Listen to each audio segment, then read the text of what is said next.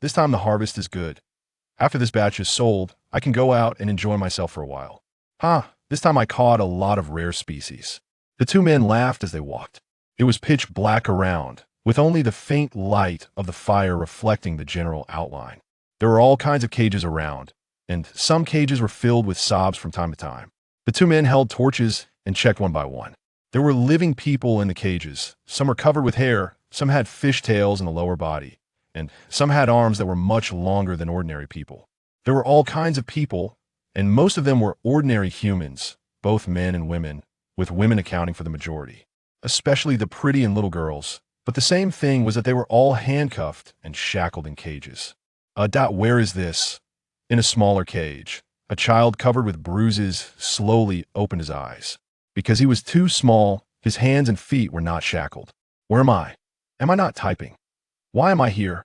He wanted to get up and see what was going on, but no matter how hard he tried, he couldn't control his body to move.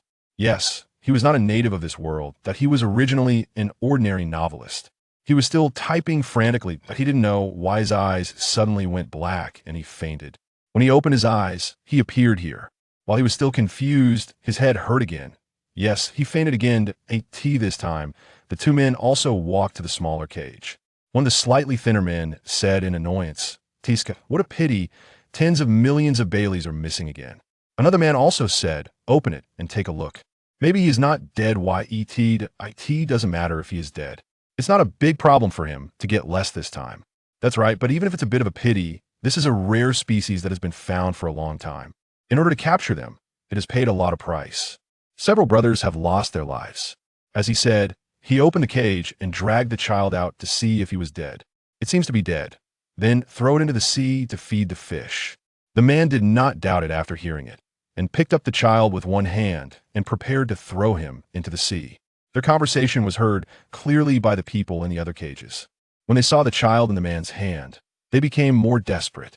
They could already imagine their own fate, which would not be much better than this child, and might even be more miserable. Be honest, anyone who doesn't listen will also be thrown into the sea to feed the fish. He raised the child in his hand, seeing the people in the cage trembling. The two pirates put aside the unhappiness of the death of a cargo just now. "Let's go. We will go to the island to play. When the captain and others come back, please buy me a drink when the time comes." Then he and his companions left without looking back. He opened his eyes in a daze and felt his body swaying in the air. He wanted to resist, but his body was too weak and it was difficult for him to even move his fingers. What's the big deal? This is a time travel, but the traveler will die as soon as he arrives. Just now, his head hurt, and then a wave of memories came to him. He knew his current situation. His original name was Carl, a member of the Ghost Tribe. He lived in a small village with his parents, but was attacked by pirates a week ago. Seeing that they had horns on their heads, they determined that they were a rare race and started to capture them. The original parents fought hard to create a chance for Carl to escape. The number of pirates was really a bit large. Even if some people were held back, how could 3-year-old Carl escape? As expected, he was caught. His parents fought hard and were eventually killed. Carl was heartbroken at this moment. When he learned that he had traveled to the world of pirates, he was still a little happy, but when he realized that he had been caught, he was devastated. Although he was receiving memories just now, he could hear the conversation between the two pirates in the outside world clearly. The beginning of the collapse of the sky. When he was captured, he fought hard and received a beating. In addition, he had not eaten for 7 days and was now extremely weak. This made Carl, who wanted to fight hard, despair. Now he could hardly move his fingers, let alone resist. "I can't accept it. I'm going to die just after crossing over." In his previous life, Carl was a social animal who had experienced social beatings and accepted reality. Now he thought that a good life was in front of him, but the ending was that he was going to die just after crossing over. This drastic contrast was difficult for him to accept, and his heart was full of resentment towards the pirates who captured him. Why? Carl roared wildly in his heart. If he was going to die anyway, why did he cross over? He refused to accept it. Why? I don't know where the strength came from. Maybe it was Carl's anger at the injustice of this world, or maybe it was his resentment towards the pirates who captured him that gave his extremely weak body power. A violent and explosive momentum spread around him, with Carl shouting, "What?" The pirate holding him didn't expect that the child who was already dead was still alive, and he also burst out with a chilling momentum. He felt suffocated under the pressure of this momentum, and cold sweat broke out all over his body, as if he would faint on the ground the next moment. The hand holding Carl also loosened unconsciously. Carl got up with difficulty, staring at the two people in front of him with murderous eyes. The next moment, they couldn't hold on any longer and fell straight to the ground with their eyes white. Carl dragged his heavy body and panted step by step to the two pirates. The murderous intent in their eyes was chilling. It was hard to imagine that a 3-year-old child could have such a look. Approaching the two pirates, Carl drew out their sabers, hesitated for a moment, and then bit his teeth and stabbed them directly into the hearts of the two. He lived in a peaceful era in his previous life, and he was somewhat resistant to killing. It seemed to be the influence of his original body. When he thought that it was them who caused his family to be broken up, he just wanted to throw himself into the sea to feed the fish. Moreover, this was not a peaceful era like the previous life, but a cruel world full of war and death. If he didn't kill him, he would come to kill him. Thinking of this, Carl no longer hesitated and ended the lives of the two with a knife. After killing people, Carl didn't dare to relax at this moment. How could there be only 2 people on a pirate ship? And there were so many slaves on a pirate ship. Such a big commotion just now must have alarmed many people. In his current state, an ordinary person could defeat him, let alone these people in the pirate world. Then Carl staggered towards the exit. Only after leaving this door would he have a real chance to escape. Save me, wait. Don't go. Let me out, little devil. Let me out. I will take you out of this ship. Seeing that Carl, the little devil, killed 2 pirates. The remaining people who were not stunned by Carl's domineering color looked at him pleadingly, hoping that he could open the cage and let them out. But Carl just took a casual look and ran away without looking back, without paying any attention to their plans. Such a big commotion must have been noticed by others, and he didn't have time to open the cages and shackle for them one by one. He was not a kind person, and he would not care about the life and death of others when he could not even protect himself. It was good enough for him to take care of himself. Chapter 2. The devil fruit. The sun shone warmly upon the tavern, where bursts of hearty laughter occasionally echoed. The island's inhabitants would rather take a detour than pass by this establishment, resulting in a desolate area around the tavern. Worororo. My little ones, let us celebrate our victory in the first battle of the new world. Ahahaha. Let us rejoice in Kaido's bounty, now reaching 187 billion. What? Congratulations, Kaido. As Kaido gazed at the group of brothers he had brought with him from the first half of the Grand Line, he felt a glimmer of hope for the future. Worororo. My little ones, we shall next journey to Wano, which will become our stronghold. After the laughter subsided, Kaido took a hearty swig of his drink and revealed a piece of news relayed to him by the Korizumi siblings of the Rocks Pirates, indicating that he was to enter Wano. After a brief discussion with his 2 current lieutenants, Jin and Quinn, he swiftly agreed. Upon hearing that they were finally to have their own territory, the crew erupted in celebration once more. Long live Kaido. Just as Kaido was about to take another drink, he sensed a faint presence of Conqueror's Haki. So weak, but indeed it is Conqueror's Haki. That aura is teetering on the brink, as if it might vanish in the next moment. Yet, even the faintest Conqueror's Haki is rare, with only a handful possessing it among millions. Even now, on the vast seas, only a few formidable beings possess it. Thus, Kaido detected the Haki as soon as it appeared. After a moment of contemplation, he summoned Jin. Jin, go check what is happening at the port. At that moment, Jin had not yet donned his characteristic black leather attire adorned with spikes and mask. He was simply wearing a white shirt with a long knife sheathed at his waist. Understood, Kaido. Jin did not question the order. Having been rescued from the cold confines of a laboratory by Kaido, he had sworn to follow him for life. Kaido was his joy boy. Though Jin had not yet consumed the toothless pteranodon fruit, the Lunarian race's innate abilities allowed him to fly without any fruit powers. He swiftly soared towards the port, determined to fulfill Kaido's command with utmost urgency. On the other side, having escaped a ship filled with cages, Carl, uncertain of the ship's layout, relied solely on instinct to flee. He encountered numerous individuals along the way, narrowly avoiding them with a mix of luck and agility. Suddenly, he caught a whiff of an enticing aroma, prompting his stomach to protest in unison. After a moment's hesitation, Carl followed the scent. The commotion from the recently occupied slave quarters had likely drawn the attention of others, leaving the kitchen relatively unguarded. Moreover, his current physique was utterly drained, and he needed to replenish his strength quickly. Without food, escape from the ship would be nearly impossible. Before long, Carl arrived at the kitchen, cautiously peeking in to ensure it was deserted. To his delight, it appeared that the kitchen staff had been lured away, perhaps busy procuring supplies on the island. Gazing at the array of delectable dishes and fruits laid out before him, Carl could not help but swallow involuntarily. His body urged him to eat. Stepping into the kitchen, he closed the door behind him and quickly spotted a massive steak resting on the table. Without hesitation, he seized the steak, larger than his own face, and began to devour it. Delicious.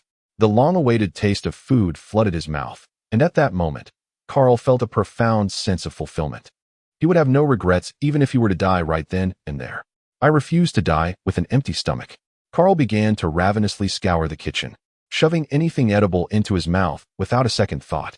Unbeknownst to him, an apple beside him began to undergo a transformation. Its surface adorned with intricate patterns until it ultimately manifested a mesmerizing ice blue hue, resembling dragon scales. Carl, without a moment's pause, plucked the fruit and consumed it. Crunch. Ugh. Carl clamped his hands over his mouth, struggling to swallow the strange substance. Cough, cough, what was that? It was worse than anything I've ever tasted. The memory of the flavor lingered in his mind, and he vowed never to eat anything like it again. Could it be? No way. Could it truly be that? Quickly, he checked his body for any changes. To his astonishment, he discovered a layer of frost encircling the floor within a half-meter radius around him. Did I consume the ice fruit? No, that cannot be. The ice fruit should have already been claimed by Akiji. After pondering, he realized that aside from the nature types, the only other possibility related to elemental powers was that of a mythical beast. The fact that he had unconsciously caused frost to form suggested that this ability was indeed potent. He simply did not know what fruit it was. With the understanding that the fruit he had consumed was not a worthless one, Carl felt a surge of relief and resumed his indulgence. Suddenly, he heard footsteps approaching. Carl swallowed the food in his mouth and stealthily maneuvered behind the door to assess the number of individuals. If it were just one person, he could easily incapacitate them. The captain has just had a slave escape, and 2 of our brothers were killed. We must leave this island at once. The captain spoke in a hushed tone, as if the island harbored some great horror. But, bang, humph, just do as I say, stop with the needless chatter. As the footsteps gradually faded away, Carl sighed in relief.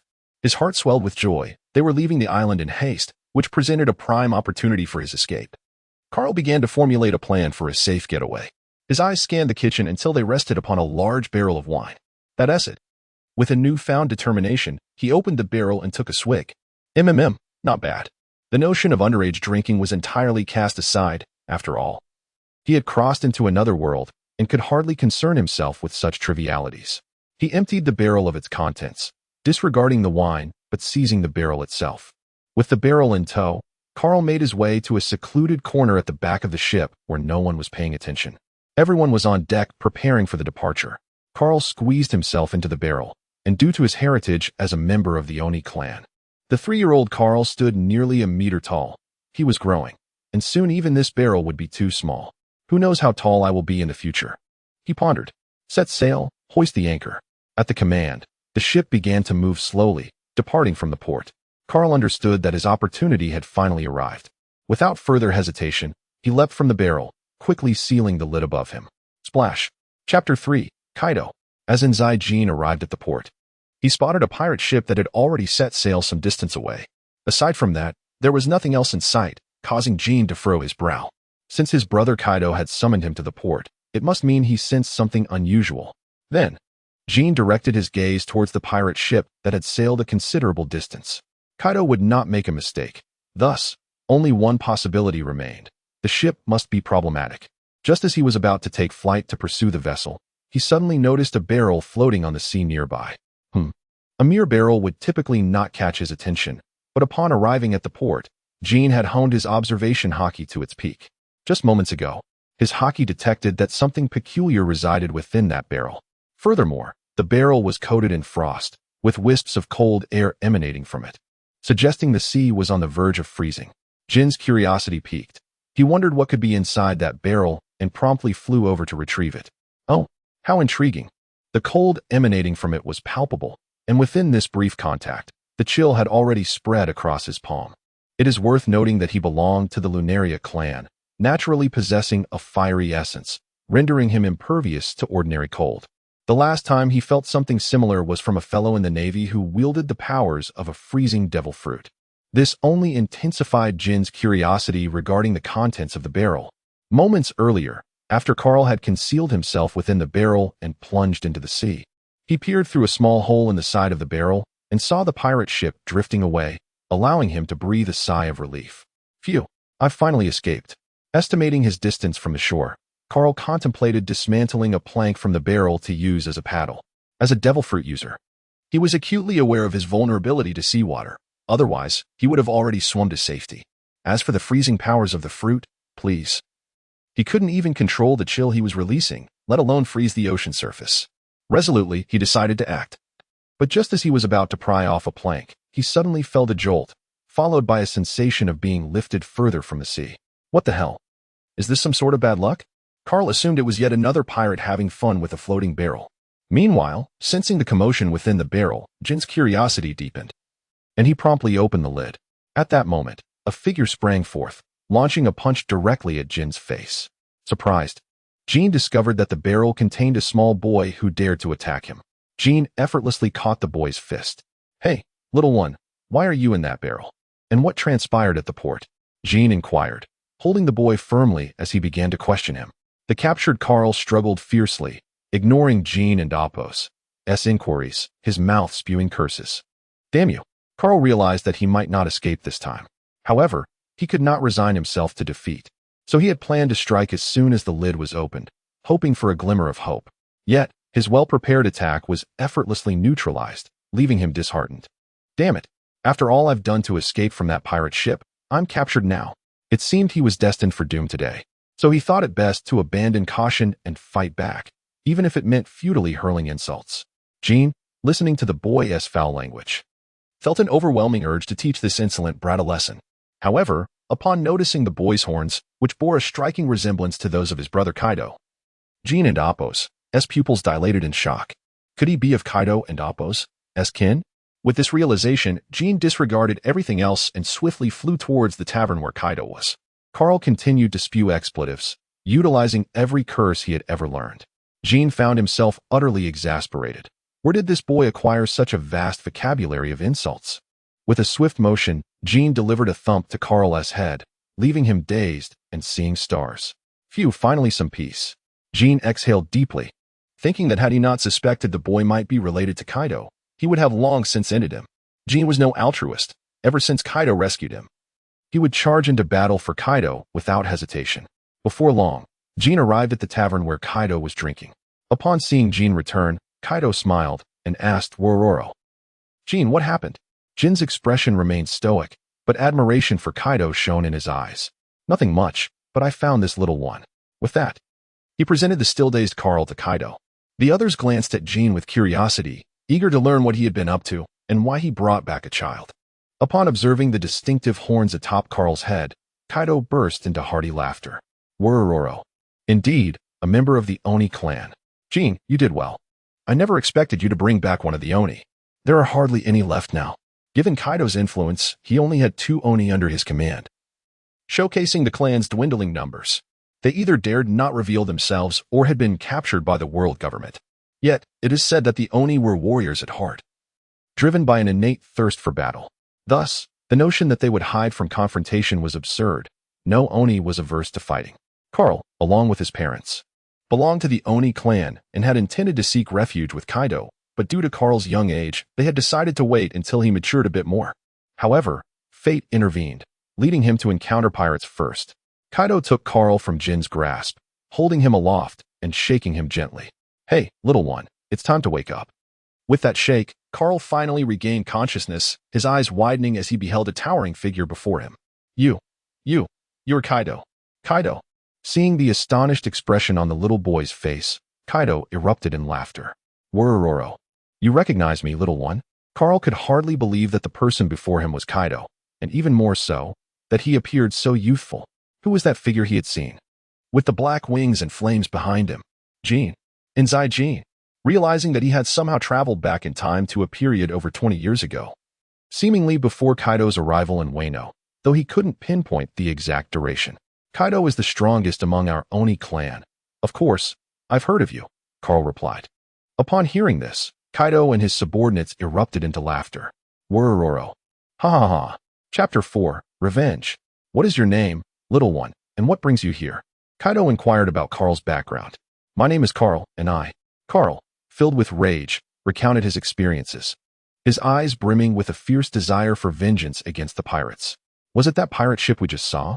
Jean interjected, recalling the vessel they had just departed from. Yes, it was those pirates. Kaido suddenly rose to his feet. Worororo. My comrades have been wronged. What shall we do about it? The crew, clearly understanding their captain and Appo's intentions, responded in unison. Let us kill them, seize their treasures, and toss them into the sea to feed the fish. Worororo. Then let us set sail, my comrades. With that, Kaido hoisted a nearby spiked club and strode out of the tavern, followed closely by Jean and a robust young man with braided yellow hair. Other members trailed behind. Carl, still in Kaido's grasp, followed along, and the formidable group stirred a wave of panic among the island's inhabitants, who feared the notorious pirates would soon launch a raid. They lacked the strength to confront a pirate with a bounty exceeding 1 billion.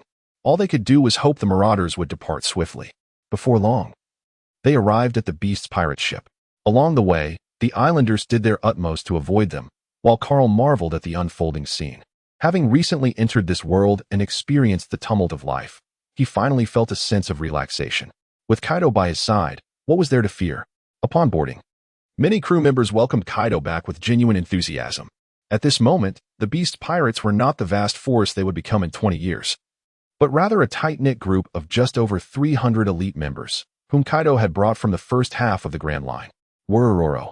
Prepare for battle. My comrades. Jean, lead the way.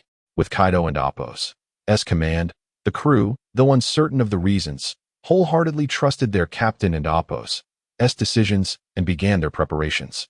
Suddenly, Kaido felt an icy sensation in his hand.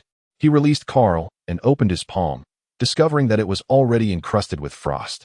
Kaido was taken aback.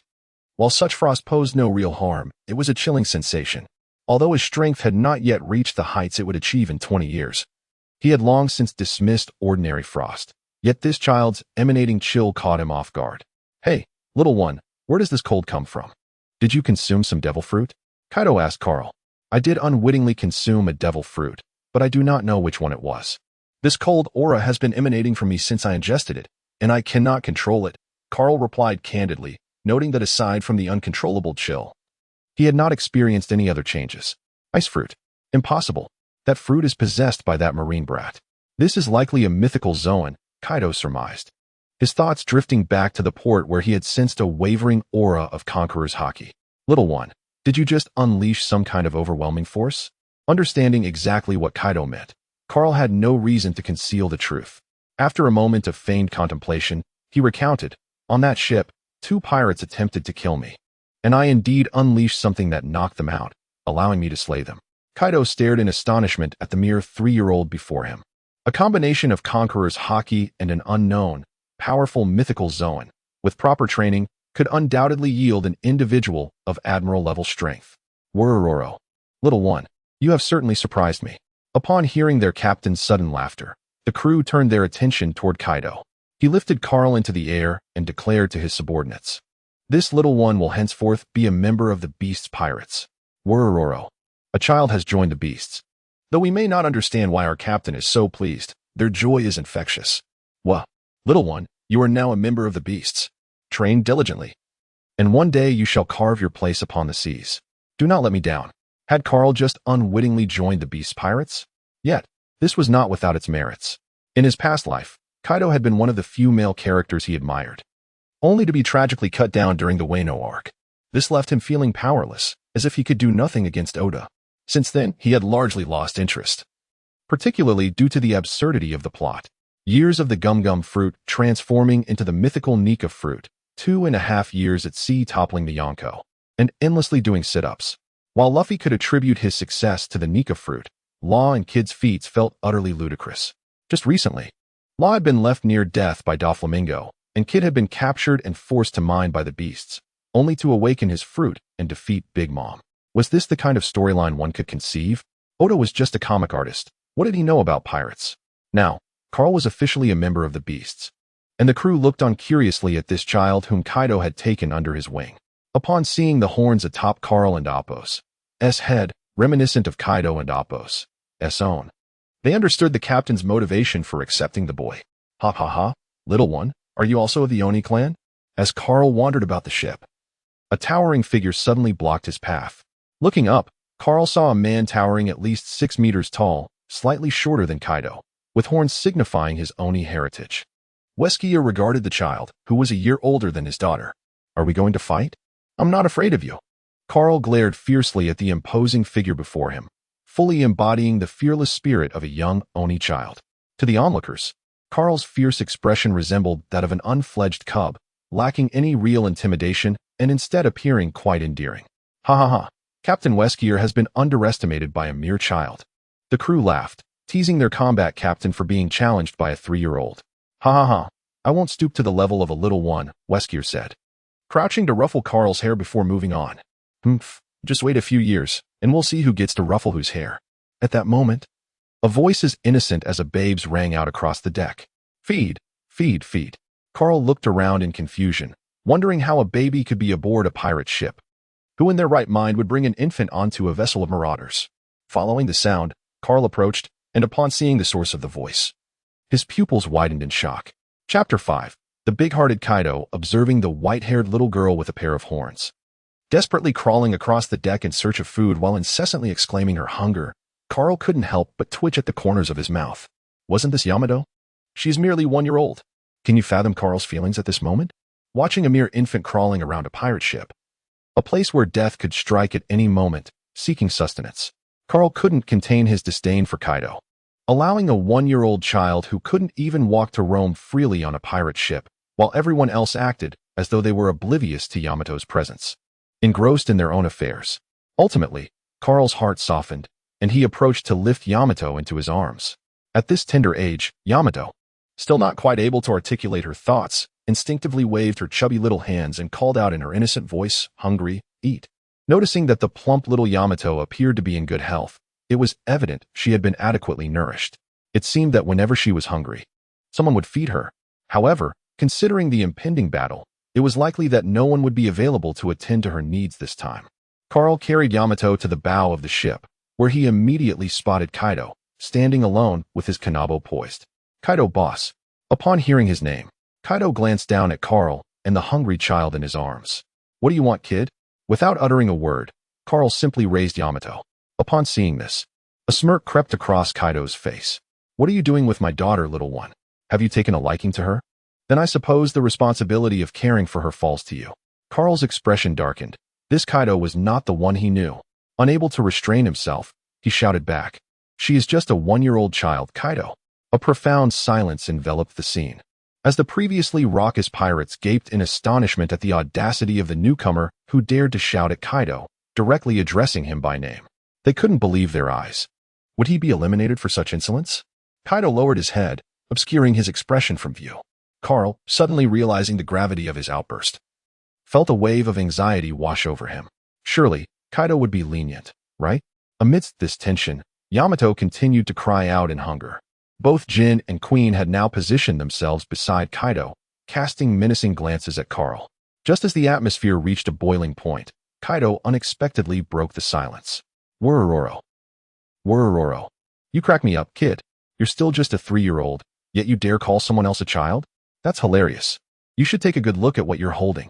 Hearing Kaido's booming laughter, Carl felt a wave of relief wash over him. He truly feared that Kaido might unleash a torrent of fury upon him. Just as he was about to speak, Kaido's next words caught him off guard. What about what you're holding?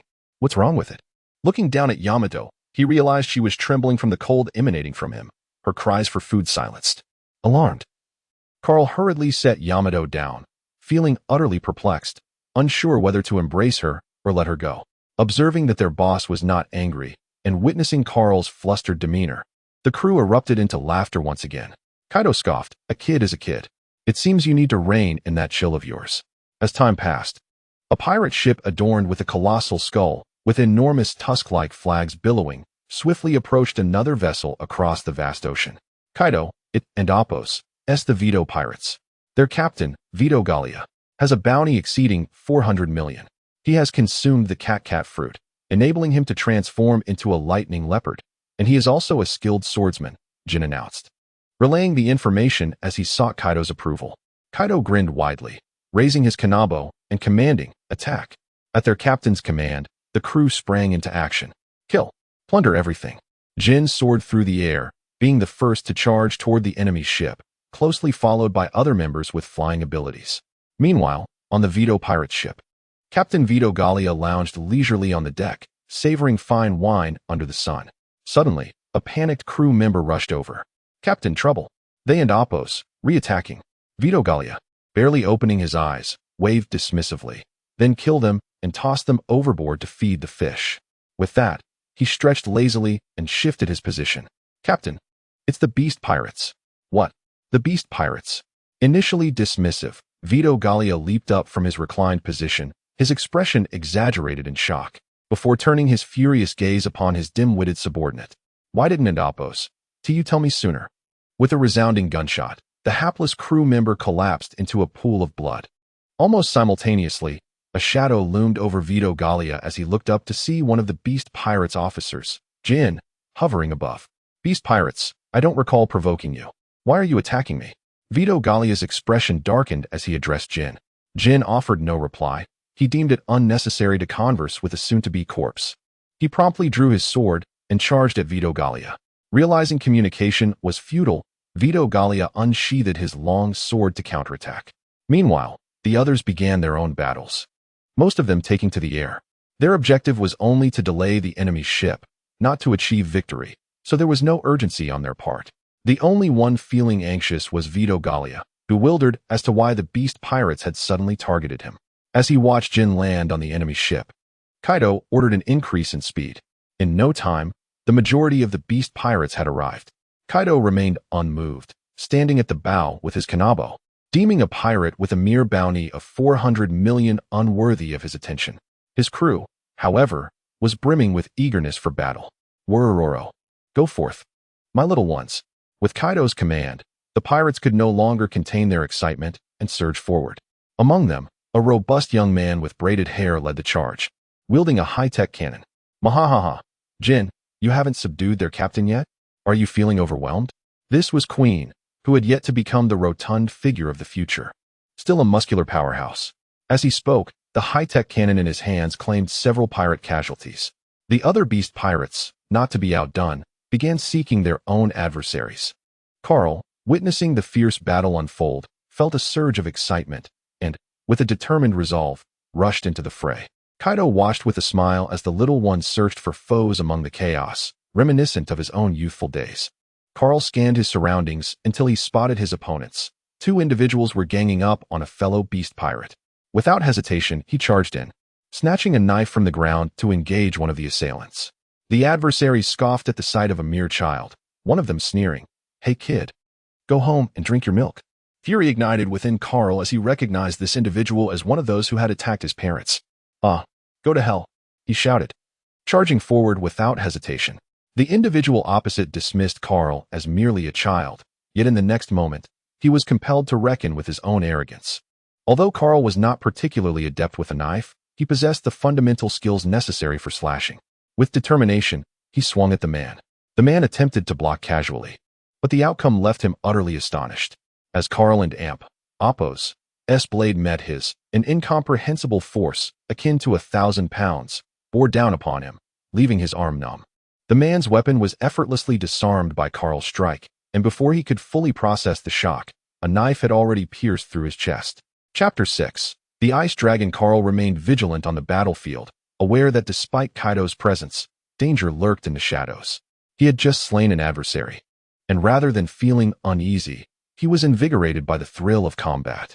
At that moment, his long blade shimmered with a layer of frost, resembling a magnificent ice-forged weapon glistening under the sunlight. He raised the blade and charged at a nearby enemy, who was still engaged in battle and had no time to react before Carl struck him down from behind, blood gushing forth as the gaping wound began to crystallize with ice. The beast pirates, witnessing their foe's injury, wasted no time in decapitating him. One of them shouted, "Hey, kid, don't steal my kill," before resuming his search for more enemies. Carl scoffed at the remark, undeterred as he continued to hunt for his next target. As he traversed the chaotic battlefield, he dispatched several more foes, moving like a specter amidst the turmoil. Suddenly, a burly man wielding a massive axe obstructed Karl and Apos' path. "You little brat. You think being a pirate is a game?" he bellowed, raising his axe to strike. Karl seethed at the underestimation of his stature, irritation boiling within him. Though he appeared a mere child, the disdainful comments ignited a fierce resolve. With a roar that seemed to unleash a hidden power, a frigid aura erupted from him, enveloping the surroundings in a thick frost that obscured the scene, leaving all within it shivering as if buried in an endless ice cavern, halting even the fiercest of battles. Kaido, observing the battlefield from the ship's bow, kept a keen eye on the situation, particularly on Karl, the promising young member of the Oni clan. Upon witnessing the sudden frost encasing Karl, he contemplated the potential unfolding before him. "Good lad." Just then, a primal roar erupted from the frost. A sound both juvenile yet imbued with an undeniable authority.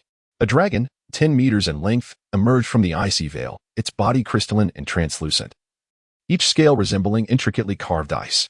Under the sunlight, it exuded an air of majesty and power, its head appearing disproportionately large compared to its slender form, adorned with ice-blue horns and a pair of delicate white spikes. All present were awestruck by the sudden manifestation of the colossal beast, save for the beast pirates, who recognized their captain's dragon form and were merely curious about the identity of this magnificent creature. "Wereraro."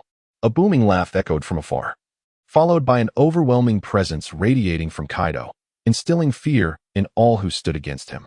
Those of weaker resolve fainted under the sheer force of his aura, while Victoria, locked in combat with Jean, felt the oppressive might and faltered, her sword momentarily stalling. Jean seized the opportunity, thrusting his blade toward Victoria's heart. In a desperate instinct, Victoria's body reacted just in time, narrowly avoiding a fatal blow. The blade pierced through her torso, leaving her gravely wounded. With the tide of battle turning against her, defeat seemed inevitable. Kaido, feeling buoyed by the chaos and witnessing Karl's transformation into a dragon, found his spirits lifted even further. His fondness for powerful Zoan-type devil fruits, especially those resembling dragons, was evident, as he himself was a formidable dragon. "Little ones, it's time to end this battle." With Kaido's arrival, the morale of the beast pirates surged. Invig Chapter 7, the ancient ice tyrant in the year 1495 of the Sea Circle calendar. Amidst the latter half of the Great Voyage, a massacre was unfolding in a certain expanse of the New World. One pirate crew was mercilessly slaughtering another. Yet, in the vastness of the sea, such events seemed trivial. Death played out daily in this world, and the annihilation of a single pirate crew was scarcely noteworthy. The swift descent of Karl's blade served as a testament to this grim reality. "Wereroro." "Well done, kid. Toss them to the sea to feed the fish. Then distribute the spoils." Kaido expressed his satisfaction with Karl and Apos' actions before instructing the crew to clean the battlefield. The members of the Beast Pirates were jubilant, for the next thrilling task would be the treasure hunt. No pirate was averse to treasure, even crews like the Roger Pirates and the Straw Hat Pirates, who embraced an adventurous spirit, were no exception. The others on the Beast's Pirates smiled broadly as they scoured the ship for places to stash the treasure. Among them, Queen was particularly enthusiastic, as his research required substantial funding, and he looked forward to upgrading his equipment after this venture. Jean, on the other hand, showed little interest in the treasures, standing quietly beside Kaido like a loyal bodyguard. Vittoria, a renowned swordsman, wielded a fine swift blade, which Karl coveted as he aspired to become a master swordsman himself. Thus, Vittoria's blade became a prized possession for Karl. With the swift blade now in his possession, Karl felt satisfied, having avenged himself and acquired a fine weapon without needing to compete with the others for additional spoils. At this moment, Karl was finally able to reflect on his transformation. Just prior, as he had transformed into an ice dragon, he experienced a profound sense of superiority, perceiving those around him as mere ants, creatures beyond his comprehension. Upon inspecting his own form, he noted an uncanny resemblance to the ancient beast, the Ice Tyrant, which he had learned of in his past life. The Ice Tyrant, once one of the 4 legendary dragons, was birthed atop the snowy peaks of Kunlun Mountain and possessed ancient powers. Its head was significantly larger than that of an ordinary dragon, its claws were 5-fingered, and its body shimmered like ice, translucent and radiant. When flying at night, it reflected the moonlight, illuminating entire mountains. Legend has it that the ice tyrant engaged in a fierce battle with the Yinglong, a conflict that lasted a day and a night, culminating in the Yinglong being encased in a colossal block of ice, while the ice tyrant mysteriously vanished. The Yinglong, revered as the progenitor of all dragons, wielded unparalleled magical powers that could rival even the highest celestial beings. It commanded the winds and rains, devoured the sun and moon, and in moments of fury could extinguish the sun, plunging the world into darkness. Its massive form, depicted with yellow scales, colorful wings, and 5 claws, stood in stark contrast to the ice tyrant, which had managed to hold its own against the Yinglong and even encase it in ice. Though the ice tyrant ultimately disappeared, its terrifying strength was evident. Even if Karl's powers did not directly inherit those of the legendary ice tyrant, if he could hone his abilities to their zenith, he would find no difficulty navigating this pirate world. The aspiration for even greater heights was not beyond his reach, but that was a consideration for another day. Realizing the potential of his fruit, Karl envisioned a future where he roamed the seas, claiming the title of the world and Apos as strongest, and defiantly declared to him on the Red Continent, "I do not eat beef." He imagined freezing the sun itself, leaving it in a state of utter chaos. Kaido observed Karl's foolish grin and, unable to contain himself, delivered a playful thump on his head. "What are you grinning about, kid?" "Ouch. What was that for?" Karl glared at Kaido, clutching his head. Kaido relished the defiance in Karl's gaze. "Wurararo. What's so amusing, little one?" Jean watched the interaction between Kaido and Karl with a perplexed expression. Kaido's indulgence towards Karl seemed excessive. However, Jean understood that Kaido had his reasons for such behavior.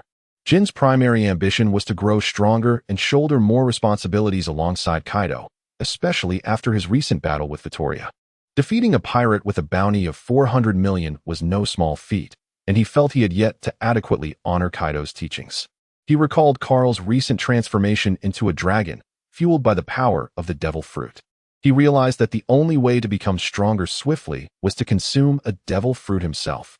At just 20 years old, Jean felt pride in his current strength, particularly in a world where most reached their peak in their 40s or 50s.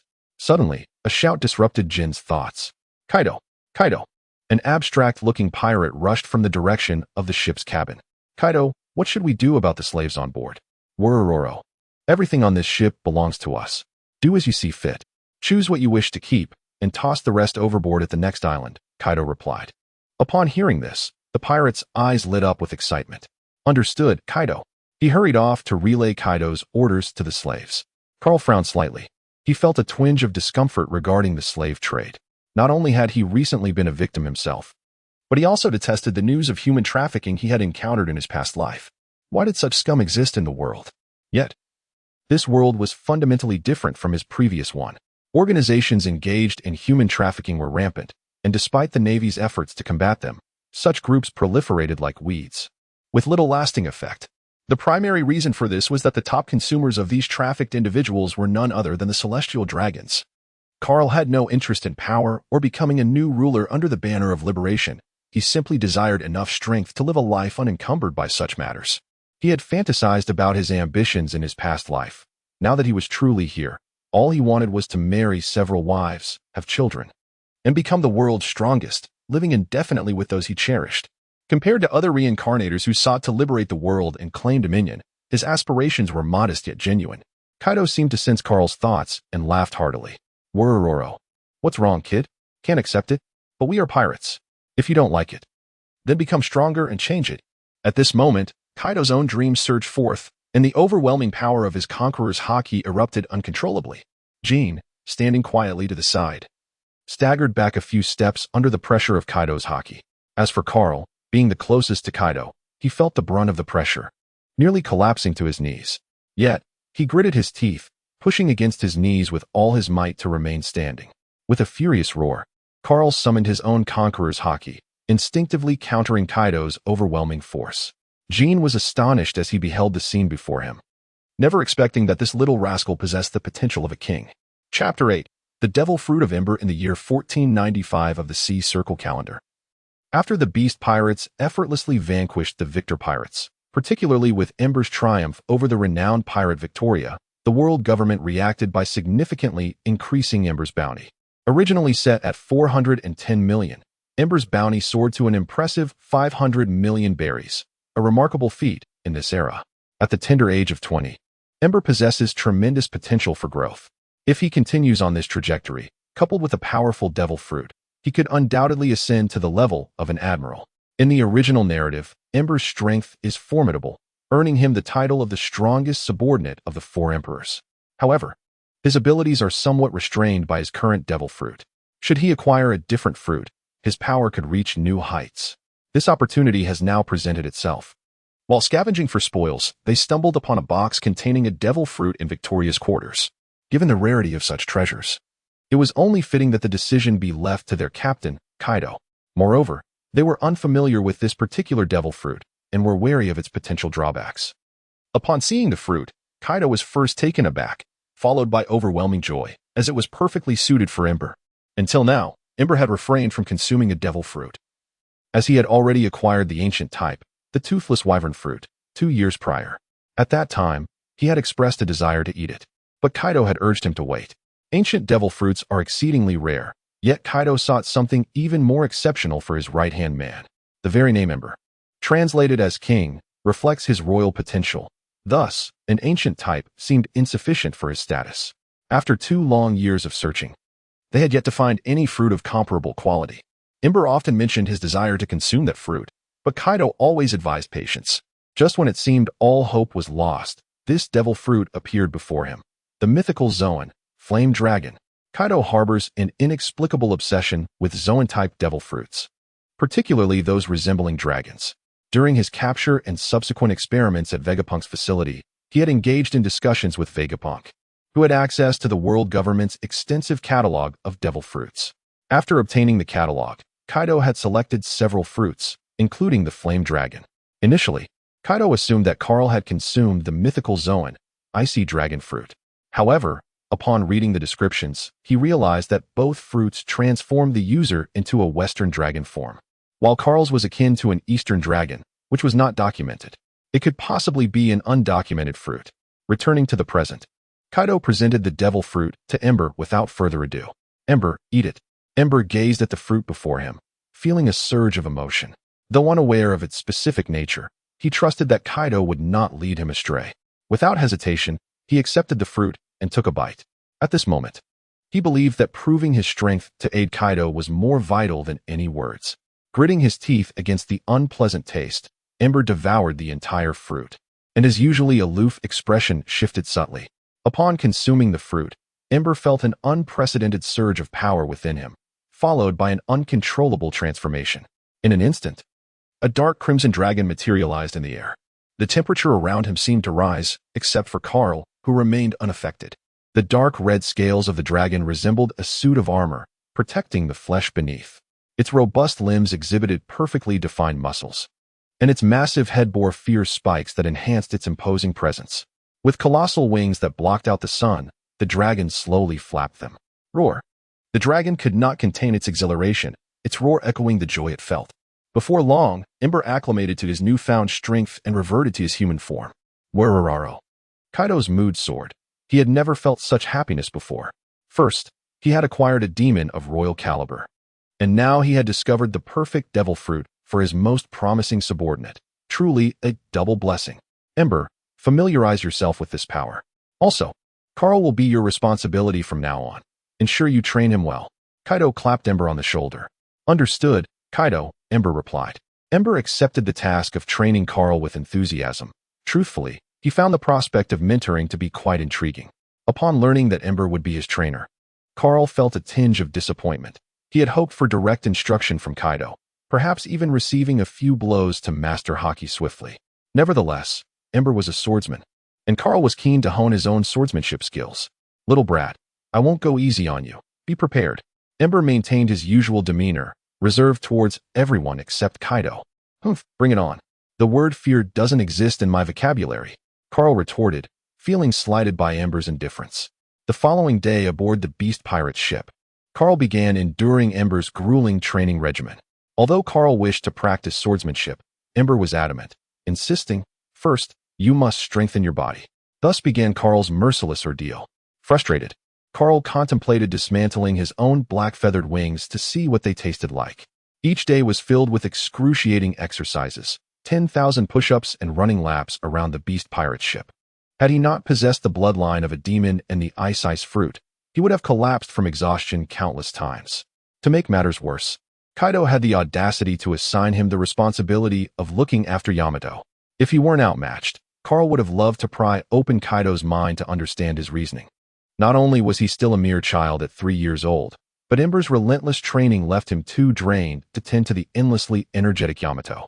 For her part, Yamato had never had anyone to play with before. She was accustomed to solitary play on the deck. Now that a willing companion had arrived, it was only natural for her to cling to Carl. Fine, Kaido. Since you refuse to uphold martial ethics, don't regret it in the future. This way of life persisted for an entire year. One day, the beast pirates were hosting a feast on a deserted island when an elderly woman suddenly appeared on the shore. Chapter 9. Setting Sail for Wano. Year 1496 of the Sea Circle calendar. Last year, Kaido received an invitation from the Black Carbon Moonlight, requesting him to establish a presence in Wano. At the time, Kaido acquiesced, yet as he had just arrived in the new world, he yearned to wander with his subordinates before making the journey. This delay stretched into a year, and the Black Carbon siblings grew increasingly anxious, fearing the sudden return of Kazuki Oden.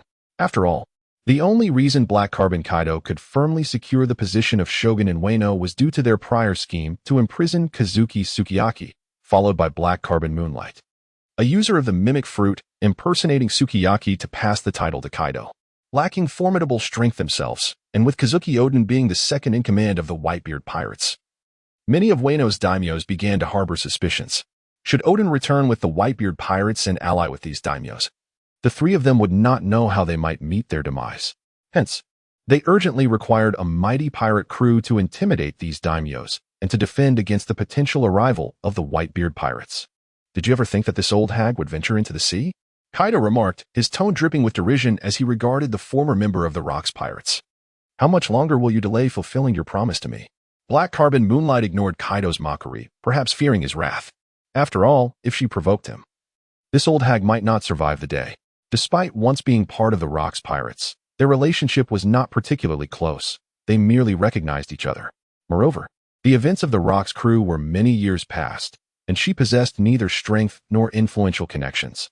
Were it not for her utility, Kaido would hardly bother with her. Werararo, are you that anxious, old hag? Kaido sat upon a large rock, his weapon, the kanabo, casually resting beside him. Jin and Queen flanked him, Jin maintaining his customary stoic demeanor while Queen had stowed away his playful grin, both appearing as loyal sentinels. Several important squad leaders stood nearby, ready to execute Kaido's commands at a moment's notice. The only one still speaking freely was Carl, though he was not particularly inclined to do so. Carl, I'm hungry. Once we eat, let us go play. A youthful voice chimed in. Hey, Yamato, don't move around so much. Carl, that old hag is so ugly. Carl, will Yamato look like that in the future? I don't want to look like that. It's so ugly. As Black Carbon Moonlight listened to the two children chattering, her already dark expression darkened further. Kaido, is this truly your beast pirates? Two children causing a ruckus at such an important occasion. Kaido erupted in laughter. Werararo. Old hag, those are my most promising crew members and my daughter. If you say another word, I won't hesitate to drag your corpse to Wano. Black Carbon Moonlight cast a sidelong glance at the white-haired girl cradled by another child with icy blue hair, instinctively overlooking the latter. Is this Kaido's daughter? Thoughts raced through Moonlight's mind, plotting something sinister. All right, we've said all that needs to be said. You may leave now, old hag. Kaido, having observed Moonlight's subtle maneuvers, issued her dismissal without intervention. Kaido, you still haven't told me when we will go to Wano. Black Carbon Moonlight's impatience grew. Why the sudden desire to expel her? In 3 months, Kaido stated, shouldering his kanabo and departing, with Jin and Queen following closely behind. Particularly, Jin cast a lingering glance at Black Carbon Moonlight, sending a chill down her spine as if being scrutinized by some great terror. Carl, is it really all right to expose Yamato to that old hag? What if she is killed by Black Carbon Moonlight? Carl hurried to catch up with Kaido, perplexed by his leader's decision to reveal Yamato's identity as his daughter. If she is killed by that old hag, it would mean she isn't worthy of being my daughter, and I entrusted her safety to you. It is part of your responsibility. Worororo. At these words, Carl's forehead broke into a sweat. With this method of upbringing, Even if Yamato were to disregard Odin's diary, she would undoubtedly become a devoted child. However, it certainly lacked the extraordinary nature of the original storyline. One could only say that Odin had caused considerable trouble. Moreover, judging by the old hag's demeanor, it was clear she harbored no good intentions. Precautions would be necessary upon arriving in Wano. "Carl, when are we eating? I'm so hungry." Yamato's innocent voice pulled Carl back to reality. Glancing at the white-haired girl clinging to him like a sloth, he couldn't help but ruffle her hair. It must be said that young Yamato was truly adorable. "Soon, we'll be having grilled meat." Upon hearing this, Yamato erupted in joyful cheers. "Yay, grilled meat." Catching a glimpse of Yamato's interaction with Carl, Kaido's lips curled into a faint smile. After a brief respite on the island, the beast pirates set sail once more. According to Kaido's original plan, they were to roam the New World for several years before considering territorial matters, but Moonlight's insistence had truncated this timeline to 2 years. Kaido's mention of 3 months to reach Wano primarily stemmed from his desire to avoid the old hag. After exploring a few more islands, the beast pirates leisurely sailed towards Wano. Of course, Carl's training was indispensable during this journey, with the monotony of the sea routes. Guiding Carl's training served as a pleasant diversion, or so Kaido and Jin believed. Carl's training had evolved from solely focusing on physical conditioning to engaging in combat with the other crew members, essentially meaning he was on the receiving end of beatings. Apart from the minor crew members, Carl was unable to best any of the Beast Pirates executives, largely due to his young age. Occasionally, Kaido, feeling mischievous, would personally join the training, which was essentially just beating people up. Carl protested more than once, but was brushed off by Kaido, who claimed that was how he had trained in the past. This incensed Carl, who silently vowed that once his strength surpassed Kaido's, he would deliver a sound thrashing. However, one aspect brought Carl some solace. Each time he was beaten, Yamato, fearless and undeterred, would rush in, shouting not to bully Carl, and would deliver her own punches and kicks. Even Kaido was not spared. Yamato would call out, "You bastard father, don't hit Carl," while aiming her tiny fists at Kaido's shins, causing Kaido's expression to darken further as he struck Carl with even greater force. Though her efforts were largely ineffective, the sentiment was commendable. In this cold beast pirates crew, Yamato was the sole person who stood up for him. Chapter 10.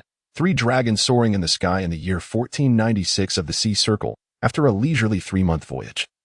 The beast pirates finally arrived in the waters of Wano. Towering waterfalls reached for the heavens, leaving ordinary pirate crews in awe.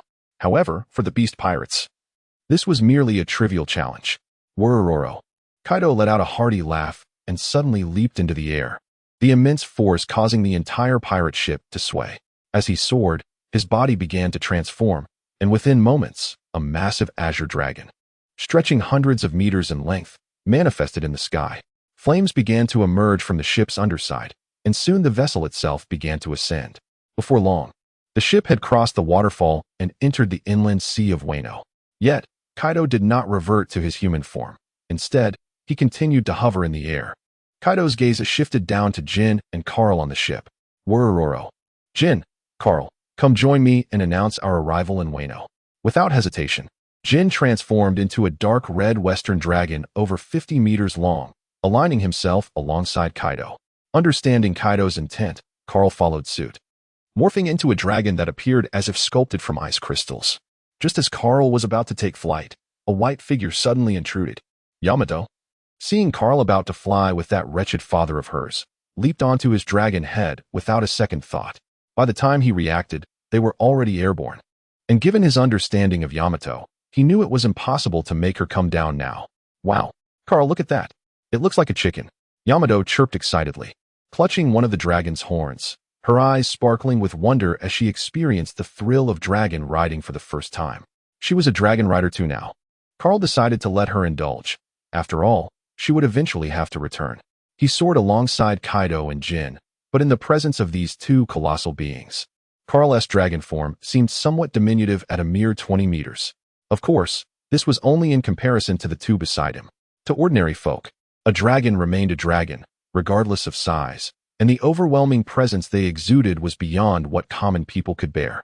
Thus, the 2 eastern dragons and 1 western dragon soared through the skies of Wano, heading toward the flower capital, where the shogun resided.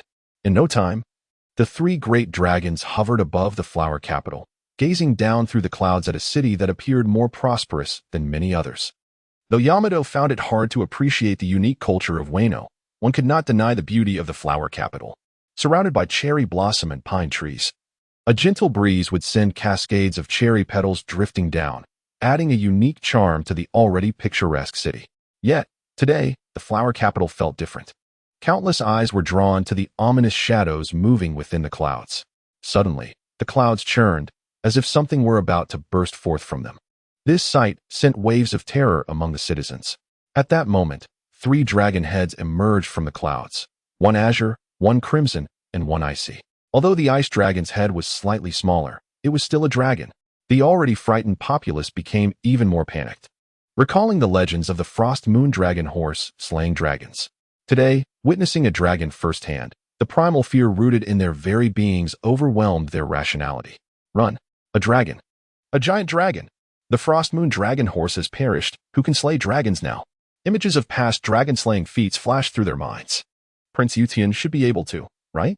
But Prince Yutian is not in Ueno. The terrified citizens hid in their homes, bolting doors in a desperate attempt to find some semblance of safety. Yet not everyone was afraid of dragons. Some deluded warriors stood bravely in the streets, convinced of their own strength. They envisioned themselves as the next Frost Moon Dragon horse, revered by all, ultimately marrying a beautiful and wealthy lady. Hey, evil dragon. This is Ueno, not a place for your rampage. Get out of here. As soon as the warrior's words left his mouth, a wave of icy blue energy surged toward him. Humph, since you've initiated an attack, let me teach you the value of your life. The warrior raised his sword to cleave the icy force. However, the moment his blade made contact with the chill, it became encased in ice. And before he could release his grip, the icy wave struck him. In an instant, he was completely frozen, the freezing air radiating outwards, encasing the surrounding streets and buildings in a glimmering layer of ice that sparkled in the sunlight. TCH, what a pathetic display, Carl scoffed, casting a dismissive glance at the icy figure. To him, it felt as effortless as spitting. Oh, Carl, you're amazing, Yamato exclaimed, her eyes twinkling with admiration as she perched atop him. Jin merely glanced at the scene before turning away, indifferent to Carl's actions. Although they had come at the invitation of Kurizumi Semimaru, they were undoubtedly the dominant force here, and naturally, a sense of arrogance accompanied their strength, especially as pirates. Yet, a thought stirred within them. The young boy's freezing abilities were growing increasingly formidable. Presently, his freezing prowess rivaled that of the marine's ice fruit, only slightly inferior. What fruit had this boy consumed? How had no one heard of a mythical beast fruit with freezing capabilities surpassing that of the ice fruit before? At that moment, from the tallest building in the flower capital, the residence of the shogun, 3 figures emerged, a lecherous, short young man and 2 elderly men, Kurizumi Orochi, Kurizumi Semimaru, and Kurizumi Shamaru, the current shogun of Ueno. Kaido, Kurizumi Semimaru exclaimed, his eyes widening in shock as he beheld the 3 dragons in the sky. He was aware that Kaido could transform into a dragon, but the origins of the other 2 dragons were a mystery to him. Realizing that his purpose had been achieved, Kaido descended before the Kurizumi trio, transforming back into his human form, his towering 7-meter stature casting a shadow that nearly engulfed them. Kurizumi Orochi, having never witnessed such a spectacle, stumbled back in fright, collapsing to the ground. Carl and Jin followed closely behind, and as Carl resumed his human form, Yamato naturally remained perched on his shoulders. Noticing the serious expressions on her father, Uncle Jin, and Carl, she puffed up her cheeks, attempting to mimic their seriousness, which only added to her adorability. However, amidst their concerns, the mere presence of Kaido was enough to instill dread, his wielding of the kanabo radiating an overwhelming aura. Carl quickly noticed the frightened Kurizumi Orochi cowering on the ground. With just a glance, he lost interest in him. The only thing that piqued his curiosity was the fruit Orochi possessed, a powerful mythical beast fruit that was being squandered. Once Kurizumi Orochi regained his composure, he caught sight of the disdain in Carl and Appo's eyes, recalling his earlier tumble and feeling humiliated. Rising to his feet, he glared fiercely at Kaido. Recently appointed as the shogun of Ueno, he was unaware of the true strength of Kaido and his companions. He only knew that as the shogun, he would not tolerate any disrespect. Kaido, noticing Orochi's gaze, merely cast a fleeting glance in his direction. That single look sent Orochi staggering back in terror. Nearly falling again had Kurizumi Shamaru not caught him. Korazumi Semimaru observed his incompetent junior with disappointment, but he recognized that Orochi was the hope for the Korazumi clan's resurgence. Thus, he had no choice but to clean up after him. Kaido, I apologize for any offense caused by my junior, and I kindly ask for your understanding. However, it is time to conclude the transaction between us. Chapter 11. The Quest for Strength Wano Country. Onigashima. This place is destined to become the stronghold of the Beast's pirates in the future. Kaido has forged an alliance with the Korazumi trio. He offers them protection in exchange for resources, the most significant of which is the establishment of weapon factories and seastone mines. The reserves of seastone in Wano are undeniably vast. In this era, seastone is considered a rare and strategic resource overseas, with the majority now under the control of the world government. Following Kaido and Appo's settlement in Wano, he established a seastone factory, subsequently selling these resources abroad, which explains why seastone will frequently appear in the future. It can be said that Kaido possesses a sharp intellect. Otherwise, the Beast's pirates would not have risen to the status of one of the four emperors without a keen business acumen. Speaking of commerce, this reminds Carl of a certain individual, a future tycoon destined to amass the world and Appo's greatest wealth, yet devoid of happiness. The Golden Emperor, Tezzalo. Tezzalo is likely only around 15 years old, still a youth, and it remains uncertain when he encounters Stella in the original narrative. Such a prodigious businessman will undoubtedly attract significant attention in the future. However, for now, it is imperative for Carl to enhance his own strength. Based on the knowledge he acquired from his previous life, he recalls that in the year 1496, Kazuki Oden joined the Roger Pirates, and in 1497, they successfully reached the final island, Laugh Tale, thus crowning Roger as the Pirate King. When Carl first delved into the world of One Piece, he was gripped by an intense curiosity. Yet, as time progressed and the story unraveled, his enthusiasm for One Piece waned. Although he had not engaged with the Wano arc in depth, snippets of information still surfaced. According to speculations from various fanfiction creators, the so-called Great Treasure likely pertains to the blank history of the Void Century and Joy Boy's contingency against Imo. Imo feels too distant for Carl at this moment. His immediate goal is to bolster his own power. Notably, before Roger became the Pirate King, Oden had returned to Wano once, merely bringing back a copy of the historical text and leaving his wife and children behind. Carl wonders if, upon learning of Orochi and Appo's actions, Oden might impulsively rally the Roger pirates to confront him. Oden and Appo's thoughts are inscrutable, and those associated with him seem to be under a spell, necessitating caution. Thus, after settling the Beast's pirates on Onigashima and sending Yamato away, Carl sought out Shin. Brother Shin, please teach me the art of swordsmanship. Carl earnestly implored Shin for instruction. Despite possessing a fine blade, Feng Xian, Carl's understanding of the sword was virtually non-existent. He relied solely on brute strength, swinging wildly. Over the past year, he had either been engaged in physical training or enduring beatings. His resilience had grown to the point where he was among the toughest in the Beast pirates. To Carl's surprise, upon hearing his request to learn swordsmanship, Shin did not refuse but readily agreed. Very well, follow me. Carl accompanied Shin to an open area, where Onigashima was still in its rudimentary state. Standing opposite each other, Shin instructed, "Draw your blade and attack me." Without hesitation, Carl unsheathed Feng Xian and charged at Shin. As he approached, he leaped high and swung the long blade down towards Shin. Just as Carl and Appo's strike was about to land, Shin remained utterly still, while Carl showed no intention of holding back. If this blow were to injure Shin, Carl would gladly accept any consequences. Clang. As anticipated, at the moment of impact, Shin swiftly drew his own blade to counter Carl's assault. With a powerful flick of his wrist, he sent Carl hurtling through the air. Your strength is an advantage, yet you wield it ineffectively. Your power is too dispersed. Focus it into a single point as you strike. Shin's calm voice resonated. After being sent flying several dozen meters, Carl regained his stance and bellowed, charging at Shin once more. Again, this back and forth continued countless times, with Shin occasionally offering guidance. As the sun began to set, Carl was sent flying once more after enduring two of Shin's strikes. This time, he did not rise as swiftly as before, after a day of repeated impacts. Though his body remained largely unscathed, his stamina was undeniably depleted. Leaning on his sword, he gasped for breath, determination burning fiercely in his eyes. Again, even Shin couldn't help but admire Carl's unwavering spirit, recognizing his rare talent. "Carl, why do you seek strength?" he inquired. Carl paused, visibly taken aback by the question. Why seek strength? Power? Wealth? Beauty? A cough. That could be arranged. In that moment, Carl recalled the helplessness he felt when he first arrived in this world. Trapped in a cage. As long as I do not wish to die, no one can kill me. I want to seize my destiny in my own hands, rather than remain a mere pawn. Carl did not understand where this surge of strength emerged from. He nearly shouted the last part.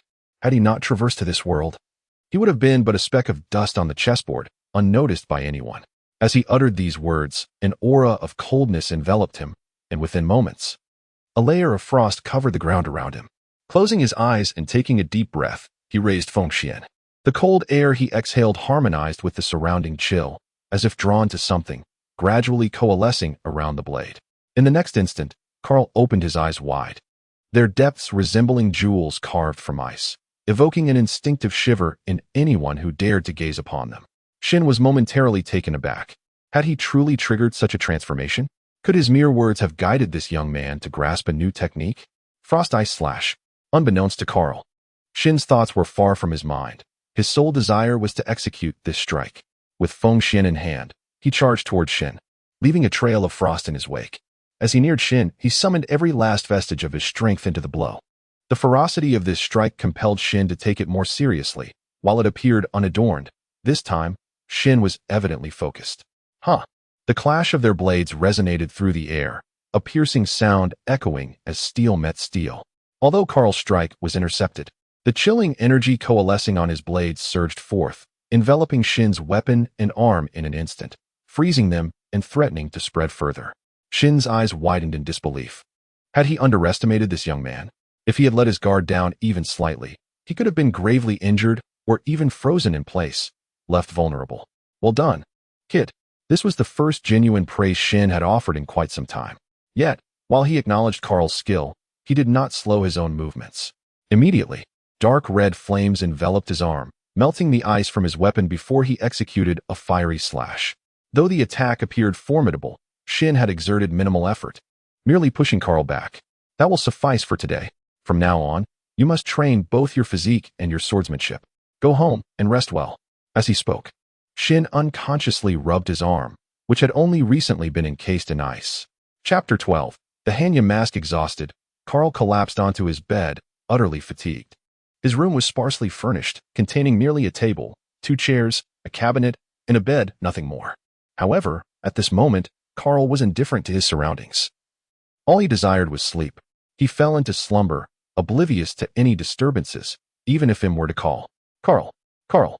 A sweet, youthful voice accompanied by footsteps drew near. Without the slightest hesitation, Yamato forcefully kicked open the door to Carl's room. Carl. Clutching a mask in her arms, Yamato spotted Carl sprawled on the bed, fast asleep. A sudden inspiration struck her. She tiptoed, her movements deliberate, edging closer to the bedside. As she crouched down, Carl unexpectedly turned, his face abruptly appearing before her, a mere breath apart. This startled Yamato, causing her to recoil several steps. Noticing Carl remained undisturbed, she exhaled in relief. In retaliation, she brandished the mask she was holding. The mask resembled a ghastly visage, its furrowed brow and stark black and white coloring reminiscent of a malevolent spirit, evoking a sense of dread. Coupled with the horns atop Yamato and Appo's head, it intensified the aura of terror. She cautiously advanced until she was directly in front of Carl, her masked face leaning in. With a gentle poke to his cheek, she whispered, Carl, Carl. In her current guise, she resembled a vengeful specter. Yet, contrary to her expectations, Carl remained in a deep slumber, impervious to her calls. Undeterred, she raised her voice and increased the pressure of her poking. Carl's face was mercilessly manipulated. Yet he remained blissfully unaware, lost in dreams.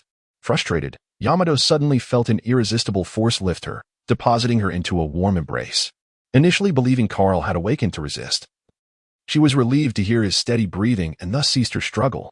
Like a cherished pillow, she nestled against Carl. The coolness of his body was delightful, a sensation she savored, despite having experienced it before. Gradually, lulled by comfort, she succumbed to sleep. The following day, Carl awoke slowly. Sensing a weight upon him, his chest dampened, and his face slightly aching. I don't recall being hit yesterday, he mused, only to discover a white-haired girl draped over him like a kitten. Upon closer inspection, he noticed something resting on Yamato's face. Curiosity piqued, he extracted the object, an eerie mask. The pieces clicked into place, and everything made sense. So, that and Appos. That's how it is, Yamato. You wish to play, do you? With that thought, Carl gently set Yamato down and sprang from the bed. As he noticed the dampness on his chest, his wavering resolve solidified. Yamato stirred, awakening with a yawn. Her eyes landing on Carl. Good morning, Carl, she greeted, oblivious to her predicament or Carl and Appos' stoic expression. Hey, Carl, why can't I move? What happened? Carl. Someone has tied me up. Help me. The creaking of the chair accompanied her frantic calls. It was undeniable. Yamato was remarkable in every aspect. She possessed strength, physique, beauty, and intelligence, save for a hint of Navet.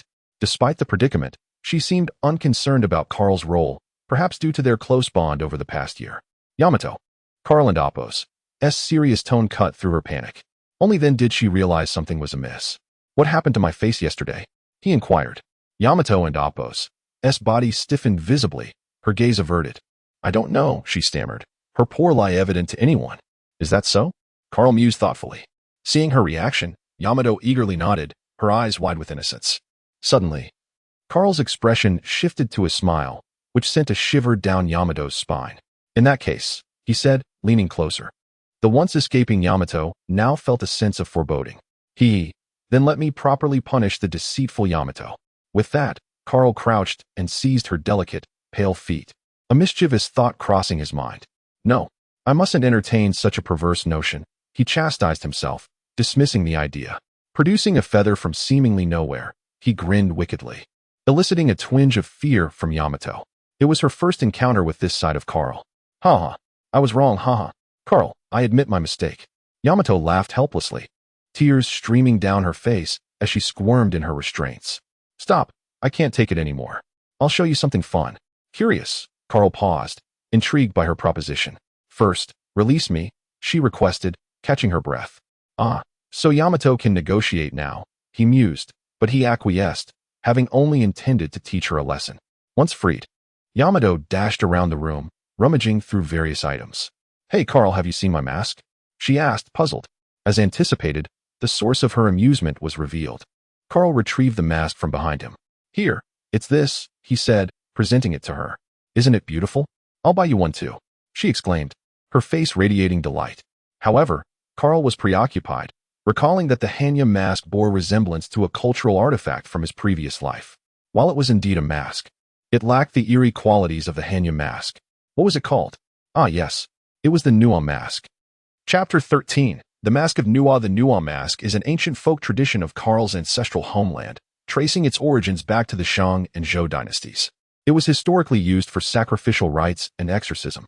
When a person faces adversity, Nuwa arises. When the Nuwa dance begins, all ailments vanish. The ancients believed that Nuwa served as a vessel for deities and a medium for communication between mortals and the divine. Donning a Nuwa mask allowed one to gaze directly upon the gods.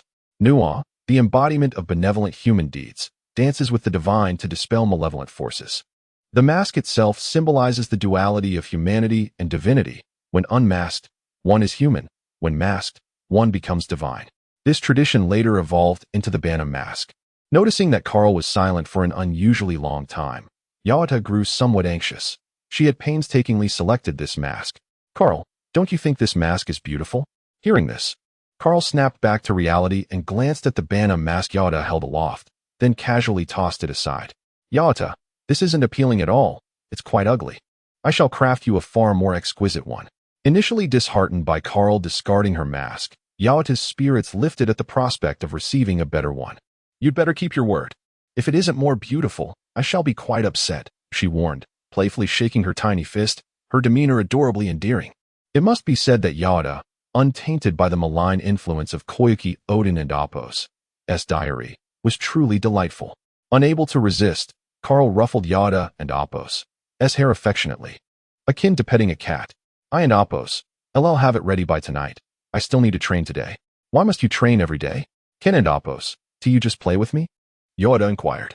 Even now, she was merely a child, spending her days indulging in food and play. For her, training seemed premature, and she often felt lonely doing it alone. I must grow stronger. Only then can I protect you, Carl explained. At present, The 100 Beasts kindergarten had yet to be established, leaving just Carl and Yada as the only children. Training alone meant Yada was left to her own devices, but there was no alternative. Without strength, one could hardly hope to thrive in a vast ocean. Suddenly, a thought struck Carl. It was 1496, the very year Koyuki Oden was born. The Roger pirates would arrive at Raftel in 1497, which meant that Koyuki Oden would have to return at some point, leaving behind his wife and children. Hee. Perhaps I could persuade Oden to bring his son along as a companion for Yada, she mused. As for Momonosuke, a wicked thought crossed Carl's mind. She sought out a craftsman skilled in making bana masks, presenting her recollections of the Nuam mask for him to replicate. The craftsman readily agreed.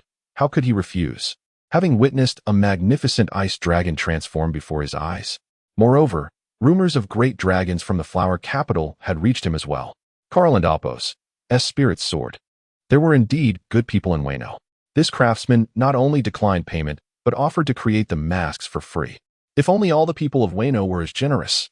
After completing these arrangements, Carl commenced another day of training, which included both essential physical conditioning and swordsmanship practice.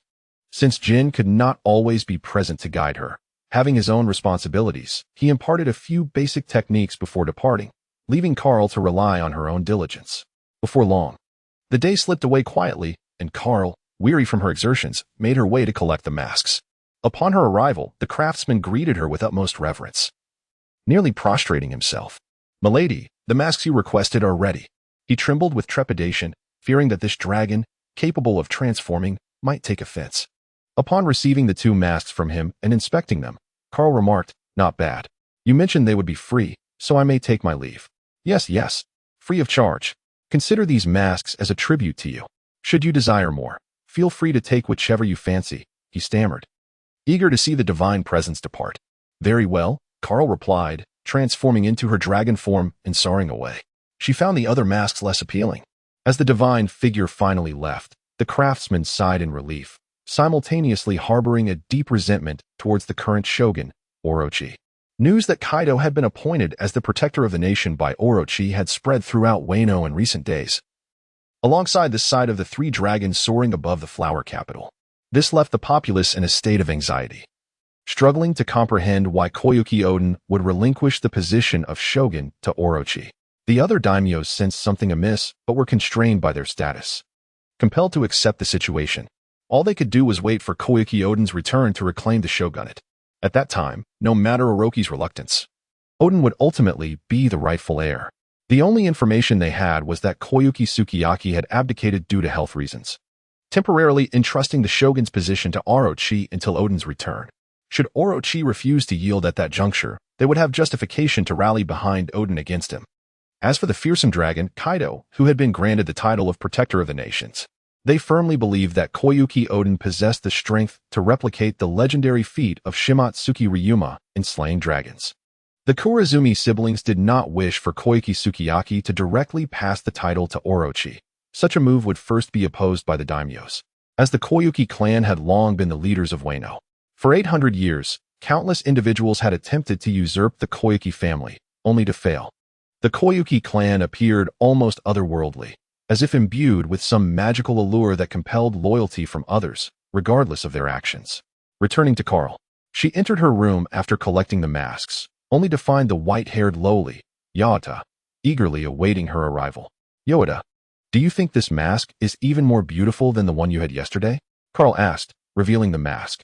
Compared to the Bana mask and Appo's simplicity, the Nuwa mask was far more intricate, with a vibrant array of colors. "Wow, it's so beautiful. Carl, can I have this mask?" Yoda exclaimed, instantly captivated by the mask in Carl's hand.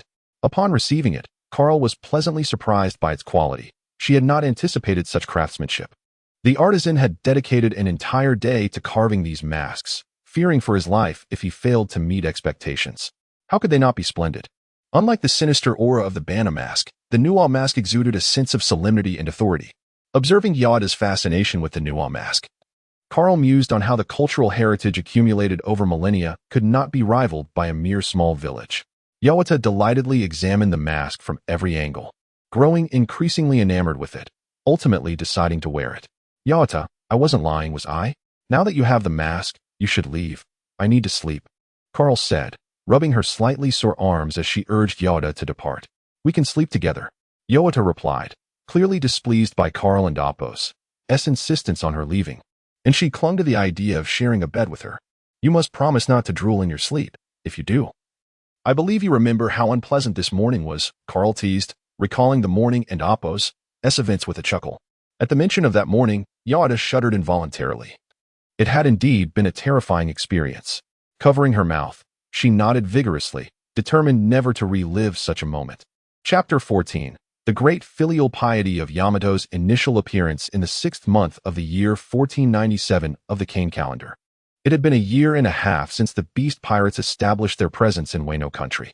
At this time, Onigashima had undergone significant transformation, with numerous new structures emerging, no longer resembling the rudimentary state it was in upon their arrival.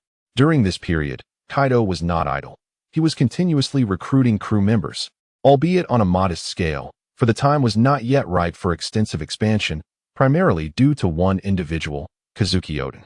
If it were solely Oden, Kaido would not have felt threatened.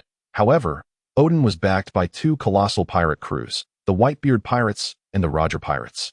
Neither of these formidable forces was something Kaido could contend with at present. While Kaido was indeed a warrior at heart, he was not foolish. Had he only known how to fight, he would not have ascended to the position of one of the four emperors.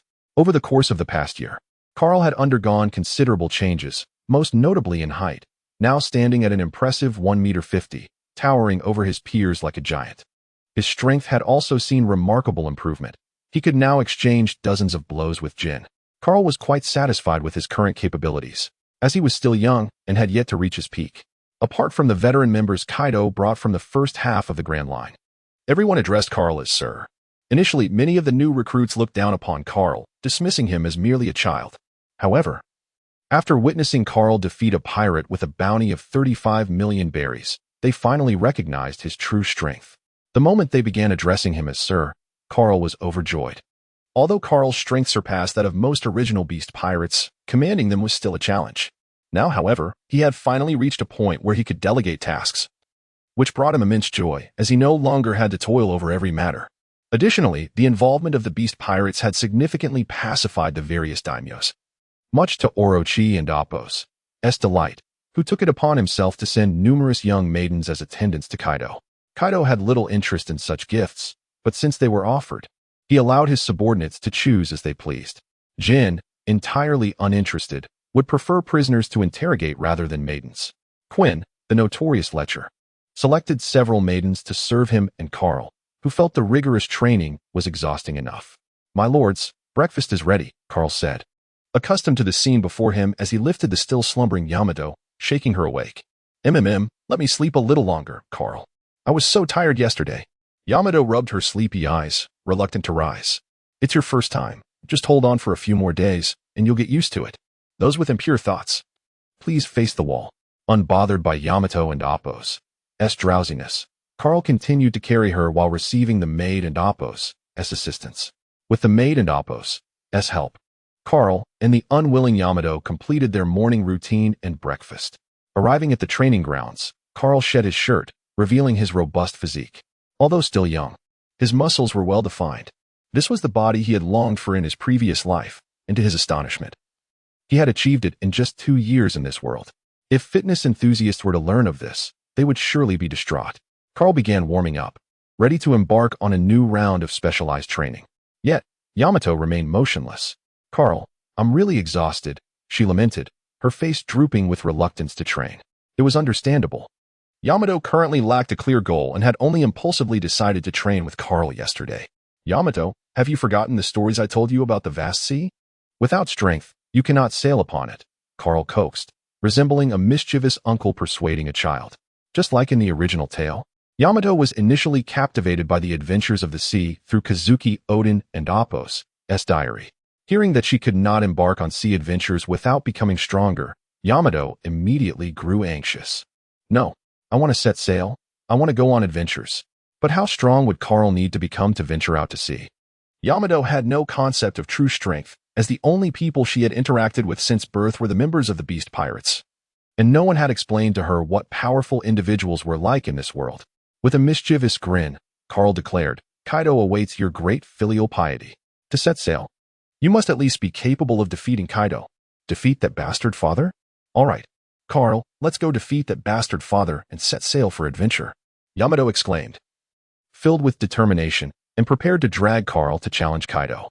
This startled Carl immensely. To challenge Kaido now? The odds were 1 in 9. One blow from Kaido could leave Carl lifeless 9 times over. Wait, Yamato. Now is not the time. Kaido is incredibly strong. To defeat him, we must train diligently. Carl was terrified that this reckless child would impulsively challenge Kaido. If Kaido discovered that his own child had come to challenge him, he wouldn't know what would happen to Yamato, but he would certainly receive a thorough Kaido-style education.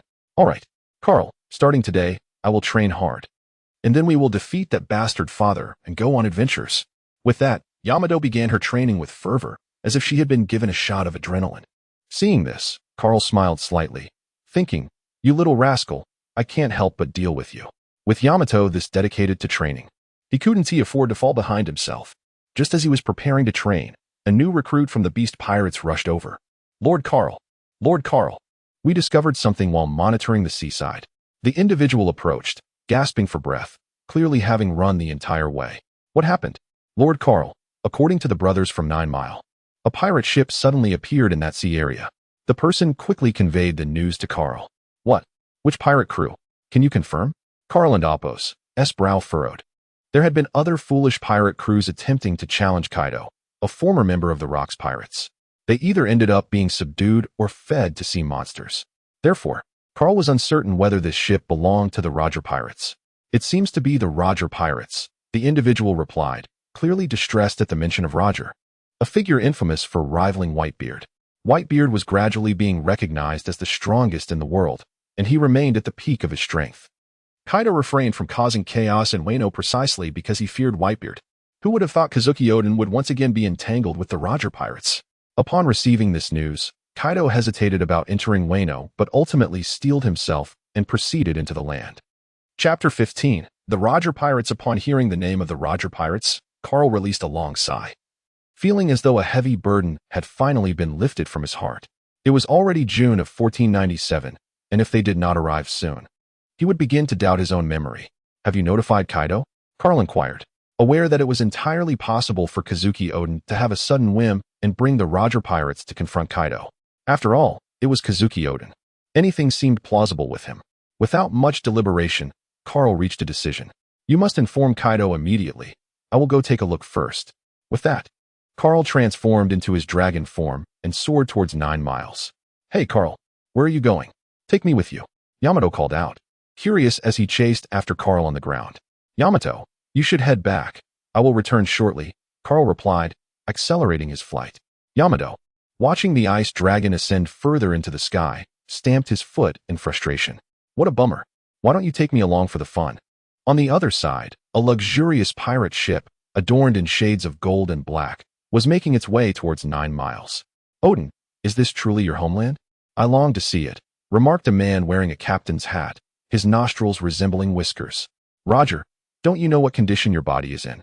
Yelled a man with golden hair and a scar over his right eye. These two were none other than the future pirate king and his first mate, Roger and Rayleigh. It won't take long to go see it. Roger laughed heartily, completely unfazed by Rayleigh's anger, as if he had no concern for his own health. Kurokas. Rayleigh, exasperated, reflected on how he had once impulsively joined this reckless captain's crew. Roger, your time is running out if you wish to reach the final island. You must heed my words. Kurokas, still in his prime, had a fiery temperament. Isn't it fine? It shouldn't take long to take a look. Roger dismissed Kurokas's concerns, knowing he had to heed some of the ship doctor's advice, ignoring it could lead to disaster if he were to perish on the way to the final island. You fool, Roger. Each day could be your last. What if you miss it by just one day? Kurokas, in his fury, seized Roger's collar, spitting words in his face. I'm not going anymore. Ultimately, Roger relented, deciding against the trip and opting to wait on the ship for Kazuki Oden to settle his family before bringing the historical text. Watching this unfold, Rayleigh felt a mix of emotions. He was the first to join the Roger Pirates and had witnessed Roger and Appo's arduous journey. The crew struggled to accept the reality of Roger and Appo's terminal condition, yet Roger remained blissfully unaware, ultimately seeking out Kuroka's to secure the last semblance of life in his body. Upon learning of Roger and Appo's dire state, their voyage shifted from seeking adventure on islands to hastening towards those rumored to hold the historical text. Once they acquired the imprint, they would leave in a frenzy. Rayleigh sighed, gazing out at the sea, lost in thought. Meanwhile, Kazuki Oden felt an inexplicable heaviness in his heart, secretly leaving Wano with an underlying guilt towards his retainers. He sensed foreboding, as if something monumental was about to transpire in Wano. As the Oro Jackson approached 9 miles, Oden and Appo's anxiety grew heavier. Before long, the Oro Jackson docked at the shores of 9 miles. Kuroka's, may I go to the beach? Roger asked, but Kuroka's ignored him. Turning to Rayleigh with a cold snort, keep an eye on him, don't let him escape. Rayleigh nodded solemnly. Rest assured, I will keep a close watch. Rayleigh, I'll join you. I worry you might not keep an eye on that guy, Roger, exclaimed a robust man adorned with 2 axes at his waist, wrapping an arm around Rayleigh's neck. Jabba, do take care of yourself. Don't end up running off with Roger, Rayleigh replied. Not far away, hidden within the dense forest, stood a peculiar figure, about 1.5 meters tall, wearing a strange mask. So this is the Roger pirates? Carl thought, intrigued by the man who would become the pirate king, whose death would usher in a new era. He was eager to meet some of the characters from the original story. Suddenly, Carl spotted a man dressed in a kimono, adorned with a round disc on his head, holding 2 children in one arm while supporting a woman with the other. Recognizing him immediately, Carl realized this was the foolish Prince Kazuki Oden, with one child undoubtedly being the destined one to perish, and the other none other than Kazuki Hiyori. On the beach, a row of people knelt, accompanied by a cat and a dog following closely behind Oden, his loyal retainers, the Akazaya 9. As Roger and his crew disembarked, Roger curiously scanned the area, when, almost instinctively, he glanced in Carl's direction, breaking into a grin. Carl's heart raced with surprise. Could he have sensed me? At that moment, Carl contemplated whether he should leave, as he had made no move and harbored no ill will, yet Roger had still noticed him. It seemed implausible that Roger could be constantly aware of his surroundings. Perhaps he had simply picked up on the natural world, but how could he have discerned Carl's presence? As Kazuki Oden departed with the Akazaya 9 and Kazuki Hiyori, Roger and his crew did not follow. This brought a sigh of relief to Carl, who prepared to leave, knowing he could not linger in a place where he had already been exposed. Just as he took a few steps away, a sudden chill ran down his spine, and instinctively he sidestepped. Standing in the very spot he had just vacated was none other than Roger himself. With his trademark smile, Roger exclaimed, "Hey kid, want to join my ship and sail to the final island with us?" Caught off guard by the unexpected invitation, Carl and Appo's mind raced with questions. Why is Roger inviting me? What is he thinking, especially at this critical moment? Despite a whirlwind of confusion, Carl feigned composure, responding, not interested. If there's nothing else, I'll be on my way. Are you really not considering it? We are the Roger Pirates, one of the most renowned crews on the seas. Come, let us embark on an adventure together. Roger continued to persuade him. Not interested, Carl repeated, relieved to have his mask to conceal his true feelings, allowing him to maintain his composure. Chapter 16. The terror of the serpent. As Roger watched the retreating figure fade into the distance, he ceased to impede his departure. At that moment, 2 individuals emerged from behind him, standing to his left and right. They were none other than his trusted aides, Rayleigh and Jabba. Roger, why did you invite him aboard? Rayleigh questioned, perplexed by Roger's decision, especially considering their proximity to the final island. Why extend an invitation to an outsider? Ha ha ha. Rayleigh, the captain has his reasons. You need not fret unnecessarily, Jabba jested, a playful smirk adorning his face. Damn you, Jabba. I'm merely curious. I never voiced any dissent. Rayleigh retorted, his tone sharp. I have a peculiar feeling about that lad, Roger remarked. Upon hearing this, Rayleigh and Jabba ceased their bickering, stepping back and wrapping their arms around themselves, casting Roger an odd glance. Even someone of Roger's caliber felt uneasy under their scrutinizing gaze. Hey, Rayleigh, Jabba isn't what you think. Roger stepped forward, eager to clarify, fearful that such a notion might force him to vacate the ship. Seeing Roger advance, both men instinctively retreated a step. Roger, I didn't expect you to have such peculiar tastes. Among us, Rayleigh is the most handsome, or even Kuroka's would suffice, but don't fixate on me. They chimed in unison. Rayleigh shot Jabba a disbelieving look. This old fool, I am indeed handsome, but what if Roger doesn't fancy handsome men? Shall we settle this with a brawl? Come on, who's afraid? The two men pressed their foreheads together, their eyes seemingly igniting with fury. Neither paid heed to Roger. Their foreheads locked as they continued their quarrel, marching towards the beach. Rayleigh, Jabba, it's not what you think, Roger called out, hastening to catch up. Upon noticing Roger and Appo's pursuit, Rayleigh and Jabba quickly distanced themselves, the tense atmosphere dissipating as they entered escape mode. We shall never yield. Meanwhile, Carl, swiftly departing, ceased to ponder why Roger had invited him aboard, as his interest in the great treasure had waned.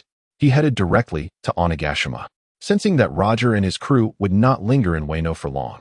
This implied they would have ample time for their plans. Upon returning to Onigashima, Carl made his way to Kaido's location.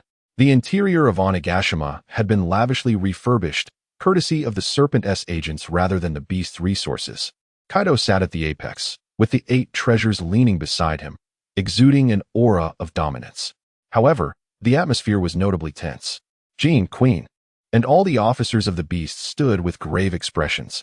The pressure exerted by Roger's pirate crew was overwhelming, possessing 3 users of Conqueror's Haki aboard, 2 of whom had mastered the advanced technique of Conqueror's Haki coding. Additionally, there was Jabba and numerous formidable crew members, far beyond what the beast could currently contend with. Kaido was the sole user of Conqueror and Appo's Haki among them, and even he had yet to master its advanced applications, while Carl could barely release it on his own. The remaining officers stood no chance against Roger's crew. Upon learning of Roger's arrival, Kaido had envisioned a confrontation to buy Jean and the others time to escape. He recognized he was not their match now, yet he held confidence in his ability to hinder Roger's departure. Worororo.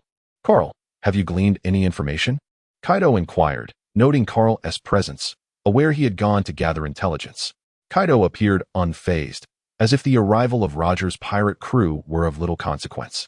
Taking a hearty swig from his flask, anyone could panic, but he, as the captain of the beasts, must remain composed. He was Kaido of the beasts. Kaido. According to my sources, Roger and his crew are merely docked in Wano and will depart shortly. Kazuki Oden has returned, presumably to escort his wife back to Wano. Carl conveyed the information he had acquired. Worororo. Roger. The last time we met was over a decade ago. I long to clash with him. However, the time is not yet ripe.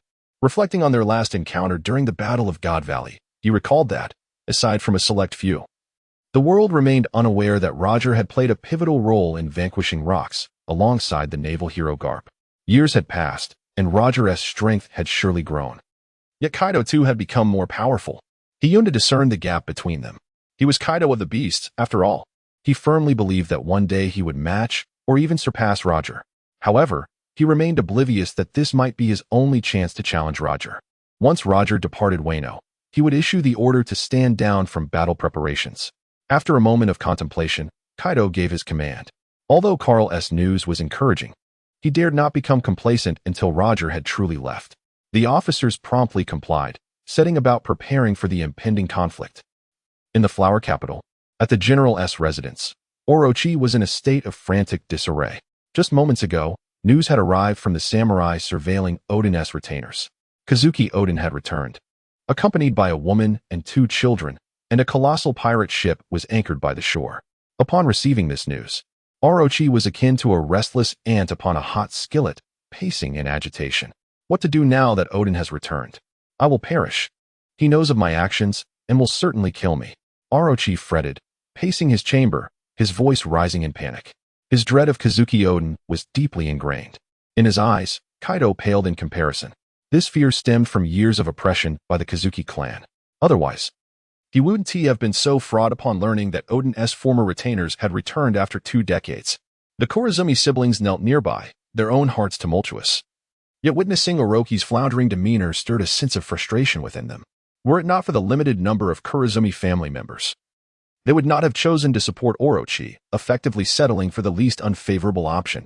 Orochi, what good is your panic? We have Kaido as an ally.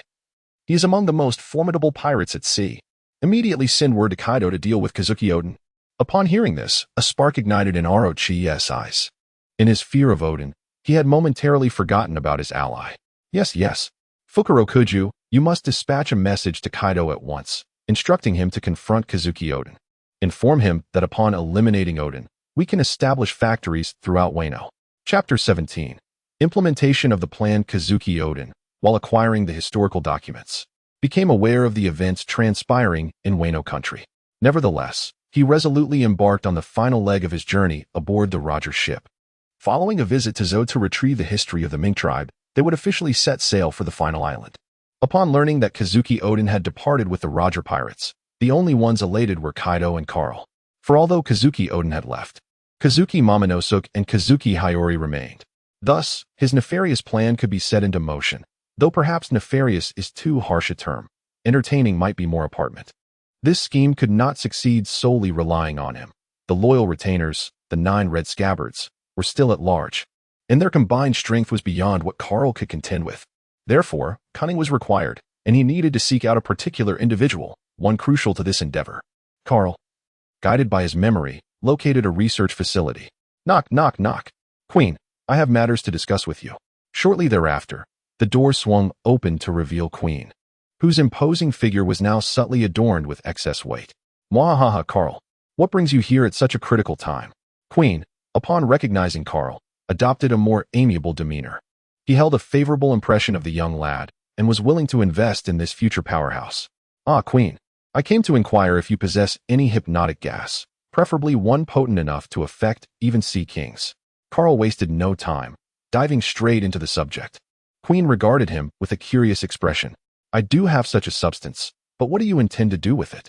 After scanning the surroundings and confirming their solitude, Carl motioned for Queen to lower his head. Leaning closer, he whispered, Kazuki Oden has returned, and he brought his wife. We ought to capture her. If the Roger pirates return, we will have leverage for negotiation. As Queen absorbed Carl's words, his eyes gleamed with excitement. Indeed, they are pirates, and they possess means. Why not utilize them? Excellent. I am in agreement with this plan. Wait here. I shall fetch the hypnotic gas. Queen's satisfaction with Carl grew, finding the young mind quite sharp. Soon, they finalized their arrangements, both wearing wicked smiles. After completing their tasks, Carl suddenly pondered whether he had overlooked something. After much contemplation, he decided to dismiss it from his mind and return to rest. Upon entering his chamber, a realization struck him. He had forgotten about Yamato. Yet, there was no need to search, for Yamato was already in his room, arms crossed, her resentment almost tangible. Several maidens stood nearby, heads bowed, oblivious to the unfolding drama, merely fulfilling their roles as humble attendants. Carl, now drenched in sweat, exclaimed, Ah, Yamato, when did you arrive? He had promised to train with Yamato, but the encounter with Roger had caused him to forget her. Humph. Yamato turned her head away, ignoring him. Hey, Yamato, my apologies. Next time, I and Appos, LL take you to Flower Capital for some delicious food, Carl quickly offered. Upon hearing of delectable treats, Yamato and Appos' eyes brightened, yet she still remained unresponsive to Carl. However, Carl was not so easily deceived. He recognized the glimmer of interest in her eyes. Seizing the opportunity, he continued, there are plenty of fun activities in Flower Capital, and we could visit the snowy regions. Under Carl's relentless charm, even the once unyielding Yamato found herself swayed. After successfully appeasing Yamato, another night of cuddling with the young lady ensued. Before long, the day arrived for Carl and Queen to execute their plan.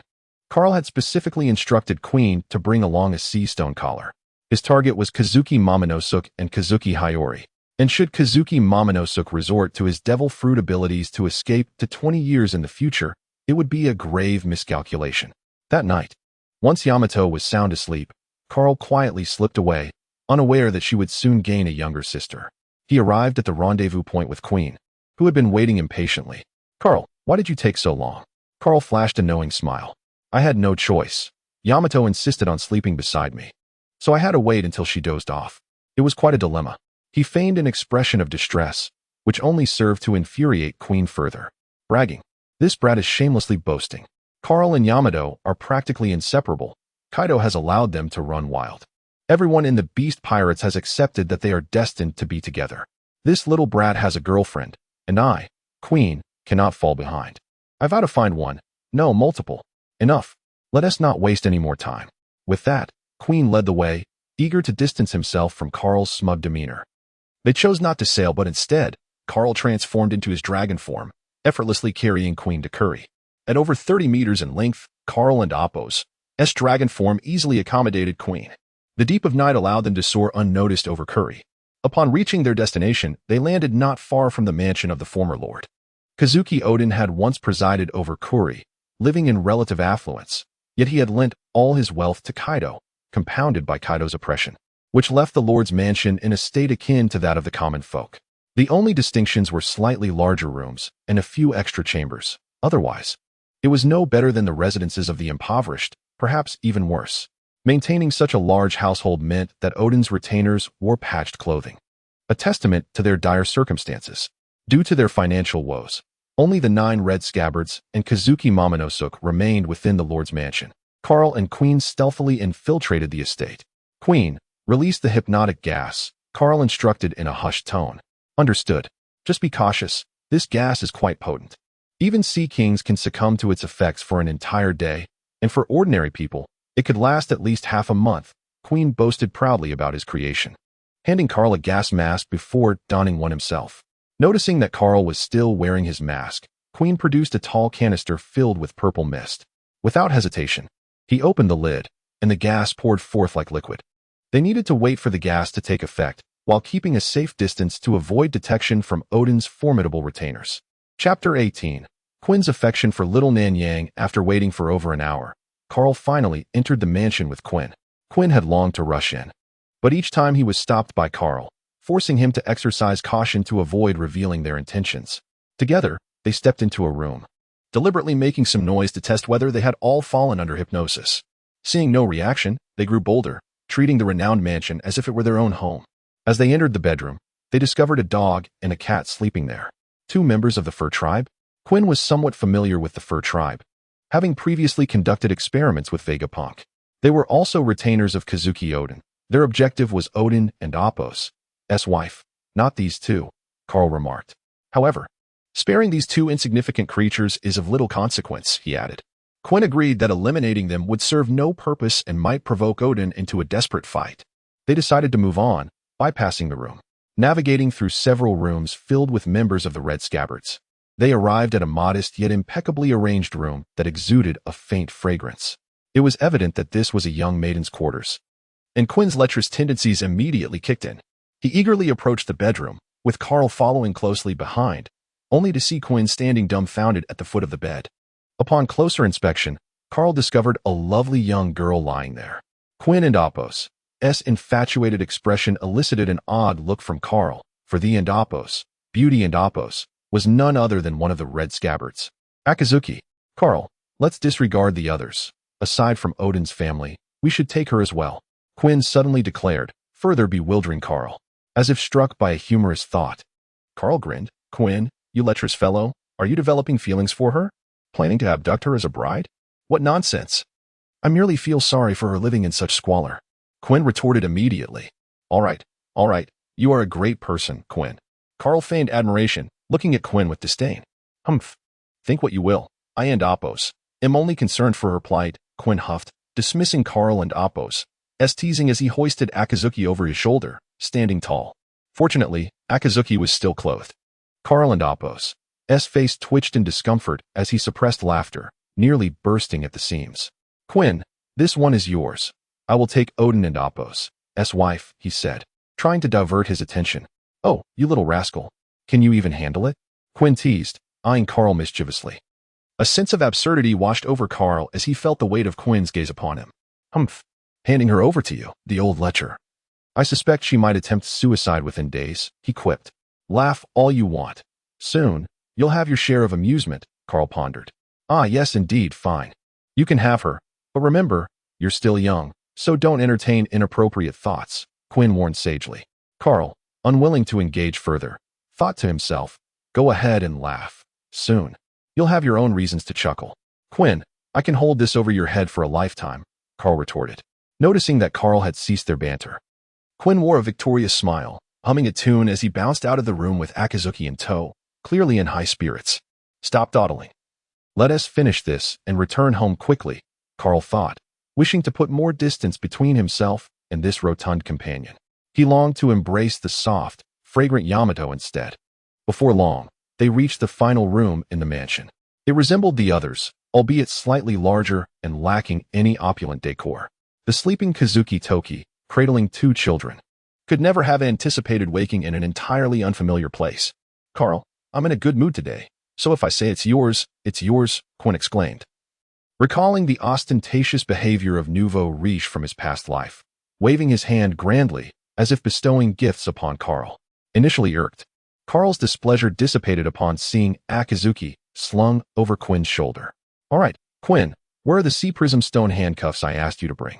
Carl inquired. Knowing that Kazuki Toki and Appo's devil fruit power was particularly formidable, should she escape, it would take 20 years to capture her again. Dawn and Appo's, T worry, I want and Appo's, T forget. Do you not trust me? Quinn assured as he produced the handcuffs, fastening them on Kazuki Toki. These handcuffs not only suppressed her devil fruit powers, but also allowed for some mobility. Quite good. Do you have any more? Carl suddenly conceived an effective training method involving lower purity sea prism stones, akin to Barrett and Appo's methods in the original tale. What are you saying? This is Wano. The sea prism stones circulating at sea are not even a tenth of what Wano possesses, Quinn replied. It must be said that Wano indeed had an abundance of sea prism stones. Very well, I shall procure 2 sets tomorrow. For now, let us focus on the task at hand, Carl declared, throwing back the covers. Though Toki still wore clothing, her exquisite figure was undeniably revealed. With a gentle effort, Carl scooped Kazuki Toki into his arms, leaving only the 2 children on the bed. Still under the effects of the hypnosis gas, Toki leaned against Carl, allowing him to savor her faint, familiar scent.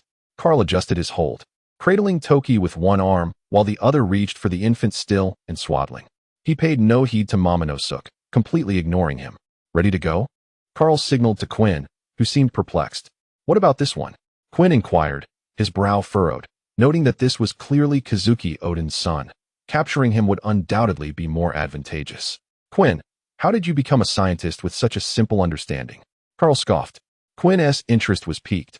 He wondered what reasoning lay behind Carl's dismissal. Consider this. If Kazuki Odin returned to find his wife, child, and retainers dead, what would he do? Carl posed a question. He would undoubtedly fight us with all his might. Quinn answered without hesitation. Now, let me ask you, if Odin returned to find his retainers and child present, yet his wife and daughter missing, what would happen? I see. This way, Odin would be constrained, unable to act recklessly. Quinn grasped the concept. Carl, your intellect is quite impressive. Would you like to join my laboratory as an assistant? Quinn realized that Carl possessed not only strength, but also intellect. Should he survive, he would undoubtedly carve out a place for himself among the formidable on the seas. I'm not interested in your experiments. Oh, right. If you hadn't reminded me, I would have forgotten, Carl said, returning to the bedside, gazing at the still sleeping Momonosuke. Carl first laid down Hiyori, freeing one hand, and then raised it to deliver a slap across Momonosuke and Appo's face, visibly swelling his left cheek. Carl followed up with another slap to the right, leaving both sides of Momonosuke's face swollen. He wiped his hands, as if ridding them of something filthy. Now that's more like it. Carl nodded in satisfaction, admiring his handiwork. Carl, why are you hitting a child? Quinn was utterly bewildered by this display. Nothing. I just feel a surge of inexplicable anger when I look at this brat's face. Carl replied. Quinn scrutinized Kazuki Odin's son and, after a moment, shared in Carl's sentiment. Indeed, looking closely does ignite a sense of rage. Wait, I'm joining in. Alas. Take it easy, do not strike too hard. Chapter 19. The story of Quinn and little Nanliang in the pitch-black sky. A luminous moon hung high, casting a silvery glow across the landscape. Suddenly, an ice dragon swooped by, its massive form reflecting the moonlight as if myriad mirrors were scattered throughout the heavens, illuminating the night. Before long, Carl returned to Ghost Island with Quinn. Come on, Quinn, exercise some restraint tonight. You wouldn't want to find yourself unable to get out of bed tomorrow, Carl remarked, cradling both Koyuki and Hiyori in his arms as he walked away without a backward glance. Humph, that brat underestimates me, Quinn. If anyone is going to be bedridden, it and Appo's, certainly her. But what and Appo's, the fun in a sleeping beauty? I shall wait until she awakens, mwaha? Quinn laughed heartily, undeterred by the passing days. After all, a non-resistant person was akin to a mere puppet, far too dull for his taste. Quinn relished in defiance. The more one resisted, the more he enjoyed it. Not far off. Carl stifled a laugh at Quinn and Appo's musings, his mouth stretching into a wide grin, his body twitching uncontrollably. He fought to suppress any sound, hastening his steps. He needed to escape to a secluded corner to unleash his amusement.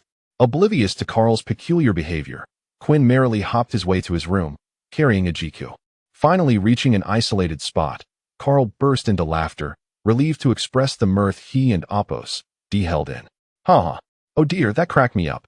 Quinn, if you truly fell for that, it would be quite the spectacle. His laughter nearly cramped his jaw, and once sufficiently amused, Carl carried Koyuki and her daughter back to his quarters. Upon returning, he commanded a timid maid stationed at the entrance, find a room to settle her, and bind her hands and feet. He entrusted Koyuki to the maid, while Hiyori remained a bargaining chip in his negotiations. A pivotal component of his amusing schemes, she was to be kept under his care. Yes, my lord, the maid replied nervously, accepting Koyuki. Although she was unclear about her lord's motives, she was but a humble servant and would comply with his wishes. After issuing his commands, Carl felt drowsy, rubbing his eyes. Hee, the fragrant and soft little Koyuki has arrived. The following morning, Carl, we have a baby. After a long night of activity, Carl was still asleep as Yamato, wide awake, excitedly exclaimed, "A baby? Yamato had a baby?" Awakened abruptly, Carl was bewildered. Had he just heard that he and Yamato had a child? Upon opening his eyes, he saw Yamato cradling Hiyori, her expression filled with joy and curiosity. Realizing it was merely a misunderstanding, Carl exhaled in relief. Goodness, you scared me. We and Apos, both still children. Where would a baby come from? Yamato, that and Apos. As someone else and Apos. As child. Not ours. Is that so? But when I woke up, she was in our bed. Yamato blinked innocently with her large, expressive eyes. That was someone I brought back last night, Carl replied, face-palming in exasperation. You went out last night. Why didn't you take me with you? Just like that. Yamato's attention shifted from Hiyori to her desire to join Carl on his outing. Carl scooped Yamato up, at around 1.5 meters tall. She resembled a child in his grasp. He playfully squished her cheeks. You were sleeping like a log. How was I supposed to wake you?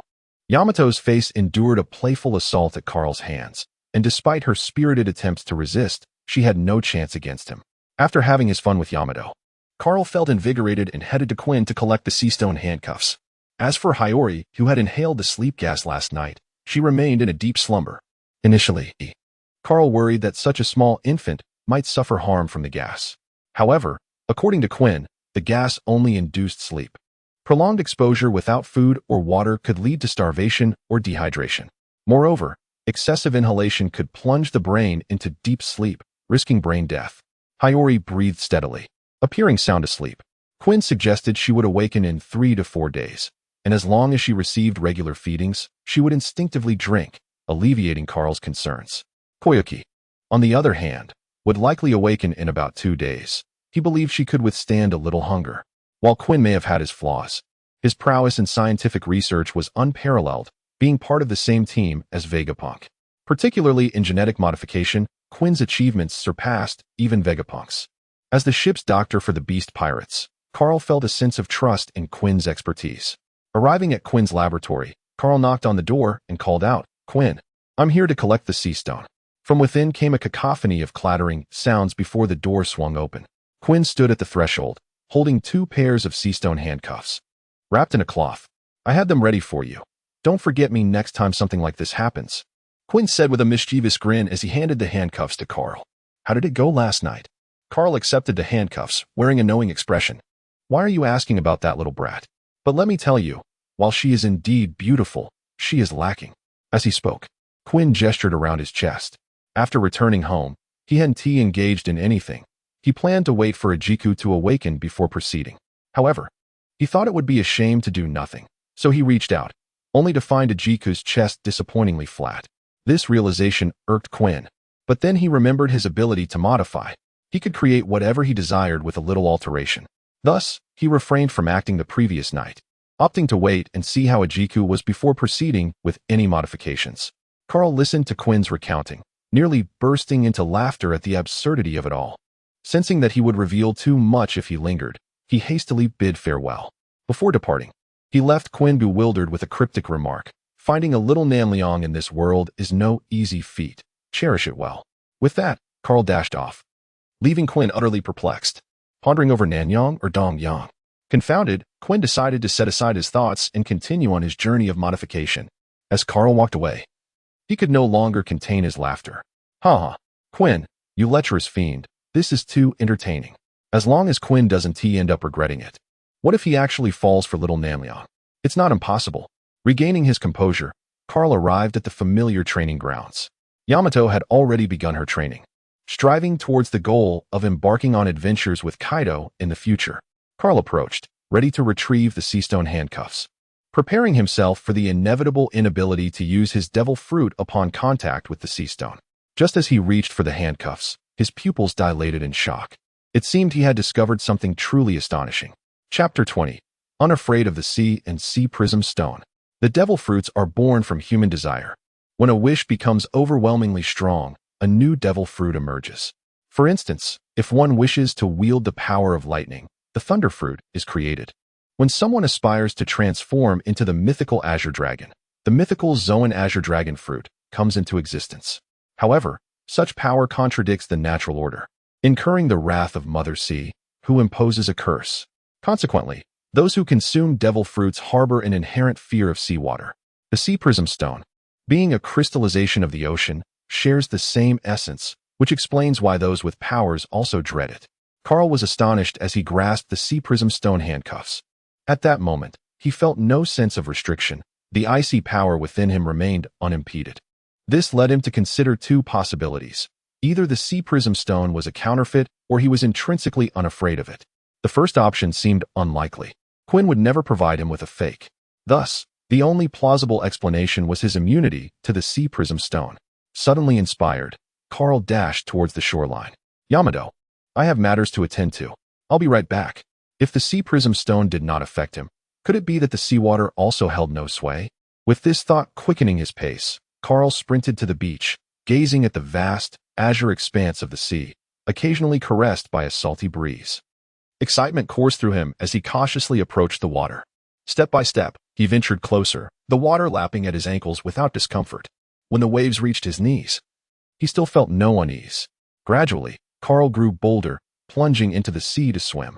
Ultimately, it became evident that he was unaffected by both the seawater and the sea prism stone.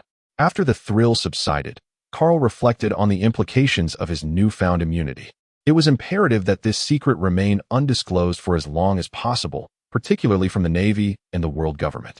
Any friction with these two formidable forces during his future maritime endeavors was inevitable. He shuddered at the thought of provoking the arrogant celestial dragons. If they crossed him, his temper would surely lead to dire consequences. If he were to be discovered before he fully matured, his life would become perilous. Yet, if he could not win a fight, he could always dive into the water, defiantly gesturing, "Come at me." If they had not consumed a devil fruit, he would simply plunge to the ocean and Apos' depths, trusting that no human could outpace a dragon underwater. With growing strength, he would no longer fear confrontation. They would merely provide him with experience and opportunities for growth. After collecting his thoughts, Carl prepared to return to his training session with Yamato, a smile betraying his excitement. His rigorous training sessions had begun to yield results. He sensed a burgeoning power within him, just shy of eruption. It was not the power of a fruit, but rather the essence of his very being. In high spirits, Carl arrived at the training ground where Yamato was resting on the ground, drenched in sweat from their intense regimen. It was undeniable that Yamato possessed remarkable physical endurance. Few children of his age could withstand such rigorous training. "Carl, you're back," Yamato exclaimed, breathless, beads of sweat glistening on his forehead, strands of white hair clinging to his skin. "Yes, I'm back." 2 nights later, at the mansion of the esteemed Kazuki family, the formidable Ashura Doji awoke from an unusually deep slumber. He felt as though he had slept for days. Stretching languidly, he rose to find himself slightly hungry. Glancing out the window, he was momentarily bewildered. It was nighttime, a realization that furrowed his brow, hinting at something amiss. Not good. The lady and the young master. Ashura Doji suddenly grasped the situation. Considerable time had elapsed, and if he had been caught off guard, so too had others. He sprang from his bed, forgoing his clothing, and armed himself with a blade, racing towards the rooms of Kazuki Momonosuke and Kinemon. Activating his observation haki, Ashura Doji sensed that his instincts were correct. The others remained asleep. He arrived at the room of Kazuki Momonosuke, disregarding decorum, and flung open the door. The sight that met him was one of sheer terror. The room was utterly empty, with only thin blankets left behind. After the initial shock came a surge of fury. How dare anyone abduct the lady, the young master, and the miss right under their noses? This was not mere disrespect. It was an affront to the honor of the Kazuki family, a disgrace that would not be tolerated. Ashura Doji's rage erupted, an aura of unrestrained malice surrounding him, awakening the other slumbering retainers. In no time, Kinemon, clad in his nightwear, rushed in, confusion etched on his face. Ashura Doji, what has happened? Without uttering a word. Ashura Doji's expression conveyed all. Kinemon took in the chaotic scene within the room, his expression shifting from shock to fury. Where are the lady and the young master? Kinemon exclaimed, unable to fathom how such an audacious act could occur so soon after their return. Just then, the other members of the Red Scabbards arrived. Except for Kikunajo. What happened? Kin and Amp. Oppos, Eamon? Denjiro voiced their collective concern. Though Kin and Amp. Oppos, Eamon was not as powerful as Ashura Doji, he was respected as the leader among them. The lady, the young master, and the miss have vanished. Kinemon delivered the grim news, his countenance darkened. What? The others gasped in disbelief, struggling to comprehend that someone would dare to brazenly abduct their lady and young master. How could they disappear? They clamored, with the most distressed being Nekomamushi and Inuyarashi, who had witnessed the union of the lady and the young master, as well as the birth of Momonosuke, having only just arrived in Wano. To learn that the lady and young master had gone missing was unfathomable. They recalled how Odin had entrusted them with the lady's safety. Enough. Will you all be quiet? Our priority is to locate the lady and the young master. Ashura Doji's thunderous voice cut through their chaos. Wait, where is Kikunajo? Why hasn't he arrived? Kinemon noted the absence of one of their own. Kikunajo? I just passed by his room, and he didn't seem to be there, another revealed, casting a pall of worry over the group as a dreadful thought surfaced. Let us check, Kinemon declared, taking charge as they gravely approached Kikunajo's quarters. Upon entering, they found everything in place, except for its occupant. Kin and Amp, Oppos, Eamon breathed a sigh of relief, believing their fears were unfounded. However, the realization that Kikunajo had also been taken left them in shock. If even Kikunajo was missing, what did that imply for the lady? The implications were dire, and they could scarcely bear to think of the consequences that awaited them. Chapter 21. The Awakening of Kazuki Toki. The first thought that crossed Kinemon's mind was Orochi. Over the past 2 years, it was evident to all that Orochi had been suppressing Kuri both overtly and covertly. However, he was the shogun, the supreme ruler of Wano. This time, though, Orochi had crossed their bottom line. If he refused to hand over the ladies, they would have no choice but to eliminate him, even at the cost of universal disdain. It is well known that disrespecting a shogun in Wano is a grave sin, let alone taking his life. Even a tyrannical shogun like Orochi was still a shogun, having inherited his title through ostensibly legitimate means.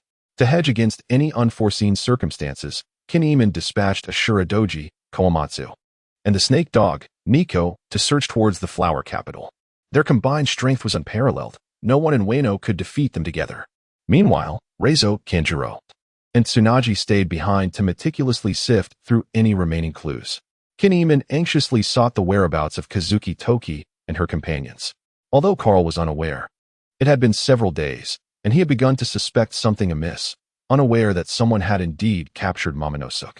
Had Carl known, he would have been praised for his astuteness, inadvertently taking the blame. If Kinemon and his group managed to locate Momonosuke alone, how could anyone believe that he had been the sole target of the abduction? On the other side, Kazuki Toki awoke early in the morning. Having been ill and bound for 2 or 3 days with sea-stone handcuffs, she had gone without food or water for an extended period, leaving her in a state of extreme weakness. Her complexion was pale, lips almost white, and tears glistened in her eyes. Were it not for her faint breaths, one might have mistaken her for a corpse.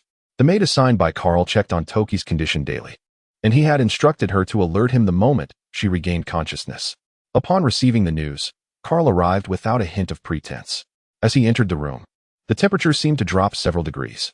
Bound to the bed, Toki gazed at the young man who had entered, his youthful face betraying his age. The chill in the air made her shiver uncontrollably. Awake? Carl's voice was as cold as eternal ice, causing Toki to feel an additional drop in temperature. Who are you? Toki's voice was weak and hoarse, almost inaudible to anyone but Carl, whose hearing was exceptional. He gestured, and a maid entered with a bowl of rice porridge. Unbind her, Carl commanded, retracting the cold aura that surrounded him. Understood, the maid replied, moving to release Toki and Apos' bindings, though the sea stone remained on her wrists. As the warmth began to return and the ropes fell away, Toki felt a slight relief. Yet, she remained incredibly weak. Even a child could easily overpower her. The maid helped Toki sit up against the headboard and offered her the porridge. Toki did not refuse.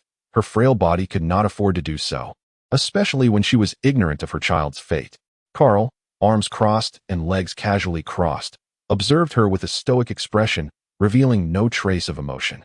He found some interest in this woman who had crossed over from 800 years ago merely to bear 2 children for Kazuki Oden. To be frank, he struggled to comprehend the significance of Toki's character, especially one who had traversed time. Was her sole purpose to give birth to 2 children for Oden? As he waited for the maid to finish feeding Toki, she appeared visibly stronger after consuming the porridge, enough to inquire, "Who are you? Where am I? And what has happened to my children?" Having regained some strength, she bombarded him with questions. "Your inquiries seem rather numerous, Toki." "No, it should be Toki Tsukuyami." At the mention of her original name, a hint of amusement flickered across Carl's icy countenance. Initially, Toki was not overly anxious, but upon hearing her former name, a wave of panic washed over her. "Who are you?" Since marrying Oden, she had adopted the name Kazuki Toki. Aside from Whitebeard and his crew, few were aware of her original name. The fact that this youthful boy could utter it left her flabbergasted. "What I am is of little importance. Rather, the focus should be on you. Toki Tsukuyami from 800 years past." Each syllable Carl uttered sent tremors through Toki's heart, and by the time he finished, she could no longer maintain her composure. How did he know? Why did he know? Her mind raced, struggling to process the deluge of information, leaving her feeling utterly overwhelmed. "Why do you know this?" she blurted out, her usual defiance extinguished by her frail state. Just then, Carl instructed, "Bring her here." A maid entered, cradling a still sleeping infant. Upon sighting her child, Toki's heart surged with emotion, and she attempted to rise to embrace him. "Yasu, give me back my child." Ignoring her emotional outburst, Carl took the baby, gently stroking the infant's face as if petting a small animal.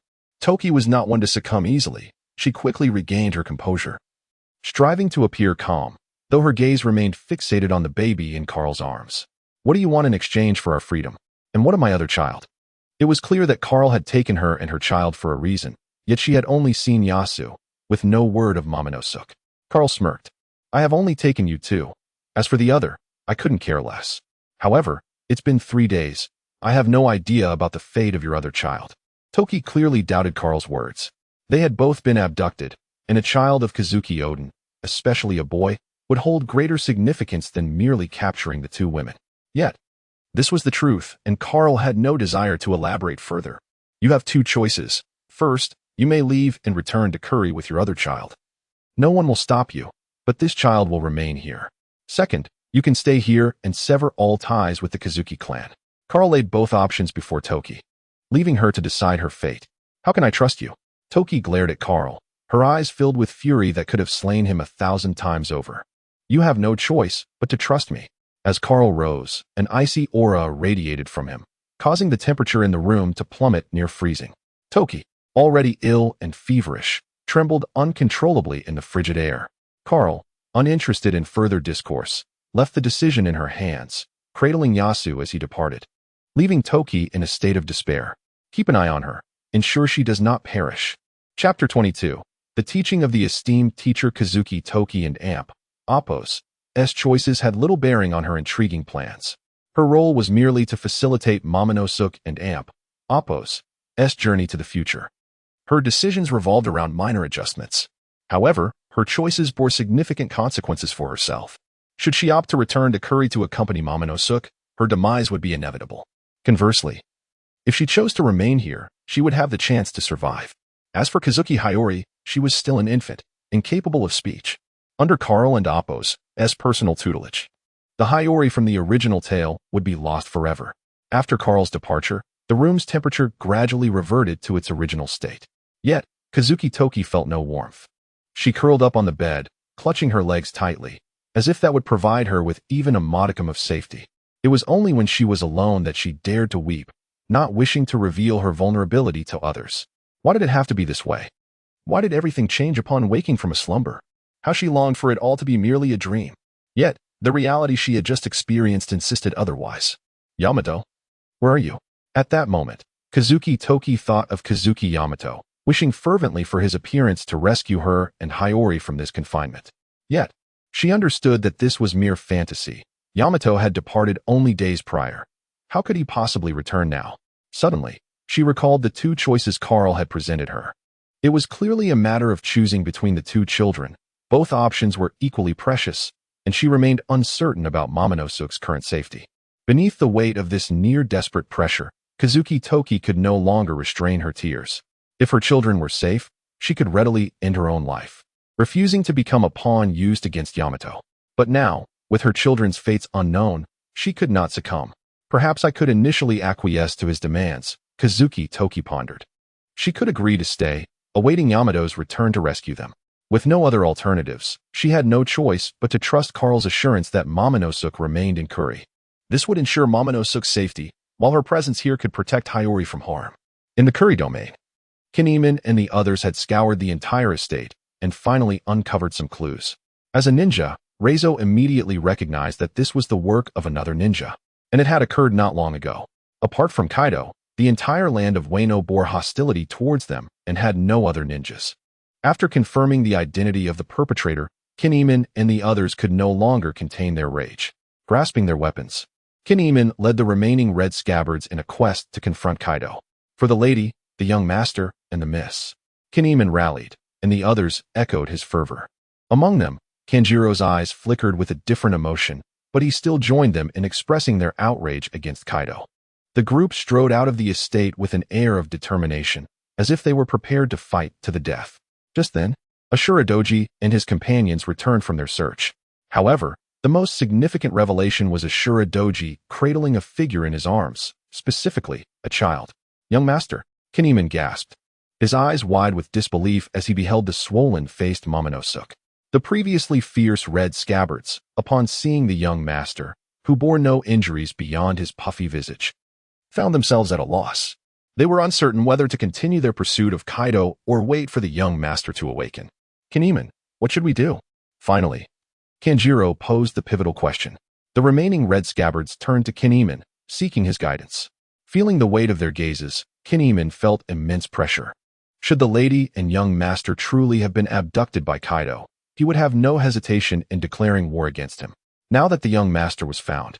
Yet with the lady and miss still missing, he regarded Momonosuke as paramount over Toki and Hiyori. This was not to say he held Toki in low regard. On the contrary, he held her in high esteem. Yet, in comparison to Momonosuke, who was destined to be Yamato's successor, her priority was somewhat diminished. Let us return. We will discuss matters once the young master awakens. Kinemon resolved with determination. What about the lady? Enough. I shall apologize when Lord Yamato returns. Kinemon shouted as he cradled Momonosuke and made his way back to the estate, leaving his companions with a resolute silhouette. Witnessing this scene, the red scabbards felt a profound sense of frustration. Had Lord Yamato been present, things would undoubtedly have been different. Carl remained oblivious to the events unfolding in Kuri, and even if he were aware, he would likely applaud the situation, commending Kaido for his actions. He had never anticipated that someone would step forward to take the blame, inciting hatred, a truly benevolent soul. Carl's situation was not particularly favorable either.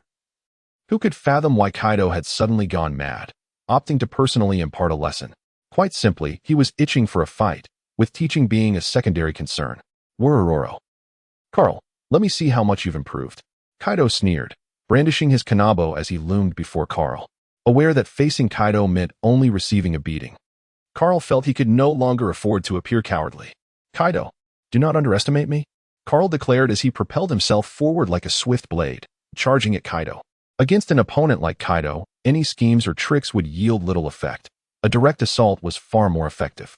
Kaido, however, would not hold back, at worst. Carl would be left with some bruises. As Carl reached Kaido, his long blade emanated an icy aura as he swung it towards Kaido. Kaido effortlessly deflected the attack with a casual swing of his kanabo. Worororo. Your strength is commendable, but you and Appos, still far from my level, Kaido exclaimed, exerting force to knock Carl's blade aside and swinging his kanabo towards Carl's face. Should that strike land, it would likely leave Carl with a multitude of bruises. Yet, Carl pressed on, enveloping his blade in a layer of ice crystals. The two weapons collided, producing a resonating hum. Carl grit his teeth, while Kaido wore a broad smile, exuding ease. Worororo. Not bad, Carl, now try this move, Kaido exclaimed as he swiftly withdrew his kanabo, spinning in midair as bolts of lightning inexplicably coiled around the weapon. Thunderbagwa.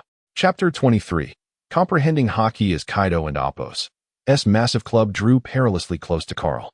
Every cell in Carl's body screamed in alarm. A direct hit would be excruciating. In this moment of extreme danger, however, an unexpected tranquility enveloped Carl, as if the entire world had fallen silent. Instinctively, he closed his eyes, sensing the trajectory of the impending blow without the need for sight. Just as Kaido's spiked club was mere inches from him, Carl executed a desperate sidestep, narrowly evading the strike. The rush of wind from the swinging club tousled his icy blue hair. Observation Haki activated. Kaido was momentarily surprised by Carl's evasion. Worororo. Impressive, yet insufficient. Kaido's booming laughter echoed. Having dodged the initial blow, a strong sense of foreboding washed over Carl, a feeling that something ominous was about to transpire. Kaido, with renewed vigor, reversed the momentum of his club and struck again, this time with even greater speed. Carl felt his temper flare. Was it necessary for him to be struck? Despite being on high alert and sensing the incoming attack, his body failed to react in time, and he braced himself for the impact. Though his nascent observation Haki allowed him to perceive Kaido's assault, his physique could not keep up. The blow sent Carl hurtling backward like a meteor, blood erupting from his mouth. He finally came to a halt after colliding with a rock, sliding down its surface, knife in hand, struggling to rise, spitting more blood, appearing quite tragic. Worororo. Is that all you can muster, young one? I expected more progress from you, Kaido mocked, approaching with his club slung over his shoulder, his tone dripping with derision. Carl longed to silence Kaido's incessant taunts. His ability to provoke animosity was remarkable. With a defiant spit of blood, Carl's gaze bore into Kaido, his anger laid bare. Worororo. Yes, that's the look I was hoping for. This is the spirit you should possess. Kaido's enthusiasm surged, reveling in the thrill of pummeling a child. It seemed he would find amusement in such encounters in the future, perhaps even including that foolish daughter of his. The thought twisted a sinister smile across Kaido's face. A chill ran down Carl's spine, a potent sense of dread creeping in. Meanwhile, Yamato sneezed unexpectedly, but shrugged it off. Returning to her tasks, Kaido initiated the assault, swinging his club down toward Carl's head. Reacting swiftly, Carl raised his blade to block. Gritting his teeth, he persevered, but Kaido, noticing the resistance, swung the club again, sending Carl flying. Kaido's demeanor was one of playful malice as he relentlessly battered Carl. As Carl soared through the air, he adjusted his position, landing with his knife embedded in the ground, sliding for a distance before stopping. With a fierce push from the ground, he charged at Kaido, their weapons clashing mid-air, resonating with a low hum. Though Carl could parry Kaido's strikes, the jagged spikes of the club left numerous scars across his skin. While he was Appo's gravely injured, the sensation of his flesh being sliced was undeniably unpleasant. In the midst of this chaos, Carl felt a latent power awakening within him. This was the essence of his being, emerging after reaching a certain threshold through sheer will. The relentless assault from Kaido had ignited a fire within him, a frustration yearning to be unleashed. With a fierce roar, Carl managed to deflect Kaido's club, surprising the giant warrior. In a moment of sheer determination, a layer of black energy enveloped Carl's blade, humming with intensity. Leaping off the ground, he unleashed a flurry of white ice crystals that sprouted forth like bamboo shoots after rain, aiming for Kaido's abdomen. Frost. Ice burst. The sharp edge of Carl's blade sliced through Kaido's midsection, whereupon ice crystals rapidly proliferated, exploding like a bomb. As Carl landed, panting heavily, he realized that the attack had nearly drained 2/3 of his stamina. Kaido let out a thunderous scream, as if he had sustained a severe injury. Carl, initially taken aback, squinted at Kaido and Appo's reaction, incredulous. He understood the limitations of his own abilities. If he could breach Kaido and Appo's defenses, he would be a force to be reckoned with at sea. However, Kaido suddenly turned, his face still bearing that disdainful smile, remnants of ice crystals lingering on his body. With a casual swipe, he brushed them away, leaving only a faint white mark. Worororo. Carl, it appears you are not as predictable as I thought. Carl rolled his eyes. How tiresome. Worororo. You're quite remarkable, little one. I acknowledge your potential. Kaido, far from angered by Carl's retorts, found joy in the exchange. At such a young age, Carl had awakened all three forms of haki, an extraordinary talent that even surpassed that of Charlotte Lin, a woman who squandered her gifts on her obsession with childbirth. Reflecting on the past, Kaido's demeanor shifted from domineering to contemplative. He plopped down, unscrewing his flask and taking a hearty swig before turning to Carl. Let us have a chat, shall we? Carl, bewildered by Kaido's rapid change in attitude, complied and sat beside him, standing at 1.5 meters. Carl appeared almost comically small next to the towering Kaido. They sat in silence until Kaido broke it. Carl, what is your dream? A dream? I aspire to be the strongest in the world, feared by all. Also, I wouldn't oppose. Do you mind finding a couple of wives? Carl replied thoughtfully. To grow stronger. He sought to grasp his destiny in this perilous and brutal world, with no ulterior motives beyond that. As for finding wives, it was a matter unworthy of shyness. Kaido erupted in laughter, thoroughly amused by the young boy and Appo's ambitions. Worororo. Isn't my daughter enough for you, you rascal? Hey, Kaido, what is so funny? I'm contributing to the revival of the Oni clan. Chapter 24. Kaido's past. Regarding Carl's thoughts, Kaido found no fault in them. As long as one possesses formidable strength, one could claim any woman in the world without fear of reproach. Kaido merely found it amusing that a mere child, still untouched by the trials of life, would entertain notions of multiple wives. After a hearty laugh, Kaido shifted the conversation, feeling somewhat nostalgic. Hey, Carl, do you wish to know about my dreams? He took a deep swig of his drink, a fleeting look of confusion crossing his eyes, yet his face remained adorned with a faintly arrogant smile. Carl was, in fact, aware of Kaido's dreams, but given the current scenario, he could not divulge how he came to know. Do tell, I find the captain's dreams quite intriguing. Leaning back, Carl reclined on the ground, treating it like a story session while he replenished his energy. Kaido bore no discontent with Carl's casual demeanor. He began slowly. When I was your age, I was already on the battlefield. By the time I was 10, I was the strongest warrior in the nation. I thought my life would simply pass in this manner. At this juncture, Kaido erupted into laughter. Carl internally scoffed, suspecting Kaido was attempting to boast. Kaido continued, back then, my only thought was to serve my country. I did not comprehend why I had to curry favor with the nobles, or why I was compelled to pay tribute to the celestial dragons. From that moment, I aspired to change this world. In my 15th year, that wretched king attempted to sell me to the navy in exchange for a seat in the world government. Kaido's expression darkened with a rare fury as he recalled how he had devoted himself to his nation only to receive such betrayal. It would enrage anyone. Worororo. But that bastard king has met his end at my hands. He recounted how he escaped from the navy and became a pirate, gaining a modest reputation in the new world. Worororo. It was then that the formidable rocks took notice of me, and soon after, Whitebeard invited me aboard. For the sake of my dreams and the power to alter the world, I accepted. Aboard, rocks led us through numerous battles, and I grew stronger through each fight. Until a decade ago, in a great war, rocks fell, and thus the rocks pirates were obliterated. The once unstoppable rocks pirates crumbled, revealing the might of the world government. Kaido marveled at the sheer power of the government. No pirate crew could hope to contend with them. Yet, even in the face of such overwhelming strength, he felt no fear. He remained resolute in his desire to change the world, to bring commoners, nobles, and celestial dragons to the same starting line. Thus, at the age of 31, I founded the Beast Pirates, the foundation upon which I would realize my dreams. However, since arriving in Wano, I feel as though I've changed. I no longer possess the same purity of purpose. As he spoke, Kaido extended his hand, gazing at it with a hint of bewilderment. Throughout, Carl listened intently, as if captivated by a tale. In all his previous encounters, he had never witnessed this side of Kaido, the embodiment of arrogance and confidence now tinged with confusion. This revelation only served to enhance Kaido's allure in Carl's eyes. Truth be told, in that moment of Kaido's introspection, Carl yearned to proclaim, Kaido, allow me to assist you in realizing your dreams. But the absurdity of such a notion held him back. He could only imagine the ridicule that would ensue should he voice it. What am I doing, sharing so much with a mere child? Kaido chuckled at himself, rising to resume his usual boisterous demeanor. Suddenly, Carl burst into laughter. Ha ha ha. Kaido, who would have thought you possessed a sentimental side? How can one who cannot even confront their own heart aspire to be strong? Even a mere child understands this. Kaido, how could you not? As Kaido prepared to depart, he paused, laughing heartily. Worororo. You, a mere child, dare to speak such words. I underestimated you. You are still far from challenging me. I await the day you surpass me and attempt to defeat me. With that, Kaido transformed into an azure dragon and soared away.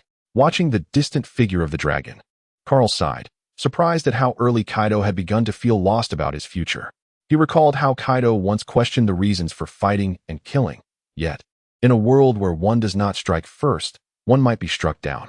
Kaido had been shaped by such an environment. The Kaido who had once vowed to change the world and bring the nobles and celestial dragons to parity would, 2 decades later, be transformed into a fearsome dragon. Revered by all, the boy who once sought to slay dragons became a dragon himself. Brushing off the dust from his clothes, Carl sheathed his sword and prepared to leave. Seeking a quiet place to further explore the recently awakened observation and armament hockey. Should Kaido come to terms with his inner self and reaffirm his convictions, he might become even stronger than in the original tale. In that narrative, Kaido was already a formidable force, top-tier abilities, unparalleled hockey, and exceptional defenses and offense. A true six-sided warrior. Had it not been for the constraints of the plot, he would undoubtedly have been a T0 level boss. The only shortcoming was that his fruit had never fully awakened, though it had reached a state of semi-awakening. Whether Kaido could confront his inner self and advance further, Carl could not say. He only knew that if Kaido remained true to his original portrayal, the beast's pirates would undoubtedly thrive.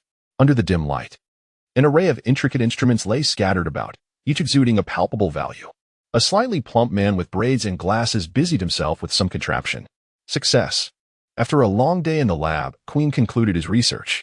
Recently, Jin's rapid increase in strength had placed considerable pressure upon him. Strength mattered little. What truly troubled him was the prospect of enduring Jin and Appo's relentless mockery. Finally finished. This has drained me.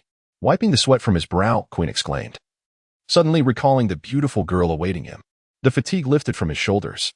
Considering the timeline, she should awaken today, and he would grant himself a day off tomorrow. Yes, that has settled. Whistling a cheerful tune, he tidied up and skipped out of the lab. His spirits were remarkably high. Muhapaha, my lovely maiden, here I come. Chapter 25. A nighttime tale of Quinn and little Namleong bouncing back into the room. Quinn immediately noticed the young girl struggling upon the bed. Mwahaha, you are awake. It seems we can enjoy a delightful game tonight. Quinn's expression resembled that of a mischievous uncle trying to entice a little girl. Upon awakening, Aju had a sense of dread as he realized he was no longer in the Jilly mansion. He was bound by iron chains, lying on an unfamiliar bed, disheveled, with an odd taste lingering in his mouth, heightening his panic. Despite his desperate attempts, he could not free himself from the chains, as his current strength was insufficient to break free. Suddenly, the door swung open, and a lascivious-looking fat man entered, mumbling strange words. Who are you? Why am I here? Aju tried to appear fierce, but as a recently turned adult young girl, he had never encountered such a scene. His situation was perilous, bound hand and foot. He felt utterly helpless against the intentions of the grotesque man. Unbeknownst to him, his fierce demeanor only excited Quinn further. Mwahaha, my dear, you shall serve me well tonight. Quinn grinned wickedly as he moved towards the window, beginning to undress. Realizing the man's intentions, Aju's fear intensified, and he shouted in panic, You can't do this. I am. But before he could finish, Quinn swiftly covered his mouth, stifling his words. Mwahaha, after tonight, you will thank me. With a firm grip, Quinn shattered the chains binding Aju, though remnants still restrained his limbs. Aju, now free from some of the chains, contemplated a desperate struggle, but Quinn swiftly embraced him. One hand slipping beneath his clothing. Aju felt a wave of despair wash over him, trembling in fear. He would rather face death than be violated by another man. Though he occasionally enjoyed cross-dressing, he was undeniably a man. In his frantic resistance, Quinn's grin only widened. As Quinn's hand descended further, Aju's inner turmoil escalated. If touched, it would affirm his masculinity, yet the thought of another man doing so was abhorrent. Just as Aju wrestled with his conflicting emotions, the candles in the room extinguished, plunging the space into darkness. Mwahaha, this enhances the ambience. Quinn reveled in the darkness, prepared to proceed with his intentions. With a low exclamation, Quinn's actions rendered Aju utterly powerless, leaving him in despair, tears streaming down his cheeks. The night was destined to be sleepless. Meanwhile, Carl awoke as usual, cradling Yamato. Little Hiyori was still too young, spending her days sleeping and babbling. Though charming, Carl found the infant too burdensome, opting to hand her over to a maid until she could walk and talk. He recalled how Yamato would call out when hungry and sleep when tired, perfectly inheriting Kaido and Appo's robust constitution. Carl pondered how such a remarkable figure as Kazuki Oden could father two seemingly inept children. Setting aside Momonosuke, who would meet his fate in due time, he found Hiyori and Appo's lack of inherited traits baffling, aside from her intellect. Perhaps she was unaware of her own potential, gradually depleting it through her life as a courtesan. Now, however, he was eager to ascertain Hiyori's true talents. An amusing thought struck Carl. If Kazuki Toki had awakened, what of Quinn? He mused whether Quinn had indeed succeeded. Acting on impulse, Carl extricated Yamato from his embrace and set her on the bed. He quickly dressed and sought out Quinn.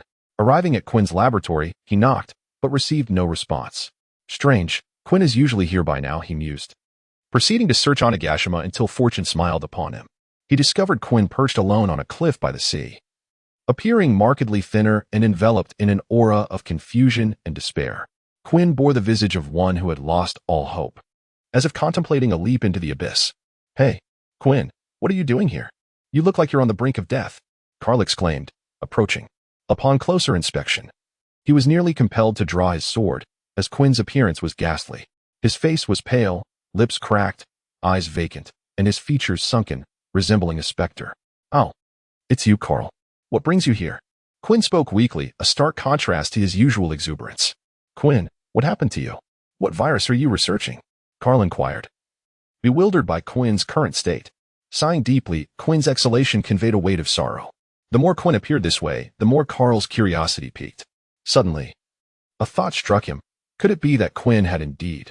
The more he pondered, the more plausible it seemed. Though he couldn't and Appo's comprehend how it could lead to such a transformation. Surely, Aju couldn't and Appo's have overpowered Quinn, could he? The notion was too terrifying to entertain. Chapter 26. The Madness of Quinn. Quinn, you wouldn't. Carl hesitated, fearing that the outcome was as he dreaded. The previously listless Quinn suddenly erupted like a cat whose tail had been stepped on. "No, don't speak nonsense. I don't even know him." Quinn hastily launched into an explanation, only to regret it immediately afterward. Carl, taken aback initially, soon burst into laughter. It wasn't that he wanted to suppress it. He simply couldn't contain himself. Quinn was indeed formidable. He was truly in deep. That little brat. Quinn, who had appeared lifeless moments before, now seethed with fury. That damned little brat must know something. Otherwise, he wouldn't have laughed before Quinn had finished speaking. "You must die. You absolutely must die." The little brat Carl had to perish. Otherwise, Quinn and Appo's reputation would be tarnished forever. "Carl, you little rascal, come here and face me." Quinn surged forward, abandoning his earlier lethargy, transforming into a ferocious beast. Carl, still laughing, suddenly felt a chill run down his spine, an ominous aura enveloping him. Without hesitation, he dodged, and where he had just been standing, a large crater formed. Damn it. Quinn is going all out. Carl never anticipated that Quinn would strike so suddenly. Had he reacted a moment slower, he would have been in dire straits. "Carl, do you know something?" Quinn glared at him, seething with anger. I don't know anything," Carl stammered, unable to suppress a smirk. But he wouldn't amp. Appo's let Quinn have the upper hand and was already preparing to flee. "You little brat, today either you die, or I die?" That and amp. Appo's, that's what Quinn says. Though Quinn had gained some weight, his speed was not to be underestimated. In the blink of an eye, he was before Carl, intent on binding him without further ado. "Damn it, Quinn, you have no sense of honor." Carl narrowly evaded the attack. He couldn't possibly defeat Quinn, the modified human. "Kaido, is that you?" Upon hearing Kaido's name, Quinn turned his head to look, but behind him, there was nothing but rubble. In that moment of distraction, Carl transformed into ice and soared into the sky. Realizing he had been outmaneuvered, Quinn attempted to seize Carl. He stomped the ground fiercely, creating a deep crater that sent debris flying. Quinn leaped into the air, growing ever closer to Carl. Just as Quinn's massive hand was about to grasp Carl's dragon tail, Carl accelerated, resulting in Quinn's grasp missing entirely. The now massive Quinn plummeted from the sky, crashing down with a thunderous roar, sending clouds of dust spiraling. Damn you, little brat. Don't run. If you have the guts. Come down. Carl smirked, thinking not running? Am I to wait for a beating? Quinn, if you dare, come up here. Hovering high above, Carl believed he was safe, but suddenly sensed danger looming. Before he could react, a cannonball struck him squarely in the abdomen. Ah! The pain made Carl grimace, and glancing down, he saw the dragon scales on his belly had been blown apart, a charred ring surrounding a gaping wound from which blood flowed profusely. Damn it, Quinn, just wait. Carl cursed under his breath, making a decisive choice. Since Quinn wouldn't and Appos, T let him be at peace, then no one would. How could Quinn and Appos' explosive actions on Pirate Island not be shared? While dodging the cannonballs Quinn fired, Carl made his way into the skull and Appos' interior. Once inside, he doubted Quinn would dare to be so reckless. A farcical scene unfolded as Chu Chapter 27, the increasingly unhinged Queen Wurrararo. Queen, seeking a fracas? I shall gladly oblige, as my disposition is already soured. Kaido chuckled ominously, his words sending shivers down Queen's spine, who had been consumed by wrath. In his incandescent rage, Queen had failed to consider the present circumstances. His fury was not entirely unwarranted. The previous evening, he had been intimately engaged with a courtesan. Though a nagging sense of unease had permeated the night, he had dismissed it in favor of immediate gratification. Queen had exerted himself vigorously until the wee hours. Before retiring to slumber with Kiku, who had long since succumbed to his relentless advances, becoming as pliant as a doll in his hands.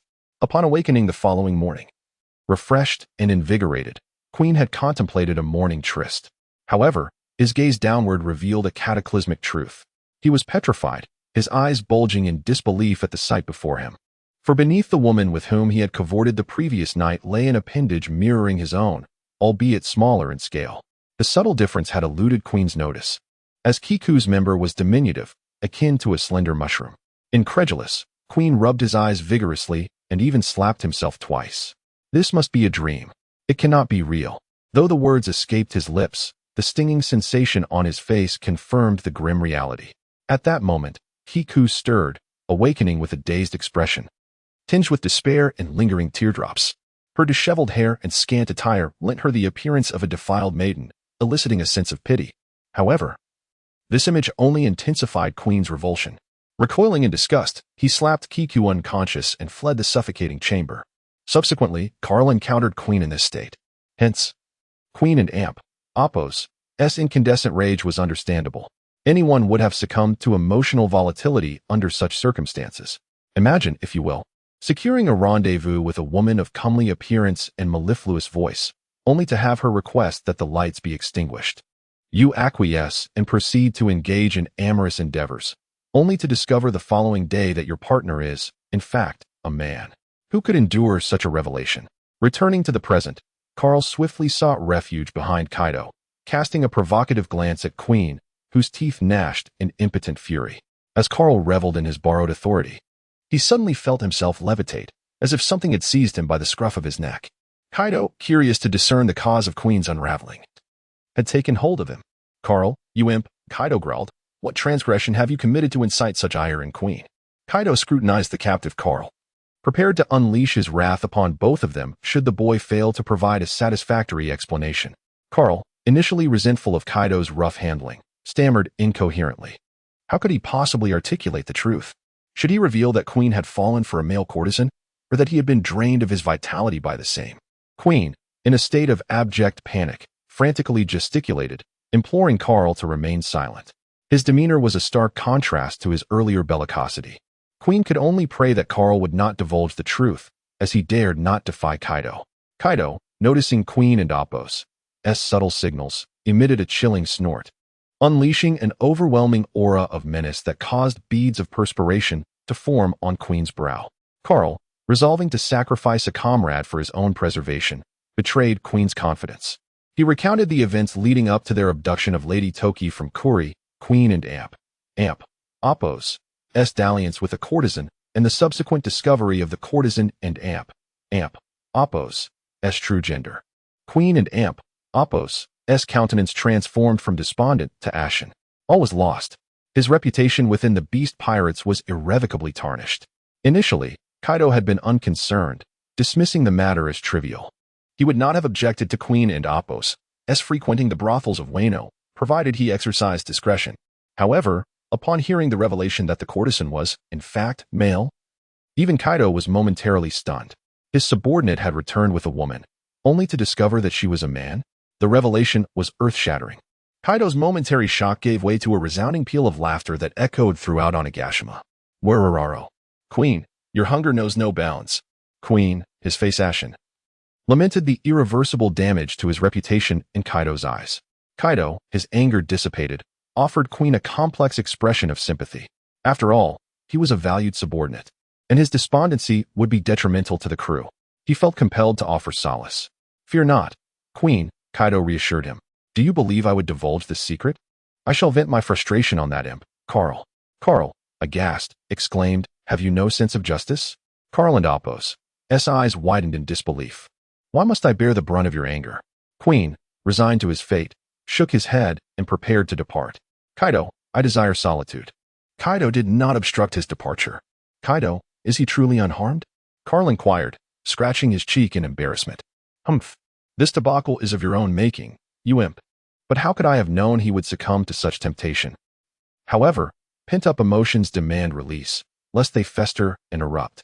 At its core, this incident stemmed from his own lasciviousness, for which he was solely responsible.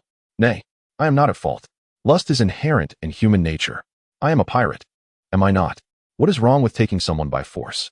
The fault lies with him. Why must he be a man? Why is he not a woman? Why does a man adorn himself in women and Apos' clothing? I am blameless. He is the one at fault. Queen and Apos' demeanor underwent an abrupt transformation. The despondency that had enveloped him vanished, replaced by a chilling smile and maniacal laughter, shrouded in an aura of malevolence. Walahatha, you yearn to be a woman? I shall ensure that you become one in every sense of the word. In the ensuing days, Carl did not encounter Queen. When he finally did, he observed no discernible change in his demeanor, as if the incident with the male courtesan had never occurred. Queen interacted with Carl as if nothing had transpired. Chapter 28. The Pirate King. After confirming that Quinn was truly unharmed, Carl finally felt a sense of relief. Suddenly, he recalled the woman, Kazuki Toki, whom he had left unattended for several days. He hoped that she would recognize the situation at hand. Carl arrived outside Toki and Apos' chamber, where a maid, arranged by him, stood guard daily. Her role was merely to observe. Should Toki wish to leave, the maid could not hinder her. Carl remained steadfast in his belief. If she chose to depart, he would let her go. Her fate would mirror that of Odin's. Alternatively, if she decided to stay, he would allow her to remain until the moment came for her to send Momonosuke 20 years into the future. The sole purpose of Kazuki Toki was to facilitate Momonosuke's journey into the future, and if that woman were to be wise, he would not begrudge her a change in destiny. My lord Carl, the maid greeted, bowing her head upon his arrival. Carl nodded and inquired, how is she faring? My lord, her condition has nearly recovered, though her spirit seems somewhat diminished. Very well, he replied, pushing open the door. What greeted his eyes was Toki, seated and gazing out the window in a daze. The sound of the door creaking startled her awake. Turning to face him, she recognized the young man who had threatened her days prior. Seeing Toki in such a state, Carl discerned that her recent days had not been kind to her. Although her health was on the mend, the sorrow etched on her face was indelible, rendering her a picture of desolation, with pronounced dark circles around her eyes that conveyed a sense of fragmented beauty. However, Carl appeared indifferent to her plight. Have you made up your mind? He asked directly. Realizing that further discussion would be futile, Toki sighed. Yes, I have decided to stay. Her lament encapsulated her helplessness and sorrow. Odin, please return swiftly. A flicker of hope and yearning danced in her eyes. She felt utterly powerless, with her child still in his grasp. Carl understood her anticipation, as it was none other than the foolish Prince Kazuki Odin she yearned for. Kazuki Odin was the greatest obstacle to the beast pirate's dominion over Wano. Once he was dealt with, other daimyos would pose no threat. Odin himself, as long as he did not call upon the Whitebeard or Roger pirates, stood no chance against Kaido alone. A wise choice. You shall thank me in the future. Since you have made your choice, you may revert to your former name, Kamen Toki, and your daughter shall be renamed Kamen Hiyori. Upon hearing this name again, Toki felt a shudder within her. She could not fathom how this seemingly youthful man possessed such knowledge. Rest assured, this information is known only to me. No one else is privy to it. Sensing Toki's unease, Carl felt compelled to offer an explanation for this woman who had made her choice. He would not treat her with the same disregard as when they first met. "May I see my daughter?" Toki implored, her voice tinged with desperation, her weary visage invoking sympathy from any man. After a moment of contemplation, Carl consented. Toki's joy was uncontainable. It had been far too long since she had been separated from her child. As a new mother, her thoughts were perpetually consumed by her baby. Finally being able to see her child after such a long absence was a source of immense joy. Before long, Carl summoned the maid to bring Kamen Hiyori to him. He had even arranged for a wet nurse for her.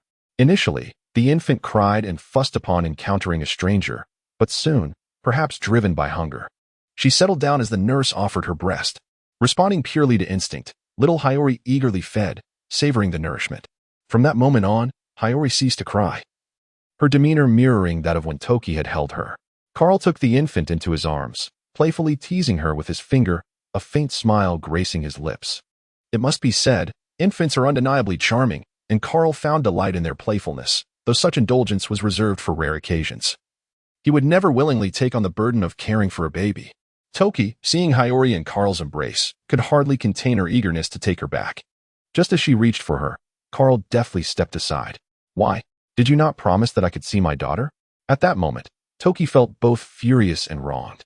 They had just agreed upon this. "Indeed, I did say you could see her, and you may hold her now," Carl replied, still teasing Hiyori, who, for reasons unknown, showed no fear of him and giggled in response to his antics. "Are you still concerned that I might run off with Hiyori? I am currently bound by sea-stone handcuffs, and I hardly believe I could escape right under your nose." Toki recognized that she could not afford to act rashly and had to express her current disadvantage fully. Upon reflection, Carl decided to relinquish Hiyori to Toki. "I have one more condition. When I am not present, you are not to be alone with Hiyori." Toki had not anticipated such caution from him, leaving her with no private space for her and her daughter. She considered protesting, but then heard Carl and Appo's next words. "This is my final bottom line. However, when the time is right, you will naturally be able to interact normally." Seeing no other option, Toki reluctantly agreed. Time flew by, and soon the end of the year approached. On a day that would send shockwaves across the seas and the world, an astonishing announcement shattered the seemingly tranquil waters. GOLD. Roger achieved an unprecedented feat. He led his pirate crew to the final island and named it Laugh-Tale, a grand jest. The world government, orchestrating this event, conferred upon Roger the title of Pirate King. What they sought was to elevate him only to undermine him. The remnants of the Rock's pirates, all proud and arrogant, could not allow a king to reign over them. However, contrary to expectations, this did not trouble Roger. Instead, it provided him with considerable advantages. Meanwhile, the world government fervently urged the Navy to pursue Roger and Appo's crew. While some rejoiced, others despaired. On a massive pirate ship resembling a whale, Whitebeard, at the peak of his prowess, glanced at the news in the newspaper and smiled faintly. "Gururara, Roger, you have truly fulfilled your dream." He took a hearty swig from a large bowl on the deck and looked upon the faces of his crew with a fatherly smile. Odin, that fool, actually accompanied Roger to the final island. "Indeed, when that guy returns, we must demand he recount his tales of Laugh-Tale. Why wait for him to tell? We shall go ourselves. If Roger can become the Pirate King, why can't Appo's our father? Yes, father shall certainly not be inferior to that scoundrel Roger." Unbeknownst to them, their dreams were also on the verge of realization. Chapter 29. The Return of Odin Wano, Tato Land. This is the territory of one of the future emperors of the sea, Charlotte Linlin. At just over 40, Big Mom has not yet succumbed to gluttony, retaining a semblance of her former grace. Mama, the Pirate King, that detestable Roger, and that bunch of scoundrels in the world government had the audacity to bestow the title of Pirate King upon Roger. Charlotte Linlin is currently in a foul mood. She aspires to become the Queen of the Seas, and Roger and Appo's ascension as Pirate King is nothing but an affront. And to add insult to injury, she is pregnant and desires some sweets to soothe her nerves. "Parasparrow, bring me the desserts." On Onigashima, the skies are thick with dark clouds, occasionally illuminated by flashes of lightning. Suddenly, the clouds begin to roil violently, as if something momentous is unfolding. In the next instant, a massive azure dragon emerges from the tumultuous skies, accompanied by Kaido and Appo's trademark laughter, Wururaro. Roger, the Pirate King. Below, Some newly recruited members of the Beast Pirates tremble in fear, while others, having witnessed Kaido's might, gaze up with admiration and excitement. What is that fool of a father doing? Yamato glares at the azure dragon overhead, perplexed by Kaido and Appo's antics. What's the big deal about Roger becoming the Pirate King? Kaido's reasoning eludes her. Is Roger's title truly of such importance? Shouldn't the focus be on swiftly resolving the situation in Wano and establishing complete control over it? Roger's title as Pirate King holds no absolute sway over the Beast Pirates. Toki gazes out the window at the colossal creature in the sky, her heart heavy with uncertainty about Oden and Appo's ability to confront such a formidable foe. Oden, I hope you return safely. Meanwhile, aboard the Oro Jackson, the focal point of this uproar, the Roger Pirates. At this moment, all the crew members wear faint smiles, clearly relishing the recent news from the final island, Laugh-Tale. On the grand vessel, every member of the Roger Pirates is present, save for one, Captain Gold. Roger. After returning from Laugh-Tale, Roger announced the dissolution of the Roger Pirates and was the first to disembark.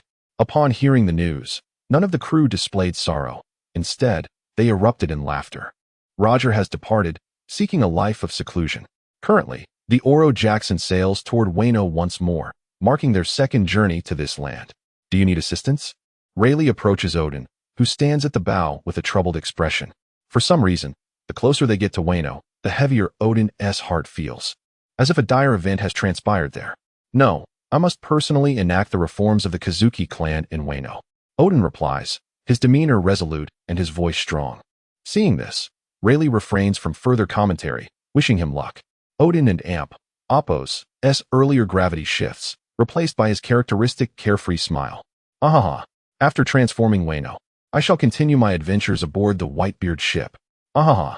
Rayleigh can only smile helplessly, accustomed to Oden and Appo's unpredictable nature. By the way, during our last visit to Wano, Roger encountered an intriguing child and intended to invite him aboard. You might want to keep an eye out for him. Rayleigh recalls the peculiar child with the strange mask. Oh, a child who piqued Roger and Appo's interest? I shall certainly seek him out. In Wano, there is no one I cannot find. Haha. Arriving once again in Kuri, this time, however, it is Oden returning home. Oden, good luck. Oden, do not forget our adventures together. The other members of the Roger Pirates bid Oden farewell with laughter, devoid of sorrowful farewells. Oden waves goodbye, watching the Oro Jackson fade into the distance, before embarking on his journey home. As he walks, Oden's heart grows heavier. Though Kuri may not rival the flower capital in prosperity, the efforts of Oden and his retainers had begun to bear fruit. Yet now, Kuri is marred by the construction of numerous factories. The air is tainted by the smoke billowing from these factories, polluting not only Kuri but all of Wano. The indiscriminate discharge of wastewater has sullied parts of the rivers, leading to illness among villagers who rely on the water for sustenance. Without treatment, death is inevitable. However, Orochi has long since tightened his grip on Wano's economy, effortlessly suppressing any district he chooses, leaving even the daimyos powerless. At this moment, Oden feels a surge of anger directed at Orochi. He wishes to return and check on his retainers and wife. Upon arriving at the Kazuki estate, he is met with a scene of devastation, tilted doors, shattered windows, and debris strewn across the ground. There is no trace of habitation. Oden stands frozen, unable to comprehend the transformation of his estate since his departure. Suddenly, a foreboding sense grips him. Oden's pupils dilate as he extends his observation haki to its limit, calling out repeatedly, Kin and Appo's, Eamon, Ashuradoji, Toki, Momonosuke. Yet, no one answers. Only his echo remains. Then, sensing something, he turns abruptly. My lord Oden, is it truly you? You have finally returned. Kinemon. It is indeed Kinemon, who rushes over, unable to contain his emotions, kneeling and weeping, his tears mingling with his snot, as if releasing months of pent-up frustration and humiliation. Seeing Kinemon in such distress alleviates some of Oden's anxiety, but it quickly resurfaces. He hurries forward to help Kinemon up. Kinemon, what has happened? Why is the estate in such disarray? Yet Kin and Appo's Eamon remains unmoved, his knees glued to the ground, his hands gripping the earth tightly. I have failed you, my lord. I could not protect Lady Toki, the young master, and the young lady. I deserve death. Kinemon's voice trembles as he dares not meet Oden's gaze, fearing the disappointment he might see reflected there. What? What has happened to Toki and the children? Odin's urgency escalates. The safety of his wife and children is at stake. The young master was rescued safely, but Lady Toki and the young lady remain in Orochi and Appo's clutches. I am sorry, my lord. I am so sorry. As Kinemon speaks, he draws his sword, preparing to take his own life. Just as he is about to strike, a hand suddenly grips his wrist, halting him. My lord, let me die? As a retainer, I can no longer face you. Fool, if you die now, I will truly lose all respect for you. You are not at fault. This is all Orochi's doing. Live to atone for your mistakes. Odin's roar reverberates in Kinemon's ears. My lord Odin. Orochi. Odin's fury towards Orochi reaches its zenith, unleashing a torrent of his conqueror's haki. Crimson-black tendrils of lightning swirled around him, and at this moment, Akatsuki Uten resembled a ferocious beast poised to devour those in its path, evoking a sense of suffocating dread. Overwhelmed by an uncontainable fury, Odin burst forth from the dilapidated daimyo estate, heading directly for the flower capital. Lord Odin, Kinemon cried out, trailing behind him. But Odin, deaf to Kinemon's appeals, pressed on, his resolve hardened to cleave Orochi in two. Never before had Kazuki Odin been consumed by such wrath. As Kazuki Odin's domain, Orochi had undoubtedly dispatched spies to keep watch over Kuri and Appo's daimyo estate. Odin and Appo's return was immediately noted, and the news swiftly relayed to the shogun and Appo's palace. Now, witnessing Kazuki Odin and Appo's furious charge towards the flower capital, the monitoring samurai and ninja grew anxious. Should Odin arrive before the message reached the shogun, not only would the shogun face ruin, but their own days of servitude under Orochi would also be numbered. Nikawa Okasaka, the leader of a samurai squad dispatched by Orochi to surveil the Akazaya 9, commanded 10 warriors. A former wandering samurai, he had gathered his subordinates during his travels. His strength led to his recruitment by Orochi and Appo's men, who assigned him to monitor the Akazaya 9. Seeing Odin and Appo's wrathful emergence, Nikawa Okasaka panicked. Some of you, intercept Kazuki Odin. A substantial reward awaits you. Nikawa Okasaka randomly selected a few men to halt Odin and Appo's advance. The chosen few were taken aback. Huh, me? Their expressions betrayed their disbelief. Who wouldn't be intimidated by Odin's current aura? They were being sent to their deaths. What? Is there a problem? Are you more afraid of Odin than of me? If you refuse, I'll kill you now. Nikawa Okasaka threatened.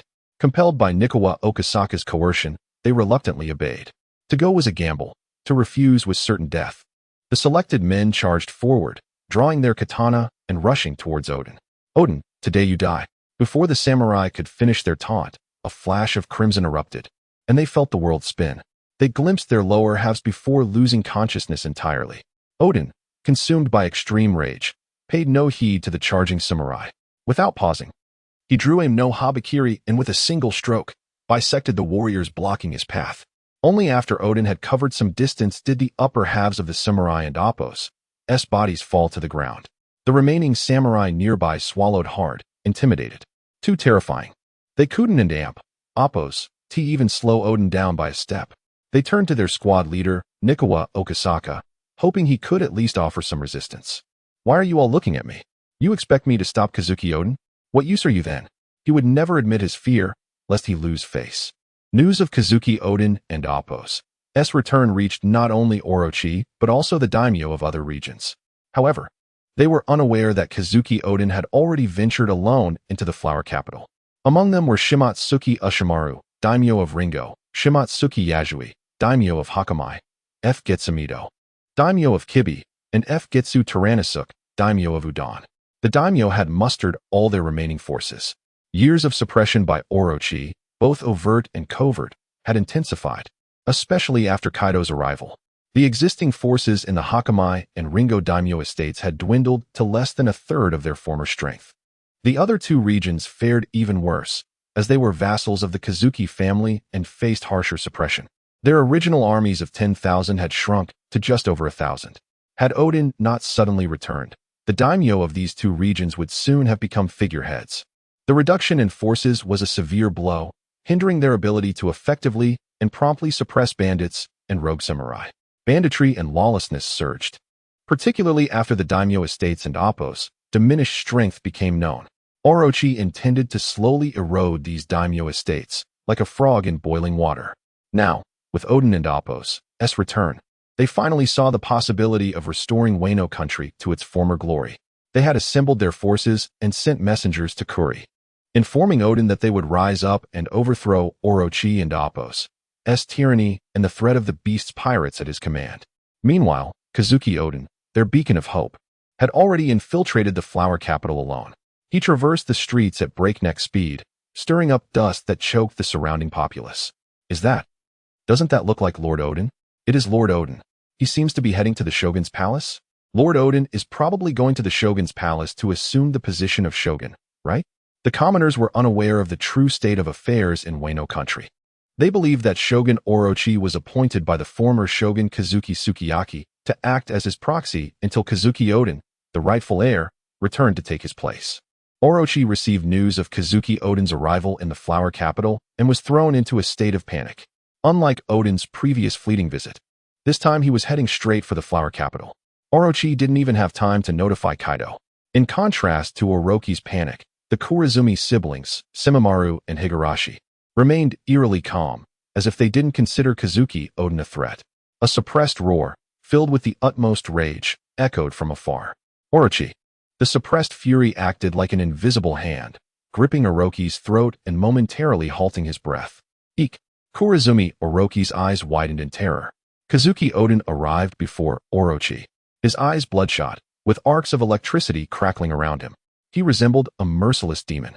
The sight caused Orochi's heart to seize, and he stumbled to the ground. Kazuki Odin, indifferent to Orochi and Appo's state, sought only to cut him down. Odin raised Enma, bringing it down without hesitation. Clang! An invisible barrier suddenly blocked Odin and Appo's strike. Orochi watched as the blade hovered above him, a flash of cold steel. Trembling, Orochi felt a warm sensation spreading down his leg, and the stench of urine filled the confined space.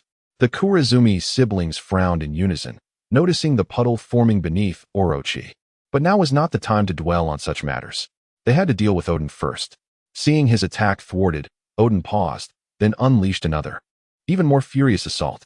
But the transparent barrier showed no sign of breaking. Refusing to be deterred, Kazuki Odin began searching for weaknesses in the barrier, attacking it relentlessly. Orochi. Kurizumi Orochi, seeing that Odin's attacks were futile, grew arrogant. Ha ha ha ha ha ha ha. Odin, come and kill me if you can. Ha ha ha ha. Provoked by Orochi's taunts, Odin grew even more enraged, his attacks becoming more ferocious. Orochi. Return Wano country, the position of Shogun, Toki, and Hiyori. Chapter 31. The Compromise of Odin Kaido. Return Wano country, the position of Shogun, Ashi, and Hiyori. Odin and Appo's furious roar echoed, yet Kaido displayed no fear. Instead, he grew increasingly arrogant. Ashi, Hiyori. Kaido's mind suddenly recalled the last time he sent someone to abduct Odin's family. Kazuki Toki, Odin's wife, Kazuki Hiyori, Odin's daughter, and Kazuki Momonosuke, Odin's son. When he dispatched his men, he only encountered a single boy, Kazuki Momonosuke, while the other two remained elusive. Furthermore, shortly after they had kidnapped Odin's son, he was swiftly rescued, leaving Kaido in a state of vexation for quite some time. Although he was unaware of the whereabouts of Odin's wife and daughter, it did not deter Kaido from mocking Kazuki Odin. Meanwhile, Kurizumi Kanjuro furrowed his brow, preparing to retort, but before he could speak, Kaido interjected, Toki is quite alluring. Kaido aimed to inflict the utmost humiliation on the most terrifying foe embedded within his heart, disregarding all other considerations. Kurizumi Kanjuro grew increasingly discontented with the foolish Kaido, pondering how he had ever chosen such a brainless wretch. This foolishness had redirected all of Odin and Appo's animosity towards them. Her scheme had been to attribute the situation concerning Toki and her daughter to the beast pirates. This would not only deflect a portion of Odin's wrath, but also ensnare the beast's pirates entirely. Now, all of this had been thwarted by Kaido's stupidity. Kaido, you are infuriating. Kaido's words ignited a surge of rage within Odin, who could scarcely bear the thought of his beloved being toyed with by this grotesque, diminutive figure. Upon realizing this, Odin resolved to cease the pointless slashing. Kaido's sudden cessation only emboldened him further, unleashing a torrent of vile words that would undoubtedly be censored. Kurizumi's siblings were no fools. They recognized Odin was preparing for genuine combat. Odin's aura escalated abruptly. A suffocating wave of Conqueror's haki erupted forth. The interior of the Shogun and Amp, Appo's residence trembled under the weight of his presence. Cracks spiderwebbed across the floors, walls, and ceiling, as though it might collapse at any moment. The bewildered civilians outside gazed at the quaking Shogun's residence, wondering what transpired within. With a resonant hum, Odin enveloped his sword and hands in armament haki. Dark red lightning coiled around his twin blades, and at that moment, his presence reached its zenith. Odin's two-sword style, gun, imitation demon. Odin swung his blades. The overwhelming force poised to cleave downwards, causing the Kurizumi siblings to panic. Whether this attack could be thwarted remained uncertain, but the Shogun and Amp, Appo's residence would surely be annihilated. If his stance were to waver, disaster would ensue. Odin, if you wish for the people of Wano to survive, cease this at once. Should we perish, the ninjas and samurai we have stationed in Flower City will slaughter every civilian. Uncertain of Odin's intentions, he ultimately relented. With a face etched in reluctance, Kazuki Odin retracted his impending strike. The forceful withdrawal caused him to spew a mouthful of blood.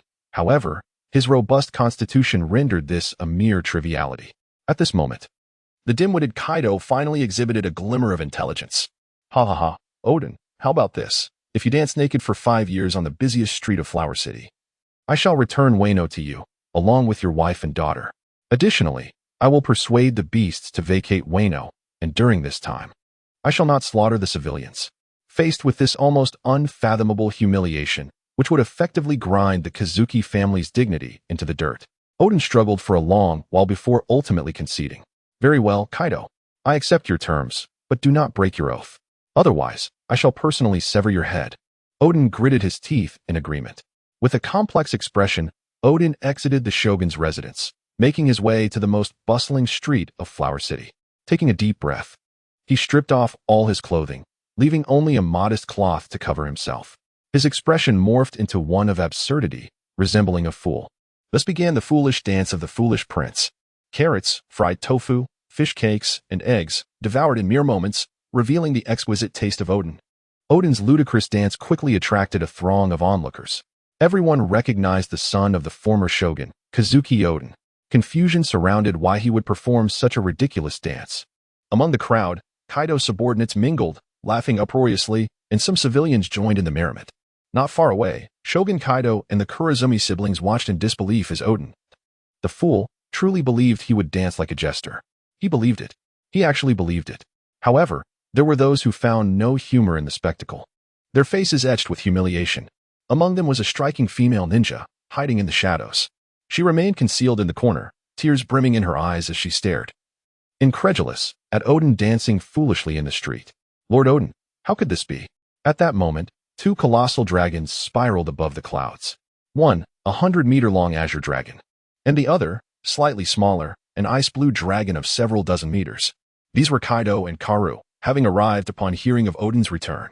Karu, having followed independently, observed the spectacle below, the samurai dancing naked with a gaze filled with disdain and mockery. Is this the mightiest warrior of this land? A crew member of Roger and Whitebeard? Hardly impressive, just a fool. How dull. Let us depart. Kaido was utterly disappointed in Kazuki Odin, having anticipated a formidable adversary, only to find a simpleton instead. Karu found the sight unbearable. Had it been a woman, he might have appreciated it, but as for the male Odin, he could only feel discomfort. Grateful he hadn't brought Yamato along, as he did not wish for the young girl's innocence to be tainted by Odin's disgraceful display. Odin's foolish demeanor did not appear to be an act. After a few glances, Karu lost interest, having only been curious to see if Odin would choose differently after learning of his wife and daughter and Appo's disappearance.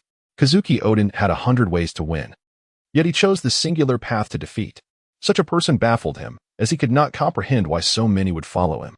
Out of the corner of his eye, Karu caught sight of a familiar figure, a striking female ninja clad in revealing attire.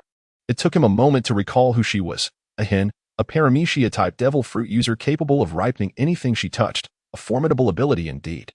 A hen remained the most beautiful ninja in Wano, her figure unchanged. Karu contemplated the potential of this devil fruit. However, persuading a hen, who had remained loyal to the Kazuki clan, would not be a simple task. Nevertheless, having encountered her, he saw no reason to let this opportunity slip away. Chapter 32. The execution of the Pirate King confronted with the formidable ninja Carl, who wields the powers of a paramecia fruit. Failure to capture him would be tantamount to death itself. The only concern was whether Odin would intervene. In order to preempt any interference from Odin, Carl resolved to conclude the encounter swiftly, denying her any chance to retaliate.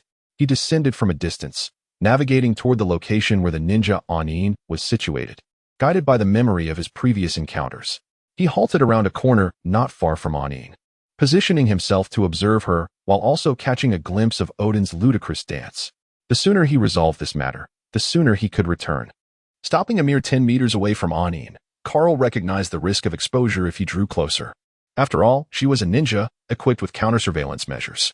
He exhaled a breath of icy air, coalescing a sphere of azure energy in his palm, and casually cast it forth like a stone.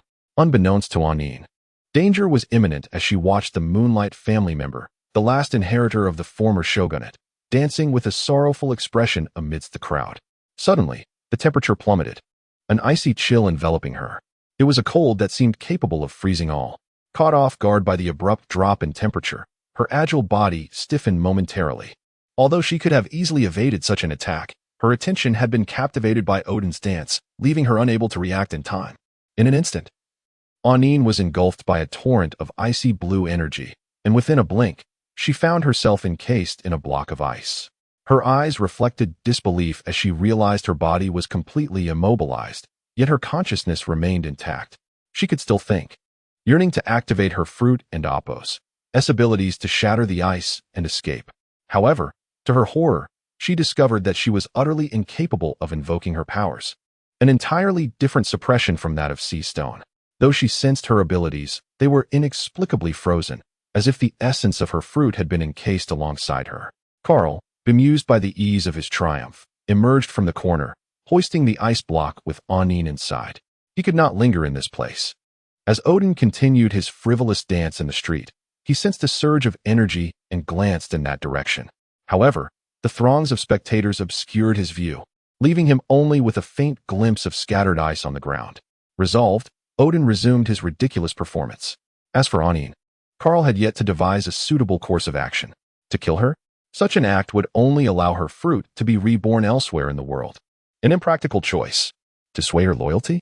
Given her unwavering allegiance to the Moonlight family and Wano, the endeavor would prove monumental. Unable to conceive a better solution, Carl opted to encase her in sea stone and confine her in a cell, planning to deliberate further later on. In the year 1498 of the Sea Circle calendar, a year of exceptional significance unfolded. After vanishing post his ascension to Pirate King, Roger unexpectedly surrendered to the Navy. The Navy, in turn, announced that Roger would face execution in a few days at Log Town in the East Blue. The tumult surrounding Roger and Appos' rise had scarcely subsided when news of another Pirate King's impending execution broke. Countless pirates and ambitious souls flocked to Log Town, eager to witness the twilight of an era. Above a seemingly ordinary expanse of the New World, the sky was unblemished, sunlight shimmering upon the sea. Suddenly, a colossal shadow, reminiscent of an island, obscured the light. Several such shadows loomed, as though islands floated in the air. Gazing out, one could indeed see numerous islands suspended above. Ha ha ha. Roger, how could this be? How could you be captured by the Navy? How could you surrender? You were meant to conquer the world alongside me. How can you be executed in the weakest sea, the East Blue? A man, crowned with a ship's wheel and golden hair flowing like a fierce lion, was in a frenzy, incredulous as he stared at the newspaper. Suddenly, his manic expression faltered. Roger, you cannot die. You were destined to rule the world with me. Wait, I am coming to save you. As he spoke, the floating islands began to shift, their course set towards Marine headquarters, Marineford. Days passed, and the world had yet to recover from the news of the Pirate King Roger's execution when another shocking revelation emerged. The legendary pirate, the Golden Lion, wreaked havoc at Marine headquarters. The battle raged for 3 days and nights, nearly bringing Marineford to ruin. Ultimately, the legendary pirate was defeated by the Navy's hero, Garp, and the Admiral Sengoku, subsequently imprisoned and impelled down. The Devil Fruit user Douglas Bullet, upon learning of Roger and Appos' capture, reignited his reign of terror. Roger was the target he had long sought to surpass. Roger, Why? Why? Why? I have not yet challenged you. Why would you surrender? Bereft of purpose, Bullet unleashed a series of assaults on the allied nations of the world government. Yet, fresh from the Golden Lion and Apos' attack, and with the impending execution of Roger, the Navy was ill-equipped to confront him. September 1498 of the Sea Circle calendar marked the day of the Pirate King and Apos' execution. In Log Town, the square was teeming with people, an assembly of future influential figures. Among them stood the young Shanks, one of the future 4 emperors, alongside Buggy, the clown, who would one day possess the Conqueror's haki. Both had once sailed under the banner of Roger, their faces etched with sorrow as they beheld their captain's impending fate. The future world and Apos' greatest swordsman, Mihawk, was present, as was Don Quixote da Flamingo, destined to become an underground emperor. Also in attendance was the formidable Moonlight Moria, alongside Crocodile, who had consumed the Sand fruit, and Monkey D. Dragon, whose youthful visage bore no marks of footwear. The Navy worked diligently to maintain order on this momentous day. Any disruption would be a burden they could not afford. As the heavy footsteps echoed, every spectator held their breath, eager to witness the man who had conquered the Grand Line, the man known as the Pirate King. Roger displayed no hint of dread at the prospect of execution. Instead, a smile graced his lips, his iconic grin unwavering. He ascended the scaffold with a calm demeanor, embodying the essence of the Pirate King even in the face of death. Standing tall upon the platform, he exuded an air of supremacy, unyielding even in his final moments. Execution of GOLD, Roger. At that moment, someone in the crowd shouted, "Hey, Pirate King, where have you hidden the great treasure of your arrival?" Chapter 33. The Formation of the Beast Pirates Kindergarten. Do you desire my treasures? I have placed everything there. Go seek it. The 2 Navy officers nearby seemed frozen in place, utterly unresponsive as Roger spoke. But as soon as his words fell silent, the 2 Navy men, belatedly aware, thrust their blades from their shoulder blades, piercing through and crossing out from his chest. Thus, the curtain fell on a formidable figure that had inscribed an era. Most of the crowd in the square had yet to regain their senses from Roger's declaration. A few astute individuals were already preparing to depart. The execution of the Pirate King would not only claim the life of the Pirate King himself, but also many pirates who had ventured from the Grand Line. Delaying would mean not merely witnessing the execution, but accompanying the Pirate King to the afterlife. The youthful Shanks, suppressing his sorrow, pulled Buggy into an alleyway. Although he mourned the death of their captain, he could still foresee the events that were about to unfold. This was the captain's own choice. And the absence of Rayleigh and Jabba to intervene indicated that the captain must have had his reasons, even if they were not immediately clear to him. The final proclamation of Pirate King Roger undoubtedly fanned the flames of an already turbulent world. It was foreseeable that many pirates would set sail in search of Roger and Apos' treasure after this day. With his demise, Roger had heralded the dawn of a new era. On Onigashima, Carl, unusually, had foregone training that day. Seated alone by the sea, he held a newspaper, his thoughts a whirlwind. The Pirate King Roger. In the blink of an eye, he had been in this world for 3 years, having grown accustomed to life here. Though his experiences over these 3 years were not extensive, consisting mainly of training and enduring beatings, Carl's strength had progressed rapidly. His skills in swordsmanship, martial arts, hockey, and fruit abilities had all improved, particularly his fruit powers, which he felt would not have a low ceiling even without further development. Carl aimed for comprehensive growth. Teacher Kaido had once said that hockey reigned supreme above all else, and that one could become a formidable force relying solely on hockey, but fruit abilities were equally paramount. Why was Kaido known as the strongest in one-on-one combat? This was due to his formidable physique and astonishing recovery capabilities, amplified infinitely by his dragon fruit. In prolonged battles, few could rival Kaido. As for Luffy and Nika, well, they were merely a spectacle. Had it not been for the protagonist's aura, they would have perished countless times already. At present, Carl had not encountered a benchmark for his strength, so he lacked a precise concept of how powerful he truly was. His sparring partners were either Jean or Kaido, which held no reference value. However, based on his estimations, he believed his strength was comparable to that of the beast pirates in the original story. At merely 6 years old, he still had ample room for growth. Carl. Lord Carl. A stranger's voice pulled Carl from his reverie. He turned to see an ordinary pirate from the beast pirates rushing towards him. "Lord Carl, I finally found you." "Oh, what do you seek me for?" The pirate dared not underestimate the seemingly youthful boy.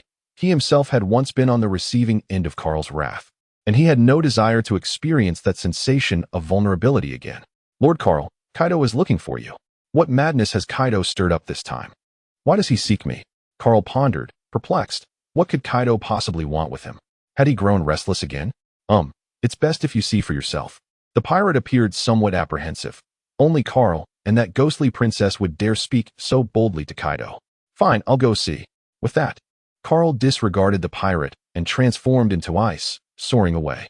Inside Onigashima, Kaido remained seated in his exclusive chamber, grasping a wine gourd, his expression tinged with sorrow. Yo, Kaido. What brings you to seek me? Carl kicked the door open and strode into the room. Upon seeing Kaido's melancholic demeanor, curiosity surged within him about why Kaido had summoned him. Such a sight of Kaido was indeed rare. Kaido paid Carl no mind, pouring another generous drink, some liquor trickling down his chin.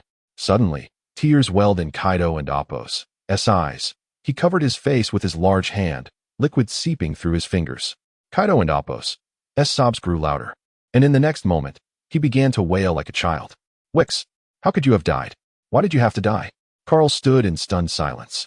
While he understood Kaido's nature, he would throw fits when intoxicated. This was unexpected. Why had he been summoned just to witness this drunken display?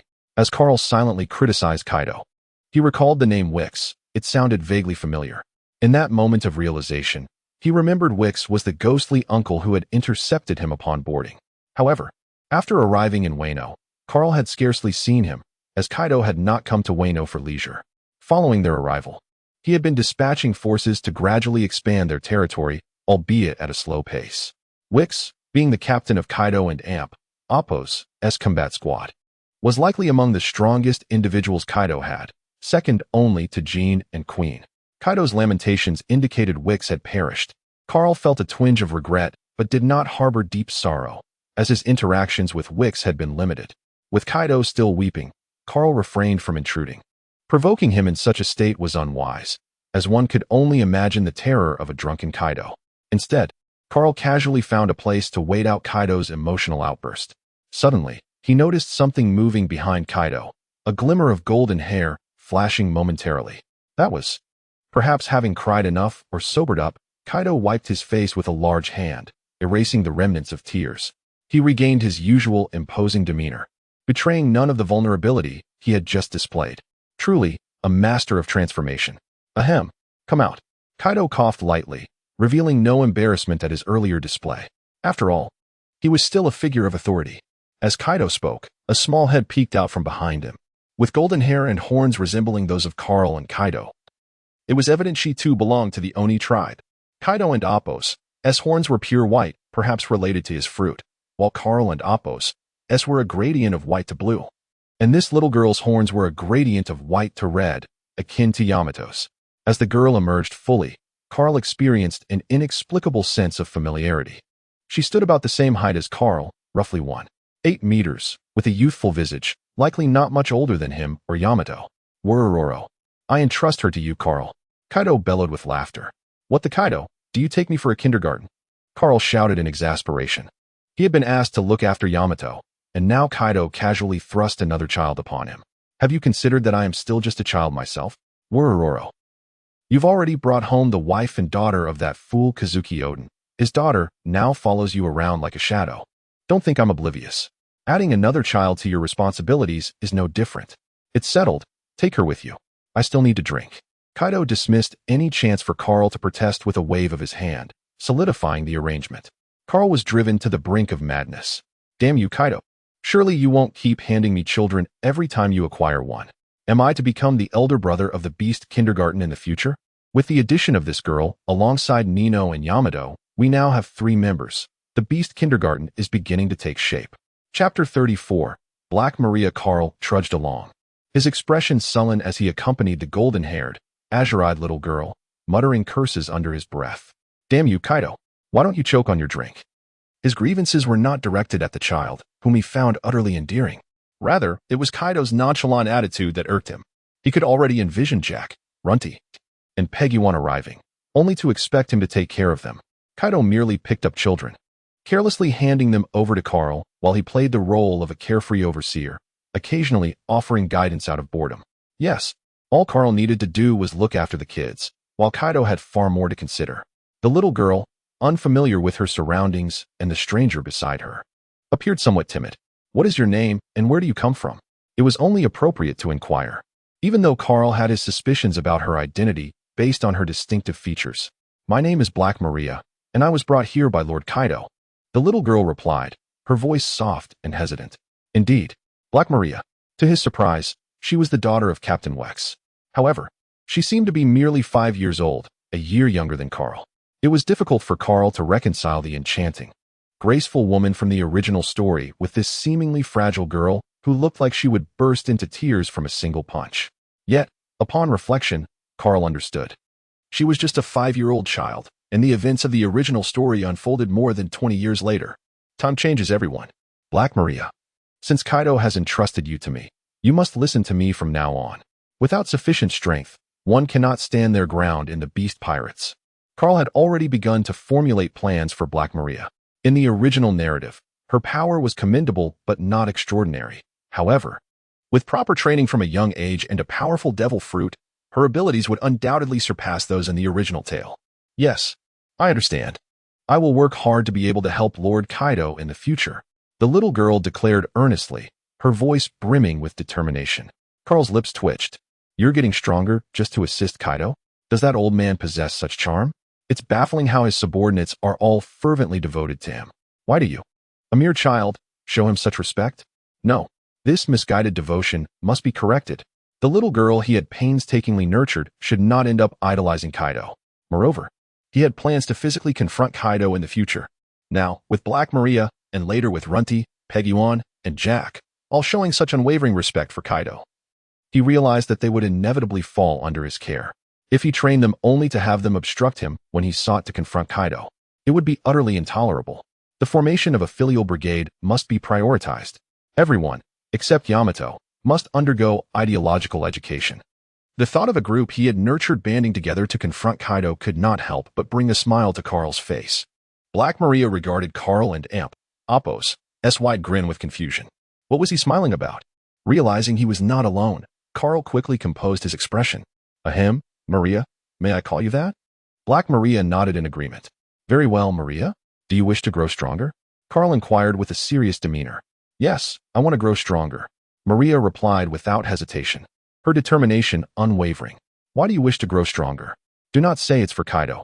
Tell me your truest feelings. Carl pressed further. This time, Maria hesitated. Since she could remember, her mother had passed away, and her father had gone to sea as a pirate, leaving her in the care of the village chief.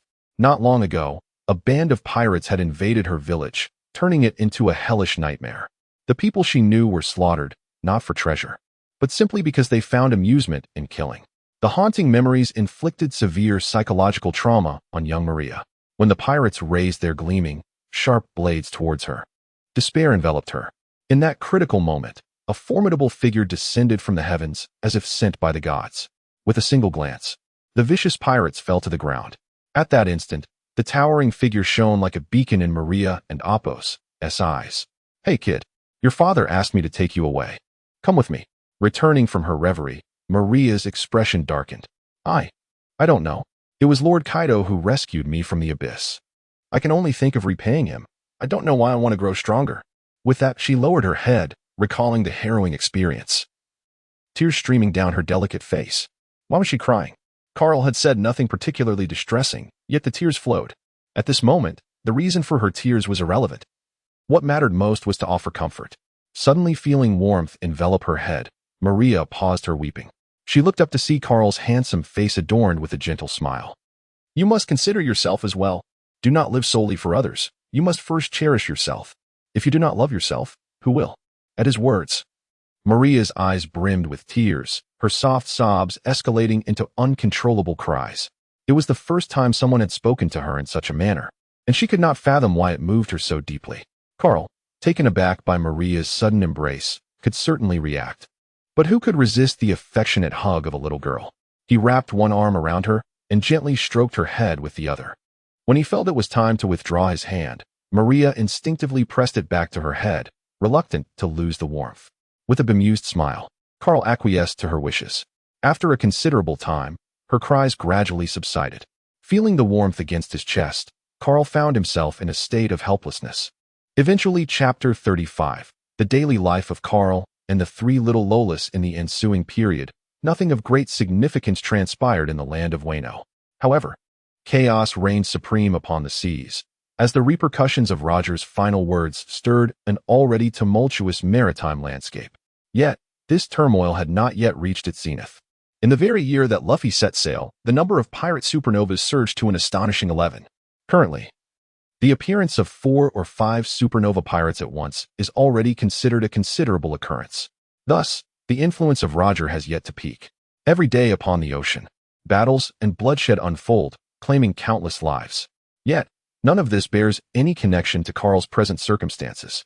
Surely, a time shall come when he will shine brightly. But that moment is not now. Setting aside his training, Carl and Appo's daily life has become quite indulgent. Each morning, he awakens to find himself embraced by 3 little Lolas. As he opens his eyes amidst the fragrant and soft pile of Lolas, he feels life should be nothing less than this. Ahem. Why do I refer to them as 3 Lolas? There is no need to elaborate on Yamato. Next is Black Maria, who, upon her arrival, exhibited some shyness and discomfort. However, children are inherently adaptable.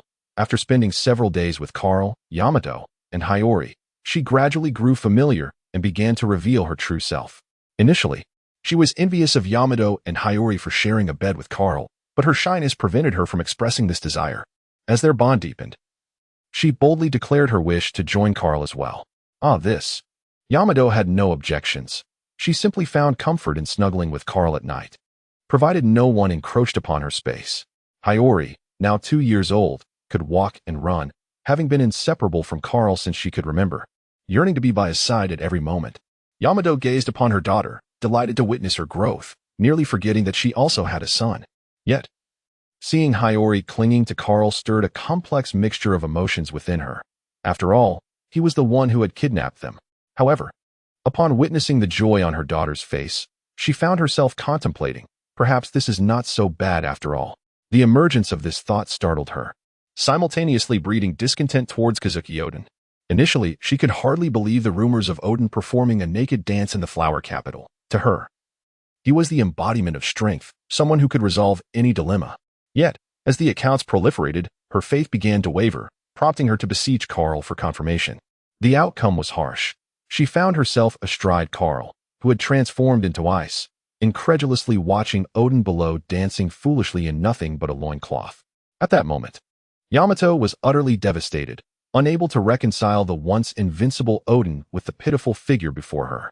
Carl informed her about Oden's wager with Kaido, and her first reaction was disbelief. Surely, Oden could not be so foolish as to accept such ludicrous terms. In the original narrative, Hiyori had come to trust Oden after reading his diary about Raftel and learning of his final words 20 years hence. Now, Yamato was merely an ordinary young woman, devoid of any grand mission. She was but a pitiful soul whose life was threatened, forced to traverse time and space to escape. Shortly after her arrival in this era, she had been coerced by a band of pirates, nearly resorting to her time-traveling abilities once more, only to fortuitously encounter Oden.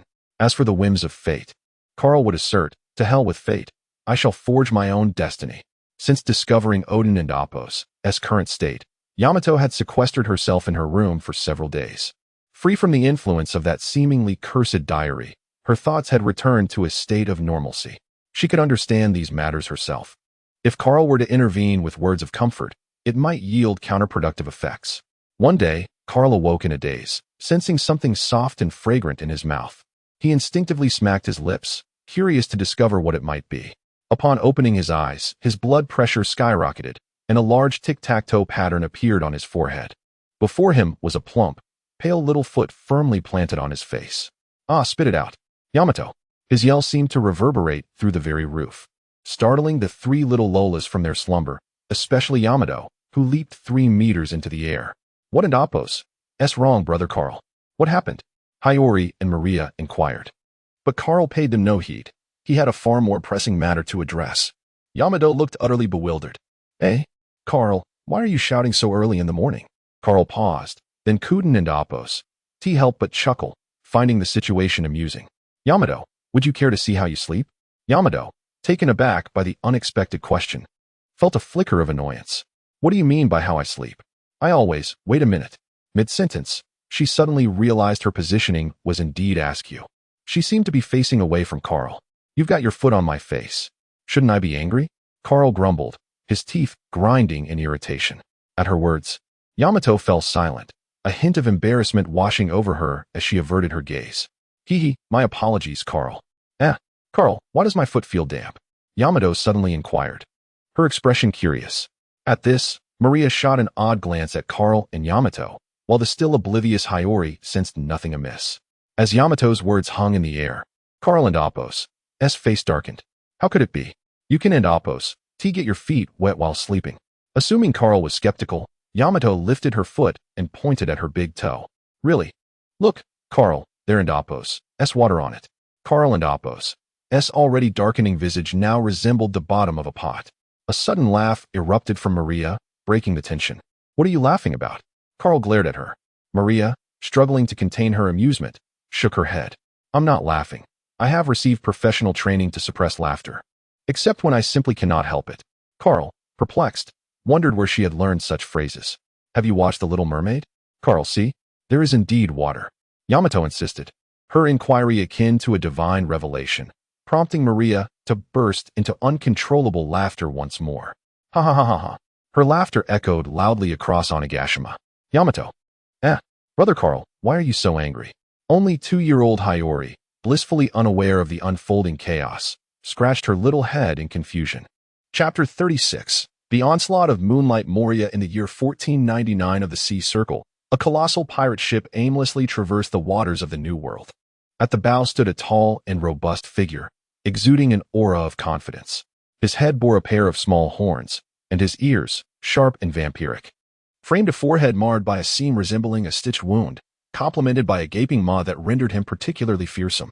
Lord Moria, where shall we head next? Hundreds of eager pirates aboard gazed fervently at the figure at the helm. I and Appos heard that the great pirate Kaido is in Wano. Our next destination is Wano. Let Kaido serve as a stepping stone on my path to becoming the pirate king. Moria radiated an air of overweening confidence. At this moment, he possessed the prowess to be audacious. He was far from the Moria of 20 years hence, known only for collecting shadows and creating zombies. Presently, he was one of the most formidable forces upon the seas, with both hockey and swordsmanship reaching unparalleled heights, a rarity among those capable of defeating him. Woo! Captain Moria is invincible. Captain Moria is destined to become the pirate king. Kaido stands no chance against him. His crew fervently extolled his strengths. Indeed, Moria was powerful.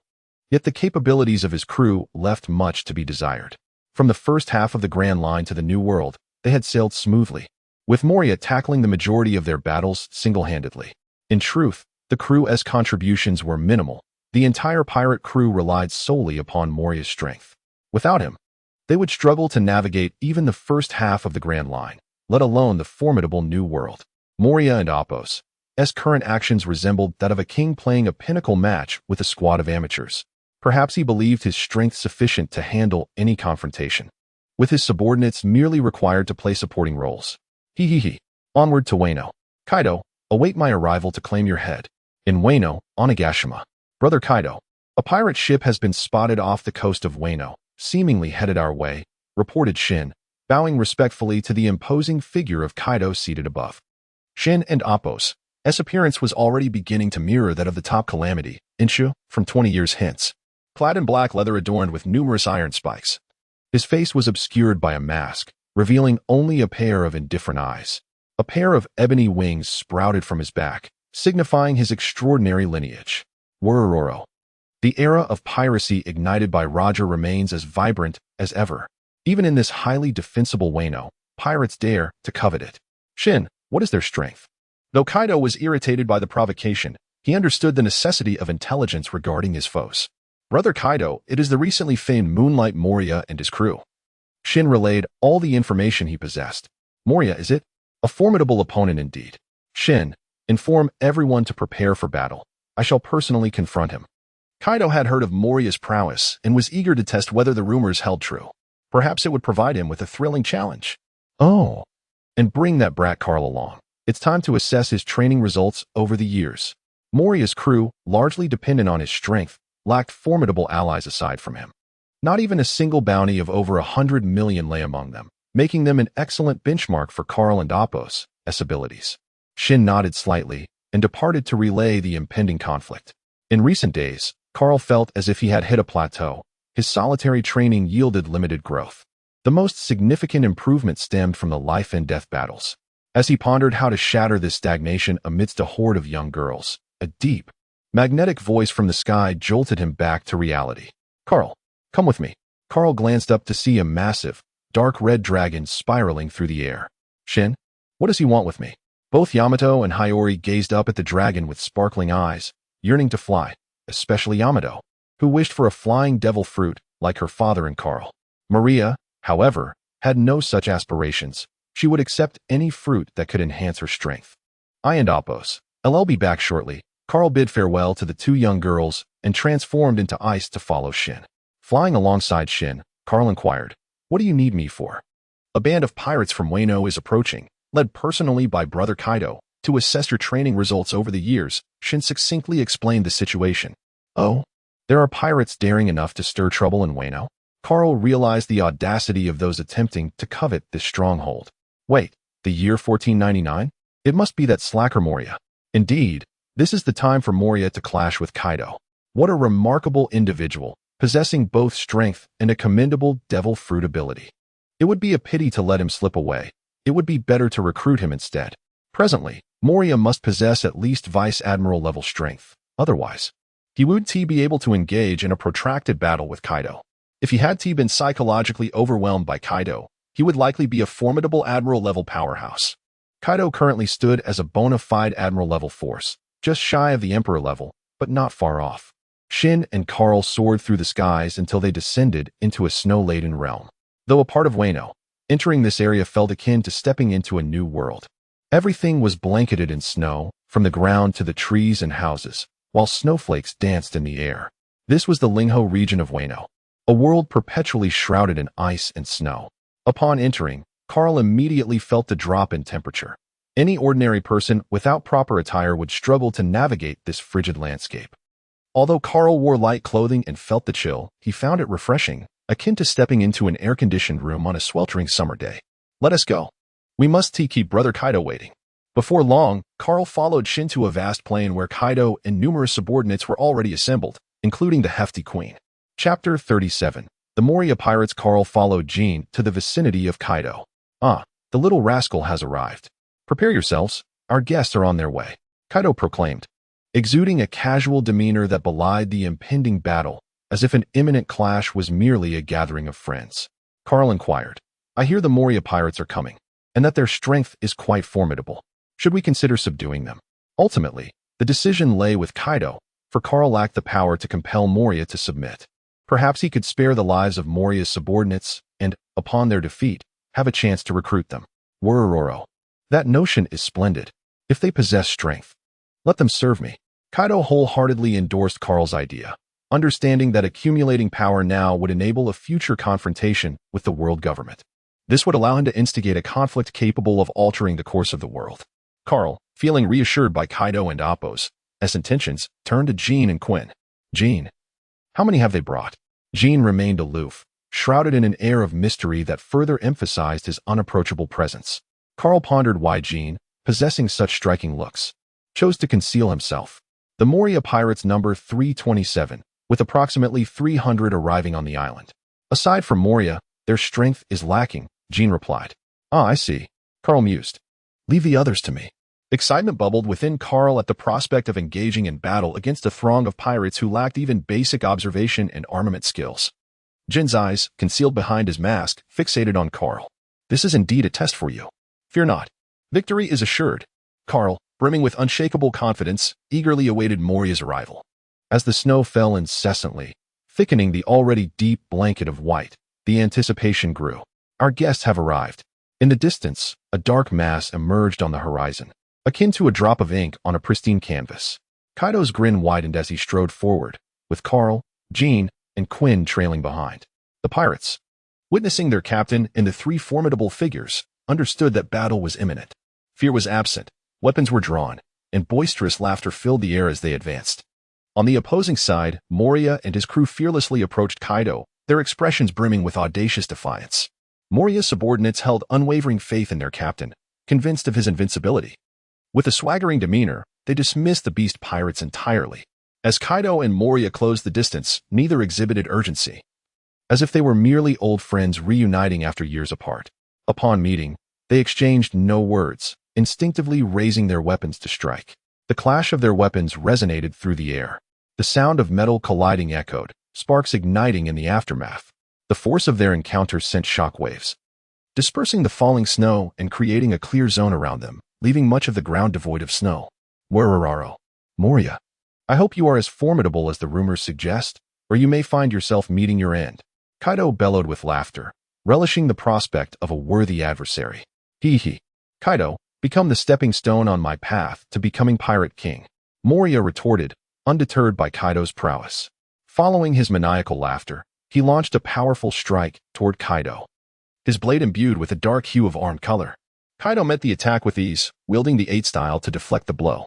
Both combatants bore confident and audacious smiles, each convinced of their superiority over the other. The sounds of clashing weapons reverberated as they engaged, clearly matched in prowess. With the battle between Kaido and Moria underway, Carl could no longer contain his eagerness and surged towards the Moria pirates like an arrow released from its bow. The beast pirates, witnessing their leader and Apos' advance, prepared for battle. Weapons raised, but Jean raised a hand to halt them. Despite their confusion, they dared not question Jin's command. Seeing their captain engage with Kaido, Moria and Apos' crew could not remain idle and charged toward the beast pirates, brimming with ferocity. Yet, an eerie chill thickened the already frigid air. Roar. Ahahaha, at last. I can unleash my full potential. A thunderous roar pierced the atmosphere, followed by a youthful yet commanding voice proclaiming, in the sky. Moria and Apos' crew collectively gazed upward, their hearts racing with trepidation. A colossal dragon, seemingly sculpted from ice, spiraled through the air. Its slender form glistened like crystal, while a head, larger than its body, loomed over them with an air of majesty and elegance, exuding both authority and grace. It's a dragon, they murmured in awe. But what of it? We are the subordinates of Lord Moria. Indeed, Lord Moria is battling Kaido. We cannot bring shame upon him. Moria's crew, emboldened by their captain's confidence, raised their weapons, ready to confront the imposing ice dragon. Whether they were courageous or merely foolish, Carl found their disdainful remarks amusing. Very well. I shall spare Moria's crew, but if they do not spend a month in bed, I shall reverse my name. Without further ado, Carl opened his massive dragon maw, unleashing a torrent of icy breath aimed directly at the unsuspecting crowd below. Scatter!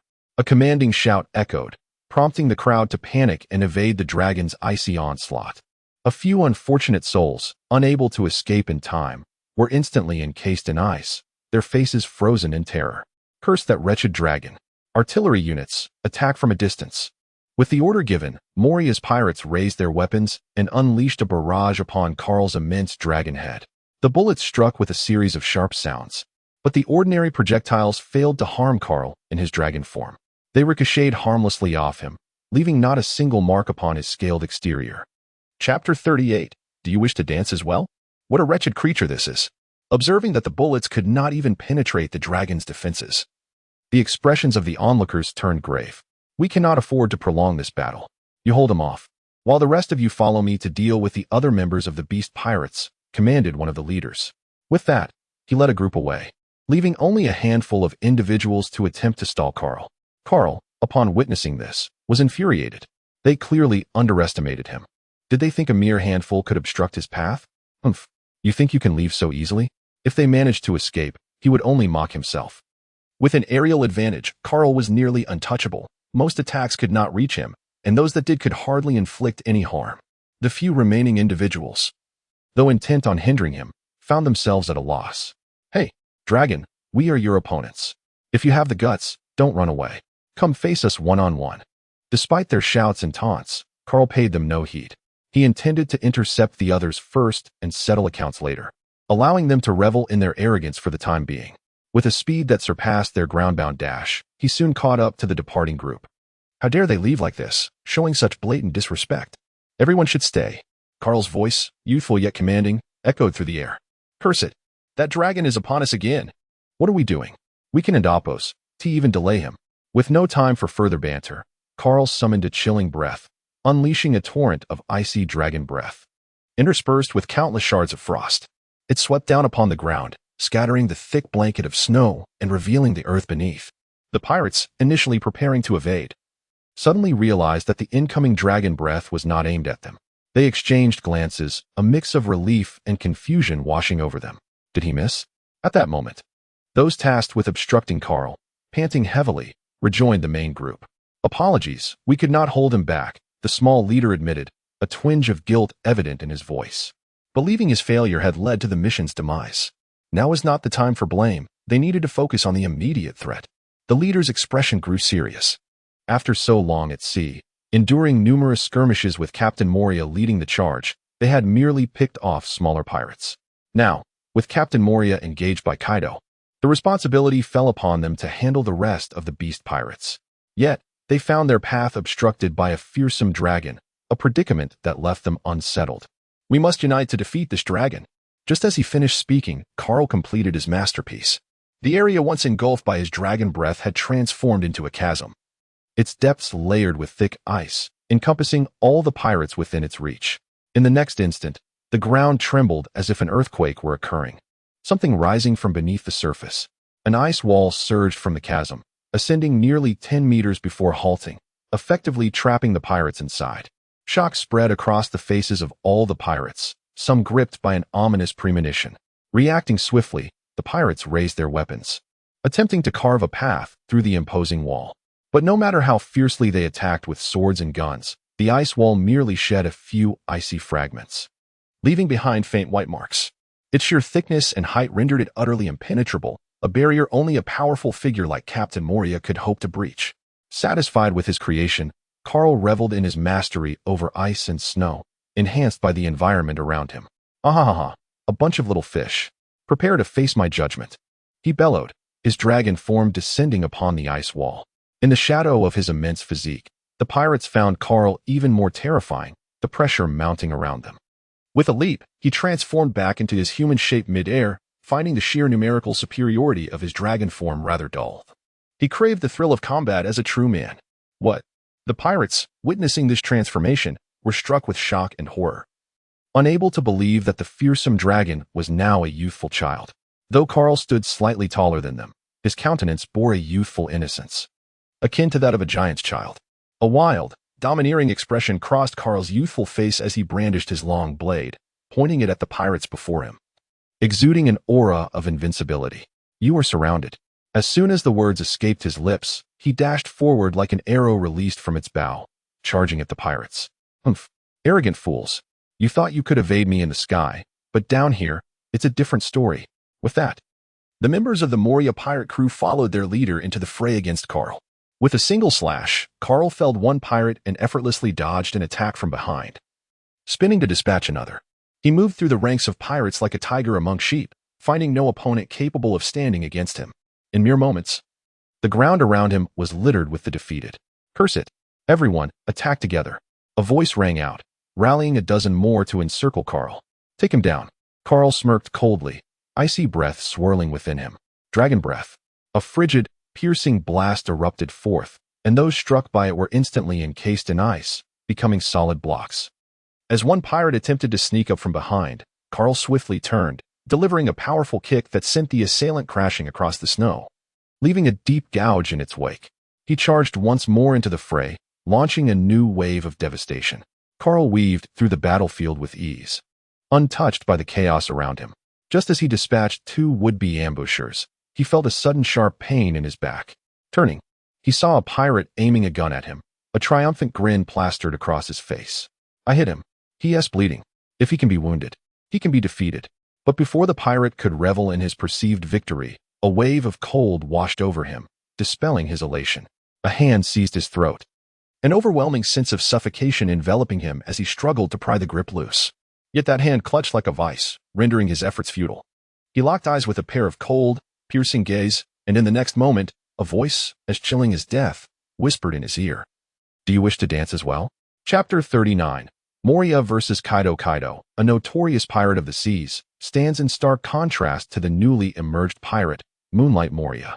Setting aside the fact that Kaido possesses the Conqueror's haki, he is also a mythical Zoan-type devil fruit user, wielding the powers of the Azure Dragon. Coupled with his astonishing regenerative abilities, Moria's defeat is all but assured. However, the current Moria is no longer the version of himself that roamed aimlessly, scavenging for corpses and harvesting shadows. Even if he cannot best Kaido, he can still hold his ground and retaliate fiercely. He is undoubtedly stronger than any of Kaido's subordinates, exhibiting a prowess akin to that of a vice admiral. Moreover, with Moria and Appo's youth, the potential for him to ascend to the ranks of an admiral is significantly high. In the world of pirates, there are no definitive classifications of strength. One can only make rough estimates based on their actions. Kaido. Moria cackled, swinging his black blade, enveloped in armament haki, towards Kaido. Wororaro. Don't get too cocky. I haven't even warmed up yet, Kaido retorted, brandishing his own weapon with equal fervor as he struck back at Moria. The clash of their weapons filled the air with a shrill, grinding noise, accompanied by crackles of thunder. Just then, Moria let out a cold laugh, and the shadow beneath his feet suddenly stirred as if coming to life. It detached from him and swiftly moved behind Kaido, where a figure emerged, entirely black as ink, mirroring Moria and Appo's form, wielding a similar blade, but made entirely of shadow rather than armament haki.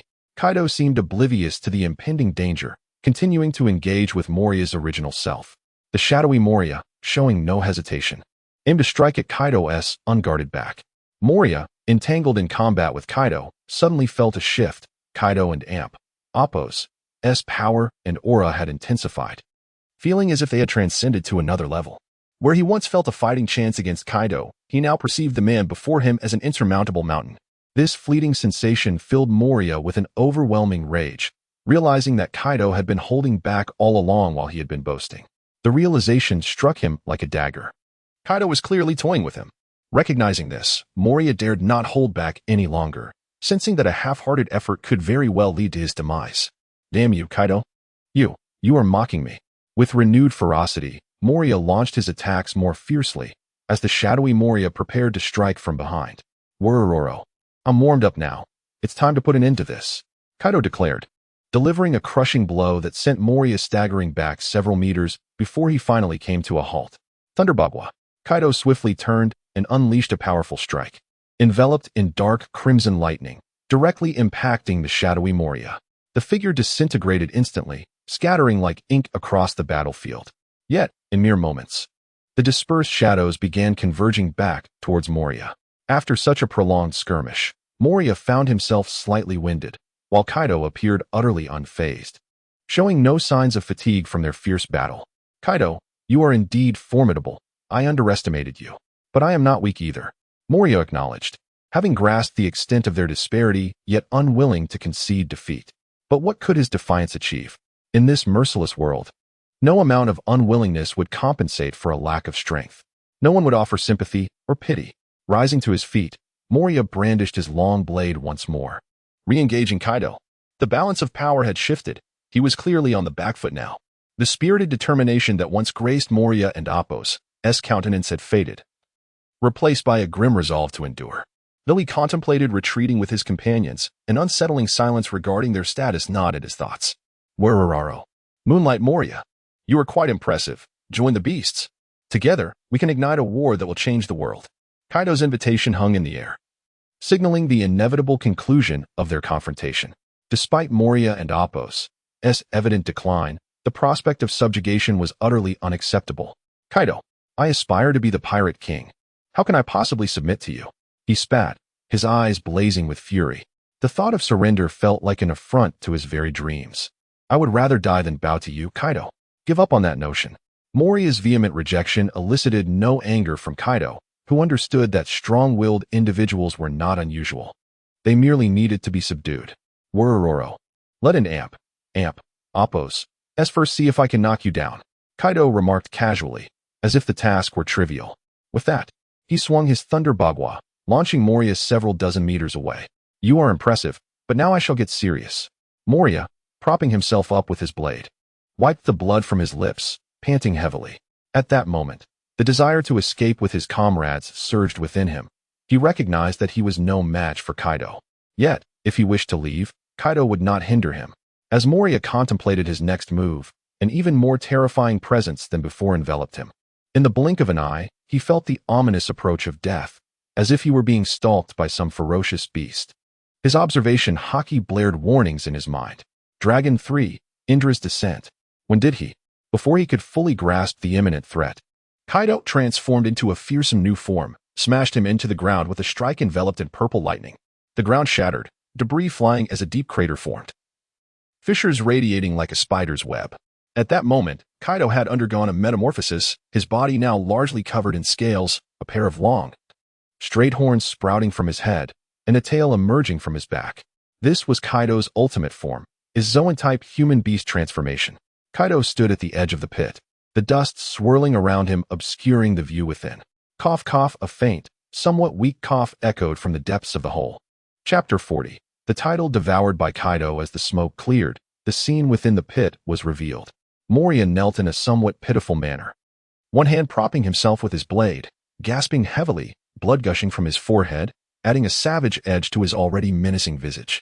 He fixed his gaze upon the now transformed Kaido, his eyes burning with fury and hatred rather than fear. If a glance could kill, Kaido would have perished 100 times over. Worororo. Submit to me, Moria, or face death. Kaido, losing patience, regarded Moria's defiance with disdain. If this fool refused to yield, Kaido would not hesitate to eliminate him. There was nothing to lose. Do you know who I am? I am the Moonlight Moria. Moria roared, rising swiftly. With a resonant hum, his long blade became ensconced in a layer of pitch-black haki. The shadow beneath him detached, morphing into a figure identical to Moria. As he shouted in rage, both he and his shadow surged towards Kaido, embodying a reckless determination to perish together. Humph! Kaido scoffed to him. This was merely Moria and Appo's desperate last stand, utterly insignificant. Thunder Bagua. The clash between Kaido and Appo's haki and Moria and Appo's blade was fierce, requiring the joint effort of Moria and his shadow to barely withstand the assault. Three weapons intertwined in the air, creating a dazzling display of black and red lightning. Sparks flying. In that instant of collision, the ground beneath them sank, cracks spreading like a spider and Appo's web between the two. The standoff in the air was evident to all. Moria was merely gritting his teeth, holding on. Kaido, what has become of my comrades? Moria and Appo's thoughts turned to his allies. An overwhelming sense of dread creeping in as he realized he had not heard a sound from them battling Kaido and Appo's subordinates for too long. Moria, you can hardly save yourself. Yet you still worry for your comrades? Kaido taunted, and Moria seethed with anger, fully aware of the peril he was in. The safety of his comrades was paramount. And disregarding his own plight, he roared at Kaido. Damn you, Kaido. Tell me what has happened to my comrades. Worororo. It wouldn't hurt to tell you. Your subordinates are likely all dead by now. Kaido continued to provoke Moria, reveling in the anguish of his words. Kaido, I will see you dead. Moria, incensed, let out a piercing scream that shattered the air. Fueled by rage, he felt a surge of strength, momentarily rallying against Kaido's onslaught. Yet, he was not the protagonist of this tale, nor did he possess the fortune of unexpected power. With Kaido's renewed force, Moria was sent flying backward, his shadow dissipating in an instant. As he soared through the air, he coughed up blood, his eyes nearly glazing over, his weapon slipping from his grasp. Damn it! Moria gritted his teeth, refusing to succumb to unconsciousness, propelled by inertia for hundreds of meters before his speed began to wane. This blow jolted him awake, clarity piercing through his furious haze. Just then, his shadow returned, and after a moment and Appo's hesitation, he activated his fruit and Appo's ability, sending his shadow racing toward the coast. At a certain distance, Moria would switch places with the shadow, repeating the process as he sought to escape, biding his time to gather enough strength to take revenge. It must be said that Moria's prowess now was commendable, able to withstand two of Kaido's skills and still flee. Of course, this was also because Kaido was not yet at his peak strength. Watching Moria retreat, Kaido sneered. Humph, you think it's that easy to escape? With that, Kaido stomped down, unleashing a shockwave that cracked the ground instantly. Leaping into the air, Kaido transformed, and within moments, 100-meter-long azure dragon coiled in the sky. The dragon, embodying Kaido, lunged after Moria. Feeling the intense heat behind him, Moria instinctively dodged. Boom. An explosion erupted where he had just been, leaving behind a smoking crater. Moria glanced back and felt a chill of sweat trickle down his spine upon seeing Kaido and Appo's dragon charging toward him.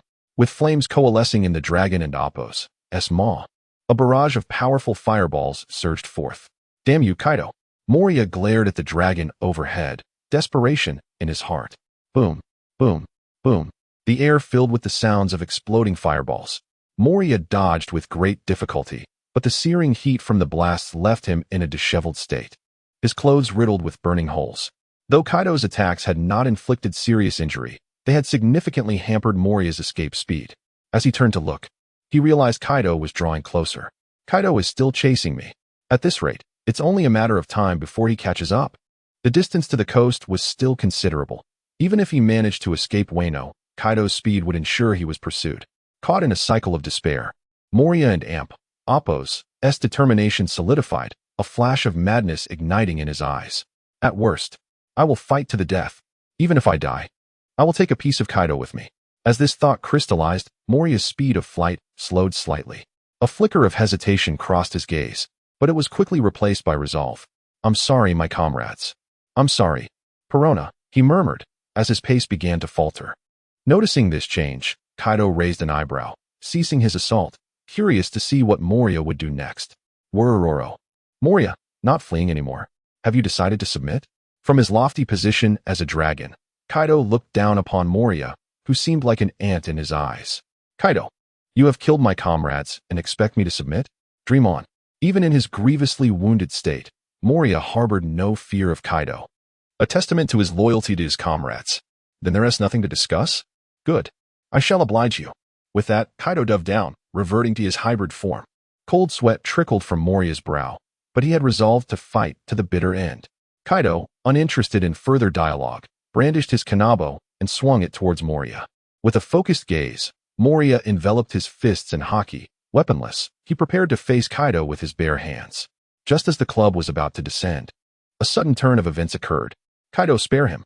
Chapter 41. The subjugation of Moria. A somewhat youthful voice interrupted Kaido, who was poised to strike. In the distance, an ice dragon, seemingly carved from frost, soared toward them. Kaido, spare him. Upon hearing this, Kaido indeed halted his actions, awaiting the arrival of the ice dragon.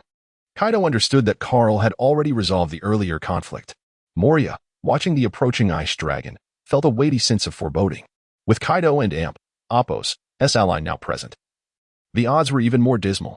However, noting the dragon's youthful tone, it was clear that its age was not extensive. The fact that Kaido had ceased his attack at the command of this ice dragon indicated that this person held significant standing in Kaido's esteem, perhaps a highly valued member of the younger generation. If Kaido were unable to vanquish him, it might inflict a deep wound on Kaido instead. This could be seen as a form of vengeance for his fallen comrades. Moria quickly devised a strategy, merely awaiting the dragon's arrival. Meanwhile, Carl, suspended in the air, suddenly sneezed. It had to be Yamato teasing him from behind. He would certainly give her a piece of his mind later. As Carl mused, his speed was commendable, and he soon joined Kaido, reverting from his beastly form. Kaido, are you even capable? It's taking you this long. As Carl spoke, Kaido's forehead twitched with irritation. Bang! Ouch! Kaido's fist came crashing down on Carl's head. You little brat. If you can't say anything sensible, then keep your mouth shut. Witnessing this scene, Moria became increasingly convinced of his suspicions.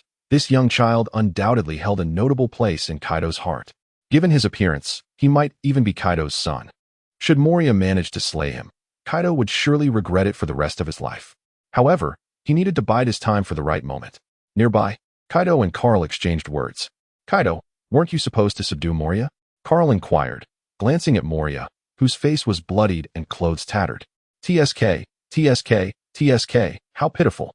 Humph, you think I haven't tried? It seems you're the one at a loss, Kaido. Carl remarked with a cheeky grin.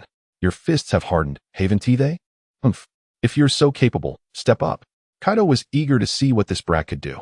All right, just watch me. However, you'll have to make the first move. Upon hearing this, Kaido snorted disdainfully. Humph, Moria, I offer you one last chance. Surrender or perish. With that, Kaido took a slight step back, wielding the 8 precepts of death with an air of nonchalance. Baka Kaido, are you humiliating me? You killed my comrades and expect my loyalty? Dream on. Moria could no longer contain his fury. Kaido was still taunting him at such a critical moment. Die. Moria roared, charging toward Kaido like an arrow released from a bow. Seeing this, Kaido stepped forward, prepared for battle. Who told you your comrades are dead? Carl and Appo's voice echoed ominously in Moria and Appo's ear. Moria and Appo's pupils constricted, halting his advance. What did you say? My comrades are alive. Moria stared incredulously at Carl, who had emerged from behind Kaido. Who told you your comrades are dead? Moria's fierce gaze fixated on Kaido, his teeth clenched in rage. Kaido coldly snorted, slamming the 8 precepts into the ground, creating fissures in the earth. You believe everything he says? Carl regarded Moria with disdain. Where are my comrades? What has happened to them? Upon hearing that his comrades were still alive, Moria disregarded Carl and Appo's scornful gaze. All he desired was to verify the truth of this news. Don't rush. Carl snapped his fingers. Kaido seemed to sense something, looking skyward, and Moria followed suit. Before long, a colossal shadow enveloped the sky as a massive ice sphere, borne by fiery clouds, began its descent. Kaido raised an eyebrow, casting a discreet glance at Carl. Once the sphere descended to a certain height, the fiery clouds dissipated, and the immense ice ball plummeted, swept by gusts of wind. Kaido, Carl, and Moria all leaped back, distancing themselves from the impact zone. Bang! The ice sphere struck the ground with a resounding thud. Crack! Crack! Suddenly, the surface of the ice sphere was etched with fissures, as if it were on the brink of shattering. Crack! Crack! Crack! The cracks multiplied, densely covering the entire sphere. With a resounding crash, the ice sphere fragmented, scattering shards across the ground. As the ice shattered, its contents spilled forth. Pirates lay strewn about, some with bent arms, others stained with blood. Ah! Moria exclaimed, rushing to the side of one fallen comrade, noting the contortion of his arm, surrounded by the bodies of his companions. These were his comrades. You deceived me. Seeing the state of his comrades, Moria roared at Carl in fury. Hey! I said they weren't dead. Not that they were unscathed. Carl shrugged. Innocence incarnate. Moria scrutinized the scene and discovered that his comrades were indeed alive, albeit heavily injured and unconscious. Now, can we join the beast pirates? Upon hearing this, Moria felt a tumult of emotions. How could he join after having reduced his comrades to such a state? Yet, the fact that they were alive was a stroke of fortune. He had just resolved to fight to the death, but now the situation had shifted. With his comrades alive, he could no longer engage in a fatal confrontation with Kaido. Carl observed Moria and Appo's inner turmoil, a smirk curling at the corner of his mouth. His indecision indicated potential. Moria, consider this carefully. Your comrades are enemies. I could have easily slain them but chose not to. If you remain stubborn, their fates may turn grim. After all, you wouldn't wish to witness your comrades perish one by one, would you? For reasons unknown, Moria found Carl's threatening words oddly peculiar. Kaido, too, looked at Carl with disdain, wishing to strike him down. Moria's resolve began to waver. Joining the beast pirates might not be a poor choice after all. Thus, if one day you manage to defeat Kaido, you may depart with your comrades. Carl fanned the flames. Defeat Kaido? Moria dismissed the notion. While his current strength was commendable, he was still far from overpowering Kaido. Can you make such decisions? Moria regarded Carl with skepticism. Worororo. Just listen to this little brat. As long as you can vanquish me, you may leave at any time. I'll be waiting for your challenge. Kaido laughed heartily, envisioning Moria's addition to the beast pirates as an enhancement to their power. Moreover, Moria's willingness to risk his life for his comrades ensured that as long as Kaido maintained his dominance, rebellion would be out of the question. All right, I agree, but I have one condition. Chapter 42, Moria and Appo's conditions. I agree, but I have one condition, Moria stated. Upon hearing this, Kaido furrowed his brow but remained silent, gesturing for Moria to continue. First, my companions must receive the best treatment. Second, the formation of the crew must not separate me from my comrades. Moria articulated his terms. Worororo. Is that all? I accept, Kaido replied, his tone dismissive. Carl, have Quinn bring people to take these individuals for treatment. Carl rolled his eyes, muttering under his breath, yet his body remained obedient as he transformed into an ice creature and went to find Quinn. Seeing that Kaido had readily agreed to Moria's terms, Moria let out a sigh of relief and plopped down into the snow. Perhaps this arrangement was not so bad after all. After resting for a moment, Moria felt less fatigued. Kaido, Captain, he spoke, adjusting to the notion of being subordinate after having always been in charge. Moria, what is it? Kaido, now in high spirits, radiated a joyful aura. I wish to go to the coast and retrieve my ship. Moria expressed his intention, as he still had some crew members aboard. He feared that if he did not go, something unforeseen might occur. Kaido pondered briefly before responding, wait a moment. Let Carl's little brat bring people over to accompany you. No one can enter Onigashima without guidance, and Quinn, the ship's doctor, must oversee the rescue efforts. Only Carl can assist you. I cannot allow my subordinate to partake in such tasks. That would be beneath my dignity. However, Moria perceived this differently. Kaido truly trusted him. From what he had just witnessed, Carl held significant standing in Kaido's eyes, and he was being sent to guide Moria. Did Kaido not fear Moria might take him hostage to threaten him? Nevertheless, Moria was not that kind of person. He held to a basic sense of honor. Moria complied with Kaido's arrangement and waited for Carl to return. Shortly thereafter, Carl reappeared, accompanied by a group carried on an ice platform. Once Carl landed, the icy surface settled, and dozens of individuals began to descend. Quinn jumped off the platform, his corpulent form causing the ground to tremble slightly upon impact. Quinn, treat these individuals on the ground. They will be my subordinates. Kaido commanded upon seeing Quinn's arrival. Got it. Leave it to me, Boss Kaido. I'll make sure they all recover in good spirits. Quinn assured, swiftly directing the treatment efforts. Carl, come here. Kaido called to Carl, who had barely caught his breath after landing. Carl, you will accompany Moria to guide his ship to Onigashima. Upon hearing this, Carl's eyes widened in disbelief. You want me to do that? Can't you just find someone else to lead him?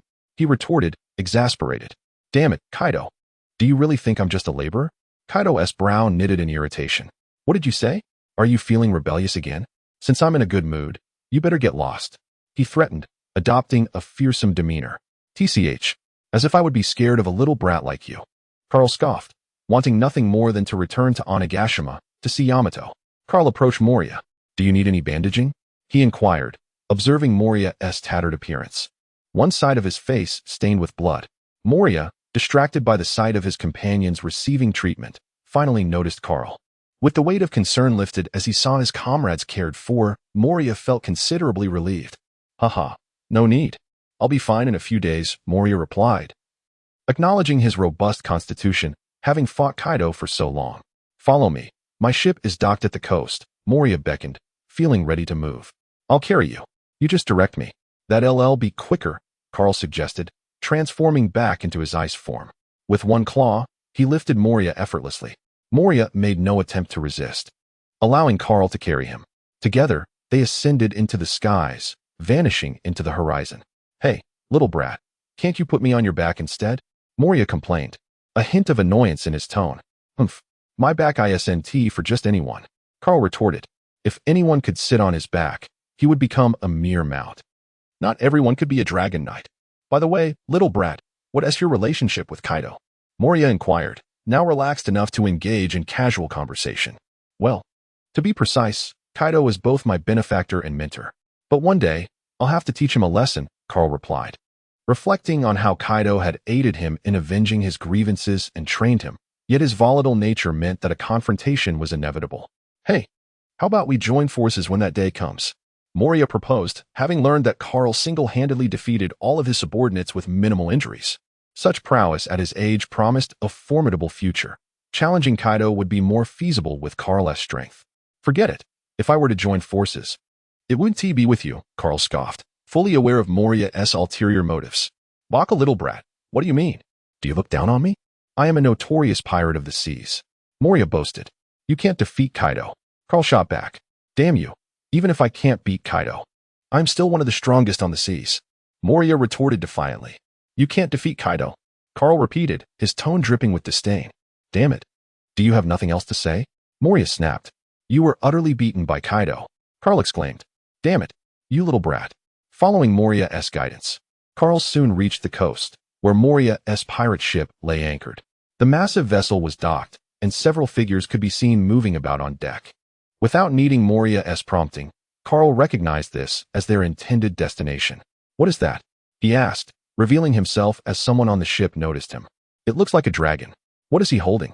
They speculated, peering closely at the claw that grasped Moria. The figure seemed somewhat familiar. Is it Captain Moria? How can this be? Wasn't he supposed to be challenging Kaido? How could he possibly be captured by a dragon? Fools, that is impossible.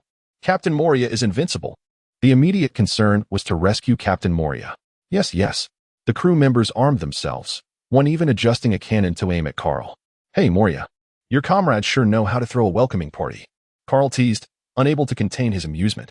Moria, witnessing this scene, felt a mix of gratitude and indignation. Put me down.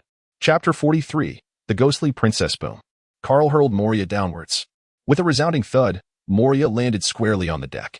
Everyone, cease your actions. Moria and Appo's commanding voice retained its potency, and those who were attacking Carl in the sky halted immediately. Moria, you. The onlookers gazed at Moria, who appeared utterly disheveled and a stark contrast to his usual spirited self. Dozens of crew members gathered around him, their eyes brimming with concern. A warm current surged through Moria's heart at this sight. However, he knew it was time to address more pressing matters. At that moment, Carl reverted from his beastly form and landed on the deck, the commotion drawing the attention of the pirates who were still preoccupied with Moria. They regarded Carl warily, fully prepared to launch an attack should he make any sudden moves. Moria, are you not going to explain? Carl ignored the wary glances and turned his attention to Moria. Lower your weapons. I have an announcement to make. With a powerful shout, Moria commanded the attention of all present. I have decided to join the Beast Pirates. This revelation struck the crew like a thunderclap, leaving them stunned as they exchanged bewildered glances, wondering if they had misheard their captain. Stop. Just as they began to chatter in confusion, Moria interrupted. This is my decision. Anyone who does not wish to remain with the Beast Pirates is free to leave. With that proclamation, Moria fell silent, observing his crew and awaiting their reactions. But Captain Moria, there are no buts. This is my decision. Carl, standing nearby, paid little heed to Moria and Appo's declaration, believing that losing a few low-ranking members would not be detrimental. Many could be easily recruited. The atmosphere grew tense and silent until someone finally spoke up. Captain Moria, we will follow you. Yes, Captain Moria, wherever you go, we shall go. The scene erupted into a cacophony reminiscent of a bustling marketplace. Remarkably, not a single member opted to withdraw, all expressing their willingness to join Moria in aligning with the Beast Pirates. It was undeniable that Moria possessed a formidable charisma. All right, everyone, set sail. We are heading to Captain Kaido and Appo's stronghold, Onigashima. As Moria and Appo's words echoed through the air, each crew member took their positions. The colossal pirate ship began its voyage under Carl's guidance. Meanwhile, Moria retreated to his quarters to change out of his tattered attire. However, just as he departed, a youthful, melodic voice called out, Master Moria. Where is Master Moria? A petite girl, barely reaching Carl and Appo's thigh, dressed in gothic attire with twin ponytails, dashed across the deck, her large, expressive eyes searching for something as she clutched a teddy bear. Carl cast a curious glance, intrigued not by the girl herself, but by her identity. In an instant, he recognized her, the familiar makeup, the black and white striped stockings, and her princess-like appearance. This was none other than Perona, one of the three monstrous crew members aboard the terrifying three-masted ship from the original tale. Yet, unlike her portrayal in the story, she was not yet of legal age. Another addition to the Beast Pirates and Appo's nursery, Carl remarked wryly. Jack, Runty, and Pejuan have yet to arrive, yet it seems Perona has already made her entrance. What surprised him the most was that Perona had been following Moria since such a young age. Where's Master Moria? I distinctly heard his voice just now. Perona tilted her head in confusion, having rushed out upon hearing Moria's call, only to find him absent. Carl, feeling playful, intended to tease the little girl without any ulterior motives. He approached her, casting a large shadow over her diminutive form. The age difference was vast, though they were not far apart in years. Perona was simply an adorable girl who had consumed a devil fruit, with no extraordinary lineage. Hey, why are you blocking my way? Perona looked up, her big, bright eyes filled with curiosity as she gazed at Carl, leaving him utterly smitten by her cuteness. All right, I can no longer conceal it. I am indeed a lover of cute little girls. Perona, realizing she did not recognize this person, had some familiarity with the ship and Appo's crew. But this one was a mystery to her. Excuse me, where is Master Moria? Her soft, melodious voice, coupled with her adorable appearance, made it impossible for Carl to resist the urge to scoop her up and shower her with affection. After all, who could resist such a charming little girl? Perona showed no fear of Carl, perhaps due to the affection she received from Moria and the crew. She was already displaying the early signs of the proud, spirited little girl she would become. Ha ha ha, Moonlight Moria has been defeated by Kaido. I am here to collect the spoils. Carl feigned a menacing demeanor, resembling a feral beast poised to pounce on a little girl, as if he might devour her at any moment. Eek, you rascal! Do not speak ill of Master Moria. Perona screamed, undeterred by Carl's fierce facade, boldly retaliating against him. Negative spirit. She dared to strike at Carl, showcasing her commendable bravery. A tiny ghost emerged from behind Perona, charging towards Carl. Carl chuckled, pleasantly surprised that this little girl dared to make a move against him. He deftly sidestepped the ghost's attack, then swiftly scooped Perona up into his grasp. Before she could comprehend what had happened, Perona found herself suspended in Carl's hold. The sensation of weightlessness hit her, prompting her to struggle fiercely to escape his grip. Yet, despite her efforts, Carl's hold was as firm as a vice. After a futile struggle, Perona suddenly ceased her resistance. Her large, glistening eyes filled with tears as she gazed up at Carl, her little lips quivering. Wah! You rascal, this is not cute at all, she wailed, her tears flowing freely. Wait, you are crying already? A wave of guilt washed over Carl. Perona's cries drew the attention of the other crew members aboard Moria's ship. They ceased their activities, casting dangerous glances at Carl. For reasons unknown, Carl felt a twinge of anxiety under their scrutiny, as if he were a child who had upset another girl, with her parents watching closely. You little brat, what are you doing? Put Perona down this instant. Oh no, I'm in trouble. This was Carl's first thought, a sense of impending doom flooding his mind. Chapter 44, Blackblade. Autumn Water. It was a year ago when Moria stumbled upon Perona while resting on an island, and since then, he had kept her by his side. Over the course of the year, having no offspring of his own, he had grown to regard Perona as his daughter. One day, after changing his clothes, he emerged to find Perona, whom he cherished as a daughter, being held aloft by Carl as if she were a mere chick, wailing pitifully. How could he possibly endure such a sight? His fists clenched in indignation. Moria-sama. Perona ceased her tears the moment she spotted Moria, her short legs kicking in the air in excitement. Ahem, I didn't mean to do it. Do you believe me? Carl coughed lightly, attempting to explain himself. Though Moria had sustained injuries in his battle against Kaido, he was still not one to be easily defeated by Carl. Moria had already aligned himself with the Beast Pirates, and fighting would only serve to damage their fragile alliance. Therefore, for the sake of the future of the Beast Pirates, Carl resolved to let the matter slide. As Perona scampered back to Moria, grasping his pant leg with both hands and poking her head out to make a face at Carl, she declared, Humph, you little brat. Don't think that just because I've joined the Beast Pirates, you can bully me. All right, you're impressive. Carl raised his hands in a gesture of mock surrender. Although Carl's words seemed to convey submission, they ignited a flicker of anger in Moria's heart. However, he dismissed the matter with a huff and walked away. At the headquarters of Onigashima, under Carl's guidance, Moria's pirate ship successfully docked. The chaos initiated by Moria's crew in the Lingho Sea was nearing its conclusion. Moria's arrival instilled a glimmer of hope among the oppressed daimyos, who believed that with Kaido gone, the remnants of Orochi would pose no threat. They secretly conveyed this message to Kazuki Oden, hoping he would lead them into battle. However, contrary to their expectations, the foolish prince, Kazuki Oden, not only failed to respond but continued to perform his naked dances. After years of weekly exhibitions, Oden had developed numerous moves, occasionally presenting a different routine each time, seemingly reveling in the attention. Without Oden's guidance, the daimyos were hesitant to act. Yet they remained steadfast in their belief that he would lead Wano towards a brighter future. In addition to these developments, Moria brought unexpected surprises. Instead of immediately confronting Kaido, he had discovered a tomb during his arrival in Lingho. Recently, Moria had made significant progress in the utilization of the shadow fruit and required corpses for further experimentation. Without hesitation, he raided the tomb and had a companion deliver the body back to their ship.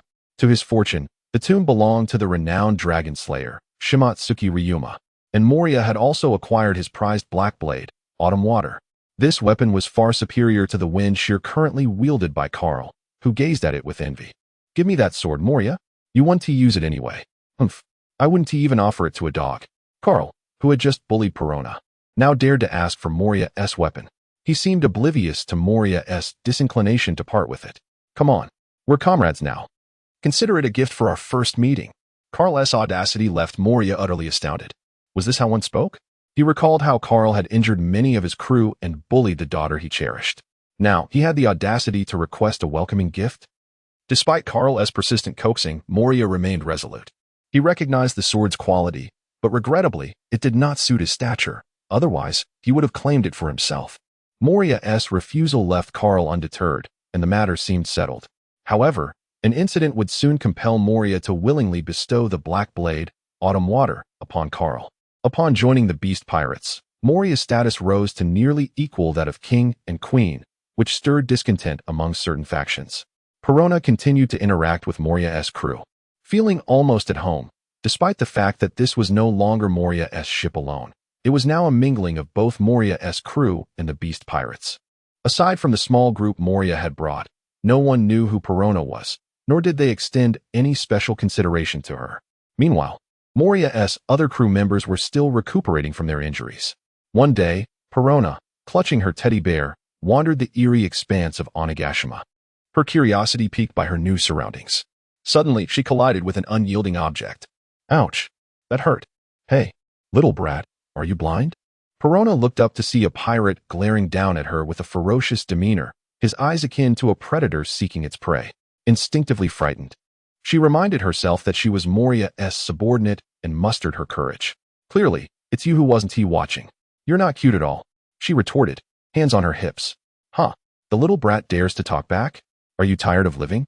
The pirate, displeased by her defiance, took a step forward, intending to teach her a lesson. Stop. What do you want with Perona? Bastard, let her go. Suddenly, two of Moria and Appo's crew members appeared, having come to familiarize themselves with their new base, only to witness the unfolding scene. Their fury ignited. They charged forward to confront the man.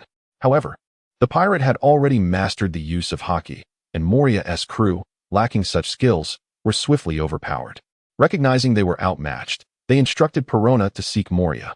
At just 3 years old, Perona had never witnessed such a spectacle and, upon hearing their words, ran off in tears to find Moria. When Moria saw her approaching, tears streaming down her face, his first thought was that Carl had bullied her again. Yet, after listening to her account, Moria's rage surged. How dare a nameless underling of the Beast Pirates bully his crew and his daughter? Did he think he was Kaido?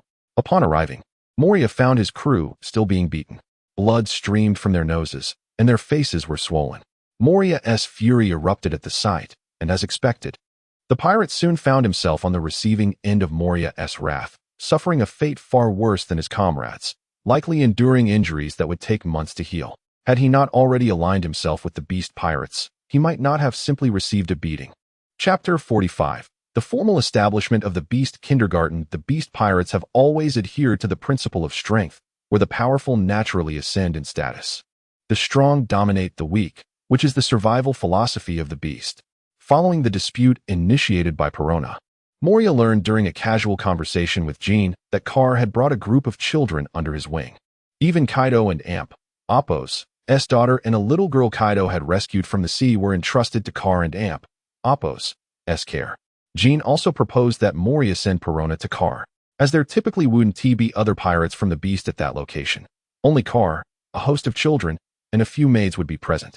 After much contemplation, Moria agreed with Jin's suggestion. It hardly seemed appropriate for a child like Perona to remain with them, and at Carr's, she would have companions her age. Thus, Moria resolved to take Perona to Carr. Moria was not one to hesitate. Once he made up his mind, he acted on it. Upon arriving at Carr's location, Moria found him engaged in practice with Yamato. Yamato, no longer satisfied with mere physical training, had insisted on sparring with Carr after learning that he had recently accompanied Kaido to confront pirates. As she put it, she could not afford to lag behind Carr. She wished to defeat Kaido alongside him and set sail for adventures. Maria and Shino watched with great interest, especially Shino, whose envy was palpable. Due to Carr and Appo's early installation of thoughts about the sea, Shino and Appo's yearning for adventure was no less than Yamato and Appo's with a deep desire to grow stronger. While sparring with Yamato, Carr caught sight of Moria from the corner of his eye and, with a swift movement, fended off Yamato, signaling her to take a break. Ah, If at ISN and Oppos. T. Moria. What brings you here? Car inquired as he turned to face Moria. Whoa. Just as Car finished speaking, a sudden pain struck his head. A spiked club had solidly hit him. Yamato. Car suppressed his anger and turned to see Yamato, her face brimming with fighting spirit. How could she be so dishonorable as to launch a sneak attack? Did I not say to pause for a moment? Why did you continue? Car questioned her, barely containing his frustration. Huh? Did you say that just now? Yamato replied innocently, scratching her head. Did you not see me wave my hand? Car pressed on. I did see that, but didn't you mean for me to keep going? Yamato maintained her clueless expression, which softened Car's ire considerably. Well, you still should not engage in such underhanded tactics. Isn't it true that any move that can strike the enemy is a good move, as you said? Yamato countered, her innocence shining through. Ah, I see now. I must have taught you that. Well, no matter, Car concluded, shifting his focus back to Moria, curious about his purpose for visiting. What do you want? Moria? He asked, rubbing the spot where Yamato had struck him. Hee, look at you, having a day of misfortune. Moria chuckled mischievously. If you came just to say that, you may as well leave. Car shot back, his eyes narrowing. Don't be so stingy. I came to ask you for a favor, Moria said, getting straight to the point. Oh, the illustrious Moria seeks my assistance? This piqued Car's curiosity. What could possibly require Moria to personally make the trip? Nothing too grand. I only wish for you to look after Perona, Moria said, revealing the girl he had concealed behind him. Upon seeing the man who had previously bullied her, Perona attempted to muster a fierce expression. However, to Car, this look was more endearing than menacing. Having a little girl around was not an issue at all. Still, Moria seemed to follow in Kaido's footsteps, bringing children to him. All right, Car agreed cheerfully, and after soothing Perona, he took her into his care. Just as Moria prepared to leave, Car called him back with a proposition. However, if I am to take care of this child, what will you offer me in return? Moria raised an eyebrow at the request, but did not mind much. He considered it reasonable for Car to seek some form of compensation. Treasure, devil fruits, name what you desire. After sailing the seas for so long, I have a bit of wealth. Yet, none of those were what Car sought. Seeing Car remain unmoved, Moria frowned. What do you want, little brat? Ahem. Car cleared his throat, casually sticking his sword into the ground. Ah, my blade is somewhat dulled. This poses a bit of a problem. This hint was unmistakably clear, and Moria, not being foolish, quickly grasped what Car wanted. TCH, greedy little brat. Just wait. I'll have someone deliver it to you, Moria grumbled, displeased. That sword was exquisite. Even if he had no use for it, it would make for an excellent collection. Now, it seemed he had been outsmarted by this little rascal. Had Perona not already been entrusted to him, he might have hesitated. Though Moria was irritated, he did not dwell on it too much. After all, getting angry at a child over such trivial matters seemed foolish. Especially given that Kaido and the others might find it amusing. He would be the subject of their laughter. With that, Moria departed without looking back, but before leaving, he issued a warning. You little brat, should you dare to bully Perona, I will skin you alive, even if Kaido himself intervenes.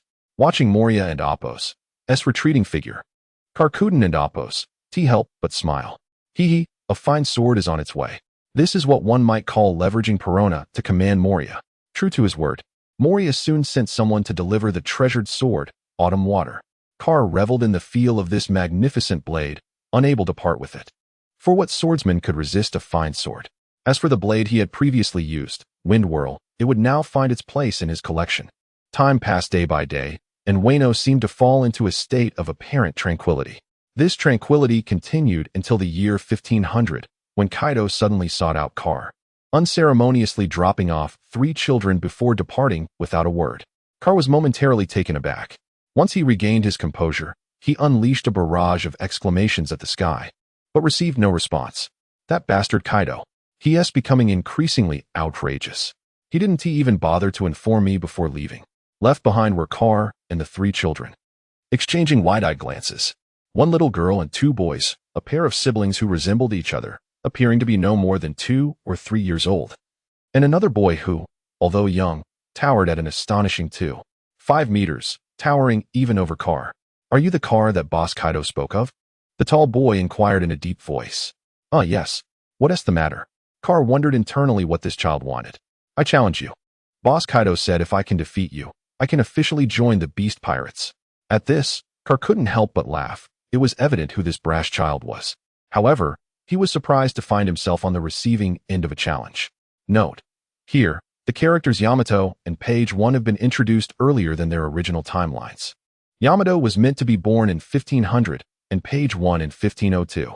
While their early appearances do not affect the narrative, it is worth noting. Chapter 46. The exhilaration of this weapon. Carl had already discerned the identities of the trio: Runty, the Page 1 siblings, and Jack, the future ship magnate, and one of the future 3 disasters of the Beast's pirates, the Drought. Consequently, it was unsurprising that the impetuous child would immediately challenge Carl. "Are you two also going to challenge me?" Carl inquired, a smile playing on his lips as he gazed at Runty and Page 1. Runty and Page 1 betrayed some agitation, but hesitated upon observing the significant disparity in height. They had been captivated by Kaido's grand pronouncements upon being brought back, listening with fervent enthusiasm. Among them, Jack, the valiant one, was the first to succumb to the fervor. "Humph, I alone am sufficient. I require no assistance from them," Jack interjected before Runty and Page 1 could utter a word. Very well. You are quite courageous, young one. Let us proceed." With that, Carl led the 3 toward his training grounds. Ding. As they neared the training area, Carl detected 2 delicate exclamations. Before them unfolded a scene of close-quarters combat between 2 Oni girls. One wielded a spiked club, while the other sported knuckle dusters. However, the girl with the knuckle dusters was noticeably taller, approaching 3 meters in height, surpassing even Jack. The other appeared more petite, standing at approximately 1.5 meters. Yamato versus Maria, commendable. Victory or defeat held no significance. Carl simply relished the spectacle. Neither Yamato nor Maria had yet awakened any haki or consumed devil fruits, resulting in a seemingly even match. However, closer inspection revealed that Yamato possessed a slight advantage, both being Oni. Perhaps Kaido's superior genetics endowed Yamato with greater physical prowess than Maria. Once Yamato awakened Conqueror's haki and consumed a potent devil fruit, her strength would undoubtedly experience meteoric growth. Little Hiyori was engaged in solitary physical training nearby. Toki watched her daughter with a tinge of heartache, as this was not the burden she ought to bear at her tender age. She should be enjoying a carefree childhood rather than rigorous training. Each time she witnessed her daughter and Appo's diligent training, her resentment toward her estranged husband intensified. She had attempted to dissuade her, but the response was her desire to grow stronger and embark on a voyage with brother Carl. Ultimately, Toki could only yield in resignation. Perona, having spent a considerable amount of time here, had grown accustomed to this lifestyle, which far surpassed life aboard the ship. Here, maids attended to her every morning, and she could indulge in nut sandwiches daily, a veritable paradise. "Carl, join us." Yamato, upon noticing Carl's arrival, invited him to partake in their sparring session. "Very well. Let us begin. Jack, step forward. The 3 of you shall challenge me together." Carl instructed Jack to join Yamato and Maria in challenging him. Yamato and Maria found no issue with this arrangement, having already experienced Carl's formidable power. However, Jack was the first to object. "Baka, are you underestimating me?" In his estimation, he alone was sufficient. TSK, this is somewhat problematic. The issue was not the prospect of facing 3 opponents simultaneously, but rather his uncertainty regarding Jack and Appo's precise physical capabilities. Using a blade could inadvertently inflict severe harm, such as severing a limb. He possessed some familiarity with Maria and Yamato, who frequently trained together. After careful consideration, he recalled Kaido and Appo's and Yamato and Appo's weapons, the spiked club. Carl and Appo's eyes lit up, recognizing it as a valuable asset. With this implement, a single blow would likely result in internal injuries at most. With Queen's medical expertise, treatment would be effortless. He need not concern himself with the possibility of severing limbs. The more he contemplated the idea, the more feasible it appeared. Jack, growing impatient with Carl's prolonged silence, could no longer restrain himself and launched a fist the size of a sandbag toward Carl and Appo's face. Yamato and Maria also poised themselves for action. As Jack's fist neared its target, a chilling aura emanated from Carl's hand. A spiked club, entirely fashioned from ice and resembling Kaido's Hasaikai, materialized in Carl's grasp. The icy club was adorned with numerous gleaming spikes. Humph! With a cold snort, Carl swiftly swung the club.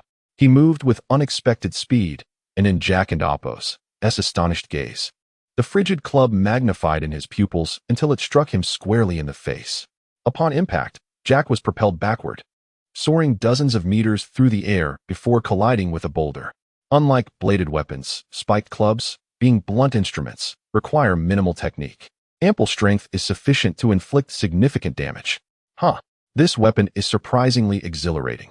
Carl, as if discovering a novel sensation, stared in astonishment at the club in his hand. Unlike the agility and finesse of swordsmanship, the club offered a purely visceral and brutal aesthetic. No wonder Kaido so enjoyed using Hasaikai to pummel others. This was the reason. Carl resolved that henceforth, he would employ the club to discipline others, reserving his swordsmanship for genuine battles or encounters with weaker opponents. Simultaneously, he must not neglect his swordsmanship. Wow, Carl is also using a spiked club. Yamato, witnessing Carl's adoption of the club, grew excited and charged forward, brandishing her own. Carl raised an eyebrow, noting Yamato's characteristic impulsiveness. Ding, ding. The two clubs clashed repeatedly in midair, devoid of any extraneous force, representing a purely physical contest. Suddenly, a gust of wind assailed Carl from his right, as a slender fist adorned with knuckle dusters grazed his face. Damn, Maria, do you not know that one does not strike the face? Had he not evaded swiftly, that blow would have landed squarely on his handsome visage. Maria playfully stuck out her tongue, but her actions remained swift as she launched another punch toward Carl's face. Concurrently, Yamato's attacks intensified, aiming to prevent Carl from countering Maria's assault. Their coordination proved relatively seamless. Maria requires some disciplining, Carl thought grimly. She could not bear the responsibility if her blow marred his handsome countenance. Observing Maria's impending strike, Carl resolutely blocked Yamato with the club in one hand, while seizing Maria's slender wrist with the other. He exerted considerable force on Maria's hand, flinging her away. However, Carl did not release his grip, instead wielding Maria as a weapon, using her body to strike Yamato. Yamato, witnessing Maria hurtling toward her, swiftly dodged. This momentary evasion allowed Carl to seize his opportunity. Without hesitation, he swung the club at Yamato, sending her flying dozens of meters, where she tumbled across the ground before finally coming to a halt. Yamato, Maria, are you two all right? Let us continue. During training, Carl would not show leniency simply because they were girls. He would proceed as he would with anyone else. They were not ordinary individuals, and any injuries they sustained would mend quickly. Chapter 47. 2 years at this moment. Jack, who had just been struck by Carl, rushed forward. He found it hard to believe that this person, shorter than himself, possessed greater strength. The blow he had just received left him dazed, and it took him a while to regain his senses. Once he did, Jack, dismissing his doubts, decided to attack first. He could not disappoint the expectations of his captain. Kaido. Carl looked at Jack, who appeared unfazed, with a hint of surprise. If it weren't for the trickle of blood on his head, one would hardly guess he had just taken a hit. It seemed safe to unleash his full power. Carl exhaled a deep breath, his gaze turning serious. At that moment, Yamato and Maria stood up, their spirits ignited as they focused on Carl. The minor injuries they sustained were inconsequential. Carl, come at us. Yamato and Maria shouted in unison, forming a triangle around him. Yamato and Maria attacked from either side, while Jack aimed to confront Carl head-on. Jack, you're too slow. Carl deflected Jack and Appo's powerful punch with a swing of his weapon, then struck Jack in the abdomen, forcing him back a few steps. Swiftly dodging Maria and Appo's attack, he retaliated with a fierce blow from his spiked club, crashing it into Maria's back. The overwhelming force sent her tumbling to the ground. Just then, Yamato's strike arrived. The sound of clashing weapons echoed through the air as Carl and Appo's gleaming spiked club met Yamato and Appo's iron-crafted weapon in a flurry of blows. At that moment, Jack adjusted himself and charged forward, while Maria quickly rose to join the fray against Carl. Thus, a fierce battle reminiscent of the legendary Three Heroes versus Elbu unfolded in this pirate world. Yamato and Maria's attacks were relentless, yet Carl managed to block every one, occasionally seizing opportunities to counterattack. Jack, a brute who relied solely on raw strength, found himself struggling to coordinate with Yamato and Maria, sometimes inadvertently hindering their offensive. Oblivious to this, he focused only on landing hits on Carl. Hey, big guy, don't block my way, Yamato exclaimed, growing increasingly frustrated with the towering figure impeding her efforts. If not for her determination to confront Carl, she might have suspected Jack was an ally of Carl. Humph. Jack heard her but paid no mind, continuing to send massive punches toward Carl. You bastard. Yamato fumed, stomped her foot in irritation at Jack's disregard. In a fit of anger, she abandoned her assault on Carl and struck Jack instead. Despite her youth, Yamato possessed considerable strength, and her blow staggered Jack. Carl swiftly followed up with another strike, knocking Jack to the ground. Rising in fury, Jack glared at Yamato. "Why did you attack me?" Yamato retorted defiantly, "Because you were in my way." Jack, already feeling the pressure from Carl's relentless attacks, was further incensed by Yamato's provocation. Ignoring Carl altogether, he swung his fists at Yamato. Yamato, equally annoyed, retaliated, and the battle dynamics shifted from a 1v3 to a duel between Yamato and Jack, while Carl faced off against Maria. Among them, Maria found herself in the most distressing position, as the combined efforts of three were already taxing, and now she was alone. The battlefield divided into two as the fighters focused solely on their opponents.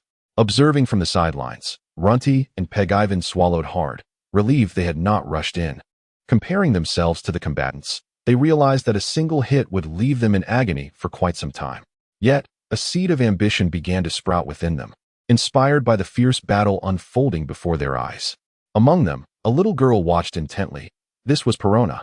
Aside from her daily delight in nut sandwiches, her greatest pleasure was witnessing the clash between Carl and Yamato. Floating in the air, Perona hugged her plush bear, Kuma, her tiny feet swinging rhythmically. She held no particular obsession with becoming stronger, nor did her physique support rigorous training. According to Carl, as long as Perona developed her fruit abilities sufficiently, her strength would not be underestimated. As expected, Carl triumphed over Maria, who, utterly exhausted, leaned against him, her face flushed with an unknown mix of embarrassment and heat. Meanwhile, Yamato and Jack had been engaged in a drawn-out struggle, both exhibiting remarkable stamina. Ultimately, Yamato gained the upper hand but collapsed, breathless and unwilling to move. Jack fared worse. Having fainted from exhaustion, his body covered in bruises that would likely heal in a couple of days. Carl emerged from the battle seemingly unscathed, one hand supporting Maria while the other lifted Yamato, heading toward their quarters. "Hey, you two follow me," Carl called to Runty and Peg Ivan, as he would need to ensure their accommodation was arranged. Perona, seeing the spectacle conclude, floated after Carl, eventually perching on his shoulder. As they moved, Nishi, who had been watching, dashed ahead and leaped onto Carl, clinging to him like a decorative ornament. Although Taimu had witnessed this scene countless times, each instance stirred a tinge of bitterness within her. With a soft sigh, she followed at a leisurely pace. Carl had grown accustomed to this, recognizing that only Maria was not a standard little girl. Halfway through, Carl suddenly recalled something he might have forgotten. After pondering for a while without resolution, he decided to dismiss it from his mind.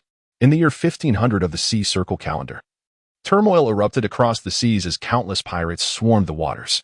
That same year, the son of the pirate king, Roger Portasti, Ace, was born and subsequently adopted by the heroic Marine, Garp. Scholars from the archaeological haven of O'Hara attracted the attention of the world government due to their research on the Void Century. The Five Elders, incensed, issued an extermination order against O'Hara. Numerous scholars perished in this massacre, leaving only an 8-year-old girl as the sole survivor. In the same year, the infamous underwater prison, Impel Down, witnessed the legendary pirate, Shiki the Golden Lion, sever his own legs to escape. The solitary Red, Bartholomew Kuma, battled the current Marine Admiral, Steelbone Akainu, and emerged victorious, though he was ultimately captured by the arriving Garp due to his own exhaustion. In 1501 of the Sea Circle calendar, following the tumultuous events of the previous year, this year appeared relatively tranquil, devoid of any world-shattering incidents. In 1502 of the Sea Circle calendar, while the seas remained quiet, the land of Wano underwent profound transformations. Chapter 48. Odin's Deception. In the year 1502 of the Sea calendar, it marked the 5th year of Kazuki Odin's humiliating dance, coinciding with the culmination of his pact with Orochi. On this day, Odin, forsaking his usual meager attire, donned a formal kimono and, accompanied by his retainers, journeyed to the flower capital. The weather deviated from its norm, with ominous clouds veiling the midday sky, casting an oppressive atmosphere that hinted at impending upheaval. Gazing upon the shogun's residence, Odin's countenance bore a grave expression, his heart heavy with trepidation. This juncture marked the fulfillment of his agreement with Orochi. However, before Odin could lead his entourage into the mansion, Orochi emerged, flanked by the Anawabansha guards, with the Kurazumi siblings positioned on either side. "Orochi, the appointed time has arrived," Kazuki Odin declared, his voice somber. Orochi responded with a derisive sneer, his eyes gleaming with amusement. Odin, is this the extent of your deference? Odin and Appo's already somber demeanor deepened upon hearing these words. Behind him, his retainers, witnessing the affront to their lord, clenched their fists in silent indignation. After a moment of hesitation, Kazuki Odin lowered himself to his knees, his forehead striking the ground with a resounding thud. Orochi, our agreement has been fulfilled. I implore you, return Wano country to its rightful state. At this spectacle, Odin and Appo's retainers lowered their heads, their emotions concealed. It was a moment of profound humiliation. Jahahaha. He. Orochi, witnessing Odin's submission, erupted in unrestrained laughter, a surge of gratification coursing through his fragile ego. With the exception of Odin's retainers, the assembly joined in the cacophony of laughter, mocking the former heir of Wano, ridiculing his naivete and credulity. Kazuki Odin, you didn't and Appo's actually believe me, did you? How utterly naive. Orochi taunted, his words laced with undisguised mockery, piercing Odin's heart. The reason for stipulating a 5-year term was your sudden return. At that time, Kaido's power had not yet reached its zenith, and your supporters were numerous. I never imagined a fool like you would actually agree, ha ha ha ha. During these 5 years, Orochi had been far from idle. He had effectively neutralized several regional daimyo, reducing them to mere figureheads. Even Hyogoro and his wife, along with their followers, who had quietly encouraged Odin, had been eliminated, save for Hyogoro himself. Odin and Appo's support in Wano was now largely confined to his retainers. To call him foolish or naive, he had 99 paths to victory, yet he chose the one that led to certain defeat. Orochi divulged all this information to Kazuki Odin without reservation. Gazing upon the kneeling Odin, Orochi felt an impulse to trample upon his head. But his ingrained fear of Odin dissuaded him. Having delivered his tirade, Orochi, deeming the moment complete, dismissed Odin and strode into the shogun's residence, his laughter echoing behind him. Upon learning this truth, Odin remained silent for an extended period. After Orochi's departure, Odin slowly rose to his feet. Without uttering a word, he left the flower capital and headed towards Kuri, his retainers following in somber silence. Reaching the Kuri estate, Odin's eyes fell upon Momonosuke, who stood expectantly at the entrance, his patched clothing a testament to their hardship. Overwhelmed with remorse, Odin wept openly, embracing Momonosuke tightly. In that moment, silence reigned, save for Odin's lamentations. Even the usually playful Momonosuke remained quiet. After an indeterminate period, Odin ceased his weeping, his face hardening with resolve. Rest, all of you. Tonight, we shall strike against Kaido. Odin had finally come to a realization. Only battle could alter their fate. Upon hearing these words, Odin's retainers straightened, their eyes brimming with tears. We shall follow Odin-sama to the death. Their cries resonated with the pent-up frustration of the past years. As night descended, the sky remained overcast. A light rain portending a sleepless night. Tap, tap, tap. Footsteps echoed through the rain, growing louder as a group of figures advanced, shrouded in an atmosphere of grim determination. Reaching a precipice, the leader halted, his followers arraying themselves behind him. A dense fog obscured the path ahead, the rain-swept night further obscuring their vision. It was Odin and his retainers, the 9 red scabbards, preparing to infiltrate Onigashima under the cover of darkness to confront Kaido. Or rather, the 8 red scabbards. Suddenly, a fierce gust of wind swept through, driving the rain before it, and an aura of palpable menace emanated. 2 enormous, crimson eyes pierced through the mist, fixating on Kazuki Odin. As if by design, the fog dissipated, revealing the path ahead and the creature lurking within. A colossal dragon, hundreds of meters in length, and a horde of pirates stretching across the landscape. Kaido, was this all a deception? Odin's furious roar reverberated through the mountains. Werararo. Odin, you are truly naive. Kaido was incredulous that such a gullible individual could exist. How can anyone be so easily deceived? Who is to blame for this? The assembled pirates erupted in mocking laughter. Witnessing this spectacle, Odin's rage reached its zenith. Kaido. Odin's eyes turned bloodshot as he unsheathed Enma and aimed no habakiri from his waist. Hum. A resonant hum accompanied a swirl of cherry blossom-like energy as Odin's hands and blades became enveloped in a layer of jet-black armament haki. Odin surged forward, wielding his dual blades, his form wreathed in a blaze of orange and crimson light. He moved like an arrow loosed from a bow, cutting through the ranks of Kaido's pirates.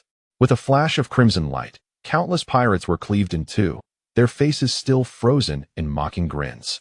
Seeing their lord take the lead, his retainers joined the fray, each displaying their prowess and valor. No pirate could withstand their combined might. Ashura-doji and Kinemon, the two most powerful among them, fought with particular ferocity. The others were not to be underestimated, each employing their unique skills. Suddenly, a fiery slash forced Ashura-doji to retreat. Despite the rain, the surrounding trees ignited, soon engulfed in flames. Hey, we can't let you run rampant. A somewhat flippant voice announced the arrival of several figures. A group of heavily armored individuals wreathed in flames, and a portly man entered the battlefield. The portly man sent Nekomamushi flying with a single punch. The next moment, a swarm of bats descended upon Kinemon. Unsure of their nature, Kinemon dared not let them approach. Ha ha ha, a black slash, accompanied by unrestrained laughter, struck at Inuarashi. Inuarashi narrowly avoided the blow, a cold sweat breaking out on his brow. Ha ha. Arson is a serious crime. Dragon breath. A dragon seemingly sculpted from ice crystals descended from the sky, unleashing a torrent of freezing air and ice shards upon the 7 red scabbards. Damn it. How can Kaido have so many powerful subordinates? Unwilling to test the power of the icy dragon breath, they scattered to evade it. Upon contact with the ground, the dragon breath instantly formed a thick layer of ice that spread rapidly. Chapter 49. Oden vs. Kaido. As the battle raged on, Jean, Quinn, and Moria stepped into the fray. Carl also reverted from his dragon form to join the conflict. The beast pirates and Appos, officers faced off against the Akazaya 9, despite being outnumbered. Each of Jean, Quinn, and Moria was a formidable warrior in their own right. Although Carl's strength paled in comparison to the first 3, he had not slacked off in his training over the past 2 years. He was determined not to ease up until he reached the level of a vice admiral. With no fixed adversaries, the skirmish devolved into utter chaos. Flame Emperor slash, a fiery dragon and Amp, Appos, S-strike surged toward all members of the Akazaya 9.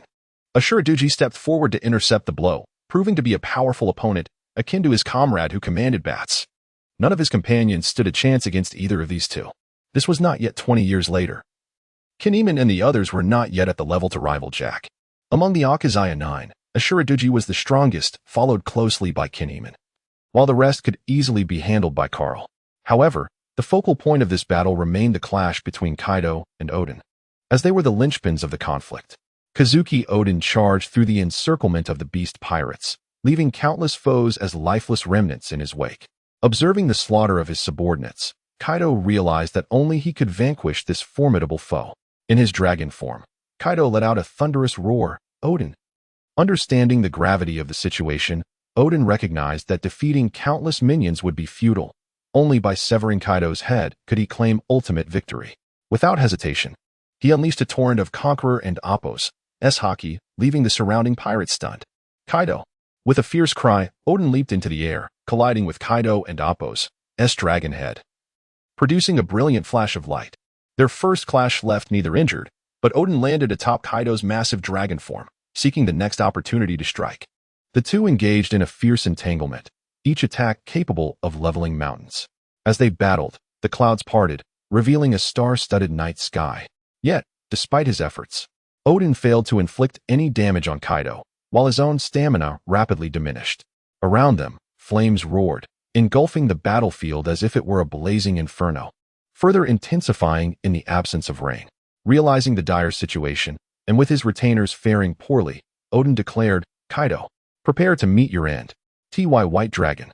With his dual swords raised before him, the dark, cherry blossom patterned haki intertwined with flickers of black-red lightning. Worororo. How intriguing. Kaido's blood surged with excitement, and with a fierce shout, his dragon head clashed once more with Oden's blades. At the center of the collision, black-red lightning crackled, leaving charred craters in its wake. Kaido and Appos' massive claws slashed through the air, crashing down upon Oden. Seeing this, Oden attempted to evade, planning to land once again on Kaido and Appos' back for another strike. But Kaido would not allow such an opportunity. Just as Oden was about to land, Kaido twisted his colossal body, launching his tail towards Oden. Caught off guard in midair, Oden was ensnared by Kaido's tail, which then flung him hundreds of meters away, crashing him into the ground. Boom. The earth trembled, debris scattering in all directions. Odin-sama.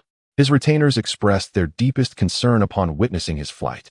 However, their own circumstances were equally grim. Kenjuro had transformed into an ice block. Reizo bore a gaping wound that exposed bone, while Kenjuro and Appo's chest was caved in, clearly struck by a blunt object. Nico and Inu were severely burned, their fur charred black.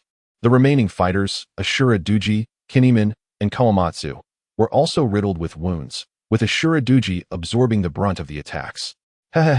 Instead of worrying about others, perhaps you should focus on yourselves. Moria fought ruthlessly, each strike aimed at vital points, without hesitation. Jean maintained his aloof demeanor, while Quinn, cigar in mouth, wore a constant grin. This was a battle with a predetermined outcome. Yet, Carl found himself in a precarious situation, covered in various wounds. Though he had managed to freeze them using his abilities, his stamina was the only significant toll. It was no surprise that as soon as he appeared, the Akazaya Nine recognized his katana, the national treasure of Wano, the Black Blade Akush. Naturally, Carl became their primary target. Which infuriated him was his youth and lesser strength a reason for such treatment. However, lamentations were futile now, as it was only a matter of time before the remaining three would fall. Emerging from the crater, Kazuki Odin displayed signs of fatigue. A trickle of blood on his forehead, breathing heavily as his stamina waned. In stark contrast, Kaido seemed unfazed, his colossal azure dragon form coiled in the sky, exuding an aura of unparalleled dominance. This was the terrifying essence of Kaido, the man destined to be known as the strongest creature in the world. His endurance was fearsome, his recovery astonishing. Even if one could breach his defenses, Kaido's resilience would likely allow him to recover swiftly. Engaging Kaido meant enduring a protracted battle, unless one possessed overwhelming strength. In terms of endurance, with his formidable physique and the power of the Azure Dragon Fruit, who could rival him except for the yet-to-make-an-appearance world ruler Imo? Odin now faced this formidable reality. His attacks hardly grazed Kaido while depleting his own energy, whereas Kaido and Appo's blows neither drew blood nor fatigued him. It was an unbearable situation. Determined, Odin gritted his teeth and resolved to unleash his most potent strike. Suddenly, Kaido and Appo's massive dragon head loomed closer to Odin on the ground. Worororo. Is that all you and Appo's got? I and Appo's am just getting started. Kazuki Odin and Appo's gaze sharpened, his piercing eyes fixed on Kaido.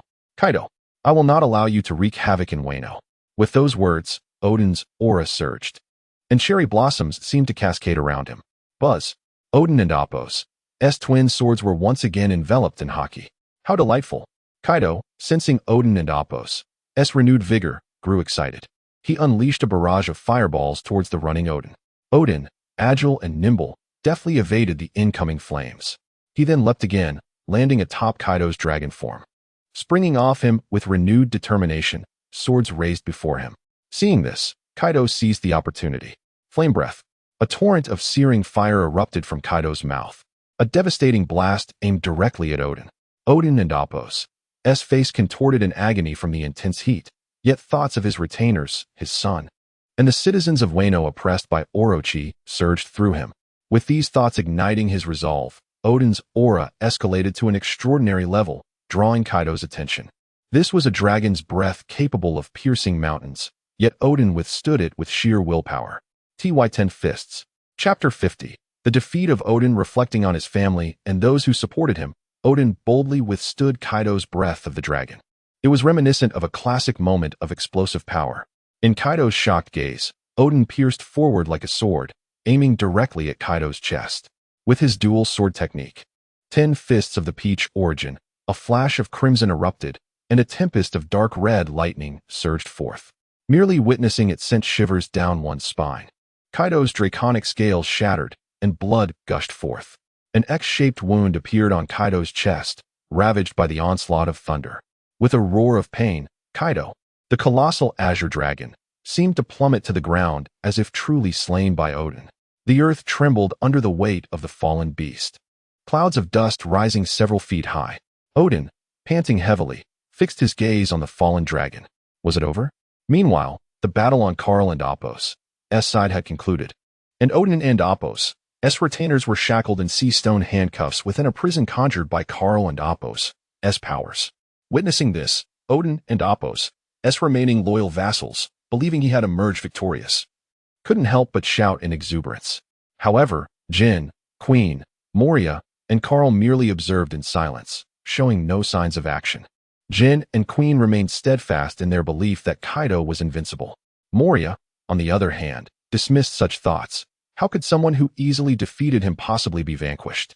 As for Carl, having read the script, he understood the nature of battles among the strong.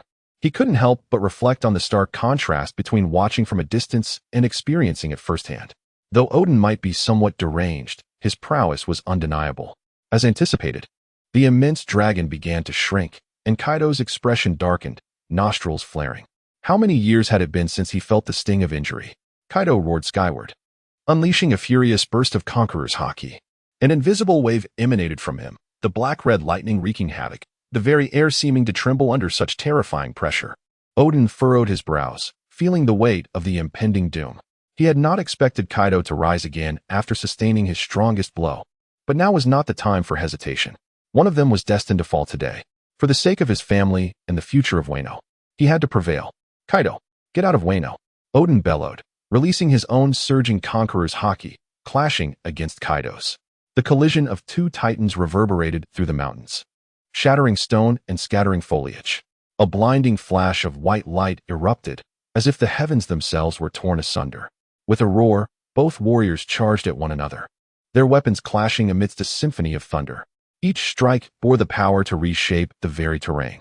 Nearby, Carl contemplated the unfolding events, a furrow of concern crossing his brow, but he soon relaxed. He exchanged brief greetings with Jin and the others before departing.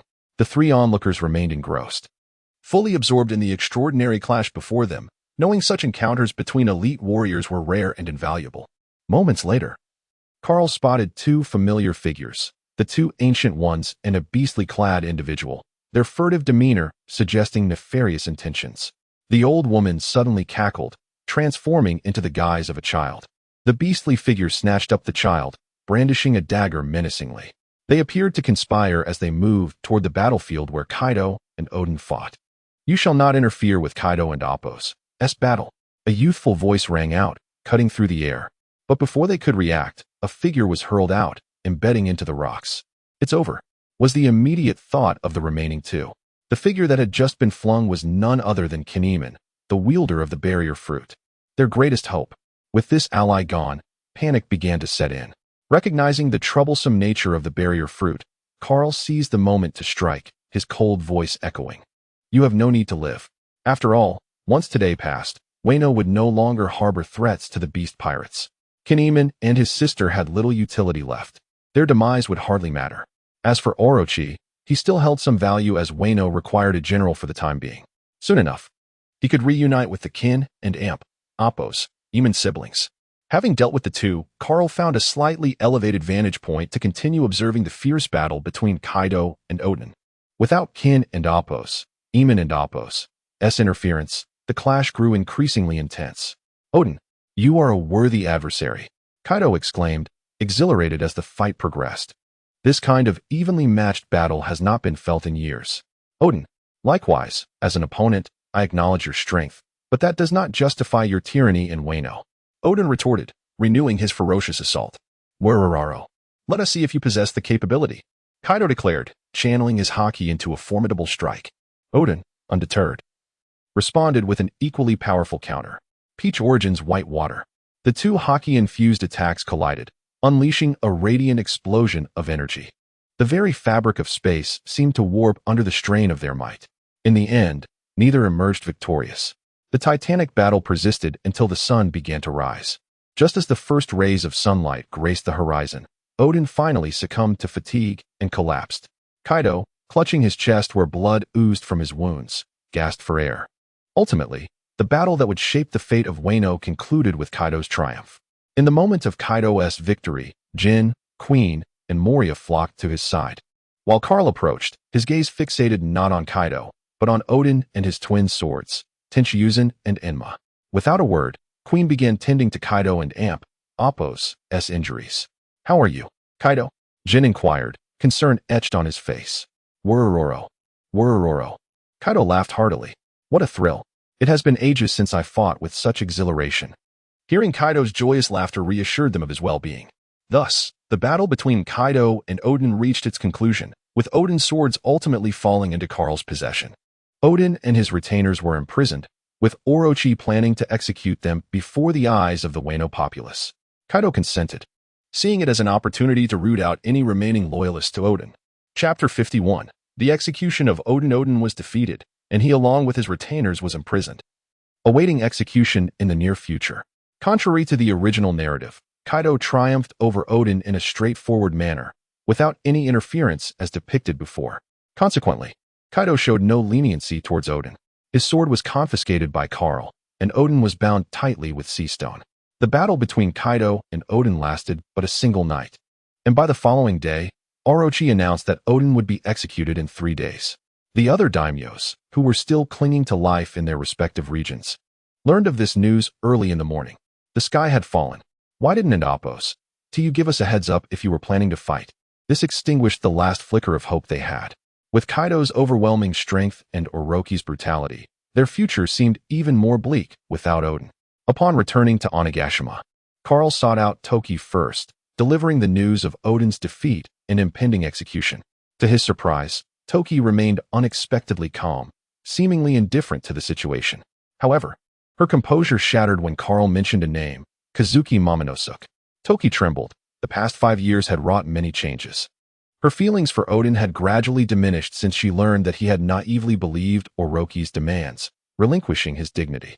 Yet the one concern that weighed heavily on her was for Momonosuke, her own son. He was but a child. Would they spare him? Toki's voice was nearly a plea, and her eyes brimmed with tears, her pitiful demeanor evoking deep sympathy. Karl felt an unsettling familiarity with the unfolding drama. A lady, a threat. Wait, this was becoming increasingly strange. Madam, you surely do not wish to see your son. Clearing his thoughts, Karl focused on the matter at hand. Toki's response was anticipated by Karl. I could even allow you to send him 20 years into the future, he proposed, but with one condition: from henceforth, you and the Kazuki clan shall have no connection whatsoever, including Kazuki Momonosuke. P.S. Brothers, do not rush to condemn. Momonosuke is destined for demise, and killing him offhandedly would be rather dull. It would be far more entertaining to send him into the future for some adventure. Refer to the work's synopsis, where Nika slays Momonosuke. This is certainly more intriguing than a simple execution. Karl did not wish to beat around the bush and presented his choice to Toki directly.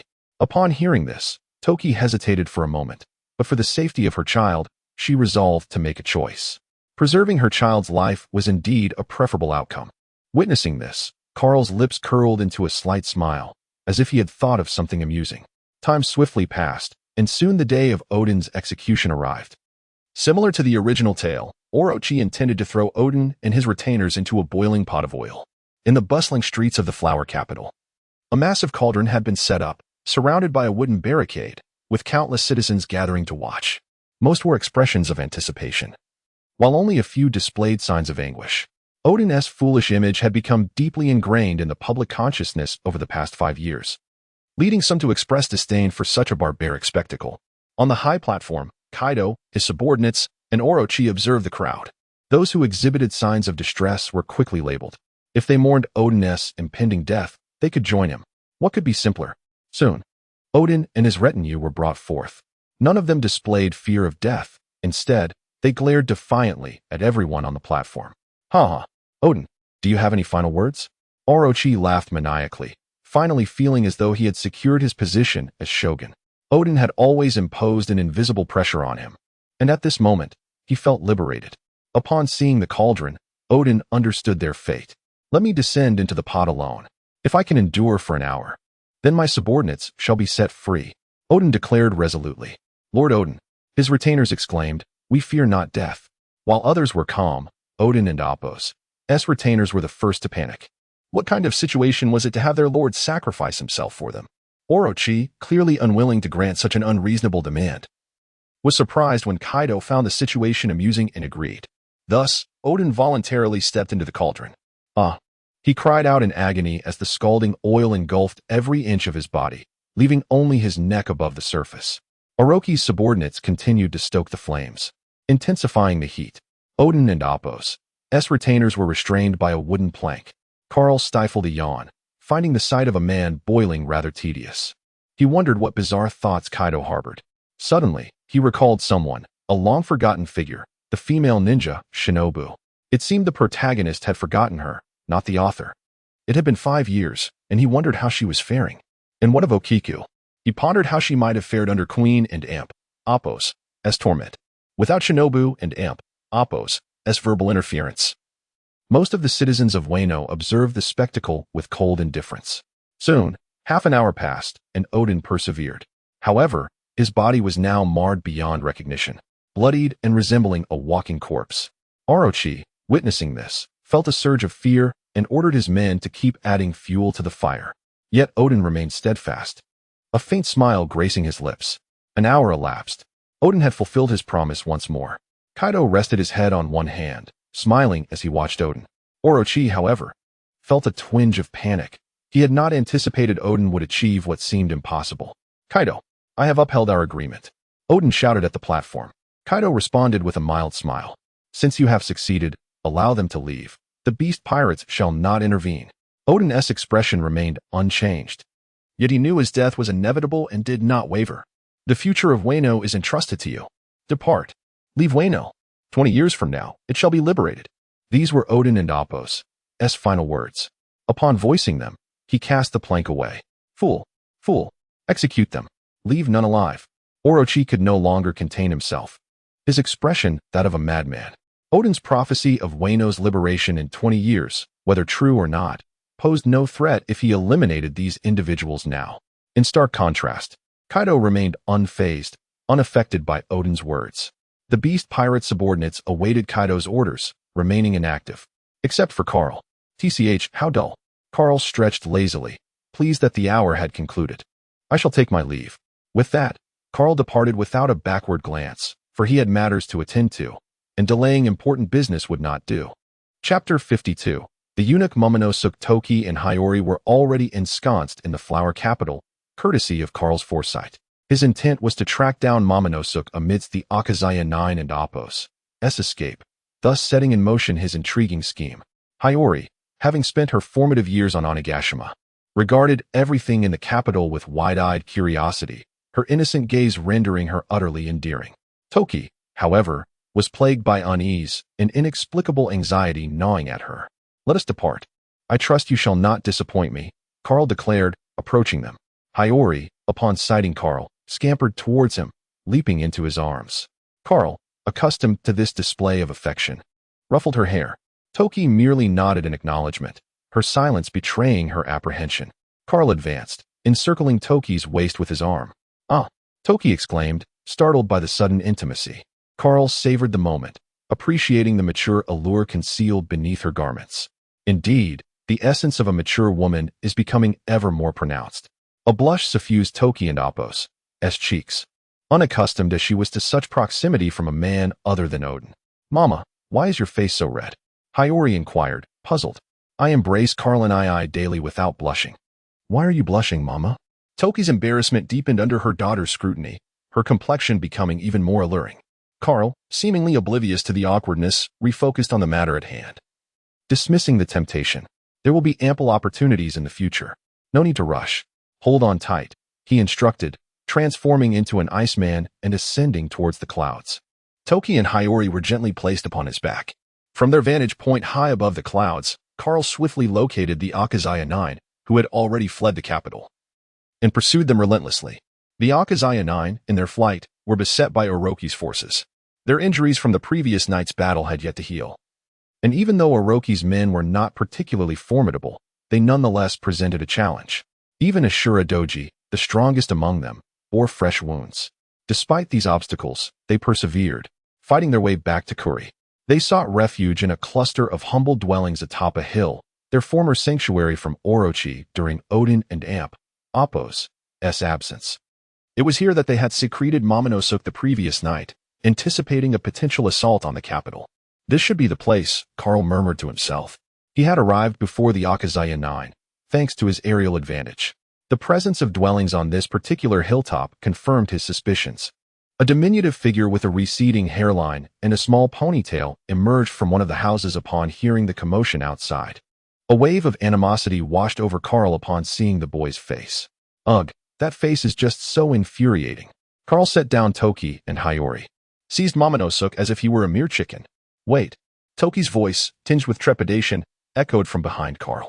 He frowned, displeased by the interruption. Momonosuke, initially terrified by the stranger, recognized a familiar voice. Mother. His mother, absent for 5 years, had suddenly appeared before him, albeit under duress. Mother. Mama, who is he? Hiyori piped up. He's ugly and calls you mother. Toki composed herself, recalling Carl's conditions. He must be mistaken. You are my child, she explained gently to Hiyori. Carl's frown dissipated. Seeing Momonosuke about to speak, Carl clamped his hand over the boy's mouth. I advise you to remain silent, brat, or I will not hesitate to sever your tongue. Momonosuke, tears welling in his eyes, nodded fearfully. Toki, witnessing her son's humiliation, felt helpless, but recognized that it was the only way to ensure his survival. At that moment, Odin and Appo's retainers arrived, but only Kin and Appo's, Eamon, Reizo, and Kanjuro were present. Release our lord. Kin and Appo's, Eamon roared, drawing his sword. Reizo and Kanjuro braced themselves for battle. Make another move, and your lord may lose a limb or two, Carl retorted, his voice carrying clearly to Kin and Appo's, Eamon. No, Lord Odin has just fallen. His only heir must not suffer any harm. How can we secure his release? Kin and Appo's, Eamon demanded, suppressing his rage. Relax. I am here to assist you, Carl replied, turning to reveal his face. You. Kin Eamon recognized him as the youth who had possessed Shu Sui, a national treasure of Wano, and a member of the Beast's pirates. Kaido promised Lord Odin that we would be allowed to leave. What is the meaning of this? Are you breaking the agreement? Kin Eamon questioned, his voice laced with resentment. I have already stated that I am here to help. Why do you persist in disbelief? Besides, Kaido made the promise. Address your grievances to him, Carl replied. Release our lord first. Carl, weary of the conversation, slapped Momonosuke on the head, rendering him unconscious. Unseen by anyone, a subtle wave of icy energy permeated the area where Momonosuke's manhood once resided. Having completed this task, Carl tossed Momonosuke aside like a sack of potatoes. Kin Eamon caught him, while Kanjuro and Reizo meticulously examined the boy, breathing a sigh of relief upon confirming that he was merely unconscious. It is up to you. Do not disappoint me. Carl released Toki from her sea-stone handcuffs and patted her shoulder before leading Hiyori away. Kin Eamon looked up and saw a familiar figure. Lady Toki? Kin Eamon was stunned. He could not believe that the lady he had not seen for 5 years would suddenly appear here, and with one of the Beast's pirates. If the lady was here. Kin Eamon suddenly turned to look at the boy who was teasing the little girl, his attention not on the boy, but on the little girl. Miss. Suddenly a burst of white light rose up. Kin and Appo's, Eamon did not feel threatened, and looked at Toki with questioning eyes. Lady, why? Toki shook her head and said nothing. Kin Eamon gritted his teeth and rushed towards Toki. His idea was very simple. The young lady was by that person's side. He was definitely no match for that person in his current state. Lady Toki was the closest. Maybe he would have a chance to save Lady Toki, which would be an explanation to Lord Odin. Although he didn't know what the young man wanted to do, Lady Toki was right in front of him. So he would save her first. Just as Kin Eamon was about to reach Toki, the white light suddenly became brighter, eventually engulfing the entire area. As the white light faded, Jin Weimin Leizong, Qin Shilang, and Tao No Su disappeared entirely, as if they had never existed. Always having traversed alone, she had never attempted to guide others through, let alone a group of them. Tian Yu's strength was nearly depleted, and just as she seemed about to collapse, a large hand lifted her up. Tian Yu did not resist, likely because she lacked the energy to do so. Suddenly, she nestled directly into Carl's embrace, weeping. Her hands repeatedly struck Carl's chest, but the force was akin to a playful tickle, so Carl allowed her to continue unabated. Chapter 53. The speculation of seizing the devil fruit. The narrative concerning Momonosuke has reached a significant juncture. The entirety of Wano country is devoid of any threats to the beasts. Following Odin and Appo's execution, Wano underwent a sweeping purge, eliminating anyone connected to him, whether through friendship or grief over his demise. Originally, Kaido and Orochi were not particularly concerned about Odin's remnants. Their focus lay on eradicating the other regional daimyos, believing the rest posed no substantial risk. It was only due to Kara's persistent suggestions that Kaido acquiesced. Otherwise, the scenario might have echoed the original tale, where the Red Scabbards rallied with fervor, garnering widespread support. Wano was destined to be the future stronghold, and possessing foreknowledge, Carr would not allow a repeat of such events. Those with strength were to be executed, while ordinary citizens and those with minimal prowess were relegated to laborious tasks. This was the consensus reached between Kaido and Orochi, with the latter assuming primary responsibility and the beast's pirates merely providing support. Consequently, Orochi's cruelty escalated in the eyes of Wano's populace, a sensation he relished. However, this worked in Carr's favor. The more tyrannical Orochi became, the more advantageous it would be for Carr. After a few years of fermenting resentment, when the people of Wano began to dread Orochi, Carr could orchestrate a coup to unseat him, establishing a regime entirely under the beast's and Appo's control. Carr had no desire for his stronghold to be mired in chaos. He found managing a nation far less appealing than embarking on maritime adventures. As for Kaido's notion of appointing Yamato as a general, Carr dared not entertain such thoughts. While having her engage in battle was commendable, entrusting her with governance was wholly unthinkable. After this matter, Kaido hosted a grand banquet on Onigashima. Every member of the Beast's pirates participated, and the festivities lasted a full 3 days and nights. Revelry abounded as they celebrated their triumphant battle. Carr was forcibly dragged into a drinking spree by Kaido, Queen, and Mariah. Queen, the rotund fellow, in a fit of merriment, sought out a space to perform his rap and dance. The agile plump man truly lived up to his reputation. Amidst the drunken haze, Carr scarcely registered the passage of time and had no recollection of how he returned to his quarters. It was not until midday the following day that he groggily awoke, his head still clouded. Rubbing his temples, Carr erupted in a tirade against the wretched Kaido and those two ruffians, Mariah and Queen. At that moment, a knock echoed at his door. To his surprise, it was Taimiyu, unexpectedly bearing a bowl of soup. What could this young woman want with him? She approached his bedside and offered him the soup. Without hesitation, he accepted and drank it down. Thank you. Taimiyu suddenly spoke. Carr paused mid-sip, quickly finishing the soup. Oh, he had not anticipated that she was there to express gratitude. Taimiyu gazed at the youth before her, now towering over her by a head. He had abducted her and her daughter, yet they had not suffered any mistreatment. In fact, they had been well cared for. Although she was uncertain of his motives, he had indeed afforded her son a chance at survival, for which she felt a sense of gratitude. Despite the circumstances, she found it hard to harbor hatred towards Carr for his actions. What do you wish to thank me for? He replied, regarding her with an enigmatic smile. At his words, Taimiyu recalled the moments from a few days prior when he had held her, and her cheeks flushed crimson. Ah, Taimiyu, what are you thinking? He is much younger than you, still not of age. She internally screamed, bewildered by her own thoughts. Carr, bemused, noted her youthful demeanor, despite being a married woman. She blushed like a schoolgirl. He swiftly rose from bed, feeling considerably better after the hangover soup. An intriguing idea had taken root in his mind, though he was uncertain of its feasibility. Do not dwell on it. Save your thanks for later. You may be of use to me in the future, he said, patting Taimiyu and Appo's shoulder, hinting at his intentions. With that, he exited the room. Only after Carr had departed did Taimiyu ponder the implications of his words. What did he mean by that?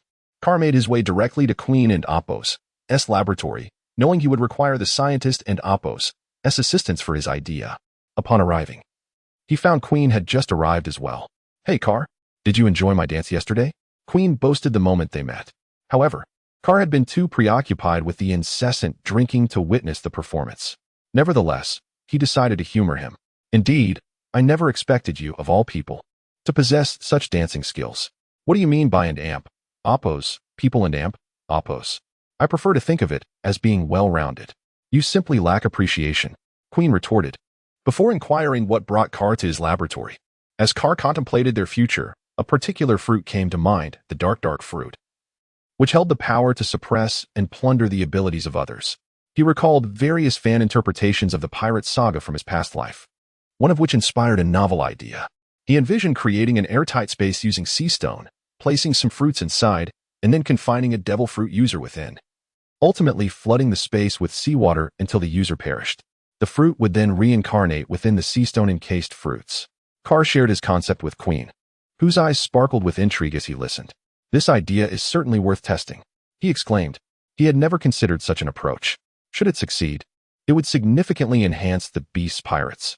This meant they could hunt other devil fruit users and utilize this method to extract their powers, ultimately strengthening their crew. Hey, how on earth did you come up with this? It's a brilliant idea, albeit with some procedural flaws. However, that's easily rectified. Queen beamed, already envisioning the success of the experiment. He had begun to formulate a plan based on Kar and Appo's proposal. First and foremost, the purity of the sea stone must be exceptional. Additionally, the sealing must be impeccable while simultaneously allowing for the injection of seawater. Wano is abundant in sea stone, yet most of it remains unrefined. The concentration of these ores varies greatly, and processing them poses significant challenges. While the concentration is a concern, the processing is the true difficulty. Nonetheless, Kar had entrusted the method to Queen, and its success now rested in Queen's capable hands. Chapter 54. The ownership of the devil fruit concerning this experiment. Carl was uncertain of its success, yet the outcome mattered little. Should it succeed, it would provide a better home for some fine fruits. What Carl needed to do now was to patiently await Quinn's research results. Professional matters should be handled by professionals. Quinn set aside all his other studies, dedicating himself wholeheartedly to Carl and Appo's concept. Time swiftly passed, and after half a month, Quinn and Appo's research finally bore fruit. He summoned Carl, as this was his proposal, and he ought to witness the results. Carl followed Quinn into a sealed underground chamber. Within, there stood a cubic sea stone, measuring 3 meters on each side, one face connected to a sea stone pipe. With a click, Quinn pressed a button, and one side of the cube gradually moved, revealing an opening. Is this the device? Carl marveled, circling the cube with curiosity. Had it not been for the open side, he would have thought it a solid structure. How do you like it? This is the result of 5 sleepless nights. Quinn exclaimed proudly. Quite impressive. Carl responded, his enthusiasm heightened, satisfying Quinn's modest vanity. Why wait? Let's see if it works. Quinn was eager to proceed. Do we have a user for the devil fruit? Carl inquired suddenly. I was prepared for that. Quinn retorted, having previously fetched a battered and exhausted pirate. He unceremoniously tossed the man inside, along with a basket of fruits from the table. After pressing another button, the opening slowly sealed, showing no sign of prior connection. Quinn then pressed yet another button. With a rush, water flowed in, filling the sea stone interior. Carl and Quinn awaited in silence. As the water filled to capacity, the inlet was sealed off, and time slipped by. An hour, 2 hours, 5 hours. Finally, after the 6th hour, Carl and Quinn decided to unveil the outcome, having originally planned for 3 hours but opting to wait longer for safety. Let an amp, Appo's open it. All right. They both held their breath in anticipation, waiting for the revelation. It felt akin to opening a mystery box, exhilarating and nerve-wracking. With a click, Quinn activated the mechanism, opening a gap in the sea stone. Water surged out, contained by a low wall, splashing not a drop upon Carl and Quinn. Now was the moment to witness a miracle. The tension surpassed even that felt during card draws in Carl's past gaming experiences. Once the water receded, Quinn approached and retrieved the basket of fruits, ignoring the body entirely. Carl leaned in closer to inspect the fruits. At the very bottom lay a peculiar fruit resembling a bull's head, adorned with strange patterns. Animal type, bull fruit, bovine form. Mwahaha! It worked. Quinn erupted in joyous laughter, astonished at the success. He understood the significance this would hold for the beast pirates. Indeed, with this, the beast pirates would not merely bear a name, but could establish an entire legion composed solely of animal-type users. Carl too was jubilant, for this meant he could acquire many devil fruits that were already claimed by others. For instance, the great snake's fruit, mythical Zoan, Yamada no Orochi form. What a splendid devil fruit, wasted on such a fool as Orochi. Immediately following the experiment's success, he sought out Kaido to relay the news. Kaido was somewhat skeptical. After all, it was common knowledge that a devil fruit would only resurrect once its host perished. However, upon witnessing the entire process firsthand, Kaido's laughter echoed throughout the entirety of Onigashima. Many of the beast pirates looked puzzled at their captain's uncharacteristic mirth, unsure of the cause for his delight. Good. Very good. Quinn, Carl, splendid work. Kaido's spirits soared. Mwahaha. Boss Kaido, can we set sail to hunt down more users? Quinn was eager to venture forth and capture more abilities to obtain additional devil fruits. Kaido summoned Jean as well. Kaido, Carl, Jean, and Quinn discussed this matter in utmost secrecy, even withholding it from Moria. All 4 shared their perspectives on the topic, yet ultimately decided against an indiscriminate hunt. Such brazen actions would surely attract the attention of the world government, which was no fool. If the abilities of slain pirates converged upon the beast pirates, any discerning mind would suspect foul play. Thus, they resolved to proceed with caution. Smaller, repeated hunts would be less likely to raise alarms, allowing time for suspicion to fade. Following Kaido and Appo's directive, Quinn gathered all known users into the underground chamber. Kaido sought both superhuman and animal-type abilities, though he favored animal types. As reflected in the name of his crew, this did not imply he dismissed other devil fruits. His actions in the original narrative attest to this, as he would not have allowed Luffy and Kid to submit to him otherwise. Moreover, he had several superhuman new recruits under his command. Niho, fatigued from training, rested beneath a great tree. Suddenly, she spied an orange fruit resembling a persimmon, marked with peculiar patterns. Curiosity piqued. She easily climbed up and plucked the fruit. Unable to resist, she swallowed hard. It appeared delicious. Surely it's safe? Ultimately, she succumbed to the fruit's allure. With a decisive bite, she gasped. An indescribable flavor flooded her mouth. Ugh, what is this fruit? It's dreadful. Carl's smile was uncontainable, likely mirrored by Kaido and even Jean, that stoic figure. Upon returning to his quarters, Carl immediately noticed two small figures lurking in the corner, each cradling a fruit. What mischief are you two up to, Rin and Peggy? Carl squinted. To his shock, the two little rascals were each holding a devil fruit. As they prepared to consume them, Carl acted without a second thought, vanishing from sight. Moments later, two cries of horror echoed through the air. Ouch! Chapter 55. The development of Wano Country. Runtai and Pejuan clutched their heads, their eyes brimming with tears as if they were on the verge of bursting into sobs. As the elder sister, Runtai fought back her own tears, glaring fiercely at Carl. You jerk, Carl. That hurts. Little Pei, are you all right? Carl tossed the two devil fruits in his hands casually. Where did these devil fruits come from? Runtai asked as she comforted Pejuan while still glaring at Carl. Why do you care? I found them, Carl replied, waving his fist nonchalantly. Ugh, my fist feels a bit itchy. Upon witnessing this, Runtai and Pejuan recoiled. Absolutely no more of that. It hurts so much. I said I got them from Kaido. Carl reiterated. Are you sure you actually took them? He pressed again. Runtai felt a pang of anxiety. He couldn't and Appo's. T possibly know? Could he? Now was not the time to panic. I must and Appo's. T admitted. Yes, that and Appo's. That's right. Of course. I didn't T steal them. Carl couldn't help but chuckle at Runtai's flimsy justification, while Pejuan, the shy child, looked away, not daring to speak a word. Forget about how I got these fruits for now. Do you even know what they are? Just eat. Runtai immediately shot back. These are the devil fruits collected by Kaido. How could they be anything less? Give them back to me. Runtai was becoming agitated. These fruits were their only means to grow stronger and must not fall into Carl and Appo's hands. Carl pocketed the two fruits and lifted Runtai effortlessly. One must admit, this feisty little girl had her own charm. You two can forget about these fruits. I will find you something even better. Initially, Runtai struggled against being held, but upon hearing Carl's words, she ceased her resistance. Really? Her big eyes sparkled cutely. Do I have any reason to deceive you? Upon hearing this, Runtai's attitude shifted instantly. Wah, you're so wonderful, Carl. I like you so much. She nuzzled Carl's head like a little kitten. The once tempestuous girl transformed into a docile little cat. Carl had already formulated plans for Runtai's fruit. He had yet to decide on Pejuan's fruit. Runtai's fruit was destined to be a mythical Zoan type. The Tori Tori no Mi model knew. With Runtai and Appo's fruit settled, there remained the matters of Yamato, Maria, and Hiyori, who had yet to consume any devil fruits. They had all brought their own fruits, which certainly could not be subpar. Just as Carl was contemplating how to arrange the fruits for these individuals, a white figure darted past him at lightning speed. Reacting swiftly, Carl caught the approaching white figure. A little white dog? Carl, brother.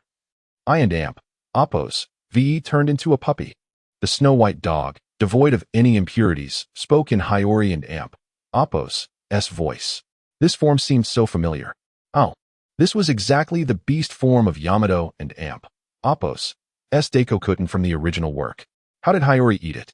Hiyori, did you eat some fruit? Hiyori recounted how she found and consumed the devil fruit. Carl's head buzzed. He had no intention of switching the fruit for Yamato initially, as it seemed quite suitable for her in the original narrative. However, now that Dekokutten had been consumed by Hiyori, Yamato would need a new one. After much contemplation, Carl suddenly thought of the artificial devil fruit. Since both he and Kaido were dragons, and Yamato was also a dragon, it could work.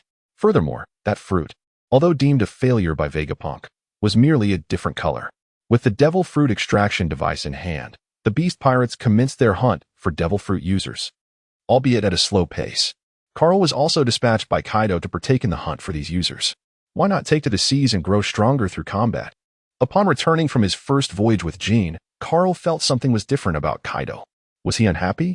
Yet, there was a faint smile playing at the corners of his mouth. Was he pleased? His expression darkened, as if someone owed him a fortune. His demeanor turned even grimmer upon seeing Carl. Carl was bewildered by Kaido's inexplicable behavior. Later, he learned from others that Yamato had awakened the Conqueror's Haki. The reason was that upon hearing Carl was going to sea, she wanted to follow but was thwarted by Kaido, leading to her explosive awakening. Yes, it was that casual. Yamato had awakened the Conqueror's Haki at such a young age, which made Kaido quite pleased. However, the reason behind her awakening left him unable to feel joy. For some unknown reason, he felt disgruntled and wanted to lash out. Yet, Carl felt rather elated. Kaido and Appo's displeasure only made him happier. Time flew by. In the blink of an eye, 6 years had passed since Odin's death. During these 6 years, Wano country underwent numerous transformations. Under the leadership of Orochi, with the beast pirates assisting, Odin's remnants were purged. Kawamatsu, Ashura Doji, all fell victim to this massacre, and even the imprisoned Hanazono Goro met a grim fate. There were no survivors to claim power or labor as in the original tale. Then came a 3-year reign of tyranny under Orochi, during which he began to establish factories across Wano under Kaido's guidance. The factories spewed toxic waste and smoke, transforming the once pristine Wano into a wasteland. Countless citizens suffered, with many falling ill or dying from the contaminated river water. Moreover, numerous citizens were wrongfully accused and sent to the weapon factories as laborers. It was not until 3 years later that a woman named Taimatsu appeared, accompanied by a massive creature. Her arrival brought hope to the people of Wano, as she garnered followers wherever she went. These powerful individuals relentlessly pushed back against Orochi's forces. Ultimately, she led her followers to topple Orochi's brutal regime, decapitating him before the eyes of countless witnesses in Flower Capital. Amid the hopeful gazes of the populace, she ascended to the position of general. However, following her rise, the mighty creature by her side vanished, replaced by a bespectacled young man who appeared somewhat frail. Her first act in office was reform. She rescinded all the unreasonable decrees established during Orochi and Appo's reign. Simultaneously, she declared war on the beast pirates. The massive creature reappeared, engaging in a fierce battle with Kaido and Appo's transformed Azure Dragon, resulting in a mutually destructive confrontation. Ultimately, upon her suggestion, Wano formed an alliance with the beast pirates. Wano would supply sea stone and weapons while the beast pirates would serve as Wano and Appo's guardians. Under her firm stance, it became necessary for the beast pirates to address Wano and Appo's pollution issues. All of this transpired within a mere 6 months. Taimatsu's prestige soared to unprecedented heights among the common folk. Nobility? Where did that come from?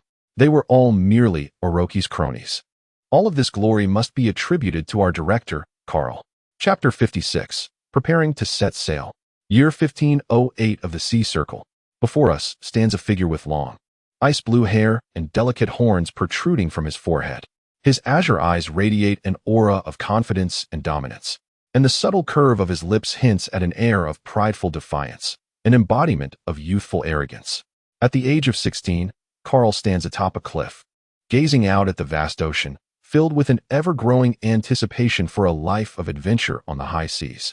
Unbeknownst to him, he has spent 13 years in this world, and at a towering height of 6 meters, he reflects on his journey. Carl, so you're here. A sudden weight at his back pulls him from his reverie. A white-haired girl, sporting horns akin to his own, clings to him. Carl remains silent, his gaze fixed on the ocean's surface. Carl, when are we going to set sail? I yearn for adventure on the sea. I want to write a grand adventure diary with you. 14-year-old Yamato has shed her childish innocence, blossoming into a young woman. Years ago, she discovered a diary filled with tales of adventure, igniting her desire to pen her own stories. Carl, too, finds himself yearning for the open sea. Having arrived in the world of pirates, it would be a travesty not to embark on an adventure. Although he has sailed with Kaido and his crew in pursuit of specific goals, the thought of a journey for its own sake excites him. We must have a ship to set sail, after all. His words resonate in Yamato's ears like a divine revelation. Are you saying we're really going to sail? Yamato turns his head to meet his gaze, her excitement palpable. Let us take our bastard father's ship. She has already set her sights on Kaido and Appo's vessel. Carl is accustomed to Yamato's sporadic declarations of devotion to her father. What is so great about Kaido's ship? It's hideous. We need our own pirate ship. Yamato agrees wholeheartedly, and in that moment, they decide to set sail. Carl seeks out Queen, requesting the construction of a pirate ship. After offering the devil fruit as payment, Queen readily agrees. It must be noted that scientists in the pirate world possess a remarkable range of skills. For clarity, Queen has consumed the same fruit as in the original narrative, the ancient Zoan, Brachiosaurus fruit. With the ship's construction underway, they await news from Queen. While also considering who else might wish to join their journey, Carl gathers everyone: Yamato, Maria, Nika, Perona, Runty, Pejuan, and Jack. Except for Yamato, who is already in the know, the others are curious about the meeting's purpose. Noticing their intrigued expressions, Carl decides to reveal his intentions. Ahem, who wants to set sail? At this, everyone's eyes brighten with excitement. Of course, who wouldn't he want to sail? Nika is the first to respond eagerly. Over the past 6 years, Nika has not been idle. Bolstered by the legacy of the great god, his power has surged, and he is on the brink of mastering Haki. It can't be denied that he possesses extraordinary talent, destined to become a formidable force. Carl, I want to go too. Me. Runny chimes in. Carl had promised Runny a chance to join when he conquered a nation during a recent expansion. The benevolent king had mobilized his soldiers to help Carl locate a particular fruit, which they discovered after a thorough search. Will there still be servants on the ship? Will I still get to eat nut sandwiches? Perona's inquiry reflects her pampered lifestyle. She has little desire for power. Carl finds no fault in her aspirations. As long as she remains adorable, all is well. Brother Carl, I too wish to experience the might of the sea. Jack rumbles, his deep voice resonating with sincerity. Over the years, Jack has come to regard Carl as his elder brother. At just 14, Jack stands at an impressive 7 meters tall, rivaled only by Maria. Carl had gone to great lengths to acquire Maria's devil fruit, the mythical Zoan, Yamata no Orochi form. This endeavor involved directing a film that spanned half a year to obtain her fruit. As he glances at Maria, who remains silent, he notices her subtle smile as she approaches, wrapping her arms around him. Where you go, I shall follow, she whispers softly in his ear, causing a warmth to spread through him. Carl, with a playful smile, lifts her into a princess carry, their faces nearly touching. Then let us embark on this adventure together. Ultimately, Maria's blush betrays her, and she shyly turns her head away. Satisfied, Carl releases her from his embrace. Humph, you think you can challenge me? After this light-hearted exchange, Carl addresses his assembled companions. It seems everyone is eager to set sail. Very well, let us embark. Cheers erupt from the group. Provisions are essential. So Carl, Yamato, Maria, and little Nika, who rides on Carl's shoulders, head to the flower capital to acquire necessary supplies for their journey. Yamato's eyes glisten with tears as she gazes upon the delectable array of food lining the streets. What are essential supplies for our voyage? Certainly food and water. With Carl's resources, they can procure as much as they desire without fear of spoilage. Given the appetites of his companions, save for Perona, who is less inclined to indulge, they must prepare adequately lest they find themselves relying solely on fish en route. The quartet leisurely strolls through the capital, sampling delicacies and purchasing whatever strikes their fancy, indifferent to the cost. Just put it on the general and Appo's tab. As they meander through the streets, eventually arriving at the general's estate.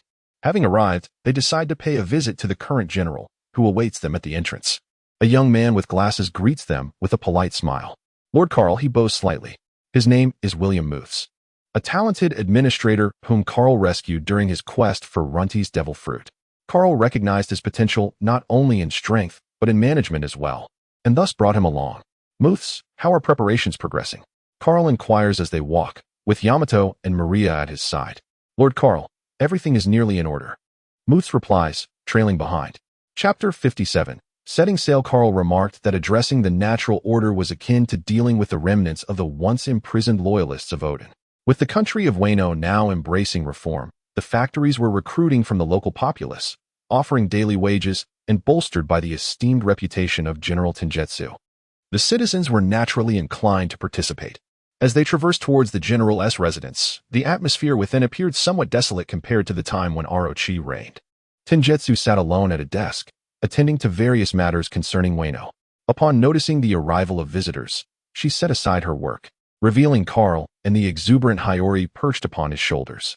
Since assuming the position of general, her time with her daughter had diminished significantly. Hiyori was now her sole child, and all her affection was devoted to her. "Mama!" Hiyori exclaimed, her joy evident upon seeing her mother. Tenjitsu stepped forward to embrace her daughter warmly. "How is the position of general?" Carl inquired. "It's manageable. I merely handle some trivial matters each day," Tenjitsu replied with a gentle smile, her gaze softening as she looked at Hiyori, radiating maternal warmth. "Mama, brother Carl wants to take us on an adventure at sea. Let us go together." Hiyori's enthusiasm was palpable.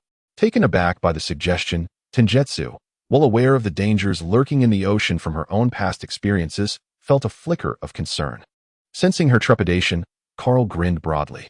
His current capabilities were far beyond what they once were.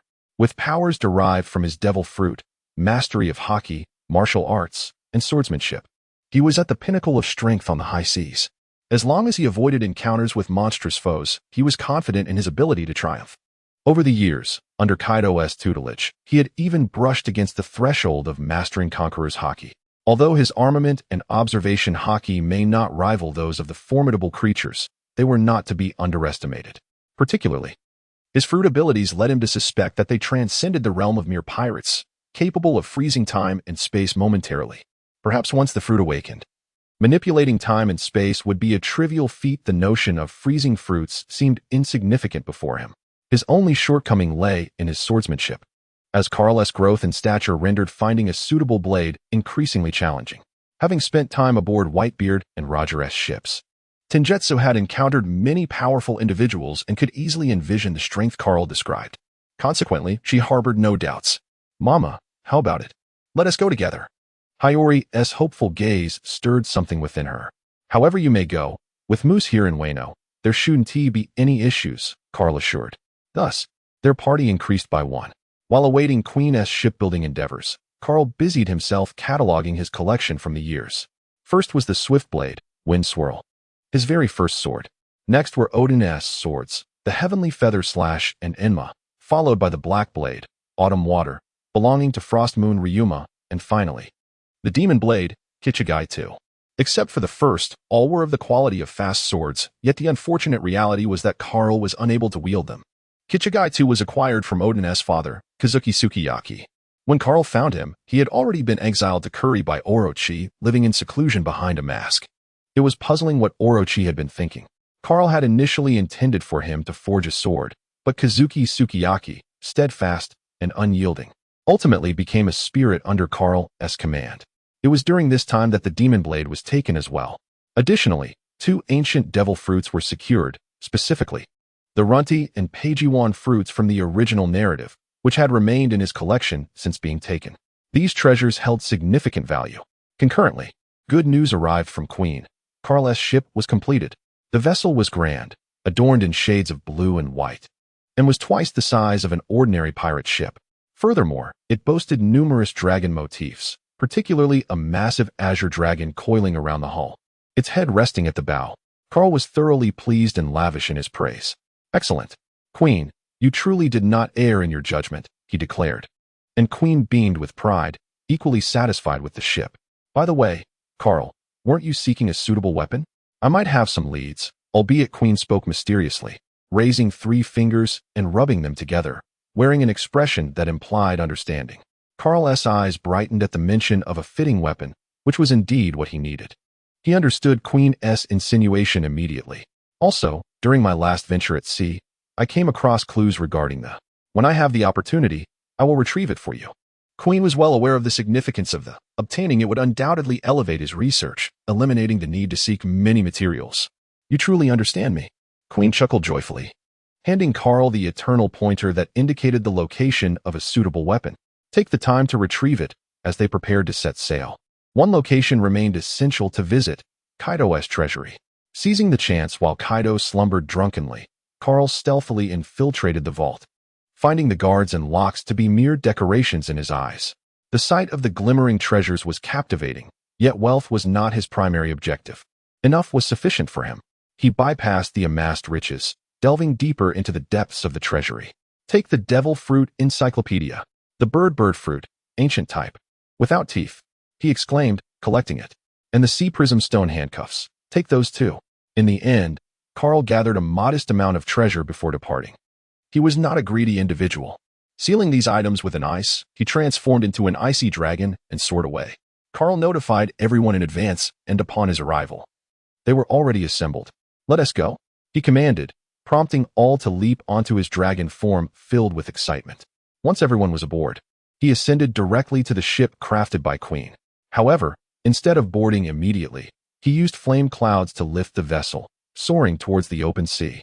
Countless pirates gazed skyward at the icy dragon and the massive ship floating behind it, but merely glanced before losing interest. Who didn't he know of the Ice Emperor Carl? One of Kaido's 3 Dragon Kings? This was merely what the pirates privately referred to him as Carl soared several hundred nautical miles away from Wano. He finally descended, gently placing the pirate ship down. Yamato was the first to leap off Carl's back, eager to experience life at sea. Foolish Yamato. We're 100 meters in the air. Carl swiftly utilized flame clouds to catch Yamato before she could plummet onto the ship. This altitude posed little challenge for Yamato, but it might have presented a problem for the vessel, and Carl wished to avoid any dents on his new ship. He lowered his height, allowing everyone to disembark before reverting to his human form on the deck. Observing the curious crew, all except Tengetsu were exploring the ship, peering left and right. Witnessing this scene, a smile crept upon Carl's lips, and he couldn't help but declare, "Set sail, my young adventurers." Thus, the journey to the sea commenced rather hastily. If they delayed further, they might miss their chance. Admittedly, a slight complication arose due to the age of the companions, but time constraints necessitated such arrangements. Overall, however, it should not pose significant issues. Chapter 58. The name of the pirate crew, Onigashima. Kaido sat ominously upon his throne, surrounded by the 3 calamities of the beast pirates, the fiery ember, the wrathful shadow, Moria, and the trembling plague, Queen. In the center, 3 small pirates knelt on the ground, shivering in fear. 2 of them were the guards of the treasure vault. As they stood watch over the treasury, an unexpected chill enveloped them, and before they could react, they were transformed into ice statues. They were only discovered when it was time for the shift change. The new guards, paralyzed by fear, immediately reported the incident to Kaido. The 3rd pirate had been sent on a scouting mission. Upon seeing the chaos in the treasury, Kaido recognized the handiwork of Carl. Treasures had vanished as if a thief had raided the place, including several precious devil fruits and numerous other items. Kaido and Appo's blood pressure skyrocketed, and he yearned to dismember Carl for his audacity. When he sent men to search for Carl, the results only fueled his rage further. Every person had vanished from Carl's hideout, leaving behind only a small note. "Dear Kaido, I've set sail. Don't miss me too much, and don't worry too much either. By the way, Yamato and I will take good care of ourselves. Just wait for grandkids. Carl." This note only added fuel to the already raging fire of Kaido and Appo's fury. Ember, though angry at Carl and Appo's actions, never imagined he would betray the beast pirates or Kaido. Moria and Appo's wrath was equally intense, especially since Carl had taken Perona with him. Moria wished for nothing more than to tear Carl apart, leaving in silence, genuinely worried for Perona's safety. Among them, Queen was perhaps the most anxious, for he had built the ship for Carl. He thought Carl simply wanted a vessel for his missions, not to sail away with a bunch of kids. Kaido and his crew seethed with anger while Carl stood at the ship's bow, feeling the sea breeze. Gazing at the endless ocean, a sense of grandeur welled within him. Surely, Kaido had seen the note by now. The thought of Kaido's expression upon reading it made Carl chuckle, though he regretted not witnessing it firsthand. "Carl, we have our own ship now. What shall we name it?" Yamato's excited voice broke through. This posed a question. After a moment of contemplation, he declared, "Our ship shall be named the Dragon Emperor. Our pirate crew shall be the Carl Pirates. I shall be the captain." At this, Yamato raised her hands in excitement. "I want to be the vice captain." Thus, the name of the pirate ship and crew was firmly established. Their first destination was indicated by the eternal pointer given to him by Queen. Carl was also curious about the weapon that Queen deemed suitable for him. At that moment, the only one not as thrilled on board, Tengetsu, approached Carl. "Could I have a knife?" Carl recalled that Tenuesher possessed some strength, albeit not formidable. Without hesitation, he bestowed upon her the national treasure, the Black Blade, a kushui. Tenuesher regarded the treasure with indifference. After all, she had traversed from 800 years in the past. During an era when Ryoma had slain dragons 300 to 400 years ago, she examined the blade, realizing it was indeed a fine weapon, far superior to her previous sword. Suddenly, Carl remembered that Hiyori also wielded a blade. During their time in Wano, he hadn't prepared anything too extravagant, as the situation hadn't seemed perilous. Now that they were at sea, it was time to upgrade their gear. Hiyori, what is it, brother Carl? Hiyori, wandering the ship with Yamato, rushed over at the sound of her name. This is for you. After much contemplation, Carl decided to give her the blade, Tenyohaku. However, to his surprise, Hiyori did not accept it. Instead, she gazed at the sword, Inma, hanging on the wall. Brother Carl, I want this one. Carl frowned. Inma was a cursed blade, known to absorb the user's haki. He had once tried it, and his arm had felt as though it had been reduced to a mere bone. That aside, he found it awkward to wield and had not used it since. Yet Hiyori was eager to give it a try. Let me try? The determination in Hiyori's eyes convinced Carl to allow her to test it. If any danger arose, he would be ready to intervene. Tenuesher felt a flutter of concern. After all, she was familiar with the blade, but with Carl present, it should be fine. At the ship's bow, Hiyori held Inma, exhaling deeply, her other hand gripping the hilt. Carl focused intently, prepared to act at the first sign of trouble. With a clang, the long blade was unsheathed. A hum resonated as Hiyori's arm and the blade were enveloped in haki, the blade emanating an aura akin to flames.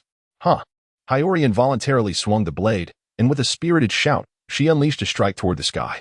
The slash appeared to tear the heavens asunder, creating a rift in the clouds, surrounded by a semblance of fire. The commotion attracted the attention of others aboard the ship. Carl stood in shock, as did everyone else. Puzzled, did Hiyori just do that? After executing the strike, Hiyori was breathless but elated.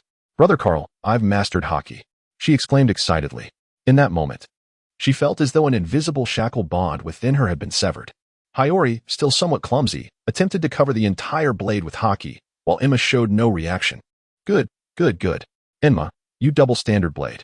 Carl mused, realizing that not only did it absorb haki, but it also seemed to assist Hiyori in awakening her own haki. A single blade exhibiting such duality. Carl comprehended that the previous strike had not been Hiyori's doing, but rather Inma's own action. Now, Hiyori stood as the fifth person to awaken haki among them. Carl was, of course, the first, followed by Yamato, Moria, and Jack, with Yamato and Moria having also awakened observation haki. While Carl understood that Inma had executed the strike, the others were oblivious to this fact. In their eyes, if Hiyori had grown this strong, they needed to intensify their efforts lest they fall further behind. Little Pei, stop staring. Come train with me. Runmi playfully slapped Pejuan on the head, dragging him off to train. Runmi. Carl approached, producing a fruit. For Little Pei, the ancient Zoan fruit, toothless pterosaur form. After much thought, Carl resolved to give this devil fruit, originally meant for Ember, to Pejuan. While it was unsuitable for Ember, it did not imply weakness. Thank you, Brother Carl, Pejuan replied, rubbing the spot where Runmi had struck him. Pejuan remained a shy little boy, making it all the more amusing to tease him. Runmi was thrilled for her brother to receive a devil fruit. After obtaining the mythical Zoan new form, her strength had surged rapidly, requiring her to hold back against Little Pei. Now that he had eaten a devil fruit, she no longer needed to tread carefully. Chapter 59, Encounter at Sea Yesterday. As I was engrossed in writing, I suddenly fainted and awoke to find myself transported into the world of One Piece. I sought out the soft and lovely Yamato for some comfort. Today, having just returned from my fantastical journey, I present to you 3 chapters. On board the Dragon Emperor, Carl leisurely reclined on the deck, basking in the warmth of the sun. In the past, outings at sea were fraught with conflicts. There was little time for leisure as there is now. Carl, a ship is approaching from the distance. Yamato called out to him. To his surprise, it had only been a few days since departing the waters of Wano, yet they were still within the territory of the Beast Pirates, encountering other pirate crews. The current maritime landscape is dominated by 3 emperors, the Beast Pirates, the Big Mom Pirates, and the Whitebeard Pirates, all of whom have seen their powers flourish in recent years, earning them their formidable titles. Rising to his feet, Carl gazed at the distant pirate ship flying a skull flag. The others were also drawn to the sight after several days at sea. This was their first encounter with another vessel. It seemed to be a band of arrogant pirates, newly arrived in the new world, foolishly seeking to challenge Kaido. Over the years, many have attempted to challenge the emperors, but most have either met their demise or suffered grievous losses. Carl observed the approaching pirate ship with an unperturbed heart. This would serve as the inaugural battle for Yamato and the crew. "Prepare yourselves for your first encounter at sea," he announced, igniting a spark of anticipation in the eyes of the inexperienced crew. The fiery spirit within them surged. Among them, save for a couple, they were all genuine warriors at heart. Perona gracefully settled onto Carl's shoulder, clutching a plush bear, her little feet swinging playfully. Carl paid her no mind, instead patiently awaiting the arrival of the pirate ship. "Ha ha ha. Young ones, do you know why we have come from the Grand Line to the New World?" A peculiar-looking pirate bellowed. "To become the Pirate King. To dominate the seas," came the enthusiastic chorus from the crew below. "Ha ha ha, well said. Join me in taking down Kaido. The other two emperors will also fall beneath my blade," the pirate boasted, exuding an air of arrogance. "Look there. Let us make them our first target." Before long, the pirate ship drew near, and cannonballs rained down upon Carl's vessel as if they were freely given. Attacking my ship is a grave mistake," Carl thought, concerned about the new ship sustaining any damage. As cold energy surged in his hand, an ice blade materialized. With a swift motion, he unleashed a freezing slash that obliterated the incoming cannonballs. "Attack!" Yamato, unable to contain her excitement, leapt into action, soaring like a meteor onto the enemy ship. Upon hearing Carl's command, Hiyori transformed into a pure white dog, leaping onto the sea, her paws radiating cold that froze the water beneath her, creating a path of ice leading to the enemy vessel. Maria moved with grace yet speed, following the icy trail left by Hiyori towards the opposing ship. Perona simply floated over, reveling in the chaos. The others, inspired by the scene, transformed into their animal forms and charged forth. Jack took a bold plunge into the sea, unperturbed by the water, for he had yet to consume a devil fruit, and his half-fishman bloodline made him feel at home in the depths. "With only Carl and Tianwei left on board," he declared, "let us go take a look." Without waiting for Tianwei and Appo's response, he effortlessly lifted her and leapt into the sea. As his feet touched the water, a layer of ice enveloped them, spreading towards the pirate ship. Tianwei, somewhat accustomed to Carl and Appo's sudden actions, no longer resisted as she had at first. Her initial shyness had faded. The sounds of battle echoed in the distance, with pirates being tossed overboard. As they approached, Carl leapt onto the enemy ship, where a chaotic scene unfolded before them. Many pirates lay strewn about, defeated. Yamato was in fierce combat with what was clearly the captain of the enemy crew, who was utilizing haki and proving to be a formidable opponent. Hiyori was surrounded by several foes but had already dispatched a good number of them, displaying remarkable swordsmanship that hinted at her potential as a master swordswoman. Maria, on the other hand, toyed with her adversaries, releasing a purple mist from her lips that soon enveloped a dozen pirates, leaving them in a daze as they smiled foolishly and gestured at the air. Runtai Peg-Ivan displayed a more straightforward approach, wielding a weapon akin to a meteor hammer with unrefined ferocity, striking any pirate that dared to come close. Jack, capitalizing on his physical prowess and robust defense, charged through the enemy ranks, leaving no pirate unscathed by his punches. Perona floated above, playfully deploying her negative ghosts amidst the fray. With the tide of battle clearly in their favor, Carl asked Tianwei, "Would you care to join the fray?" Taken aback, Tianwei realized her own limitations. She could only manage a few minor foes, though she carried a sword at her waist. It had merely become a habit after years at sea, and she knew when to retreat. "Perhaps not," she replied, averting her gaze, a fleeting embarrassment crossing her features as she reflected on her inability to match her daughter. Carl, understanding her predicament, shifted his focus back to the ongoing battle. Ultimately, after Yamato triumphed over the Rhinoceros Man captain, the ship was completely claimed as their trophy. The captain, an animal-type devil fruit user, was promptly imprisoned. Even if it served as a mere consolation for Kaido, they would return with some exotic treasures from the sea, without needing any prompting from Carl. The crew eagerly began to scour the ship for plundered riches. They were, indeed, born to be pirates. Carl felt a sense of satisfaction from this encounter. No one held back, and their first taste of battle had left no lasting scars. As usual, they indulged in feasting and revelry afterward. Chapter 60. Arrival at the destination, the latter half of the Grand Line, the New World. A desolate island perpetually cloaked in ice and snow, where the horizon is dominated by an endless expanse of pristine white, and the cold wind cuts like steel blades. At the island's heart, a towering peak rises majestically into the clouds. Carl stands at the bow of the ship, surveying the island ahead and glancing at the eternal needle in his hand. This must be the place, without a doubt. As they entered these frigid waters, Carl had felt a marked drop in temperature. The closer they approached the island, the chillier it became. Strangely, he found it rather invigorating. Yamato and Appo's face brightened with excitement. This was their first island since setting sail, and how could she not be thrilled? Perona and Tenmatsu, whose physical resilience was lacking, occasionally shivered.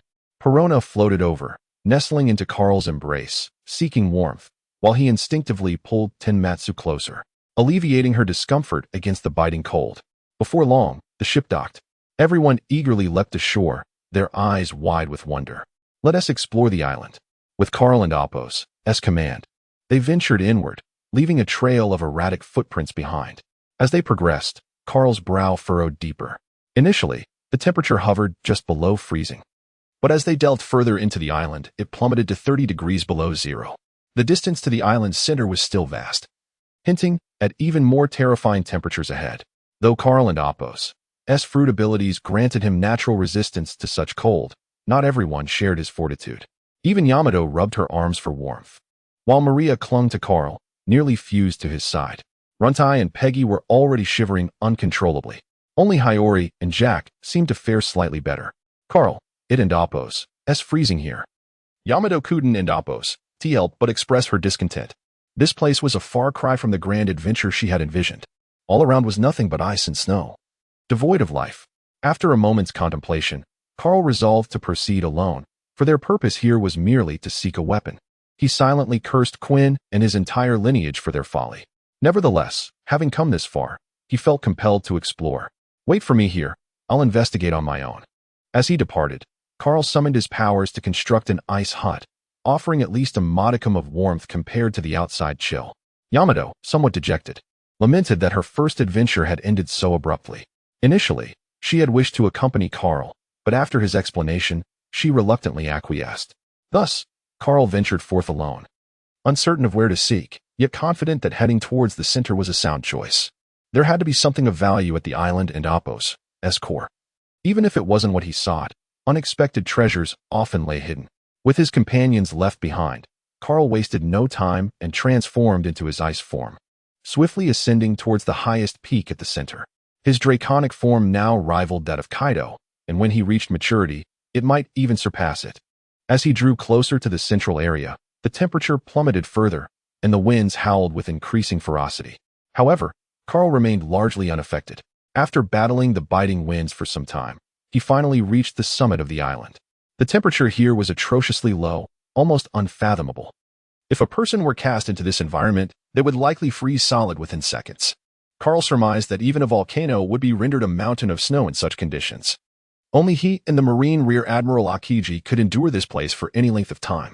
Circling the peak, Carl's keen observation skills were in full effect, leaving no detail overlooked. To his delight, he discovered a cave concealed beneath the snow. However, his draconic form could not fit, so he reverted to his human shape. The cave entrance was long buried under layers of snow, untouched for countless years. The thickness of the snow was daunting, but this posed no challenge for Carl. Clenching his fist, he enveloped his arm in a dark hue of haki, summoning an aura reminiscent of cherry blossoms. With determination, he struck at the snow blocking the entrance. Boom! The snow exploded outward, and as the cave entrance burst open, a torrent of frigid air surged forth, roaring like a wild beast. Carl was taken aback. Narrowly avoiding the icy blast, disbelief etched across his face. He could actually feel the chill emanating from within the cave.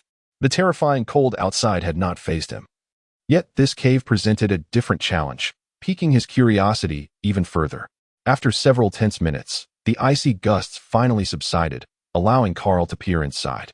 The cave descended into a passage leading deeper into the mountain. Upon entering, he immediately sensed a further decrease in temperature, heightening his intrigue regarding the treasures that might lie within. As he descended, he remained vigilant, acutely aware of his surroundings, determined not to overlook any potential bounty. Yet, as he advanced, he found nothing of note. The deeper he ventured, the larger the cavern became. Eventually, he was left astounded by the sight before him. "What the hell?" Carl exclaimed, his astonishment palpable. Before him lay a sheet of ice, and within it was something frozen, a dragon, a snow-white dragon. Currently, he could only discern the massive head. Yet it was already 200 to 300 meters long. The full extent of its body was surely even more colossal. This dragon resembled the Western dragons of lore, akin to the fruit of the ashes. Carl and Appo's initial shock quickly gave way to another thought. This is massive. If Moria were to turn this into a zombie, it would terrify his opponents. However, apart from the enormous dragon carcass, there was nothing else in the cave. Not finding what he had initially sought left Carl feeling a tinge of disappointment. Yet, the dragon's remains were not entirely without merit. Perhaps on his next visit, he could bring Kaido along to assist in transporting this magnificent creature back to Moria for zombification, significantly enhancing their combat prowess. Just as Carl was wrestling with his disappointment, a sudden roar echoed through the cave, reverberating ominously. Chapter 61. The Young Dragon. A resonating dragon's roar echoed throughout the frozen chamber. However, to Carl's ears, it bore no semblance of the dragon and Appo's majesty. Rather, it resembled the low growl of a young beast. Suddenly, a diminutive white dragon, strikingly similar to the colossal, ice-encased dragon, leapt forth from behind the icy layers.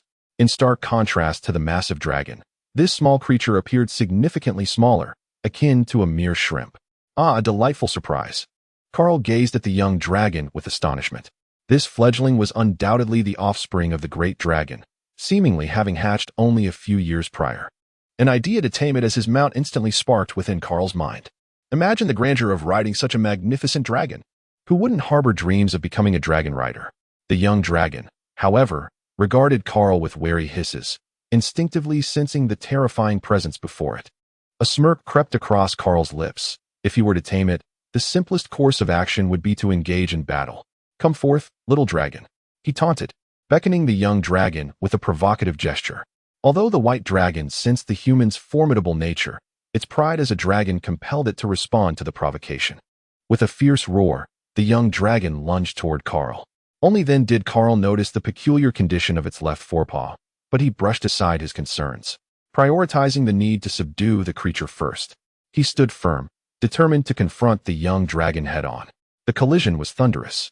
Carl braced himself against the young dragon and Appo's powerful claws. The young dragon emitted a pained roar, its agony fueling its fury as it snapped its jaws at Carl and Appo's head. Carl could distinctly perceive that the young dragon's left paw was significantly weaker than its right. Remaining calm as the dragon's jaws approached, he exerted force with his left hand, pushing aside the wounded paw. In the same motion, he delivered a powerful punch to the dragon's snout, causing its body to veer to the right. Revealing the source of its injury, a knife embedded from its left shoulder down to its paw, a portion of the blade protruding outward. Fortune favors the bold. Carl mused, marveling at the unexpected bounty. The knife and Appo's hilt alone measured over a meter, indicating it was indeed a massive blade. Shifting his focus from the young dragon to the knife, Carl reflected on how Quinn had not deceived him. Perhaps he should refrain from berating Quinn in the future, he thought, as he had already voiced his complaints. Withdrawing his grip from the young dragon, Carl lunged for the knife's hilt. The young dragon, recovering from the impact of Carl and Appo's punch, sensed his intentions and swiftly turned, evading his grasp. Its expansive wings unfurled as it charged at Carl. Caught off guard, he was struck and slid several meters across the icy ground. "That was not my intention," Carl murmured as he slowly rose. A remarkable transformation had taken place. His handsome, rugged visage was now adorned with a layer of icy blue scales, and atop his head sprouted an additional pair of dragon horns. His teeth resembled those of a dragon, sharp and resilient. His arms and legs had transformed into claws, and his exposed skin was covered in scales, while a slender tail swayed gently behind him. In his hybrid form, Carl's dragon-like eyes glimmered with an icy light. The shift in his presence was palpable. Where once he exuded a carefree demeanor, now radiated an air of proud dominance befitting a dragon. The young dragon, momentarily taken aback, wondered how this human had so abruptly transformed. It felt an inexplicable aura emanating from him that invoked a desire to worship. Shaking off that notion, the young dragon let out another fierce roar. In that instant, Carl vanished from sight, only to reappear directly before the young dragon. Bewildered by the sudden acceleration, the young dragon instinctively lashed out with its right paw, a strike powerful enough to obliterate a lesser foe. Yet, Carl merely raised his right hand to intercept the blow, effortlessly blocking the young dragon and Appo's attack. The young dragon stared in disbelief. How had this human and Appo's strength increased? With a swift motion, Carl and Appo's clawed fist once again struck the young dragon squarely in the face. This time, the impact sent the creature reeling, its scales shattering to reveal tender flesh beneath as it tumbled across the ground. The young dragon, clearly in pain, let out a mournful howl before rising, its gaze fiercely scanning the cavern for Carl's presence. After a thorough inspection, it realized the human had seemingly vanished, as if he had never existed. Suddenly, a sickening sound echoed through the air, the sound of a blade piercing flesh. The young dragon howled in agony, feeling an excruciating pain in its left paw. "Ah, splendid. A fine weapon," Carl remarked, undeterred by the dragon's cries of despair as he examined the knife he had acquired. The blade was an impressive 7 meters in length, towering over Carl himself, with a hilt exceeding 1 meter and a long, straight edge. Its design resembled that of ancient weapons rather than a typical katana, evoking memories of a legendary broadsword. Having achieved his first objective, Carl now set his sights on the second. He planted the knife into the ground, turning to meet the young dragon's fierce glare. Blood streamed from the dragon's left shoulder, staining its entire forepaw crimson. A patch of its face, devoid of scales, displayed a purplish hue, and each grimace revealed its pain. "Ah, still daring to bare your teeth?" Carl chuckled, feeling generous in his current mood.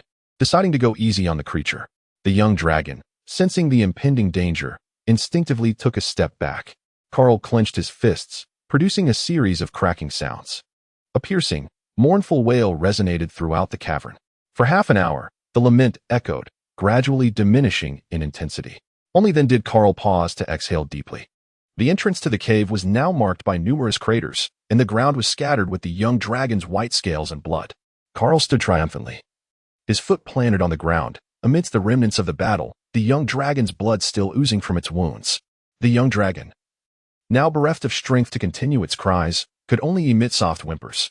It seemed to convey a sense of grievance, having been born without a mother. Deprived of nourishment within the cave, subsisting on ice, and suffering from the pain of the knife embedded in its paw. To top it all off, a mysterious human had descended upon it with a relentless assault. Chapter 62. Frosty Peak, Cold Edge Hay. Dawn and Appo's play dead. Carl nudged the young dragon on the ground. The feeble creature let out a weak howl. "Can you understand what I'm saying?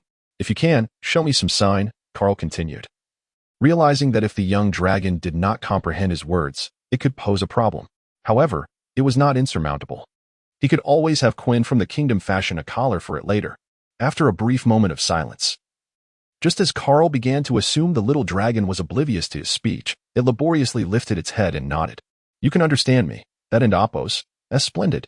From now on, you're going to accompany me. What is the point of staying in this cave? I will treat you to delightful feasts and even find you a little female dragon." Having fought the creature, it was now time for some persuasive dialogue. If it remained obstinate, Carl could resort to more profound discourses. He had a modest understanding of the Tao Te Ching. Dragons were inherently proud beings. Although this individual had been defeated, subjugating it would be impossible. The young dragon bared its teeth at Carl, making its stance abundantly clear. Submission was out of the question. "Dare to snarl at me again?" Without hesitation, Carl delivered a sharp slap. The young dragon was momentarily stunned. "Ah, come on. Why resort to violence?" Just as Carl raised his hand again, the young dragon swiftly shielded its head with its claws, letting out distressed wails, looking utterly pitiful. Amused by this little creature, Carl noted how quickly it had transformed from fierce to timid. "Follow me, and I promise I won't harm you anymore." Slowly, the young dragon lifted its head, its previously fierce demeanor replaced by a glimmer of naive innocence. As Carl reached out to stroke its head, the little dragon instinctively flinched, yet sensing no real danger. It allowed Carl's hand to approach. Maintaining his beastly form, Carl's claw-like hands emanated a chilling aura as he gently touched the young dragon's head. The refreshing coolness felt delightful to the young creature, which began to wag its tail in response.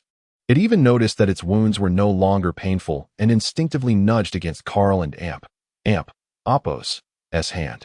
Seeing this endearing exchange, Carl couldn't and Amp, Oppos, T help but smile.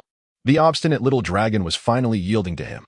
Soon, he envisioned himself as a dragon knight.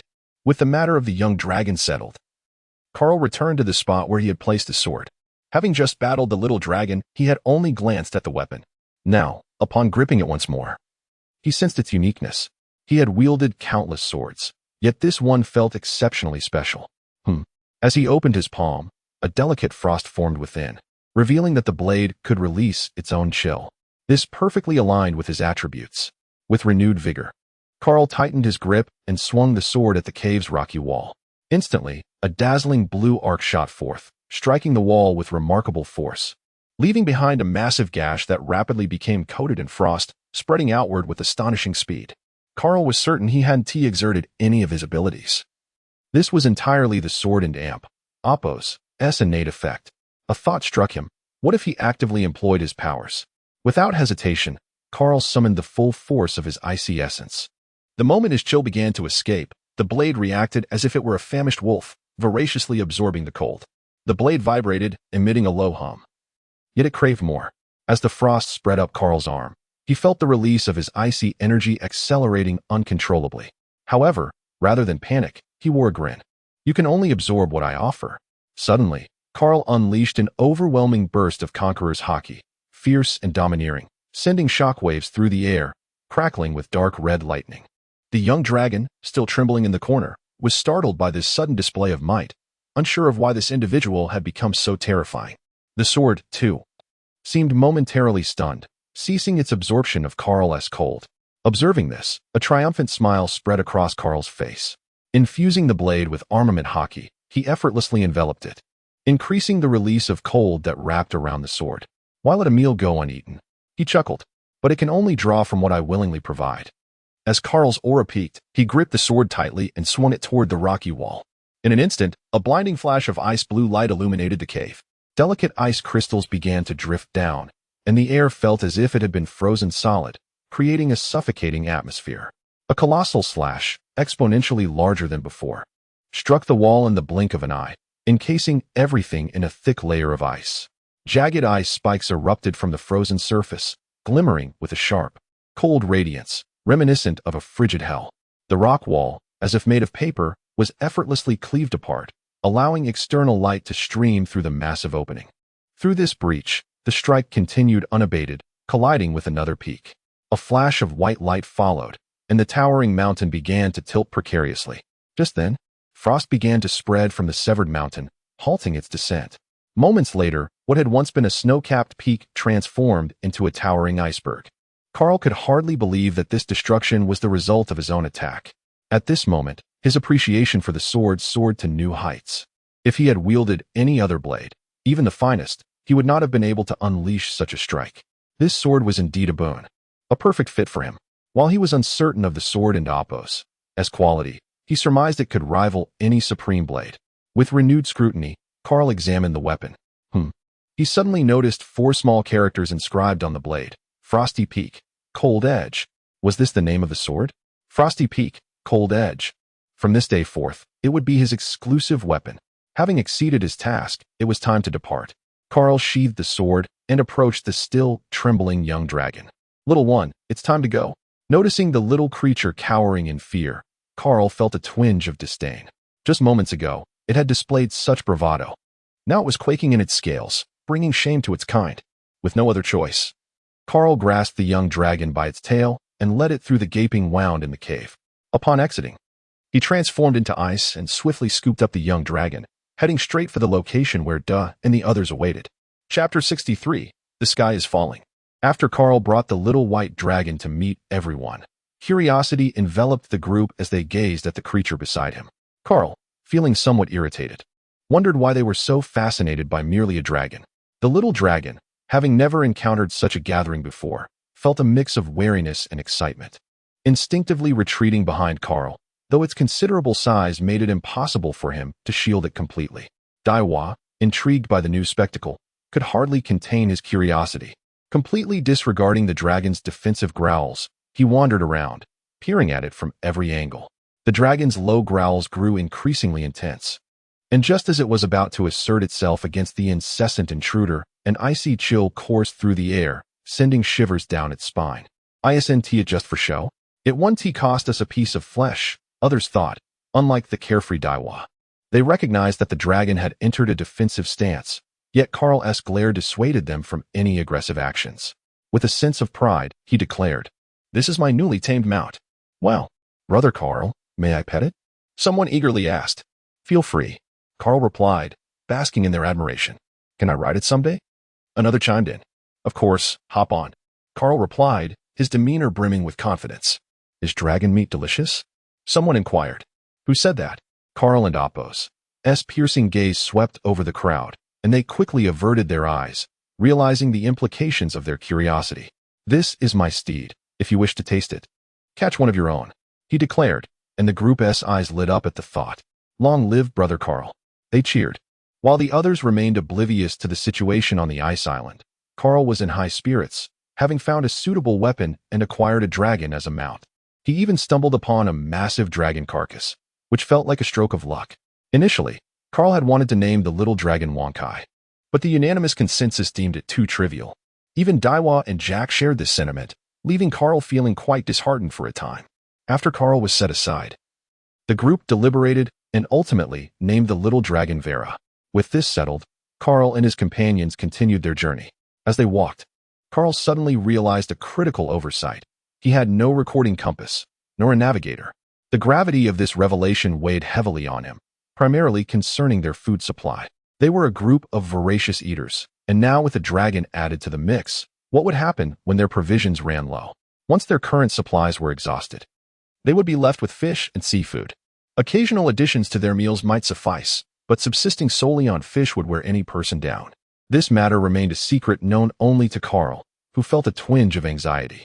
However, he reassured himself that the situation couldn't be that dire. Surely, they would and Appo's be unlucky enough to encounter no islands at all. Days passed, and the climate of the new world shifted unpredictably from clear skies to sudden hailstorms, only to be followed by torrential rains. Without a navigator, it fell upon Carl, the captain, to resolve these issues. Lacking navigation skills, he relied on sheer force, narrowly avoiding capsizing in whirlpools, only saved by his timely transformation into an icy figure to stabilize the ship. Carl was grateful for his resilience against the sea. Otherwise, their voyage would have ended in disaster. He had lost track of how long they had been at sea. The once spirited Carl lay despondently on the deck, mirroring the fatigue of his companions. Niji rested his head against the deck, while even Tenketsu, usually meticulous about her appearance, sprawled out without a care. Regretting her decision to join Carl at sea instead of enjoying her status as a general back in Wano, Perona, drained of energy, hovered in midair, yearning for her beloved nut sandwiches, bursting into tears at the thought of going days without them. Even Vera, the dragon, lay languidly on the deck, longing for ice blocks instead of fish. "Carl, I'm so hungry," Daiwa lamented, shaking Carl's face in desperation. "We'll have fish to eat," Carl replied, feeling equally exhausted. It had been countless days since Vera boarded the ship, and their food supplies visibly dwindled. Carl had initially calculated enough provisions for over 2 months, yet they had barely lasted a month. To stave off hunger, they had no choice but to eat fish. At first, the crew was enthusiastic, but as time wore on, the mere mention of fish made them nauseous. "Carl, I can't eat fish anymore. How much longer until we reach the next island?" Daiwa groaned, his energy sapped. Soon, Carl replied, equally drained, his voice barely above a whisper. You said that 2 weeks ago. We've been eating fish for a month," Daiwa exclaimed, on the verge of madness. This adventure was not what she had envisioned. Carl, too, felt the weight of their misfortune. Not only had they not encountered an island, but they hadn't even crossed paths with a pirate crew. Had their luck been exhausted on the ice island? On the lookout tower, appointed lookout Peggy Wan stared blankly, his eyes drifting, mistaking everything for a large piece of meat. Habitually scanning the sea for any signs of life, he suddenly noticed black dots emerging on the horizon. Peggy Wan abruptly stood, rubbing his eyes, fearful of having misjudged the sight. As the black dots grew larger, he realized it was the outline of an island.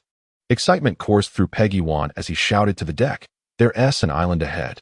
Instantly, the crew's eyes, once dull, sparked with life, and they focused intently on Peggy Wan, sending a shiver down his spine. "It's right over there," He pointed, and indeed, the outline of an island came into view. The previously lethargic crew erupted with enthusiasm, eager to reach the island. Runty transformed into her beastly form, her eyes glowing red, ready to soar directly to the island. But Carl seized her, declaring, "You can't fly over there. Watch me." Without hesitation, Carl transformed into his icy form, conjuring fiery clouds to lift the ship swiftly toward the island. Finally, they had encountered land. "Do you know how we've endured these endless days?" he mused, disregarding any potential dangers ahead.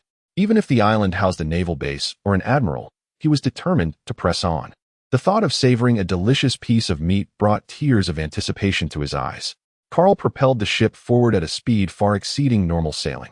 What would have taken hours was covered in mere minutes. Before he could properly dock, the crew eagerly leaped from the ship, but as they soared through the air, Carl's earlier excitement was doused by a cold reality as he surveyed the island's interior. Chapter 64.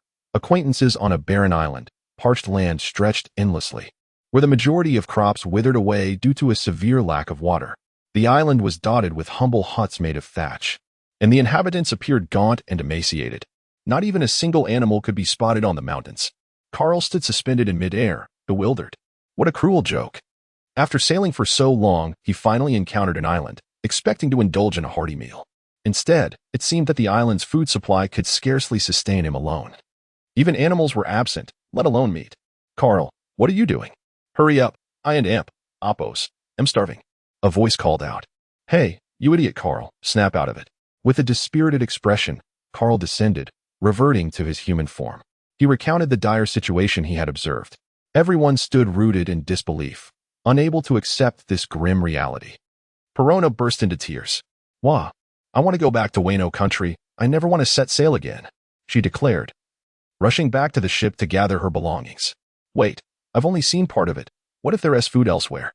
Carl managed to soothe Perona.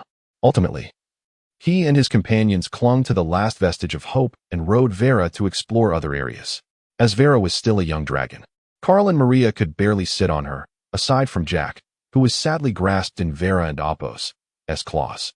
The island was not particularly vast, and the more they flew, the dimmer their remaining hope became.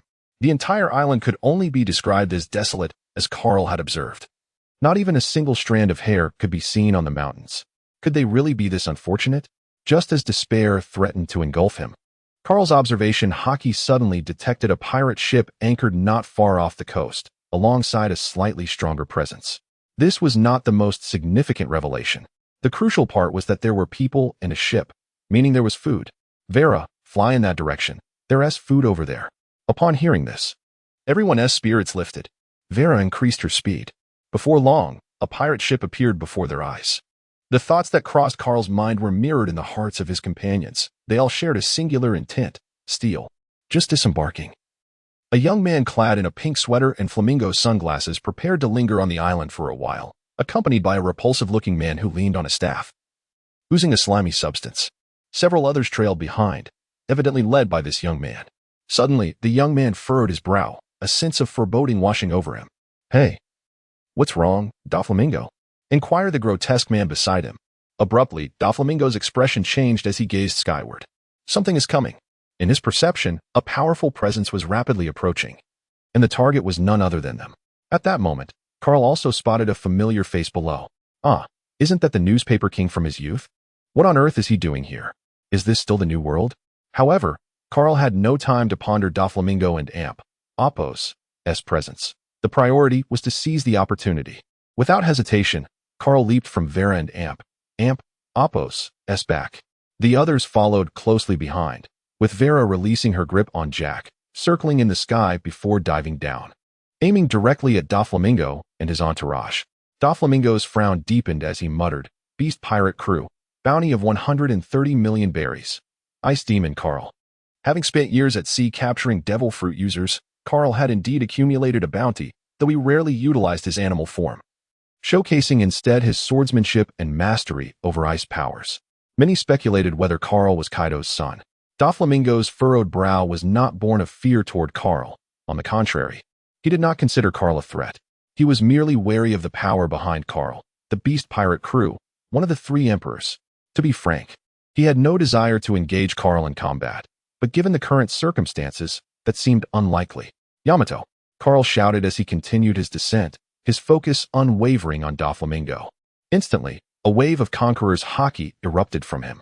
Sensing this, Yamato understood and released a slightly weaker wave of haki. The two forces of Conqueror's haki intertwined, targeting Doflamingo and his group. Doflamingo was taken aback by the sudden onslaught of haki, his scalp tingling as beads of cold sweat trickled down his forehead. Under the pressure of these two forces, his own Conqueror's haki surged forth in an attempt to counteract them. The clash of the three haki waves produced a resounding boom in the air, as dark red lightning surged like a frantic serpent. This was unexpected. Doflamingo had not anticipated that Ice Demon Carl possessed Conqueror and Appo's haki, yet it did not shock him to such an extent. What truly baffled him was the unassuming girl beside Carl. Why did she also wield Conqueror and Appo's haki? When did haki become so commonplace? And how could Ice Demon Carl be so young, yet so powerful? While Doflamingo was momentarily stunned, his companion Tori Bull and the family members behind him succumbed to the overwhelming force and fainted. Ice Demon Carl, Doflamingo roared, furious at the audacity of an immediate attack. His fingers curled into claws, and thin threads emerged from his fingertips. Carl summoned an icy chill, condensing it into a spiked club, with threads of lightning entwined around it. Thunderous 8 trigrams. Surely he doesn't think Thunderous 8 trigrams is Kaido's technique, does he? Carl's spiked club collided with Doflamingo's threads, sparking a flurry of sparks. The feeble threads, under Doflamingo's command, exhibited a power that was uncharacteristic of them. Seeing that Carl unleashed Thunderous 8 trigrams, Yamato knew she could not lag behind. Thunderous 8 trigrams. She unleashed a similarly formidable, yet slightly weaker attack, hurtling toward Doflamingo with lightning speed. Doflamingo was already struggling to counter Carl and Appo's assault, and now another attack was upon him. Doflamingo, distracted, manipulated a mass of threads into sharp spikes, enveloped in armament haki, which lunged toward Yamato like a giant serpent. Seizing the moment of Doflamingo and Appo's distraction, Carl suddenly exerted his power. The force of his attack sent Doflamingo staggering back several steps. In a flash, Carl vanished from sight, reappearing beside Doflamingo. Such speed! Doflamingo was astonished by Carl and Appo's swiftness. Before he could react, a sharp pain surged through him as his body became uncontrollable, soaring into the air. Yamato swung her club, shattering the mass of threads cloaked in armament haki, just as an ominous silhouette flew into her line of sight. Without hesitation, she delivered a powerful Thunderous 8 trigram strike to Doflamingo's abdomen. Doflamingo could not contain a spurt of blood, his body hurtling toward the ground like a cannonball. At that moment, Runty and the others descended from the sky as well. Runty's flaming spiked club crashed into Doflamingo's chest with tremendous force. Meanwhile, Jack, the last to be released by Vera, plummeted directly toward Doflamingo's position on the ground. Chapter 65. Carl gazed down at Doflamingo, who lay in a pit. His disheveled hair stained with blood, his tattered clothes a testament to his misfortune. How tragic! How lamentable! His chest still heaved with breath. He had not yet succumbed to death. However, this was not the time to dwell on such matters. Carl and Appo's attention shifted toward Doflamingo and Appo's pirate ship. Let us go. Dinner awaits, he shouted, charging straight toward the vessel. Wait for me. Dinner, dinner, howled his companions, rushing into the kitchen. After nearly 2 months without proper sustenance, all the provisions aboard Doflamingo's ship had been ravaged. They spared nothing of value, taking all they could carry. Carl's first priority was to locate a log pose. He could not endure another 2 months adrift without food. In his search aboard the ship, Carl stumbled upon a devil fruit, the snow fruit. The very fruit once possessed by Monet, the snow maiden from the original tale. To his surprise, he added it to his collection. After satiating their hunger, Carl and his companions prepared to leave Doflamingo and Appo's ship. Brother Carl, how should we deal with these people? Shall we kill them all? Asked Hiyori, her youthful heart brimming with bloodlust. Carl felt a sense of satisfaction. Ordinary pirates could be dispatched without hesitation, but Doflamingo, a future emperor of the underworld and a potential business partner of the beasts, was a different matter. Despite recently pummeling him and ransacking his ship, Carl believed there might be opportunities for collaboration in the future. After all, if the stakes were high enough, past grievances could be overlooked. As for subjugation, that seemed implausible. Doflamingo's ambition was far too great. He was a man to be utilized, not tamed. Thus, sparing his life seemed prudent. Just as Carl and his group prepared to depart for the next island to replenish their supplies, he suddenly sensed a gaze upon him, emanating from a nearby forest. Turning his head, he spotted a filthy little girl with short black hair quickly retreating behind a tree. Initially, Carl intended to ignore her, but then a thought struck him. The desolate island, coupled with Doflamingo and Apos' presence, reminded him of Baby 5, the combat maid from the Don Quixote family. A girl with a tragic childhood who had been abandoned by her mother and yearned for recognition. Could it truly be her? Carl pondered. Wait here. I'll check that out, he instructed his companions as he ventured into the woods. The little girl, seeing the towering man approach, felt a surge of panic and scanned for a place to hide. When she glanced back to locate him, she was startled to find he had vanished. Hello, little girl. Peeking is not a good habit, you know, a sudden voice startled her. She turned to face the enormous man, fear evident in her eyes. Although he did not display any anger, the sheer size of his presence was overwhelming. I'm sorry, I wasn't trying to peek, she stammered. What is your name, little one? Carl inquired. I am Baby 5, she replied. Understanding dawned on Carl, though he maintained a calm exterior. So, Baby 5, do you wish to set sail? Upon hearing this, Baby 5's face lit up with longing. The village elders had spoken of how one would not suffer hunger at sea. But she began, only for Carl to interrupt her by tossing out a piece of treasure. Baby 5, I need you. The words filled Baby 5 with a mix of joy and confusion. The sensation of being needed was exhilarating. Yet doubt crept in. Do you truly need me? Really? But I know nothing. Suddenly, she recalled a moment from her past, when, driven by hunger, she had eaten a peculiar fruit after being abandoned by her mother. To her astonishment, she discovered that her hands could transform into blades. As she gazed at her arm, it fluidly morphed before her eyes, solidifying into a sword. She looked at Carl with a mix of anticipation and trepidation. Carl, surprised that Baby 5 had already consumed the fruit, recognized its potential. That's an impressive ability. You will be invaluable. Will you join me on my voyage?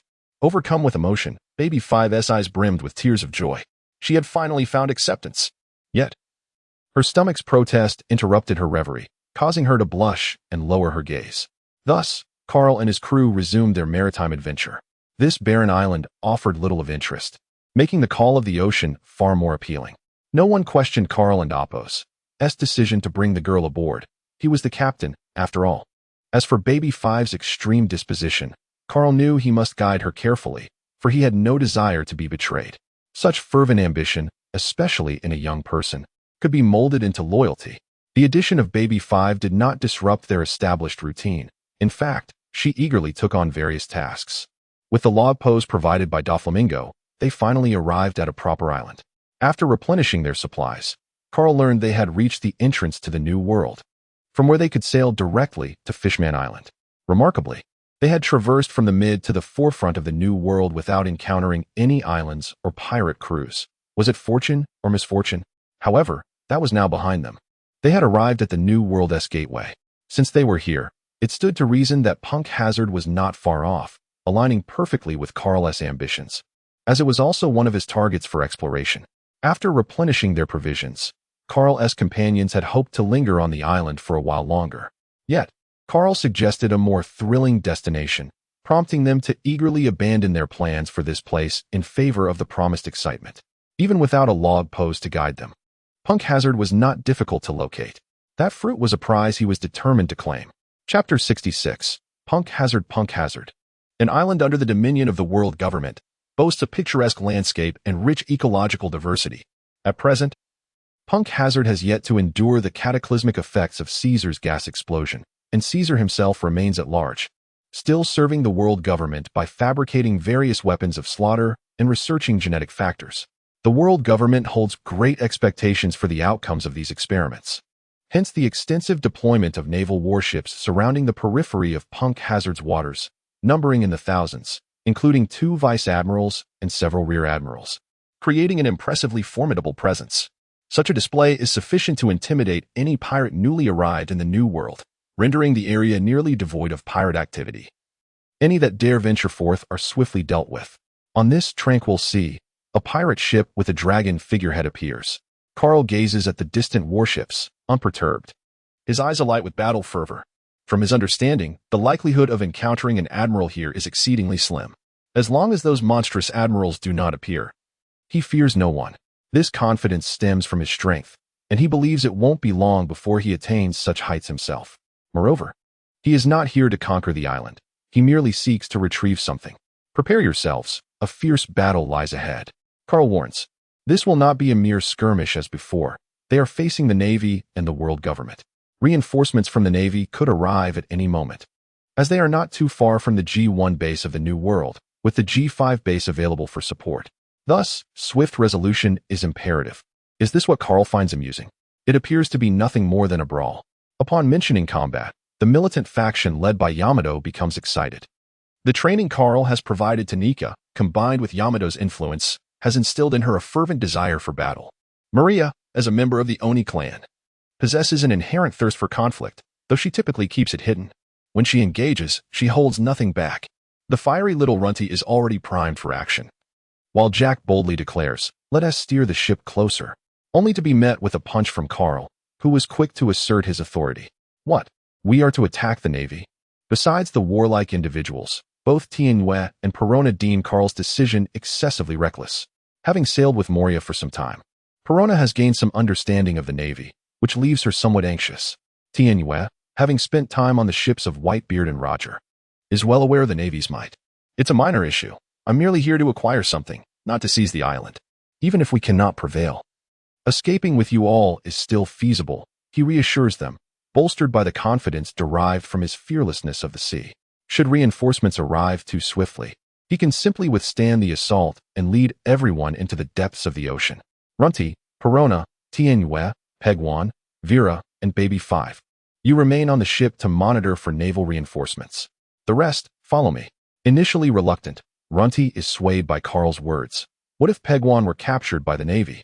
As a protective sister, the thought of her beloved brother enduring inhumane torment at their hands, especially considering his adorability, compels her to stay and safeguard him. Carl also leaves Vera, the dragon, aboard the ship, knowing that in an emergency, she could facilitate their escape. Hey, pirate ship ahead, you are surrounded. Surrender at once. Unbeknownst to them, 3 naval ships have already drawn near, with 2 vessels maneuvering to flank them, aiming to encircle their ship. Witnessing this, Carl manifests a wild, carefree grin. Then it's settled. Let us proceed. He strides to the bow of the ship, followed by those he named. Suddenly, a towering ice pillar materializes beside him. Carl plunges his hand into the ice. With a resounding crash, the ice shatters, revealing a blue-hued blade that towers slightly above him. This is no trivial skirmish. They can no longer afford to be careless. Gripping the hilt, a torrent of frigid energy converges upon the blade. Once sufficient energy is amassed, Carl unleashes a powerful strike. A blinding flash erupts, and the Navy personnel aboard the 3 ships are momentarily blinded, left unaware of the impending doom. A swift ice blue slash hurtles forth, effortlessly cleaving the 3 naval vessels in twain, gliding just above the ocean and Apos' surface, destined for the warships encircling Punk Hazard. Everywhere it passes, the environment is instantly encased in ice. Even the 3 ships succumb to the icy grip, leaving no sailor unscathed. After delivering this devastating blow, Carl transforms into ice and, alongside Yamato, makes a beeline for Punk Hazard. At the periphery of Punk Hazard, a vice admiral clad in a cloak adorned with the word justice stands at the dock, lost in thought while inhaling a cigarette, seemingly waiting for something. According to reports from his subordinates, a pirate ship has emerged in the vicinity. To him, it is merely another insignificant pirate, just having entered the New World from paradise. Therefore, he dispatched a commodore and 100 sailors, personally remaining on standby for precaution. Suddenly, he senses a menacing aura approaching with alarming speed. He opens his eyes wide, fixating intently on the sea. An ice blue slash surges toward him, and he can feel the overwhelming might of the attack. The vice admiral leaps into the air, executing a moonwalk directly toward the incoming strike, his fists enveloped in haki. As he nears, a bone-chilling cold halts him momentarily. He has only encountered such intense cold from the new admiral, Akiji. Who could it be? He resolves to first deflect the incoming blow. His haki-imbued fist crashes against the ice blue slash. Clang. The collision causes the slash to veer off course, crashing into the ocean, leaving a patch of freezing ice where it struck. The vice admiral gazes at his now frozen right hand, clenching his fist with force, shattering the ice into shards. While he contemplates the identity of the assailant, a shadow suddenly looms over him. He looks up, eyes widening in shock. It's a dragon. His first thought is of Kaido, one of the three emperors, but upon closer inspection, he realizes it is not. This is a colossal dragon of ice blue hue, resembling crystal, unlike Kaido's azure dragon form. Yet, it is enough to astonish anyone. When did another dragon emerge upon the seas? He recalls the earlier strike and the Commodore he dispatched with 100 sailors. Could it be? The dragon's trajectory is aimed straight for Punk Hazard, and he cannot allow this to happen. He immediately leaps into action, determined to intercept it. Chapter 67. Vice Admiral Carl, the colossal form of Carl soared through the skies. Had someone ascended to confront him? Yamato was poised, awaiting Carl's command. The others shared a fervent gaze. But patience was paramount. Now was not the opportune moment for conflict. The true battle would commence once they secured their desired prize. Should they engage now, the arrival of naval reinforcements would complicate their efforts to obtain what they sought. Thus, Yamato and the others restrained their urge to strike. Carl accelerated, his already swift pace intensifying, leaving the admiral who had attempted to intercept him grasping at shadows. The vice admiral, his countenance darkening, pursued from behind. Yet he found himself outmatched by Carl and Appo's speed, helplessly watching the massive dragon and Appo's form recede into the distance. In this moment, he reached for his Den Mushi, contacting his comrades still stationed at Punk Hazard. As Carl soared, Punk Hazard and Appo's island loomed larger before him. The vigilant Navy personnel observed the airborne behemoth, instinctual fear momentarily unsettling them. Yet, the seasoned sailors of the New World swiftly overcame their trepidation, executing their duties with precision. A tall, slender vice admiral adorned in a justice cloak, his long face framed by a distinctive mustache, emerged from the rear. He was stationed at Punk Hazard, having just received word from his fellow vice admiral, Halza. As he surveyed the approaching dragon, he displayed no semblance of alarm, even yawning as if the dragon were of little consequence. How vexing it was to be unable to sleep soundly. Most gripped the hilt of his sword, and in an instant, dozens of slashes hurtled toward the airborne dragon. His sword drew with such swiftness that it appeared to remain sheathed, the strikes seemingly materializing from thin air. Despite his nonchalance, Carl's keen senses detected the sudden onslaught of strikes. He had no time to react, bracing himself for the impending impact. Although the slashes were swift, their force proved inadequate, merely etching fine lines of crimson upon his scales that healed almost instantaneously. Realizing his opponent was less formidable than anticipated, Carl raised an eyebrow, recognizing him as a mere paper tiger. Speed was irrelevant if one could not breach his defenses. In reciprocation, Carl prepared to counterattack. "Yamato," he called, lowering his altitude and signaling for readiness. The Navy personnel below raised their firearms, exclaiming, "Fire!" The barrage of bullets ricocheted off Carl and Appo's massive form, failing to inflict any harm, merely a tickle to his robust hide. Most, now fully aware of the dragon and Appo's might, recognized that the creature was not comparable to the inexperienced pirates who typically ventured into the New World. His slashes had proven ineffective. As Carl descended to a certain altitude, an overwhelming, domineering aura of conqueror's haki erupted from him, signaling a shift in the air. A second, albeit slightly weaker, wave of haki followed, causing numerous Navy personnel to collapse, their eyes glazed over in shock. Only those of captain rank or higher managed to remain conscious under the overwhelming pressure. Simultaneously, a chilling breath of ice erupted from Carl and Appo's maw, freezing everything it touched, be it man, ship, or other entities, turning them into mere ice sculptures. Several brigadier generals and commanders were caught off guard by the icy breath, succumbing to its chilling embrace. With the scene set, Carl resumed his flight, making a beeline for the internal research facility of Punk Hazard. Most, recovering from his astonishment at the sudden emergence of two wielders of Conqueror and Appo's haki, witnessed the horrifying sight before him. Countless Navy soldiers encased in ice, their faces frozen in terror. Infuriated, he ordered his remaining subordinate to contact the G1 and G5 branches while awaiting the return of Vice Admiral Halza. He himself would pursue the dragon. Carl and Appo's intentions were clear. He aimed for the heart of the research base. Soon, he spotted an exposed section of the laboratory. Just then, Most caught up, fuming, "Damn pirates, halt. This is no place for your kind." But Carl remained unfazed, ignoring the Vice Admiral and Appo's outburst. Most unsheathed his sword with a huff, determined to incapacitate anyone other than the dragon. He doubted all would possess the same resilience as Karl. Swiftly, he unleashed a series of green slashes, the close proximity and his renowned speed rendering escape impossible. Yet, at that critical moment, a massive form interposed itself before the others, absorbing every strike. It was Jack. Just as Most initiated his attack, Jack had sensed the trajectory of the incoming blows, enabling him to intercept. The onslaught of slashes met his frame, leaving him with deep, bloody wounds on his arms, chest, and abdomen, the gory injuries stark against his skin. While such injuries would incapacitate any ordinary individual, Jack, instead, roared with fury, his eyes ablaze with rage.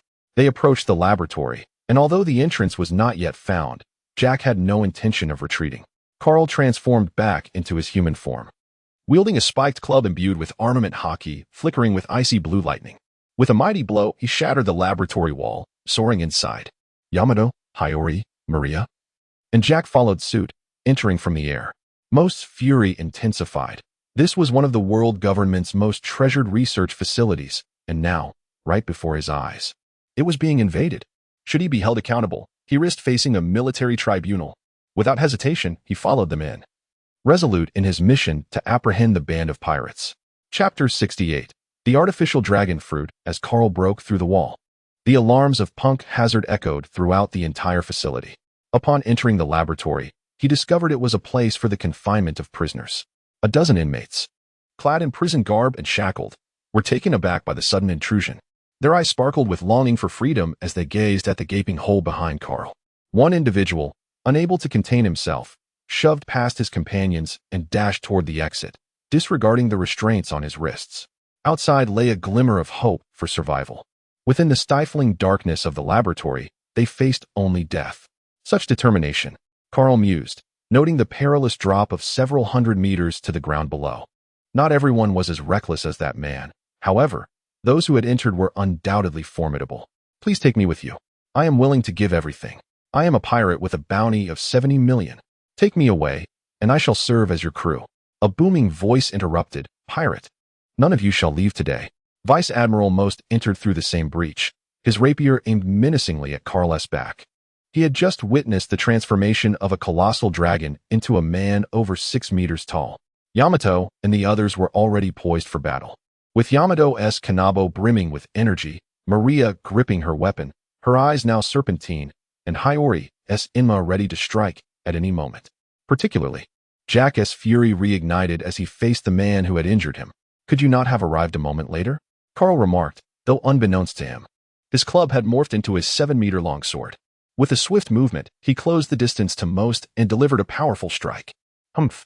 He is a master swordsman among the Navy. Yet, when their weapons clashed, an overwhelming force surged forth. What incredible strength! Most, who excelled in speed, recognized that strength was his weakness. In that instant, he realized he could not engage Karl head-on. He retreated, seeking to exploit his speed to outmaneuver him.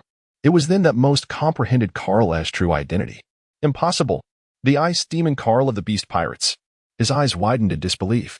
How could the notorious pirate with a bounty of 135 million berries be the very dragon he had witnessed? And why had the Beast Pirates appeared here without any prior warning? Something was amiss, deeply amiss. The journey from the New World to the front lines typically required navigating several islands. Why had there been no information? Was the Beast Pirates' sudden appearance indicative of a significant movement? Were there other members of the crew nearby? Most's mind swirled with questions, but answers were elusive amidst the chaos of battle. Noticing Most and Apos' distraction, Karl seized the opportunity, his blade slicing toward Most and Apos' neck. A chill, penetrating to the soul, sent shivers down Most's spine, his instincts screaming as he barely managed to raise his sword in defense. Yet, Karl and Apos' might was overwhelming, even when blocked. The blade struck his shoulder. Realizing a fatal blow was unfeasible, Karl aimed to sever Most's arm. Most, enduring the pain, evaded the strike and engaged Karl once more. Though his injuries had greatly diminished his fighting capability, although a vice admiral, renowned for their formidable strength, he had merely been careless, allowing Karl to inflict a grievous wound. To eliminate him would require time, and with the Navy likely alerted, securing the objective was imperative before engaging in a full-fledged confrontation. as most slowed from his injuries. Carl capitalized on the moment, delivering a swift kick that sent most flying. For the time being, it appeared they were undisturbed. Just as Carl intended to depart with Yamato and the others, he perceived the Vice Admiral lingering like a tenacious shadow, determined to impede their escape despite his grievous wounds. Carl suddenly inquired of the man who had identified him as a pirate, "How many others are imprisoned here?" "My lord, this entire level is filled with prisoners." The man replied. A smile crept across Carl and Appo's lips. "Yamato, let us go," he called, smashing through the walls with his club. Yamato, Maria, and the others followed suit. "Yamato, assist me in demolishing each room on this level. It will require but a moment." As they progressed, they reached the entrance to the next level. Some, witnessing Carl's prowess, attempted to follow, but after witnessing a few of their number fall to Carl's blade, they quickly reconsidered. This was no benevolent act. His intent was to divert the Vice Admiral, not to liberate them. Within the laboratory, frantic researchers scurried about, their faces etched with panic as they observed the breach in the prisoners' confinement area on their surveillance screens. "Lord Caesar, what should we do?" One researcher in a lab coat asked another. "Why the panic? It's merely a band of pirates. Those Navy fools are utterly useless, unable to fend off even a pirate raid."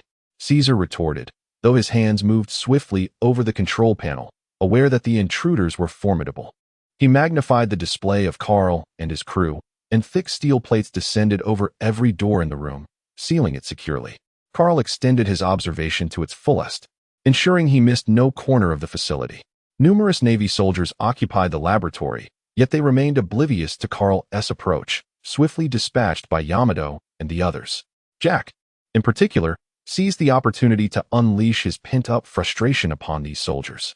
Finally, Carl detected a room on another floor containing a caged fruit, cloaked in a protective barrier. A triumphant smile spread across his face. "Found it." Chapter 69. Yamato and Appo's devil fruit. The decision to present this artificial devil fruit to Yamato was a deeply contemplated choice made by Carl. Aside from a difference in color from Kaido's, the fruit was identical in every other aspect. It was a successful creation, yet for the perfectionist Vegapunk, any deviation in color rendered it a failure. The world's foremost scientist labeled it a defective product, and the world government, fearful of its implications, refrained from experimentation, allowing it to remain preserved in punk hazard. According to established lore, devil fruits are believed to possess their own will, particularly the Zoan type, which may encounter the risk of awakening failure and loss of consciousness. However, this fruit was artificially created, diverging entirely from the natural birth of a devil fruit. It might even circumvent the risk of awakening failure. There exists a theory that devil fruits emerge from the desires or aspirations of the human heart. Thus, if Yamato were to consume this fruit, could it perhaps evolve additional abilities beyond the Azure Dragon, influenced by her innermost thoughts? Carl handed the fruit to Yamato. Yamato, with curiosity, gazed at the fruit presented by Carl. Was this the purpose of his arrival on this island? To find her a devil fruit? She felt immensely touched. "Oh, Carl, you're so wonderful. I'm truly moved." Jumping into Carl's arms, she affectionately rubbed her head against him. Yamato made a vow. She would repay Carl for this kindness. Although Carl was uncertain of the peculiar thoughts swirling in Yamato and Appo's mind, he relished the affectionate moment. After a brief yet enjoyable embrace, he gently set Yamato down, reminding her that they had more pressing matters to attend to. With unwavering determination, Yamato grasped the fruit and consumed it without hesitation. Yamato's complexion fluctuated, one moment pale, the next flushed. It was undeniable. The taste was dreadful, indistinguishable from Kaido's, save for its hue. "Ugh, how horrid!" she exclaimed, spitting onto the ground. Almost immediately, her form began to transform. In mere moments, a massive pink dragon erupted, shattering the confines of the room. Yet the metamorphosis did not cease there. Her pink body transitioned, large swathes of pink being replaced by white, enhancing its aesthetic appeal. Nika, Maria, and Jack stood in astonishment. The transformation bore an uncanny resemblance to Kaido and Appo's dragon form, apart from the color. "What kind of fruit did Yamato consume, Carl?" "It looks exactly like Kaido's." The trio gazed at Carl with inquisitive expressions. "I'll explain shortly," Carl teased, enjoying their curiosity. Maria, unfazed by Carl's playful demeanor, knew they would learn soon enough. Nika puffed her cheeks adorably, clearly miffed. With each of Yamato's movements, debris flew about. "Hey, Carl, I look just like that scoundrel father of mine." Yamato observed her transformation with intrigue. Yamato, revert back. All right. Yamato was no fool like Momonosuke. She swiftly mastered the transformation technique. Carl, what kind of fruit is this? Why do I resemble that scoundrel father? Isn't it perfectly normal for you to resemble your father? Carl replied, clearing his throat. This is the only existing artificial devil fruit. What? Yamato exclaimed, her expression one of pure astonishment. The common knowledge about devil fruits had never mentioned artificial ones before. Indeed, it was created using Kaido's genetic lineage, Carl explained. The group was again astounded, yet the similarity of Yamato's dragon form to Kaido's confirmed its authenticity, since it's made from that scoundrel father's bloodline. Doesn't that imply? Yamato suddenly appeared to have an epiphany, shaking Carl excitedly. Carl, let us capture the creator of this fruit. We can draw more blood from that scoundrel father to produce hundreds of these fruits. Then, everyone in the Beast Pirates will be like dragons. How exhilarating. Carl wore an expression of skepticism, though the notion was indeed intriguing. However, a thought struck him. Once he defeats Kaido, he could bind him and draw blood daily, allowing Vegapunk to conduct further research. Excellent. Truly an excellent idea. As he listened to their conversation, Carl found himself increasingly entertained by Yamato and Appo's exuberance.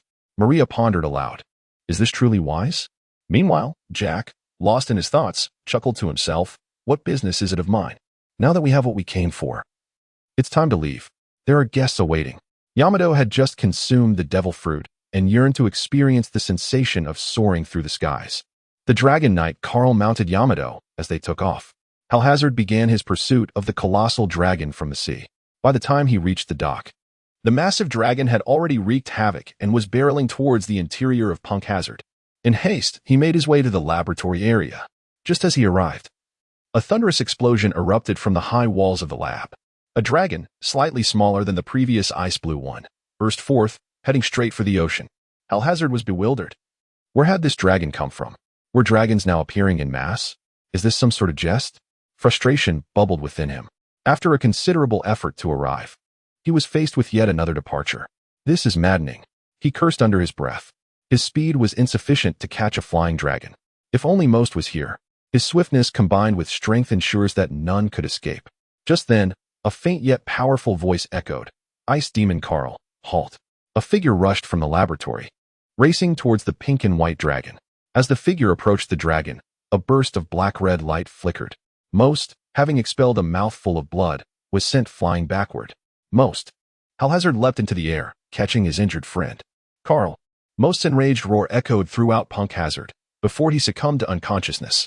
Carl paid little mind to Most's final cries. He calculated that the Navy's reinforcements would soon arrive. After ensuring that Yamato secured the fruit, he anticipated a grand showdown to test his current strength. As for the Navy's bounty, it was an honor befitting a pirate. Chapter 70, Battle. When Carl and his companions arrived at the port, their gaze fell upon a dragon-headed pirate ship hurtling toward them at breakneck speed, pursued by 2 naval warships. The air was rent with the sound of explosions. Damn it! How dare they harm our ship? Before Carl could utter another word, Yamato surged forward with a fierce acceleration, her dragon-like eyes ablaze with fury. This ship was a vital partner in their maritime adventures. Anyone who dared to threaten it would face Yamato's wrath. What followed was a genuine battle. The ice blade, Frost Edge, had somehow found its way into Carl's grasp. On board, Peggy 1 desperately tried to restrain Run T, who was eager to charge into the opposing warship for a fierce confrontation. Little Peggy, don't hold me back. I want to smash their wretched vessel to pieces. Sister, we can amp. Appos, T go. There are too many of them.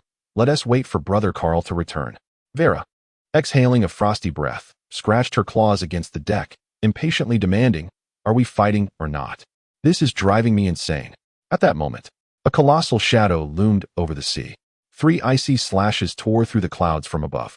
2 of the slashes targeted the pursuing warships, while the third plunged directly into the ocean, instantly freezing a vast expanse of water, which continued to spread. It's brother Carl. Peggy 1 and Appos. eyes lit up at the sight of the familiar slashes. If Carl didn't arrive soon, he wouldn't be able to hold back his sister any longer. With this sight, everyone on the ship breathed a sigh of relief. On the warship, footsteps echoed crisply across the deck. A figure leaped into the air, effortlessly deflecting one of the icy blue slashes. He swiftly moved to another warship, repelling yet another strike. with a cold glare fixed on the heavens. An aura of lethal intent surged forth. Carl shot through the air like a meteor, heading straight for the imposing figure. He sensed that although this individual held the same rank of Rear Admiral as Punk Hazard S2, his strength was undoubtedly superior. He was curious just how far he fell short of an admiral. Upon seeing Carl's face, the man was momentarily taken aback, but quickly regained his composure and soared into the sky to clash with Carl. The two engaged in a continuous exchange of blows, with Carl wielding Frost Edge, unleashing waves of freezing energy. The figure brandished a long knife that shimmered with a sinister, chilling glow, and they matched each other blow for blow, generating sparks in their fierce confrontation. Yamato and the others landed on the warship, cutting through the naval soldiers as effortlessly as slicing through vegetables. None could withstand their onslaught for even a single round. Witnessing this, Run T turned to Peggy Wan and declared, "Little Peggy, let us go." With Carl's arrival, Peggy Wan no longer held back, instead joining Run T on the battlefield. Vera, excited by her brother and Appo's presence, bellowed and also joined the fray, her dragon's breath far exceeding what any ordinary soldier could withstand. However, the Navy was not comprised solely of soldiers. The G5 division had brought nearly all its forces, positioning itself closest to Punk Hazard. "Pirates, you shall not be allowed to run rampant." Yamato was confronted by a robust figure clad in a cloak of justice. Meanwhile, Maria, Hiyori, and Jack faced their own adversaries, each encountering formidable foes. The Navy showed no mercy, regardless of the pirate's youth. A pirate was a pirate, no matter their age. In the aerial battlefield, Carl and the Rear Admiral continued their fierce clash, both sustaining injuries. Carl's chest heaved slightly, his wounds healing gradually, a defiant grin gracing his face. The Rear Admiral, breathing heavily, fixed a grave stare on Carl. "Ah ha ha, is it just you who has come? Then it seems you want to be leaving today?" Hearing this, the Rear Admiral coldly snorted, "Evil pirate, what if I am alone?" Suddenly, the Rear Admiral and Appo's aura surged dramatically, and he unleashed a fierce slash aimed at Carl. Without flinching, Carl countered with his own strike. Boom! The colossal force of their clash distorted the air around them, sending both of them staggering back several meters. At that moment, a figure approached swiftly from the sea. It was one of Punk Hazard's Rear Admirals, Hal Hazard. "I'm here to assist you," Hal Hazard roared, his voice laced with uncontainable fury. However, before he could join the battle with Carl, a lightning-imbued wolf-toothed mace intercepted him. "You shall not disturb Carl." Yamato beamed with confidence, determined to keep pace with Carl's daring exploits.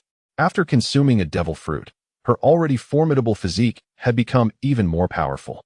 While engaged in battle, Carl observed the others' confrontations. Maria, utilizing her mythical Zoan form of the eight-headed serpent and her impressive haki, held her own against a Rear Admiral. Victory only a matter of time. Hiyori, similarly, fused the ice properties of the great god of ice with the fiery essence of Enma, creating a devastating combination of freezing and burning that left her adversary in agony. Jack, with his sheer size and robust defense, shrugged off minor injuries while delivering devastating blows. Not all were faring so well. Run T and Peggy Wan found themselves encircled by a multitude of naval soldiers. Yet with Vera by their side, they faced little concern. Judging by the current situation, the Navy's defeat seemed inevitable, with a twist of fate looming on the horizon. In Carl's perception, two powerful presences approached rapidly. Aware of this, he intensified his onslaught. Determined to take down a Rear Admiral today, he aimed to send a clear message to the seas. The future Ice Emperor, Carl, had arrived. Against Carl's tempestuous barrage, the Rear Admiral fought valiantly but sustained several new wounds. "Rear Admiral Weasel is here. Pirate, surrender." His voice arrived before his form. Following him was a formidable strike imbued with haki, racing toward Carl, accompanied by another powerful attack. Carl erupted into laughter, standing firm against the terrifying sword energy. Frost Edge surged with haki as the ultimate chill enveloped it. Boom! The three energies collided midair, whipping up a fierce wind. "Not bad," was Carl's assessment of his opponents. At that moment, Weasel, alongside another tall figure wielding a sword, appeared, a strikingly formidable presence. It was Rear Admiral Peach Rabbit, one of the few female powerhouses in the piratical world. Chapter 71. The battle with the Weasel and the Rabbit. Two additional major generals arrived, yet Carl felt no fear. Rather, it ignited his fighting spirit even more. "Are you all right?" The Weasel remained wary of Carl, while the rabbit observed the heavily injured Major General. The man shook his head and stood resolutely alongside the weasel to confront Carl. "Ah. Since you and Appos, V come, let us dispense with the pleasantries and fight." Carl, disinterested in idle chatter, charged forward with his blade drawn. The weasel, who had initially intended to taunt, swallowed his words and joined forces with the rabbit and the other Major General against Carl. Despite their combined efforts, Carl proved to be a formidable opponent, sustaining several wounds in the brief skirmish. However, these injuries posed little concern for him. Carl relentlessly pursued the injured Major General, determined to claim a life. Witnessing this, the weasel and the rabbit hastily divided their forces to provide support. They could not afford to allow a pirate, especially one with a bounty of 100 million, to kill a Major General right under their noses. Carl's strikes were executed with precision, each aimed at vital points, yet the weasel and the rabbit expertly parried his blows and even seized opportunities to counterattack. For a moment, Carl found himself at a disadvantage. The chilling aura he emanated had already frozen the surrounding sea for 100 miles. Although he faced adversity, his objective remained steadfast, with the weasel and the rabbit and Appos as assistants. The injured Major General already bore grave wounds, a gash so deep it exposed his innards, stretching from shoulder to waist, seemingly bisecting him. The cold seeped into the wound, causing beads of sweat to form on his typically expressionless face. Under the relentless assault of the weasel and the rabbit, Carl was forced onto the ice, shattering it beneath him. The trio landed on the frozen surface, and the energy expended in their aerial combat was substantial. It was evident that Carl's stamina far exceeded theirs. If the battle continued in the air, they would falter first. "You must leave. We will handle this," the weasel urged the gravely injured Major General. After a moment and Appos' hesitation, the Major General nodded in reluctant agreement, realizing he could only hinder their efforts and that they needed to remain vigilant for his safety. He felt a deep sense of frustration at his current state and silently vowed to grow stronger, vowing to bring every pirate in the world to justice. "You won, and Appos, T escape." Carl emerged from the pit, now transformed. He had assumed the beast-human form unique to his Zoan-type devil fruit, and most of his injuries had healed. The weasel and the rabbit exchanged grave glances, both recognizing the implications of Carl's transformation. A name echoed in their minds: Kaido of the 100 Beasts. If Carl continued to grow, he might become as formidable an adversary as Kaido. According to the intelligence they had gathered, Carl was still quite young, not yet 20. Kaido had only just joined the Rocks Pirates at that age, while Carl had audaciously assaulted a world government research facility and fought 3 major generals without defeat. He could potentially surpass Kaido in the future. The information gleaned during their recent exchanges indicated that Carl possessed the Conqueror's haki, and that there was another wielder of it aboard his ship. Moreover, although Carl and Appos' crew appeared youthful, their abilities were impressive, with top-tier devil fruit powers. Should they mature, they might become a pirate crew of royal caliber. Faced with such a dire potential outcome, the weasel and rabbit resolved that they could not allow this group to escape. Carl, oblivious to their thoughts, charged at the injured Major General. The force of his onslaught shattered the ice beneath him. In his beast-human form, Carl and Appos' physical capabilities had significantly enhanced. The weasel and the rabbit were prepared. They rushed to intercept Carl.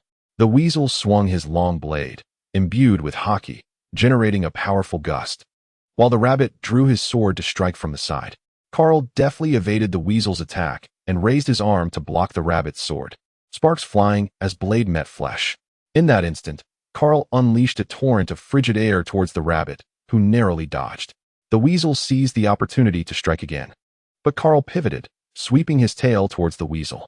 The weasel reacted swiftly, evading the blow, which left a deep fissure in the ice. Seizing the brief moment of distraction, Carl charged once more at the injured Major General, his blade slicing through the icy air, aimed directly at the man and Appos' fleeing back.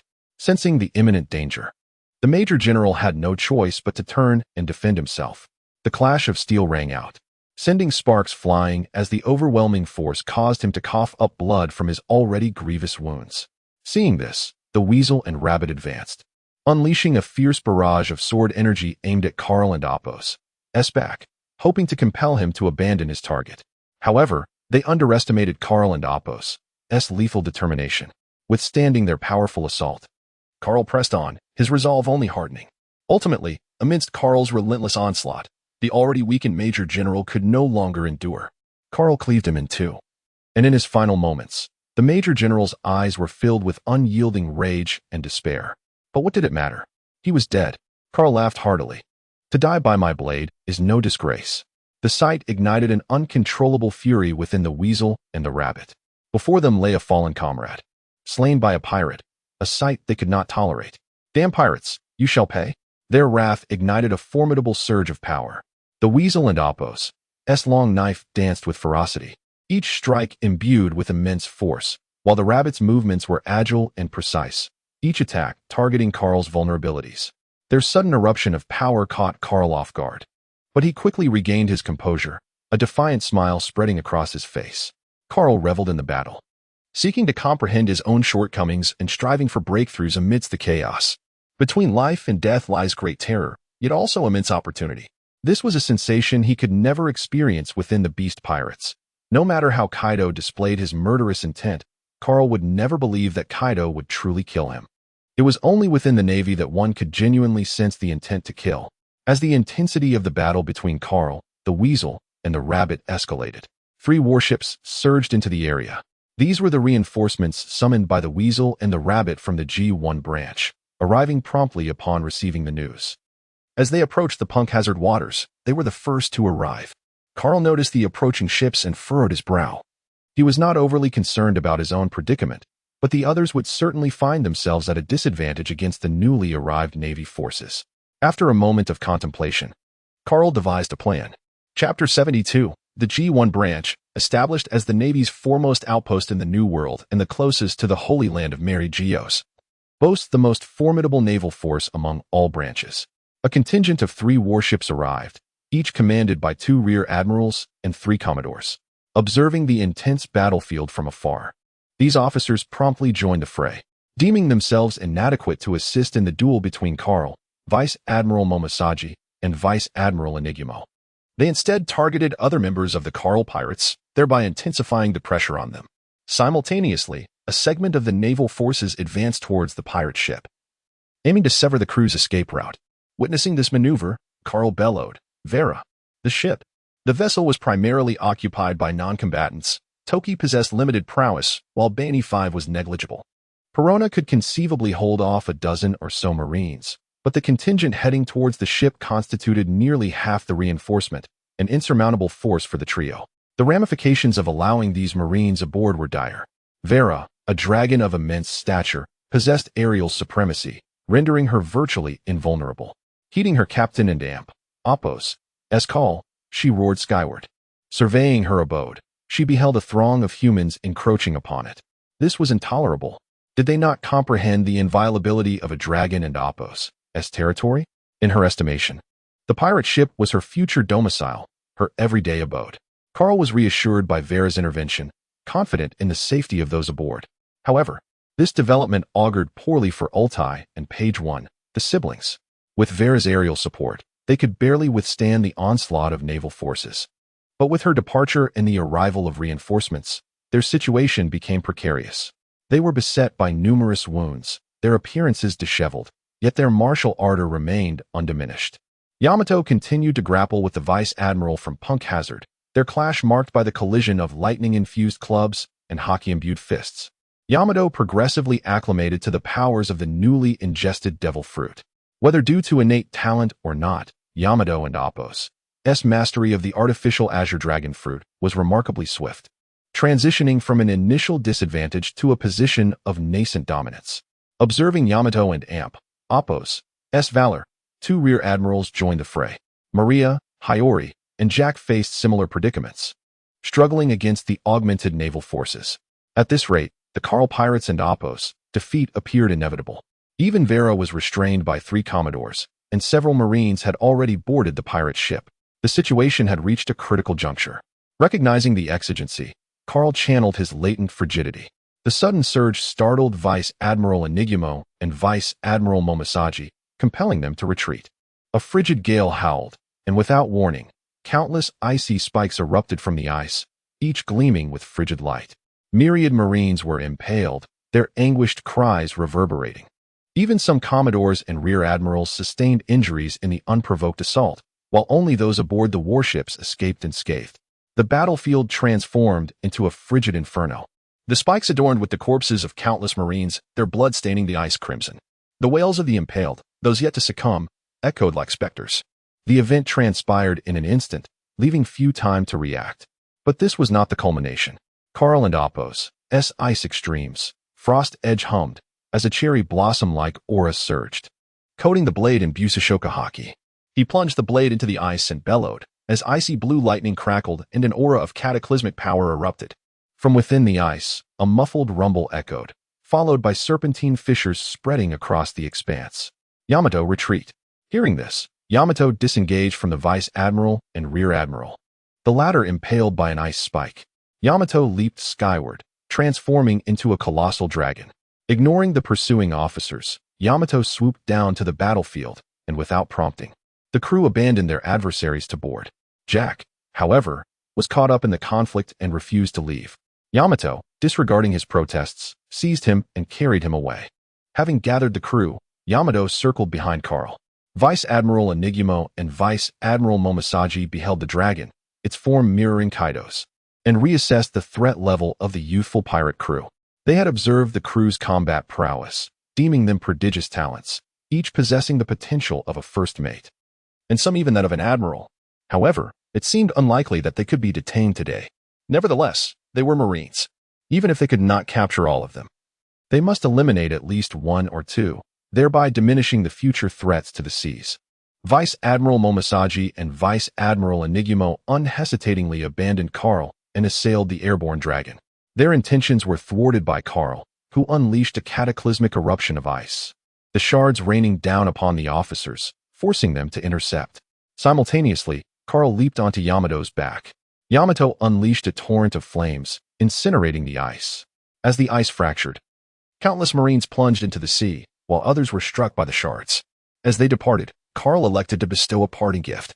He imbued ice extremes, frost edge with Ryuo haki, channeling his frigidity into the blade as icy blue lightning crackled around it. Carl had only grasped the rudiments of Haushika haki, unable to wield it as effortlessly as the apex predators. With a resounding clang, 100-meter arc of energy, imbued with cataclysmic force, was unleashed. The very air seemed to freeze, and Carl, drained of his strength, staggered. Vice Admiral Enigumo and Vice Admiral Momosaji sensed the specter of death, beads of sweat trickling down their foreheads. Damn it! They sought to evade. But behind them stood their comrades. Evasion would doom them. They braced themselves for the impact. The departing Carl, reclining on Yamato and Apos' back, beheld the scene, a subtle smile playing on his lips. Chapter 73. Bounty. The sun shone warmly as flocks of seagulls, adorned with backpacks, set off from a distant place. A piece of news swiftly spread across the ocean. Under the command of the beast pirates, Carl, leading a group, suddenly appeared at the forefront of the New World. They launched an assault on the world government's experimental base, annihilating dozens of warships and slaughtering countless Marines, even slaying a vice admiral and severely injuring 3 others before making their escape. According to reports, this pirate crew under the Beast banner boasted 5 individuals with mythical Zoan abilities, a rarity even more extraordinary than those of the Logia type. Remarkably, all 5 were aboard the same ship. Most astonishingly, the crew members were all under the age of 20. Their captain, along with Kaido's daughter Yamato, possessed an unparalleled royal disposition. This was the true terror. Youth signified potential, and coupled with Conqueror's haki, one could only imagine the dread they would instill upon maturity. At Onigashima, Kaido could not help but burst into laughter upon reading the latest newspaper. His amusement peaked upon seeing Carl's impressive achievements in Yamato's beastly form. Although he was puzzled by the resemblance between Yamato and Apos' beast form and Carl and Apos' appearance, it mattered little. He was simply delighted. Kaido resolved to give Carl a light reprimand upon his return. Jean, Queen, and Moria gathered around a newspaper. Although Jean said nothing, a glimmer of acknowledgement flickered in his eyes. Mwaha! That lad Carl is quite capable. To dare to attack Punk Hazard. He had some knowledge of Punk Hazard. A sight for Vegapunk and Apos' experiments. Hehehe. I never imagined that little brat would grow so powerful. Moria, despite harboring some grievances over Carl absconding with Perona, felt a sense of joy witnessing the Navy and Apos' misfortunes. On Tado Land, Big Mom marveled at the newspaper, contemplating the potential of her younger brother Kaido and Appo's formidable successor, Carl. Meanwhile, in a vast oceanic expanse, the world and Appo's strongest man, Edward Newgate, known as Whitebeard, observed the emergence of white strands in his once raven hair. Pondering how many more years he could maintain his peak strength, Marco, the captain of the 1st Division of the Whitebeard Pirates, handed the latest newspaper to Whitebeard. Father, a remarkable young man has emerged at sea, but Whitebeard quickly scanned the contents of the paper. Gururara. Indeed, a group of tremendously promising youths. After his laughter subsided, a shadow of melancholy crossed his face, for the name Beast was an unwelcome sight. His brother, Kazuki Oden, had perished at the hands of the Beast Pirates. By the time he learned of this news, Kaido had already established himself as a formidable force. While he held no fear of Kaido, he was wary of the many sons he had to protect. Though he had confidence in defeating Kaido, he knew victory would come at a heavy cost. Yet, as he gazed upon a particularly familiar, albeit youthful, photograph on the bounty notice, his brow furrowed tightly. At Marine headquarters in Marineford, in the office of the current Fleet Admiral Sengoku, he rubbed his throbbing temples. Recently appointed, Sengoku brimmed with zeal to ensure the Navy and Appo's justice reigned supreme. However, with the frequent upheavals at sea and pressure from the Gorosei, he felt increasingly overwhelmed. A year ago, Fisher Tiger had dared to scale Mariewa, liberating all slaves and setting ablaze numerous homes of the celestial dragons. After much effort, he had managed to suppress the incident. And now another pirate had the audacity to assault a world government experimental base. One vice admiral lay dead, a marine lost an arm, another was severely injured, and 2 vice admirals stationed at Punk Hazard were also critically harmed. The Gorosei were indifferent to the Navy's casualties, pressing Sengoku to swiftly apprehend this audacious pirate challenging the world government's authority. Each incident weighed heavily on Sengoku, and the thought of remaining in the fleet admiral position for an indeterminate number of years only added to his headache. A crunching sound interrupted his thoughts. Ha! Why the long face, Sengoku? At the sound, Sengoku's frustration deepened. A frown etched across his forehead. Calm. Where did you get those, Senbei? Sengoku leapt up, grasping Carp by the collar and shouting. Ah. Carp turned his head, grinning sheepishly at Sengoku's inquiry about the Senbei. A seagull carrying a newspaper soared across the sea. With a crisp sound, a belly clinked against something. The seagull circled twice in the air before a large hand caught a stack of newspapers as they fell from the sky. Let me see. Clamorous voices echoed. Carl stood by the railing, with Yamato perched on his shoulder and Nika resting on the other. Perona had even climbed atop Carl's head. Carl, what is my bounty? Yamato asked excitedly. What about mine? Carl relished the moment, chuckling. Hold on, one at a time. The first page of the bounty revealed a striking photograph of Carl battling 3 vice admirals, captured by an unknown source. Beast Pirates, Carl Pirates. Captain, Carl. User of Conqueror and Appo's hockey, mythical zone ability, name unknown, bounty, 660 million. Vice Captain, Yamato, daughter of Kaido, user of Conqueror and Appo's hockey, mythical zone ability. Suspected to be Kaido's Azure Dragon Fruit. Specific details unknown. Bounty, 340 million. Crew member, Maria, user of mythical zone ability, Yamada no Orochi form. Bounty, 130 million. Crew member, Nika, user of mythical zone ability, possessing ice attributes. Specific details unknown. Bounty, 110 million. Crew member, Jack, no fruit ability, possessing immense physical prowess. Bounty, 100 million. Crew member, Runty, user of mythical zone ability, possessing fire and wind attributes. Specific details unknown. Bounty, 67 million. Crew member, Peg Ivan, ancient type, no-toothed pterosaur form. Bounty, 50 million. Pet, White Dragon Vela, ice attribute giant dragon species. Bounty, 100 million. As for Perona, Nika, and Baby 5, they had no bounties. Primarily because very few Marines had ever seen them, and no one had relayed the information back. Carl felt quite satisfied with his bounty of 660 million. How is it that I have a bounty so much lower than Carl and Appo's? Yamato lamented, feeling dissatisfied with her own bounty compared to his. Why does Yamato have 340 million while I only have 100 million? Nika exclaimed, deeply unsatisfied, feeling her bounty was far too low. Only 60 million? Not even 100. Maria, while not overly competitive about her bounty, still felt it was somewhat low, especially compared to Carl and Amp, Oppos, Jack, while not particularly pleased with his bounty of 100 million. Accepted it, but wouldn't he mind a bit more? Carl, brother, shall we raid that marine branch again? Yes, let's do it. We can end Amp, Oppos, allow the Navy to underestimate us. Nika and Rundy looked at Carl with eager anticipation. Yamato and Amp, Oppos, eyes lit up upon hearing this, excitedly eager to join. And even Maria perked up her ears, listening intently to Carl's plans. Carl felt a bit exasperated, surrounded by such eager fighters aboard a ship, all of whom were still bandaged up, yet itching for a fight. I do have a method to increase our bounties without causing a ruckus at the marine branch, and it will yield substantial results. Carl smiled mysteriously. Chapter 74. Fishman Island. The magnitude of a bounty does not solely reflect one's strength. It is also a testament to one's identity, influence, and the severity of their actions. For instance, the revolutionary leader, Monkey D. Dragon, is heralded as the world and Oppos' most notorious criminal. His power is undeniable. Yet the crux of his notoriety lies in the upheaval he has caused to the very foundation of the world government. Similarly, consider Nico Robin, the sole survivor of O'Hara.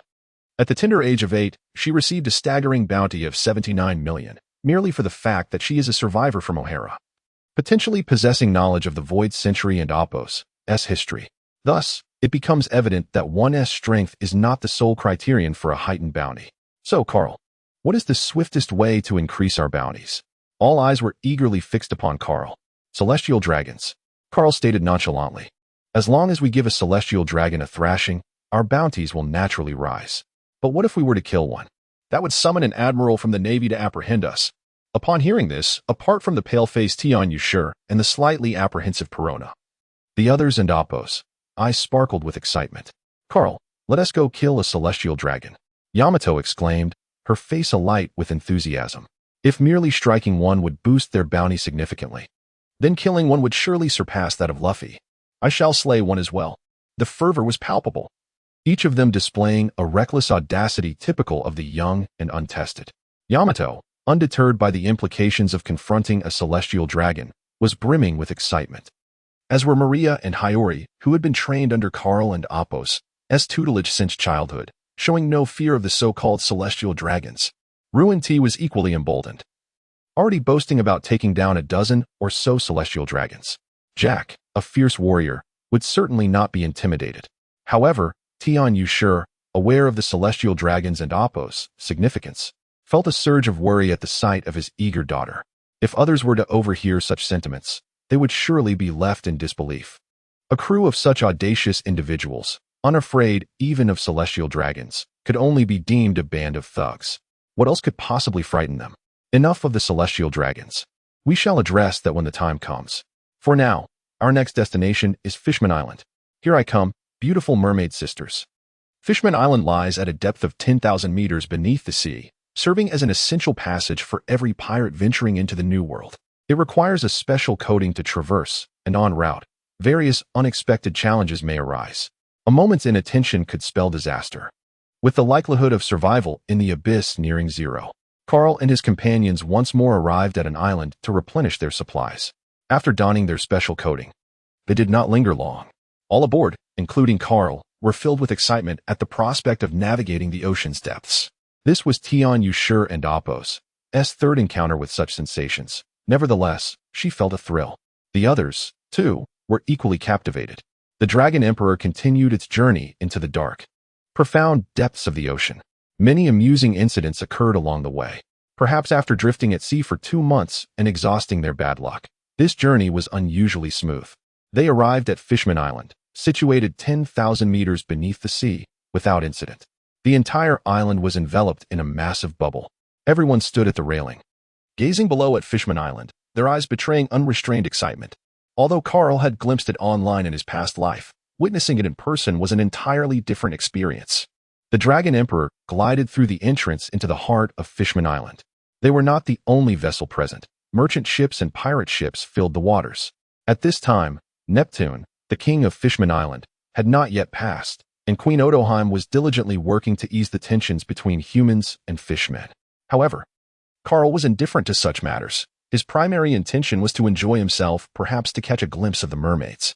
Upon disembarking, he quickly spotted numerous mermaids frolicking in the water, yet upon noticing Karl and his crew, they swiftly retreated, for it was common for pirates to capture and sell fishmen, and thus, maintaining a wary distance was entirely reasonable. Yamato and Appo's eyes sparkled with wonder at the novel sights, and the others mirrored her curiosity. Is this Fishman Island? How beautiful! Only Tian Yu sure had visited the island before, over a decade ago during her time aboard Roger S. ship.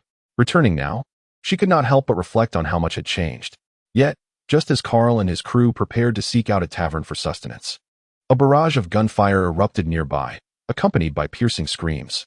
Moments later, a group of pirates appeared, dragging several fishermen girls with them. Get out of the way if you wish to live, the pirates bellowed, brandishing their weapons at those obstructing their path. Despite this, the individuals in front showed no inclination to yield, some even glaring defiantly. They were recklessly attempting to capture people on Fishman Island, and the commotion had undoubtedly attracted the attention of the guards. They needed to escape swiftly, with the group still blocking the way. The pirate leader ordered his men to fire without hesitation. Karl felt exasperated.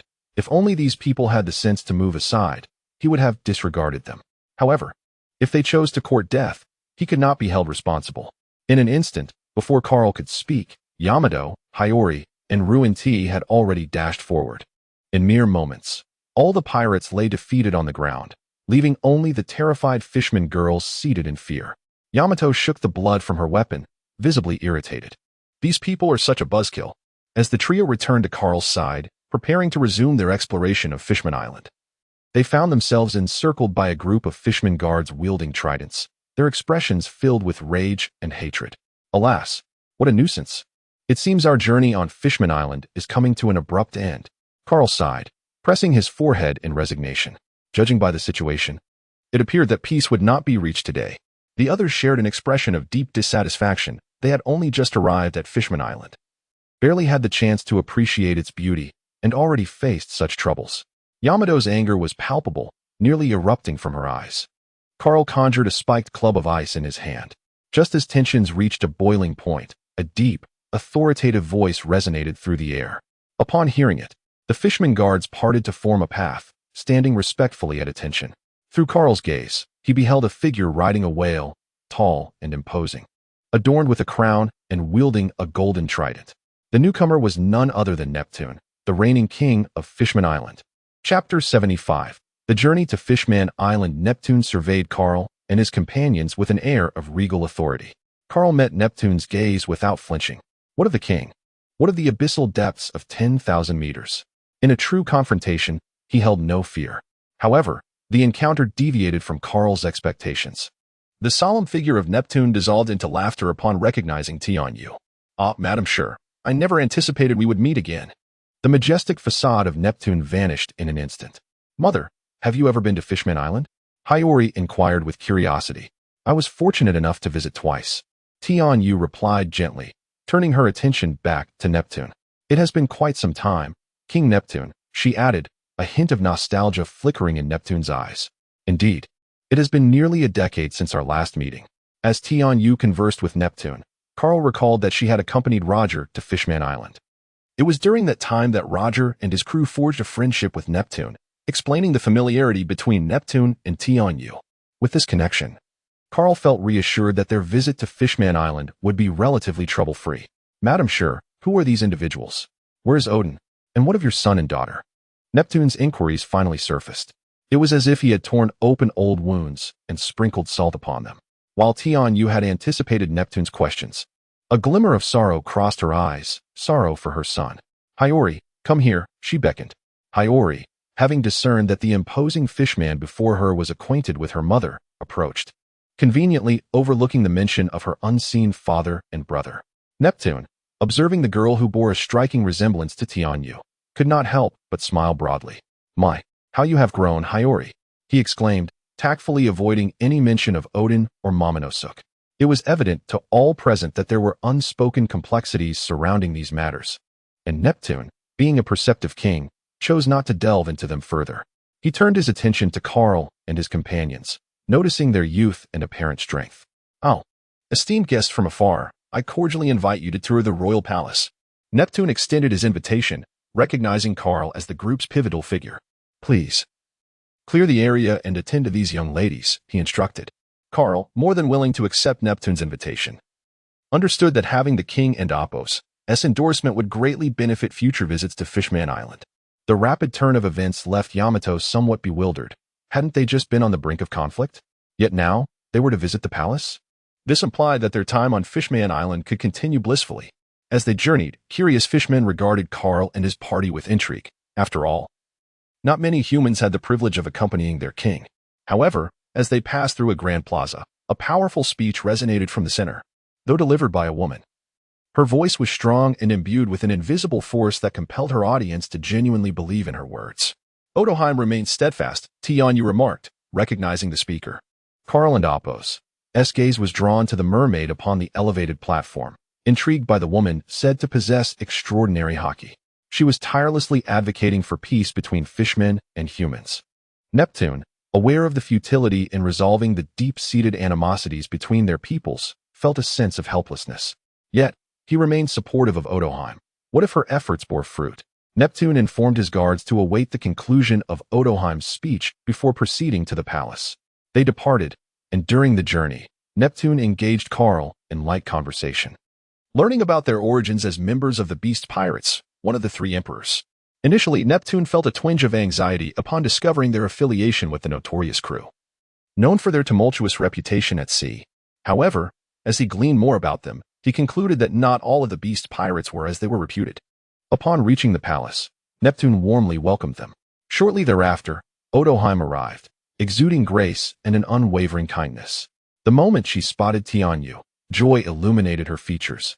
It had been far too long since their last encounter. She set aside the solemnity of her recent speech, revealing herself as a mother of four.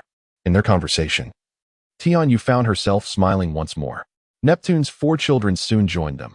The eldest prince, Shark Star, the second prince, Royal Star, the third prince, Crash Star, and the eldest princess, Shirahoshi, who towered over them all.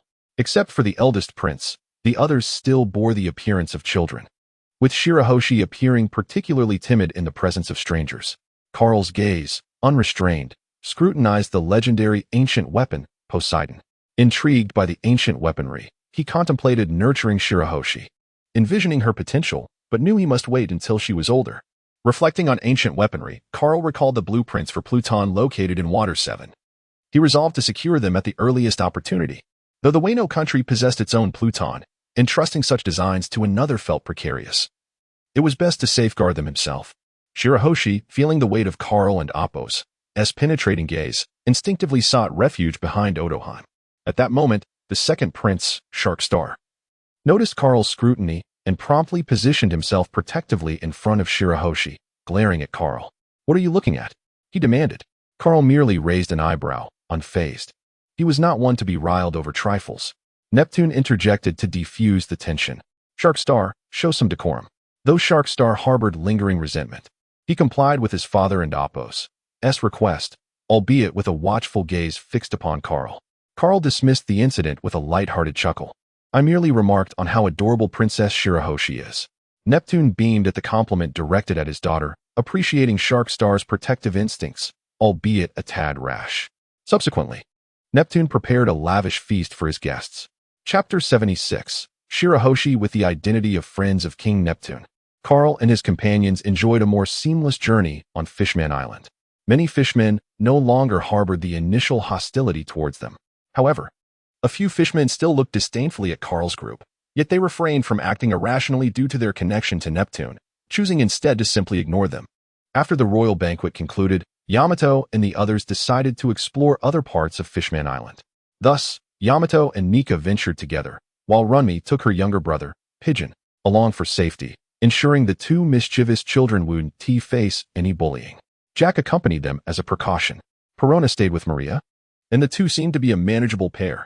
Vera expressed her disinterest in any excursions, stating that after a hearty meal, all she desired was sleep. Baby 5 echoed her sentiment, preferring to remain by Karl's side. Tamiyoshi initially intended to follow her daughter, but before she could voice her intent, Yamato dashed off, leaving her somewhat helpless. Nevertheless, Tamioshi resolved to cherish her daughter's happiness above all. Ultimately, it was Carl, Tamioshi, and Baby 5 who set out together. Upon arriving at Fishman Island, Carl recalled the fortune-telling fishwoman, Shirahoshi. She had foreseen during the Roger era that the Sea King Poseidon would be born a decade later, as well as the onset of the Great Pirate Era and Whitebeard's demise. Although Carl was skeptical of fate, he felt a tinge of curiosity about what the future held for him. Shirahoshi and Amp, Appo's reputation on Fishman Island was substantial. A mere inquiry led them swiftly to her CAF.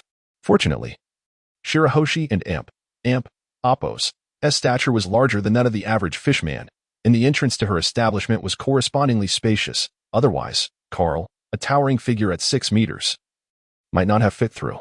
"Welcome to the Mermaid CAF," a petite, blonde fishwoman greeted Carl and his companions. "Are you the friends of King Neptune?" The young fishwoman, appearing rather youthful, looked curiously at Carl's group. "Hello, little fishwoman," Carl greeted her. "I am not a little fishwoman. I have a name. My name is Cami." Cami puffed her cheeks adorably.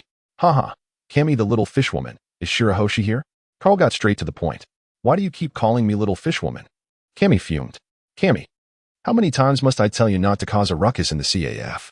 A voice, youthful yet tinged with a hint of maturity, resonated from a room in the back. "Ah, my apologies, Madam Shirahoshi," Cami exclaimed, flustered upon hearing the voice. Carl found the situation peculiar. Shirahoshi seemed to be around the same age as Maria, both merely 15 years old. Being referred to as Madam at such a tender age felt rather odd. "Please follow me," Cami beckoned, leading Carl to the innermost room. There, he encountered the fortune-telling fishwoman, who was also Arlong's sister. At just 15, Shirahoshi was already smoking, perched atop a bubble. Her eyes were deep and reflective, exuding a sense of composure that belied her youth.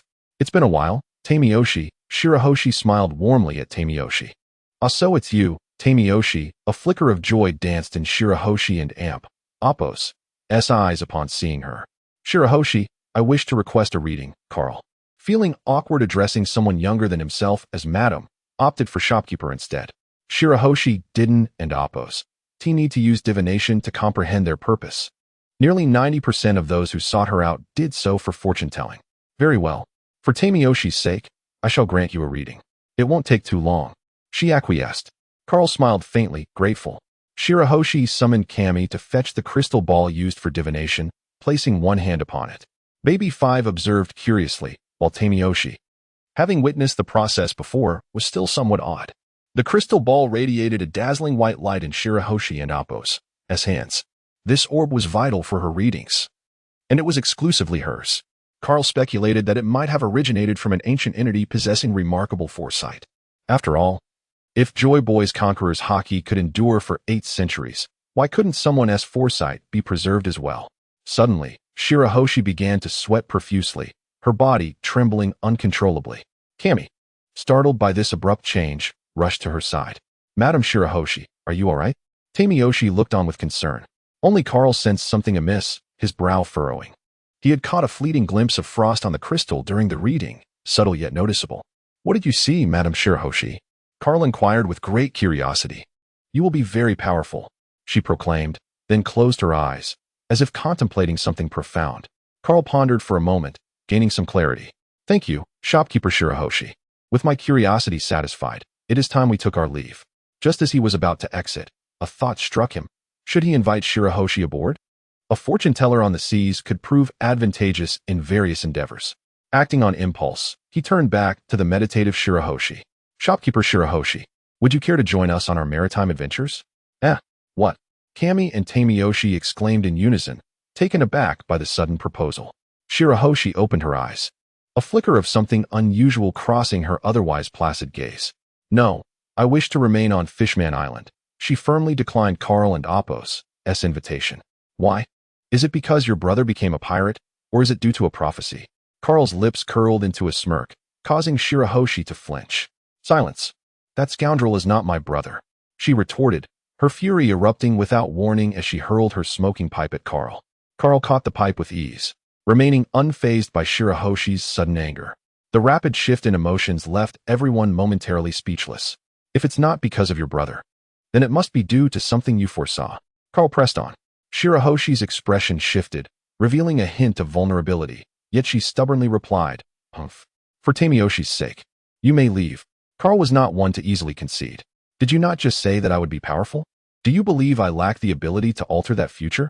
At his words, a flicker of hesitation crossed Shirahoshi's face. Reflecting on the vision she had just witnessed, perhaps this man before her truly had the potential to recalling the recent event. Shirley couldn't help but shudder. A dragon. A colossal dragon. Its immense form blotted out the sky, filling her vision entirely. Moreover, there was an intense cold, a cold that penetrated to the very core, seemingly freezing the soul and mind across time. A pair of indifferent eyes, looking down on everything, stared ahead, and under their gaze, Shirley felt as insignificant as an ant. In the end, those eyes met hers, and Shirley had the sensation of being discovered. How could this be possible? She was only performing a divination. This had never occurred before. The moment their eyes met, she ended the divination. This was all Shirley had seen. After a moment of hesitation, Shirley seemed to reach a decision. "Very well. I'll join you on your voyage." Huh? Kimi and Toki were once again bewildered by this sudden change. Hadn't Madame Shirley been furious just moments ago? Why was she now agreeing to set sail? Kimi's little head was filled with big question marks. "Kimi, I'm entrusting the Fishman Cafe to you. Don't disappoint me." Kimi became the owner of the Fishman Cafe in a daze. As for whether she would be taken advantage of, Neptune's influence on Fishman Island would not allow Kimi to be threatened. Carl was very satisfied with the overfulfillment of his goal. Shirley had nothing to pack, only a few clothes and her divination crystal.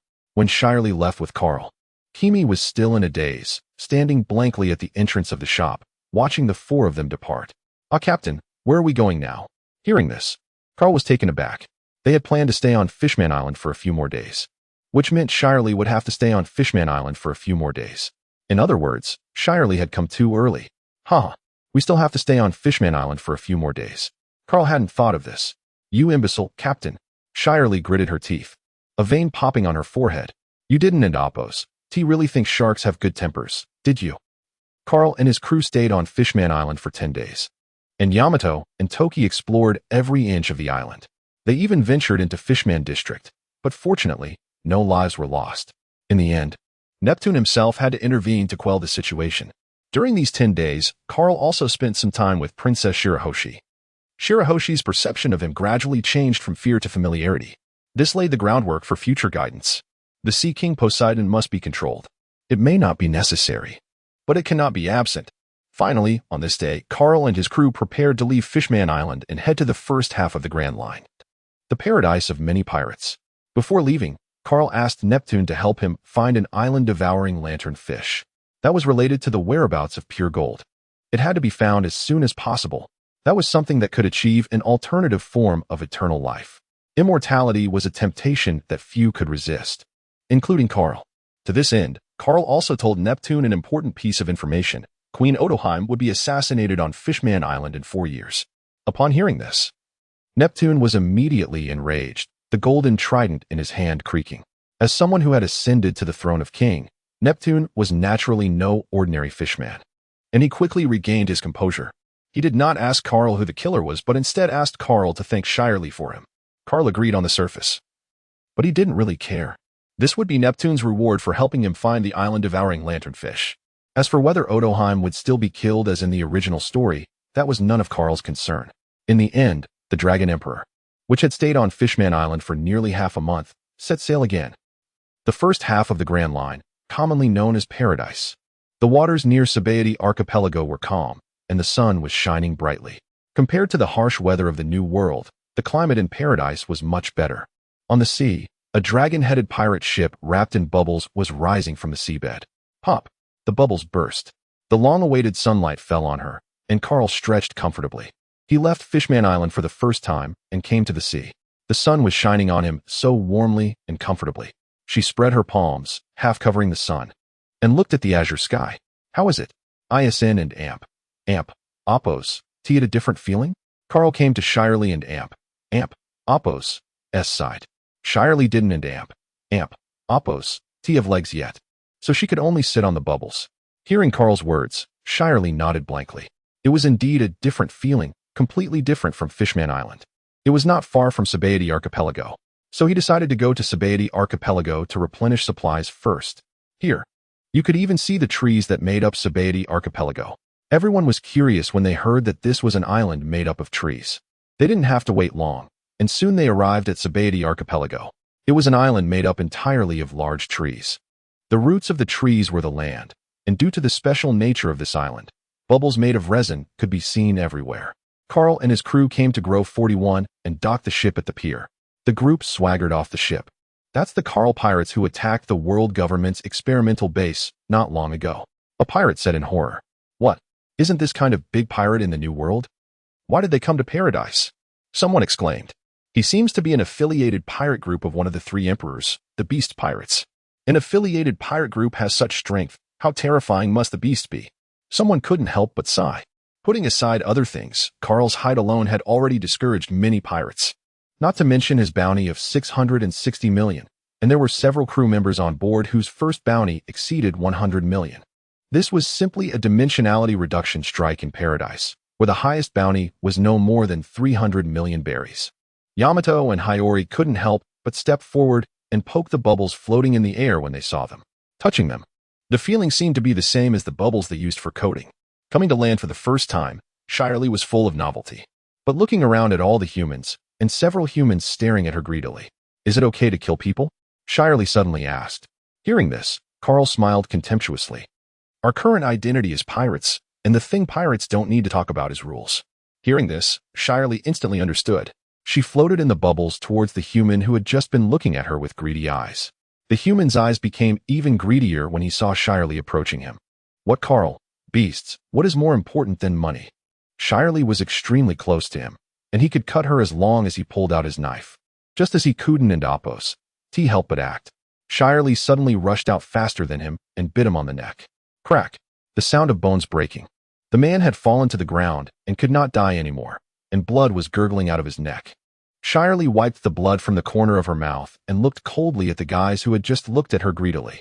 Chapter 78. The Sabaody Archipelago. Sherry's intervention did not incite much turmoil. After all, it was merely the demise of a single pirate.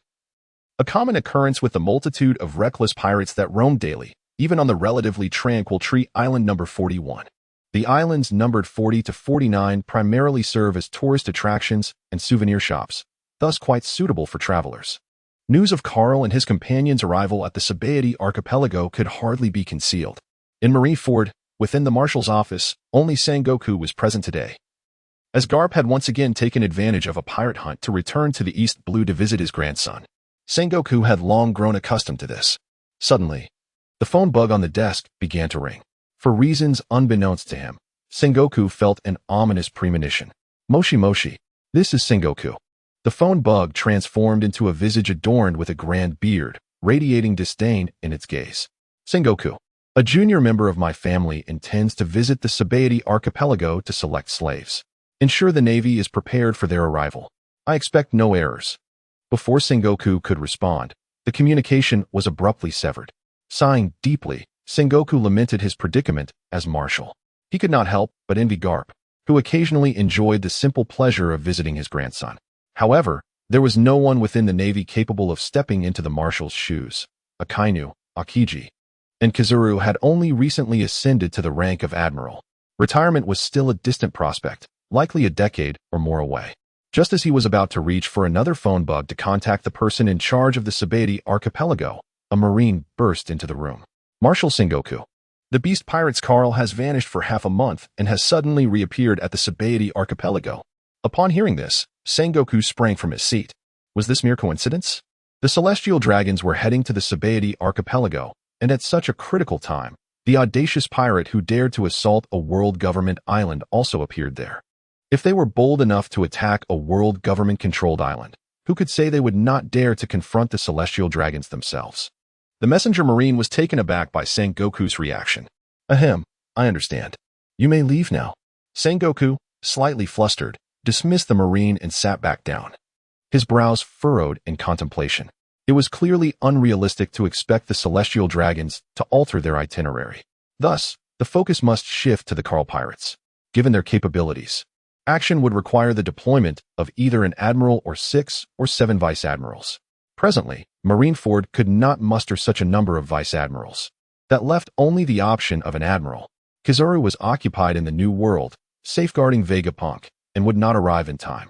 Akainu was bound to protect Marineford and could not be spared. Akiji was on leave. Wait. Sengoku suddenly recalled that Akiji's vacation spot was not far from the Sabaody archipelago. With this thought, Sengoku exhaled in relief. He had almost reached the point of having no one available to assist him. He promptly dialed Akiji.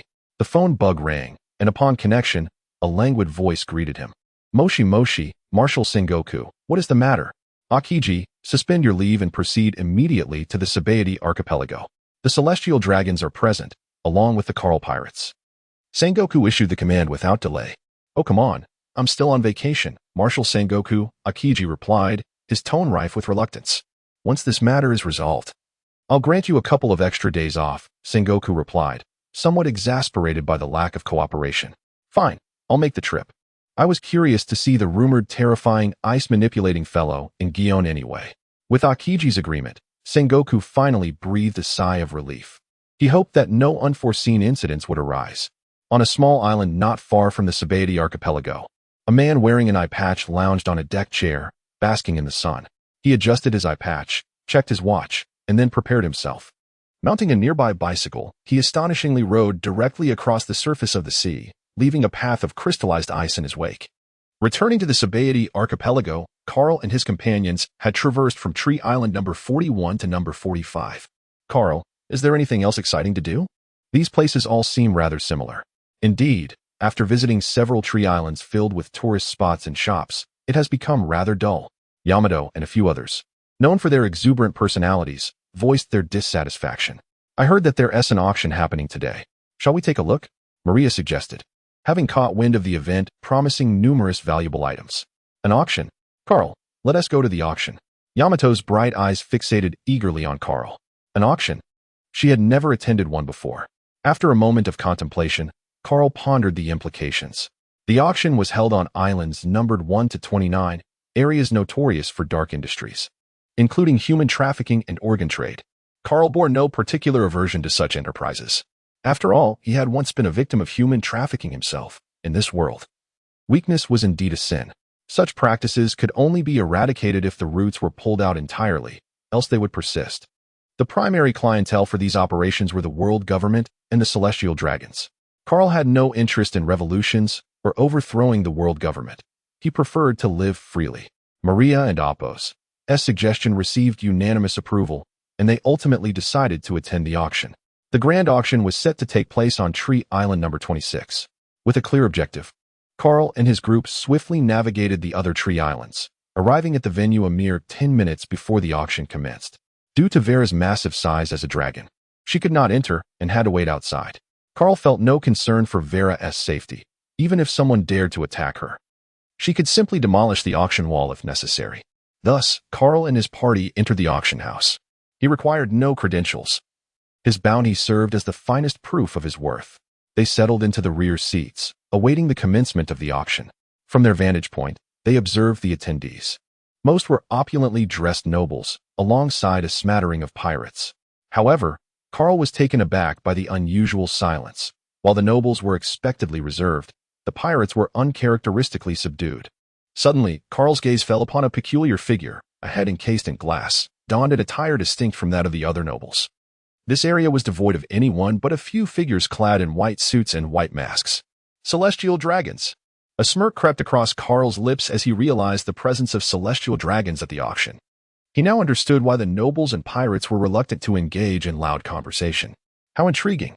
This auction was shaping up to be ever more captivating. Chapter 79. Celestial Dragons. The auction commenced, and a peculiar auctioneer took the stage, rambling on with a plethora of inconsequential chatter. While the audience grew weary of the auctioneer's incessant prattle, none dared to voice their impatience. A sharp tap echoed through the room as a celestial dragon struck his golden pistol, his tone laced with irritation. He was there to select slaves, not to endure idle talk. Witnessing the urgency of the celestial dragon, the auctioneer began to perspire nervously. "My apologies, my lord," he stammered, offering a flurry of apologies before clearing his throat. "Now, let us commence our auction." With that, he introduced the first item for bid. The atmosphere was charged with anticipation as everyone held their breath, hoping to acquire their desired treasures. Yamato observed with keen interest. Though she found little merit in the items presented, nevertheless, she relished watching others become flushed with excitement. This auction primarily featured slaves, renowned swords, and yet, the coveted devil fruits remained elusive. The highest quality sword was merely a decent blade, far beneath the standards of Carl, who already possessed an impressive collection of exquisite swords. The auction thrived, with some reveling in their successful bids while others stewed in disappointment. A glint of cold calculation flickered in the eyes of a few, pondering their own aspirations for power. Strength could be attained through relentless training and combat, yet such endeavors demanded time. Was there not a more expedient means to gain power? As the host concluded his remarks, a silence enveloped the room, prompting him to continue, undeterred. Indeed, there is a way, the devil fruit. At this proclamation, a small cart was wheeled out from backstage. Carl's interest piqued at the mention of the devil fruit, though he knew that any fruit presented at auction would likely be of mediocre power. The truly formidable fruits were consumed by their respective factions long before they ever reached the auction block. Nevertheless, even an ordinary devil fruit was a rarity upon the seas. Had it not been for the celestial dragon's presence, many would have jumped at the chance. Finally, under the expectant gaze of the crowd, the auctioneer announced the name of the devil fruit. Animal type, cat fruit, tiger form. Carl could not suppress a scoff. It was, indeed, just an ordinary animal type fruit. However, since it was an animal type, he decided to place a bid, considering it a small compensation for Kaido. After all, it was only fitting to use Kaido's funds to procure a gift for him. 100 million berries, Carl declared, prompting a flurry of inner turmoil among those who had hesitated to bid. The value of a common devil fruit hovered around 100 million berries. Any bid exceeding that would render it worthless. The auctioneer and Apos' eyes gleamed at the prospect of a lucrative sale, believing that no one would dare outbid him. 300 million berries. The familiar voice of the celestial dragon reverberated through the hall. Unperturbed, Carl relinquished his bid, and the audience merely shrugged. After all, it was the celestial dragon who had spoken, and no one wished to provoke him. Carl, Yamato began, her urgency palpable. Although she did not comprehend Carl's interest in the devil fruit, she understood that someone was vying for it against him. It's a trivial matter. Have you forgotten our status? Carl tousled Yamato's white hair affectionately. The implication was clear. Everyone understood Carl's resolve. After all, he was not one to back down easily. But it's a celestial dragon. Is this truly wise? Taimatsu expressed concern. A minor issue. It is merely a matter of dealing with a celestial dragon. Carl replied with an air of nonchalance. Does this mean I can raise my bounty? Nika chimed in, having overheard the celestial dragon's declaration. Carl responded with a faint smile. Absolutely. Ultimately, the devil fruit was claimed by the celestial dragon, and the auctioneer could hardly contain his glee. A fruit worth only 100 million berries had sold for 300 million, a tremendous profit. Now, we present our final item, the auctioneer announced, as a cage draped in crimson fabric was brought forth. Curiosity gripped the audience as they speculated what lay within, eager to catch a glimpse, regardless of their financial means. Without further ado, the auctioneer unveiled the cloth. Carl could clearly hear Sherry's teeth grinding in anticipation. A moment of silence fell over the venue before gasps of astonishment erupted. Within the cage curled a terrified mermaid. A mermaid! A mermaid! The crowd murmured in disbelief. The emergence of a crew known as the Sun Pirates had rendered the already elusive mermaids even harder to capture, hence the frenzy surrounding this auction. Sherry's fury ignited upon witnessing the mermaid, her emotions barely contained. Do not fret. She shall be unharmed. Carl's voice resonated, calming Sherry's tempestuous spirit. With the presence of the celestial dragon, it was all but certain that the creature would be claimed. I want her. I want her. 10 billion berries. The celestial dragon's desperate voice echoed through the hall, fueled by the desire to boast to Shepherd Charles upon his return. The auctioneer recognized the inevitable conclusion. The mermaid was destined to belong to the celestial dragon, and no one dared to contest him. After the formalities concluded, the mermaid was irrevocably claimed by the celestial dragon. The auction came to a close with a final statement, marking the end of the event. The celestial dragon emerged as the night's greatest victor, spending nearly 50 billion berries. Let us go. It's time to collect our prizes, Carl announced, stretching lazily. Yamato and Nika and Apos' eyes sparkled with excitement at the prospect of confronting the celestial dragon. This was an opportune moment to elevate their bounties. As Carl and his companions exited the auction house, they encountered several ice sculptures surrounding Vera. Sherry remained apprehensive about the fate of the mermaid. Carl reassured her with a comforting gesture. Rest easy. I assure you she is safe. This was Sherry's first experience with such affection, and she instinctively recoiled. Why are you touching my head? She protested, baring her sharp teeth in a faux display of ferocity. Ah, is that off limits now? Carl teased, pulling her into an embrace that felt more like restraint than affection. With his free hand, he tousled her hair vigorously. Sherry resisted fervently, sinking her teeth into Carl's shoulder. Ouch, she exclaimed, surprised by the hardness of his form. Carl remained unscathed, while Sherry's teeth ached from the encounter. Not wishing to overindulge, Carl relinquished his hold, placing Sherry back atop the bubble. Clutching her cheek, Sherry shot him a resentful glare. Just then, an unwelcome voice pierced the air. There is another mermaid. I want her. And that giant dragon too. Go, fetch them for me. Hearing this, Carl paused mid-interaction with Sherry, a grin spreading across his face. Oh, how delightful. Chapter 80. Striking the celestial dragons. Just as he had not yet sought out his quarry, the celestial dragon arrived at his doorstep. This was indeed the celestial dragon from the recent auction, perched upon the back of a towering slave, flanked by 4 CP0 agents. One of them held a chain, tethering a line of newly acquired slaves, while another clutched a package, presumably containing a devil fruit. Without hesitation, one CP0 agent advanced toward Shaylee upon the command of the celestial dragon, moving with the cold precision of a machine, entirely disregarding Carl's presence. Shaylee regarded the CP0 agent with an icy glare. Just as the agent reached out to seize her, a colossal shadow enveloped him. The seemingly emotionless CP0 suddenly trembled as if a ferocious beast had locked its gaze upon him. When did this person appear behind him? Carl had no intention of engaging in idle chatter with someone so thoroughly brainwashed, whose sole purpose was to protect the celestial dragon and execute his orders. As the CP0 agent prepared to act, a wave of chilling air swept through, freezing his legs in place, an ominous premonition stirring within him. A wolf fang club materialized in Carl's hand. With a resounding crash, a figure was sent flying. The scene unfolded so swiftly that none could react in time. Moments later, those nearby gazed at Carl with terror in their eyes. He had struck a celestial dragon's guard. How dare he? Flee. It's none of my business. None of my business. Those who grasped the gravity of the situation fled in panic. The repercussions of assaulting a celestial dragon were dire, and they wished to remain unscathed. Ah, you filthy commoner. How dare you strike my guard? Topu Saint Escale bellowed in righteous fury at Carl. How dare this commoner assault his protector? Yet, Escale recognized the strength of this commoner. If he were to become his slave, it would surely elevate his status. With this thought in mind, Escale condescended to Carl, saying, Commoner, kneel and crawl before me as my slave, and I shall pretend this incident never occurred, his tone dripping with disdain. Simultaneously, Escale aimed his golden pistol at Carl. Carl could not help but scoff, a laugh escaping him in disbelief.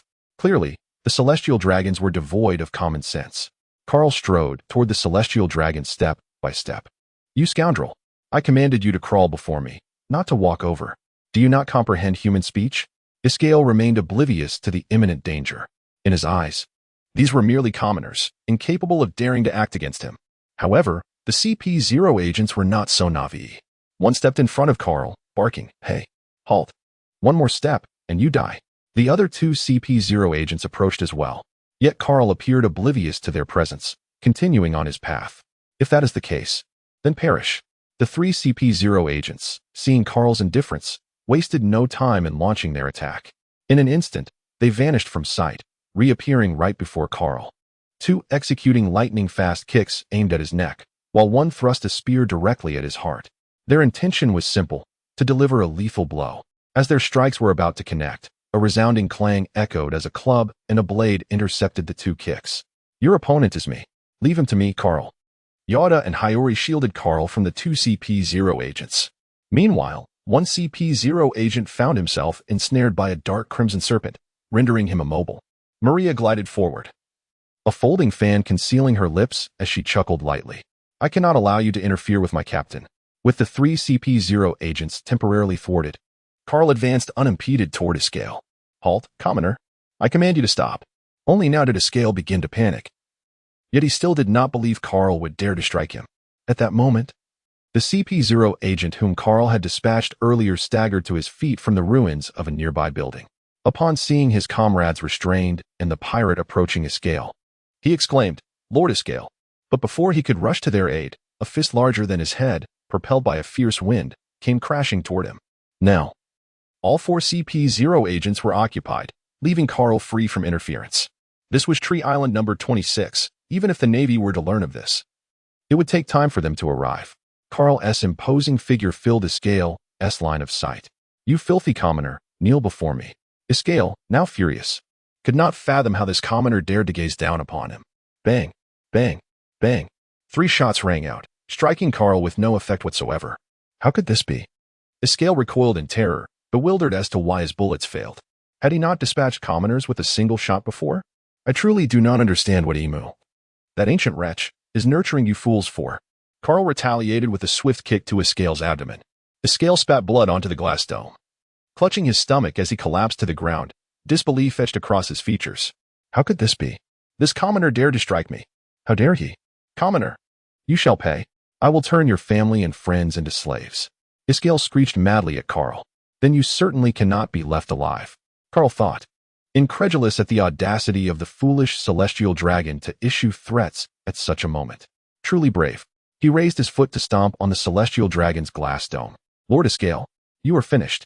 The world government will not let this transgression against the celestial dragon slide. The CP0 agents, witnessing Carl's assault on Escale, felt an overwhelming dread wash over them. If the celestial dragon was injured, they could not escape the consequences. This was the end for them. Death awaited. So what if we are striking the celestial dragons? They are merely tools to increase bounties. Yawata and Hiyori scoffed, their disdain palpable. They had once believed the celestial dragons to be formidable. Little did they know that Carl could topple one with a single kick.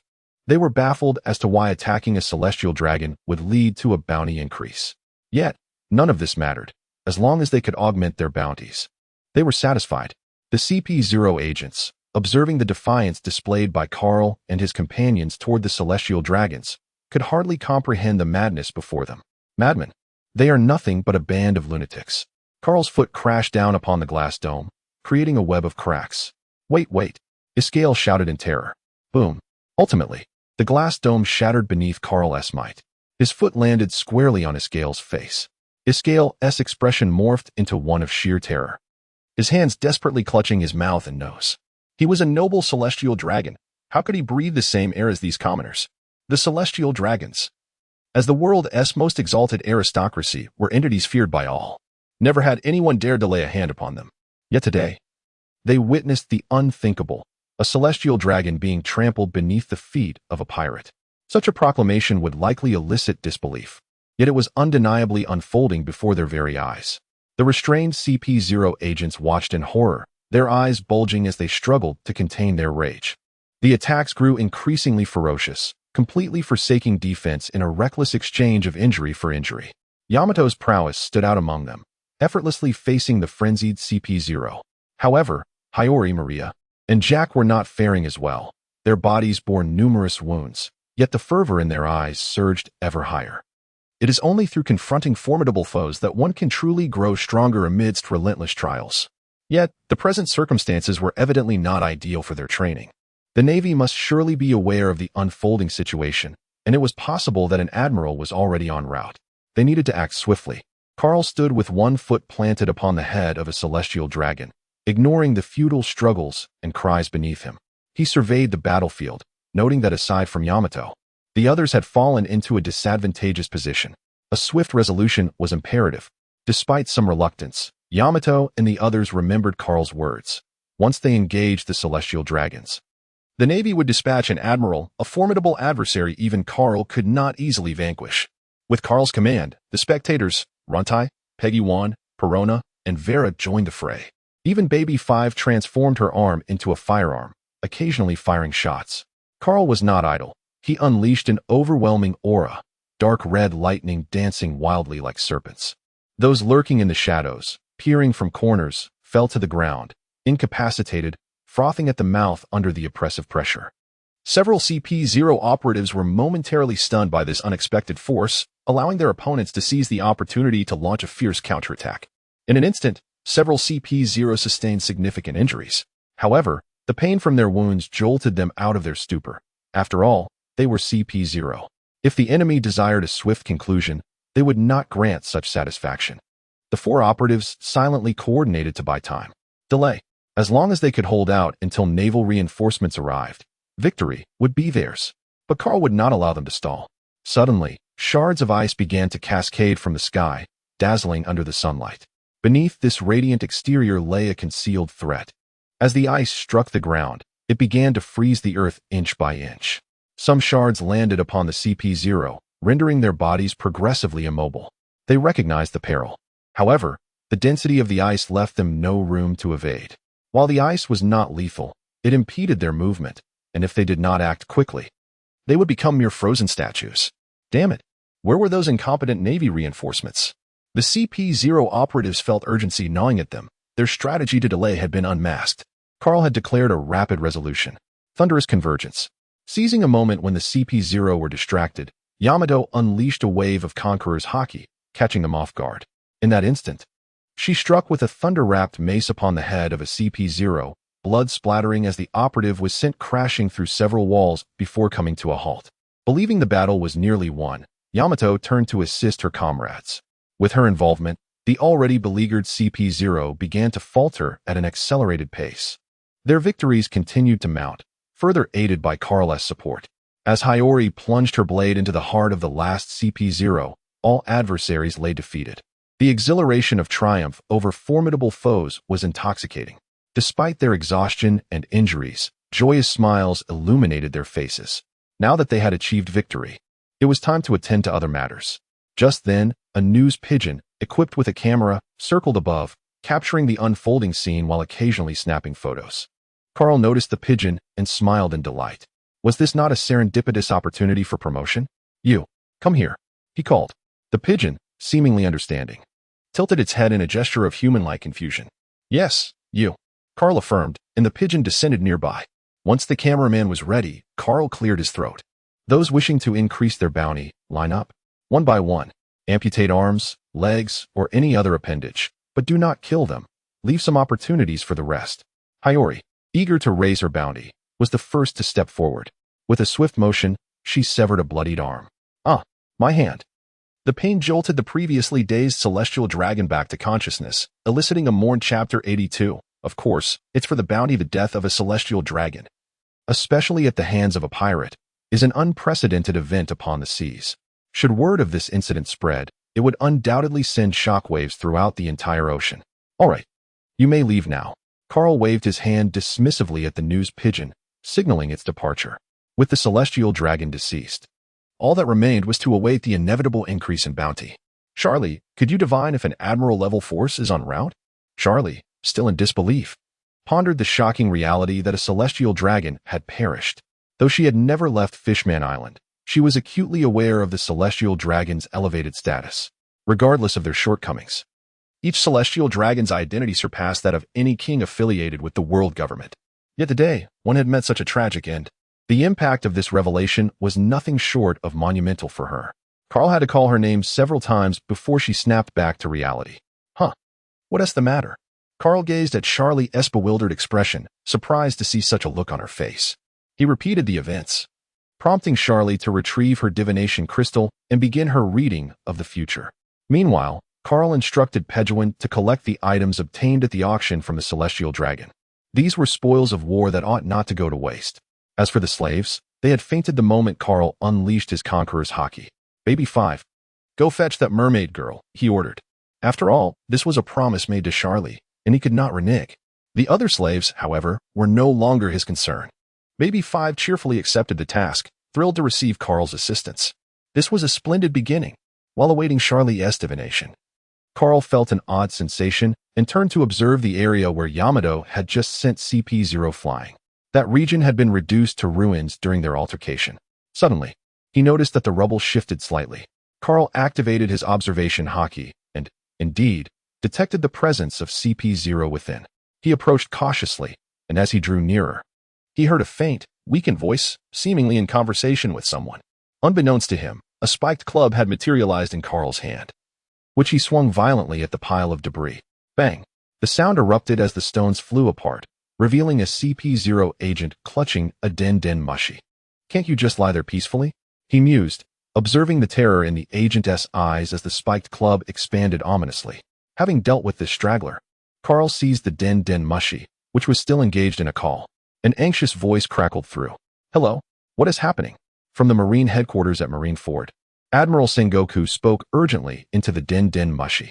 Abruptly, the Den Den Mushi, which had donned a white mask, morphed into an icy blue visage, complete with horn-like protrusions and a pair of defiant eyes that locked onto Sengoku. Who are you? What has happened to the celestial dragon? Upon witnessing the transformation and the preceding commotion, Sengoku quickly realized that he was no longer speaking to the same individual. Suppressing his anxiety, he inquired in a grave tone. The plight of the celestial dragon was no trifling matter. He could only imagine the panic that had ensued when CP0 had contacted him, urging immediate reinforcement due to the attack on the celestial dragon. Before CP0 could finish explaining, a series of explosive sounds erupted on the other end. Sengoku's heart raced. His worst fears had materialized.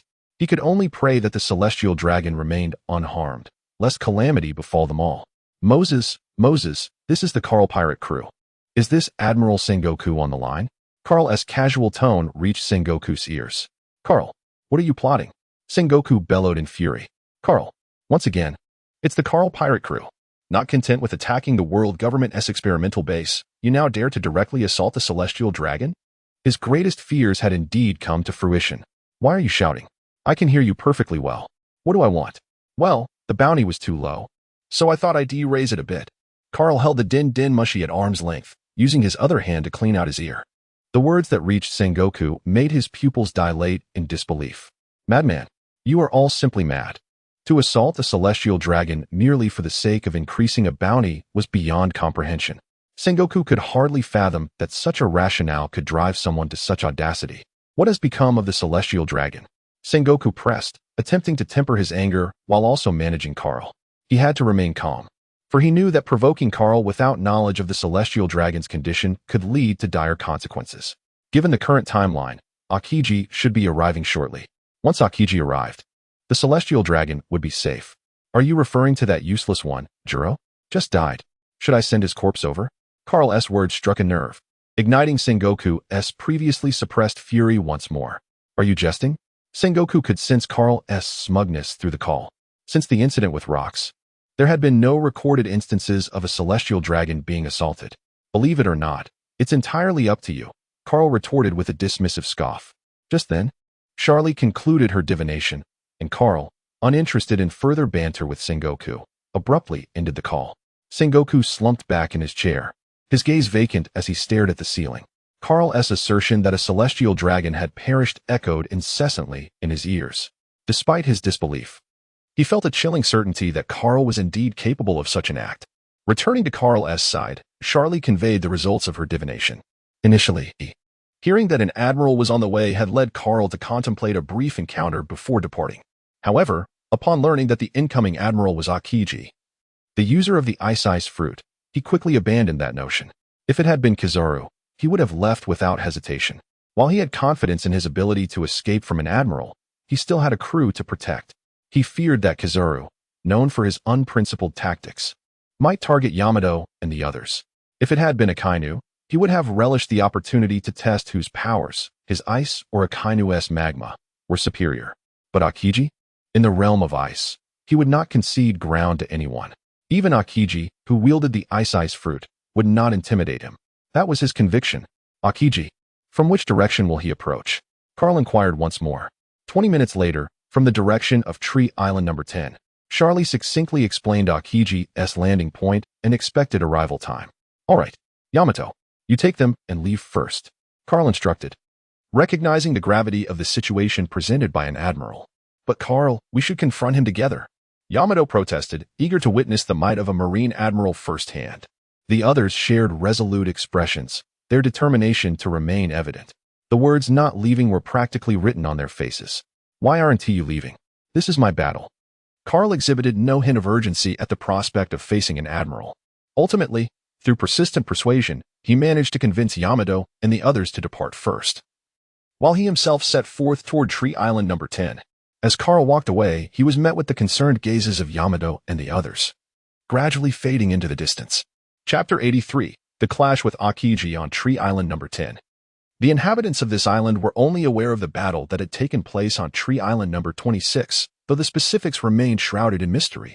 Yet, they paid little heed to it, for this region was known to be the most chaotic within the archipelago of Sabaody. Skirmishes arising from various disputes were not uncommon. Carl traversed the district and arrived at the coast, where he stood silently with his arms crossed, eyes closed in contemplation, awaiting the arrival of someone. A formidable aura emanated from his presence, compelling passing pirates and merchants to instinctively steer clear, as an innate sense warned them of an impending dread. Even the once tranquil sea roiled violently, waves crashing against the rocks with a thunderous roar. 20 minutes swiftly elapsed. Carl's eyes flew open, fixating on the surface of the ocean with an air of arrogance and detachment, as if sensing something imminent. Suddenly, the tumultuous waters in the distance froze in an instant, white ice spreading at an unimaginable velocity. Observing this, Carl smiled faintly. Finally, it had arrived.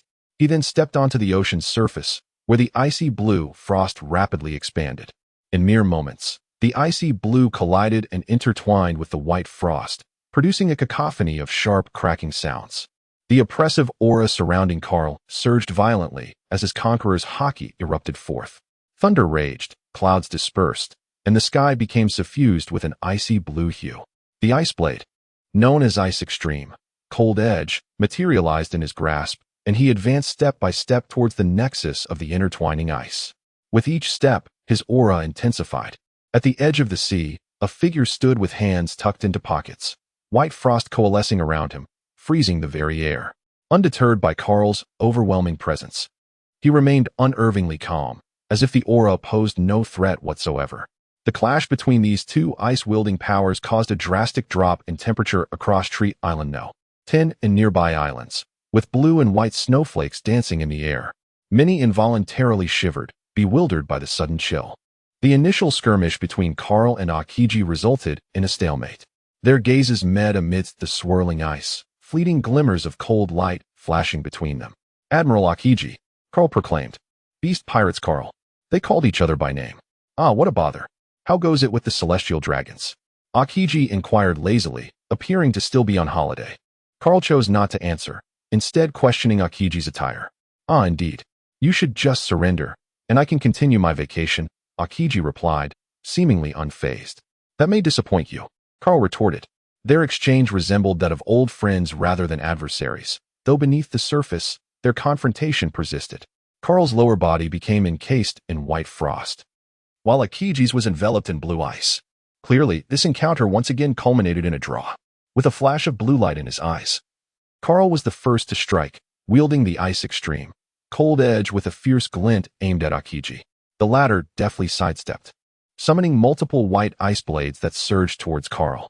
Carl countered with a flourish of his blade, deflecting the icy projectiles, shards scattering in all directions. The battle escalated, their powers colliding and merging, creating a wondrous spectacle as the surrounding ice shattered and reformed. Suddenly, Akiji extended his right hand, summoning a colossal ice bird that hurtled towards Carl. With a mighty shout, Carl's icy blue aura surged, and he swung the Ice Extreme, Cold Edge, unleashing a blade of ice energy toward the oncoming avian foe. The clash of sword and ice bird erupted with tremendous force, shattering the surrounding frost into countless fragments. Snowflakes fell more thickly, while the two figures stood defiantly against each other amidst the wintry chaos. As expected of an admiral, Carl praised, his spirit unwavering. In contrast, Akiji's brow furrowed. As a naval admiral, he belonged to the strongest echelon of the seas, having honed his skills through decades of rigorous training and combat. Yet, here stood a pirate nearly 20 years his junior, capable of trading blows with him. If he were to continue this trajectory for another decade or two, his strength would be immeasurable. "Ah, what a nuisance. It seems my holiday is over." Akiji's laid-back demeanor vanished, replaced by an unusual seriousness. Sensing this shift, Carl understood that Akiji was now fully engaged. Facing a genuine admiral, Carl could not afford to be careless. He too must rise to the occasion. Scales of a dragon emerged from his form, with horns sprouting from his forehead. Animal zone, human beast form, activate. Their gazes clashed, unmasked hostility radiating from both. Akiji, as an admiral, possessed a formidable aura that was not diminished by the absence of Conqueror's haki. His mastery of physical combat, armament haki, and observation haki surpassed Karl's by a fraction. However, rather than feeling disheartened, Karl's fighting spirit ignited. After all, Aokiji had lived nearly 2 decades longer. His prowess in physical combat was to be expected. Aokiji made the first move, darting towards Karl with ghostly swiftness. His fist enveloped in armament haki, aimed to strike. Karl sidestepped, simultaneously swinging the ice extreme, cold edge towards Aokiji's arm. Aokiji swiftly retreated, countering with a massive ice wall descending upon Karl. Karl leaped atop the ice wall, leveraging its height to strike down at Aokiji. Unflustered, Aokiji crossed his arms, summoning a thick layer of ice to block Karl and Appo's attack. In that moment, a glint of cunning flashed in Karl and Appo's eyes. Instantly, ice elements surged to coalesce into a colossal ice dragon that roared toward Aokiji. Aokiji's expression shifted in surprise. He had not anticipated such a maneuver. He quickly thrust his hands forward, conjuring countless ice spikes from the ground in an attempt to halt the dragon's advance. The ice dragon collided with the spikes, unleashing a powerful shockwave that obliterated everything in the vicinity. The aftermath of their battle drew the attention of others within the Sabaody archipelago. The intensity of their clash was so great that the temperature around Tree Island number 10 and nearby islands plummeted. It was nearly impossible to go unnoticed. Chapter 84. The besieged Karl. The clash between two formidable beings upon the sea sent tremors throughout the entire Sabaody archipelago. Upon arrival at the scene, what did they witness? An endless expanse of ocean was ensnared in a dual-hued frost, while colossal waves hung suspended in the air. Shock was etched across the faces of all present. At the center, two figures engaged in a fierce confrontation, instilling dread in the hearts of onlookers. The mere aura emanating from them was enough to instill fear in many. Each exchange of blows shattered the surrounding ice into countless fragments. This was merely a group of petty pirates, unfamiliar with the concept of true power. How could such a battle be possible? They questioned silently within. One pirate, through a telescope, strained to discern the identities of the combatants, and upon recognition, he nearly lost control. That's Admiral Aokiji. He stammered, uttering a name that sent shockwaves through the crowd. The mere mention of the title Admiral was sufficient to instill trepidation in every soul present. Those who had arrived in such haste were either pirates or individuals involved in less than reputable enterprises, fearing that the Admiral would cleanse the area of their presence. Yet, they quickly realized the gravity of the situation. Why was an Admiral involved, and who was the adversary? The answer came swiftly. It was none other than Karl, the infamous captain of the Beast's pirates. The name Karl reverberated through the air, a figure notorious for his recent assault on a world government research facility. His bounty had skyrocketed from 100 million berries to an astounding 600 million, with his crew members also boasting bounties exceeding 100 million upon their first appearances. Some believed that such a high bounty was merely a result of his attack on the world government, but they were gravely mistaken. The mere fact that he could contend with an admiral was a testament to his formidable strength. If Karl possessed such power, how formidable must the overall strength of the Beast's pirates be? They dared not imagine. Amidst the chaos, Karl and Aokiji's battle had intensified, neither party gaining the upper hand. While Aokiji's mastery of haki and martial arts surpassed Karl's exceptional swordsmanship and the fluidity of his flowing cherry blossom technique allowed him to hold his ground. At this rate, the conflict could drag on for days without resolution. However, the most daunting aspect for Aokiji was the ineffectiveness of his freezing powers against Karl, who not only wielded a formidable ice-based ability, but also possessed the incredible stamina and regenerative capabilities bestowed by his mythical Zoan form. He was, in essence, an enhanced version of Aokiji's own abilities. As the two combatants remained locked in their struggle, suddenly, several white figures, moving with incredible speed, approached the battlefield. Both Karl and Aokiji took notice. This could prove troublesome. Upon sighting the white figures, Karl clicked his tongue in frustration.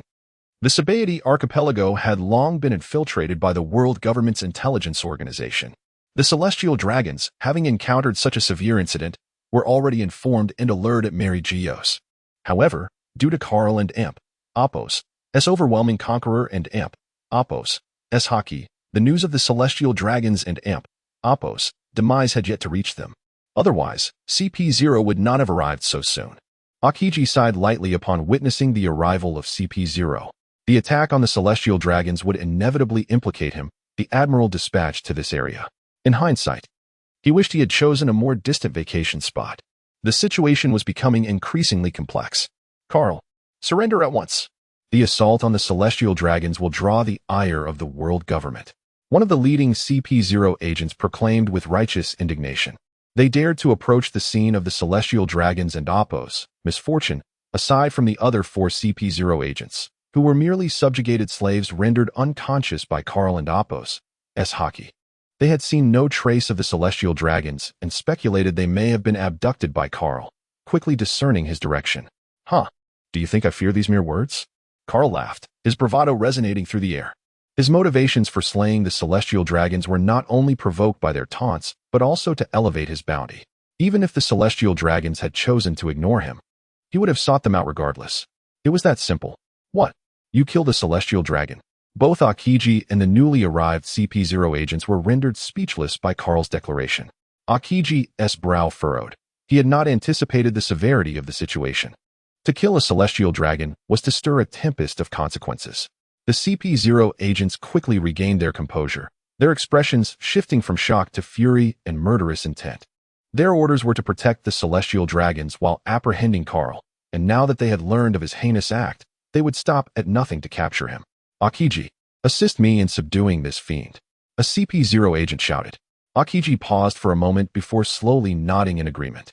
Carl, disheartened, felt his momentum disrupted amidst his fierce battle with Akiji.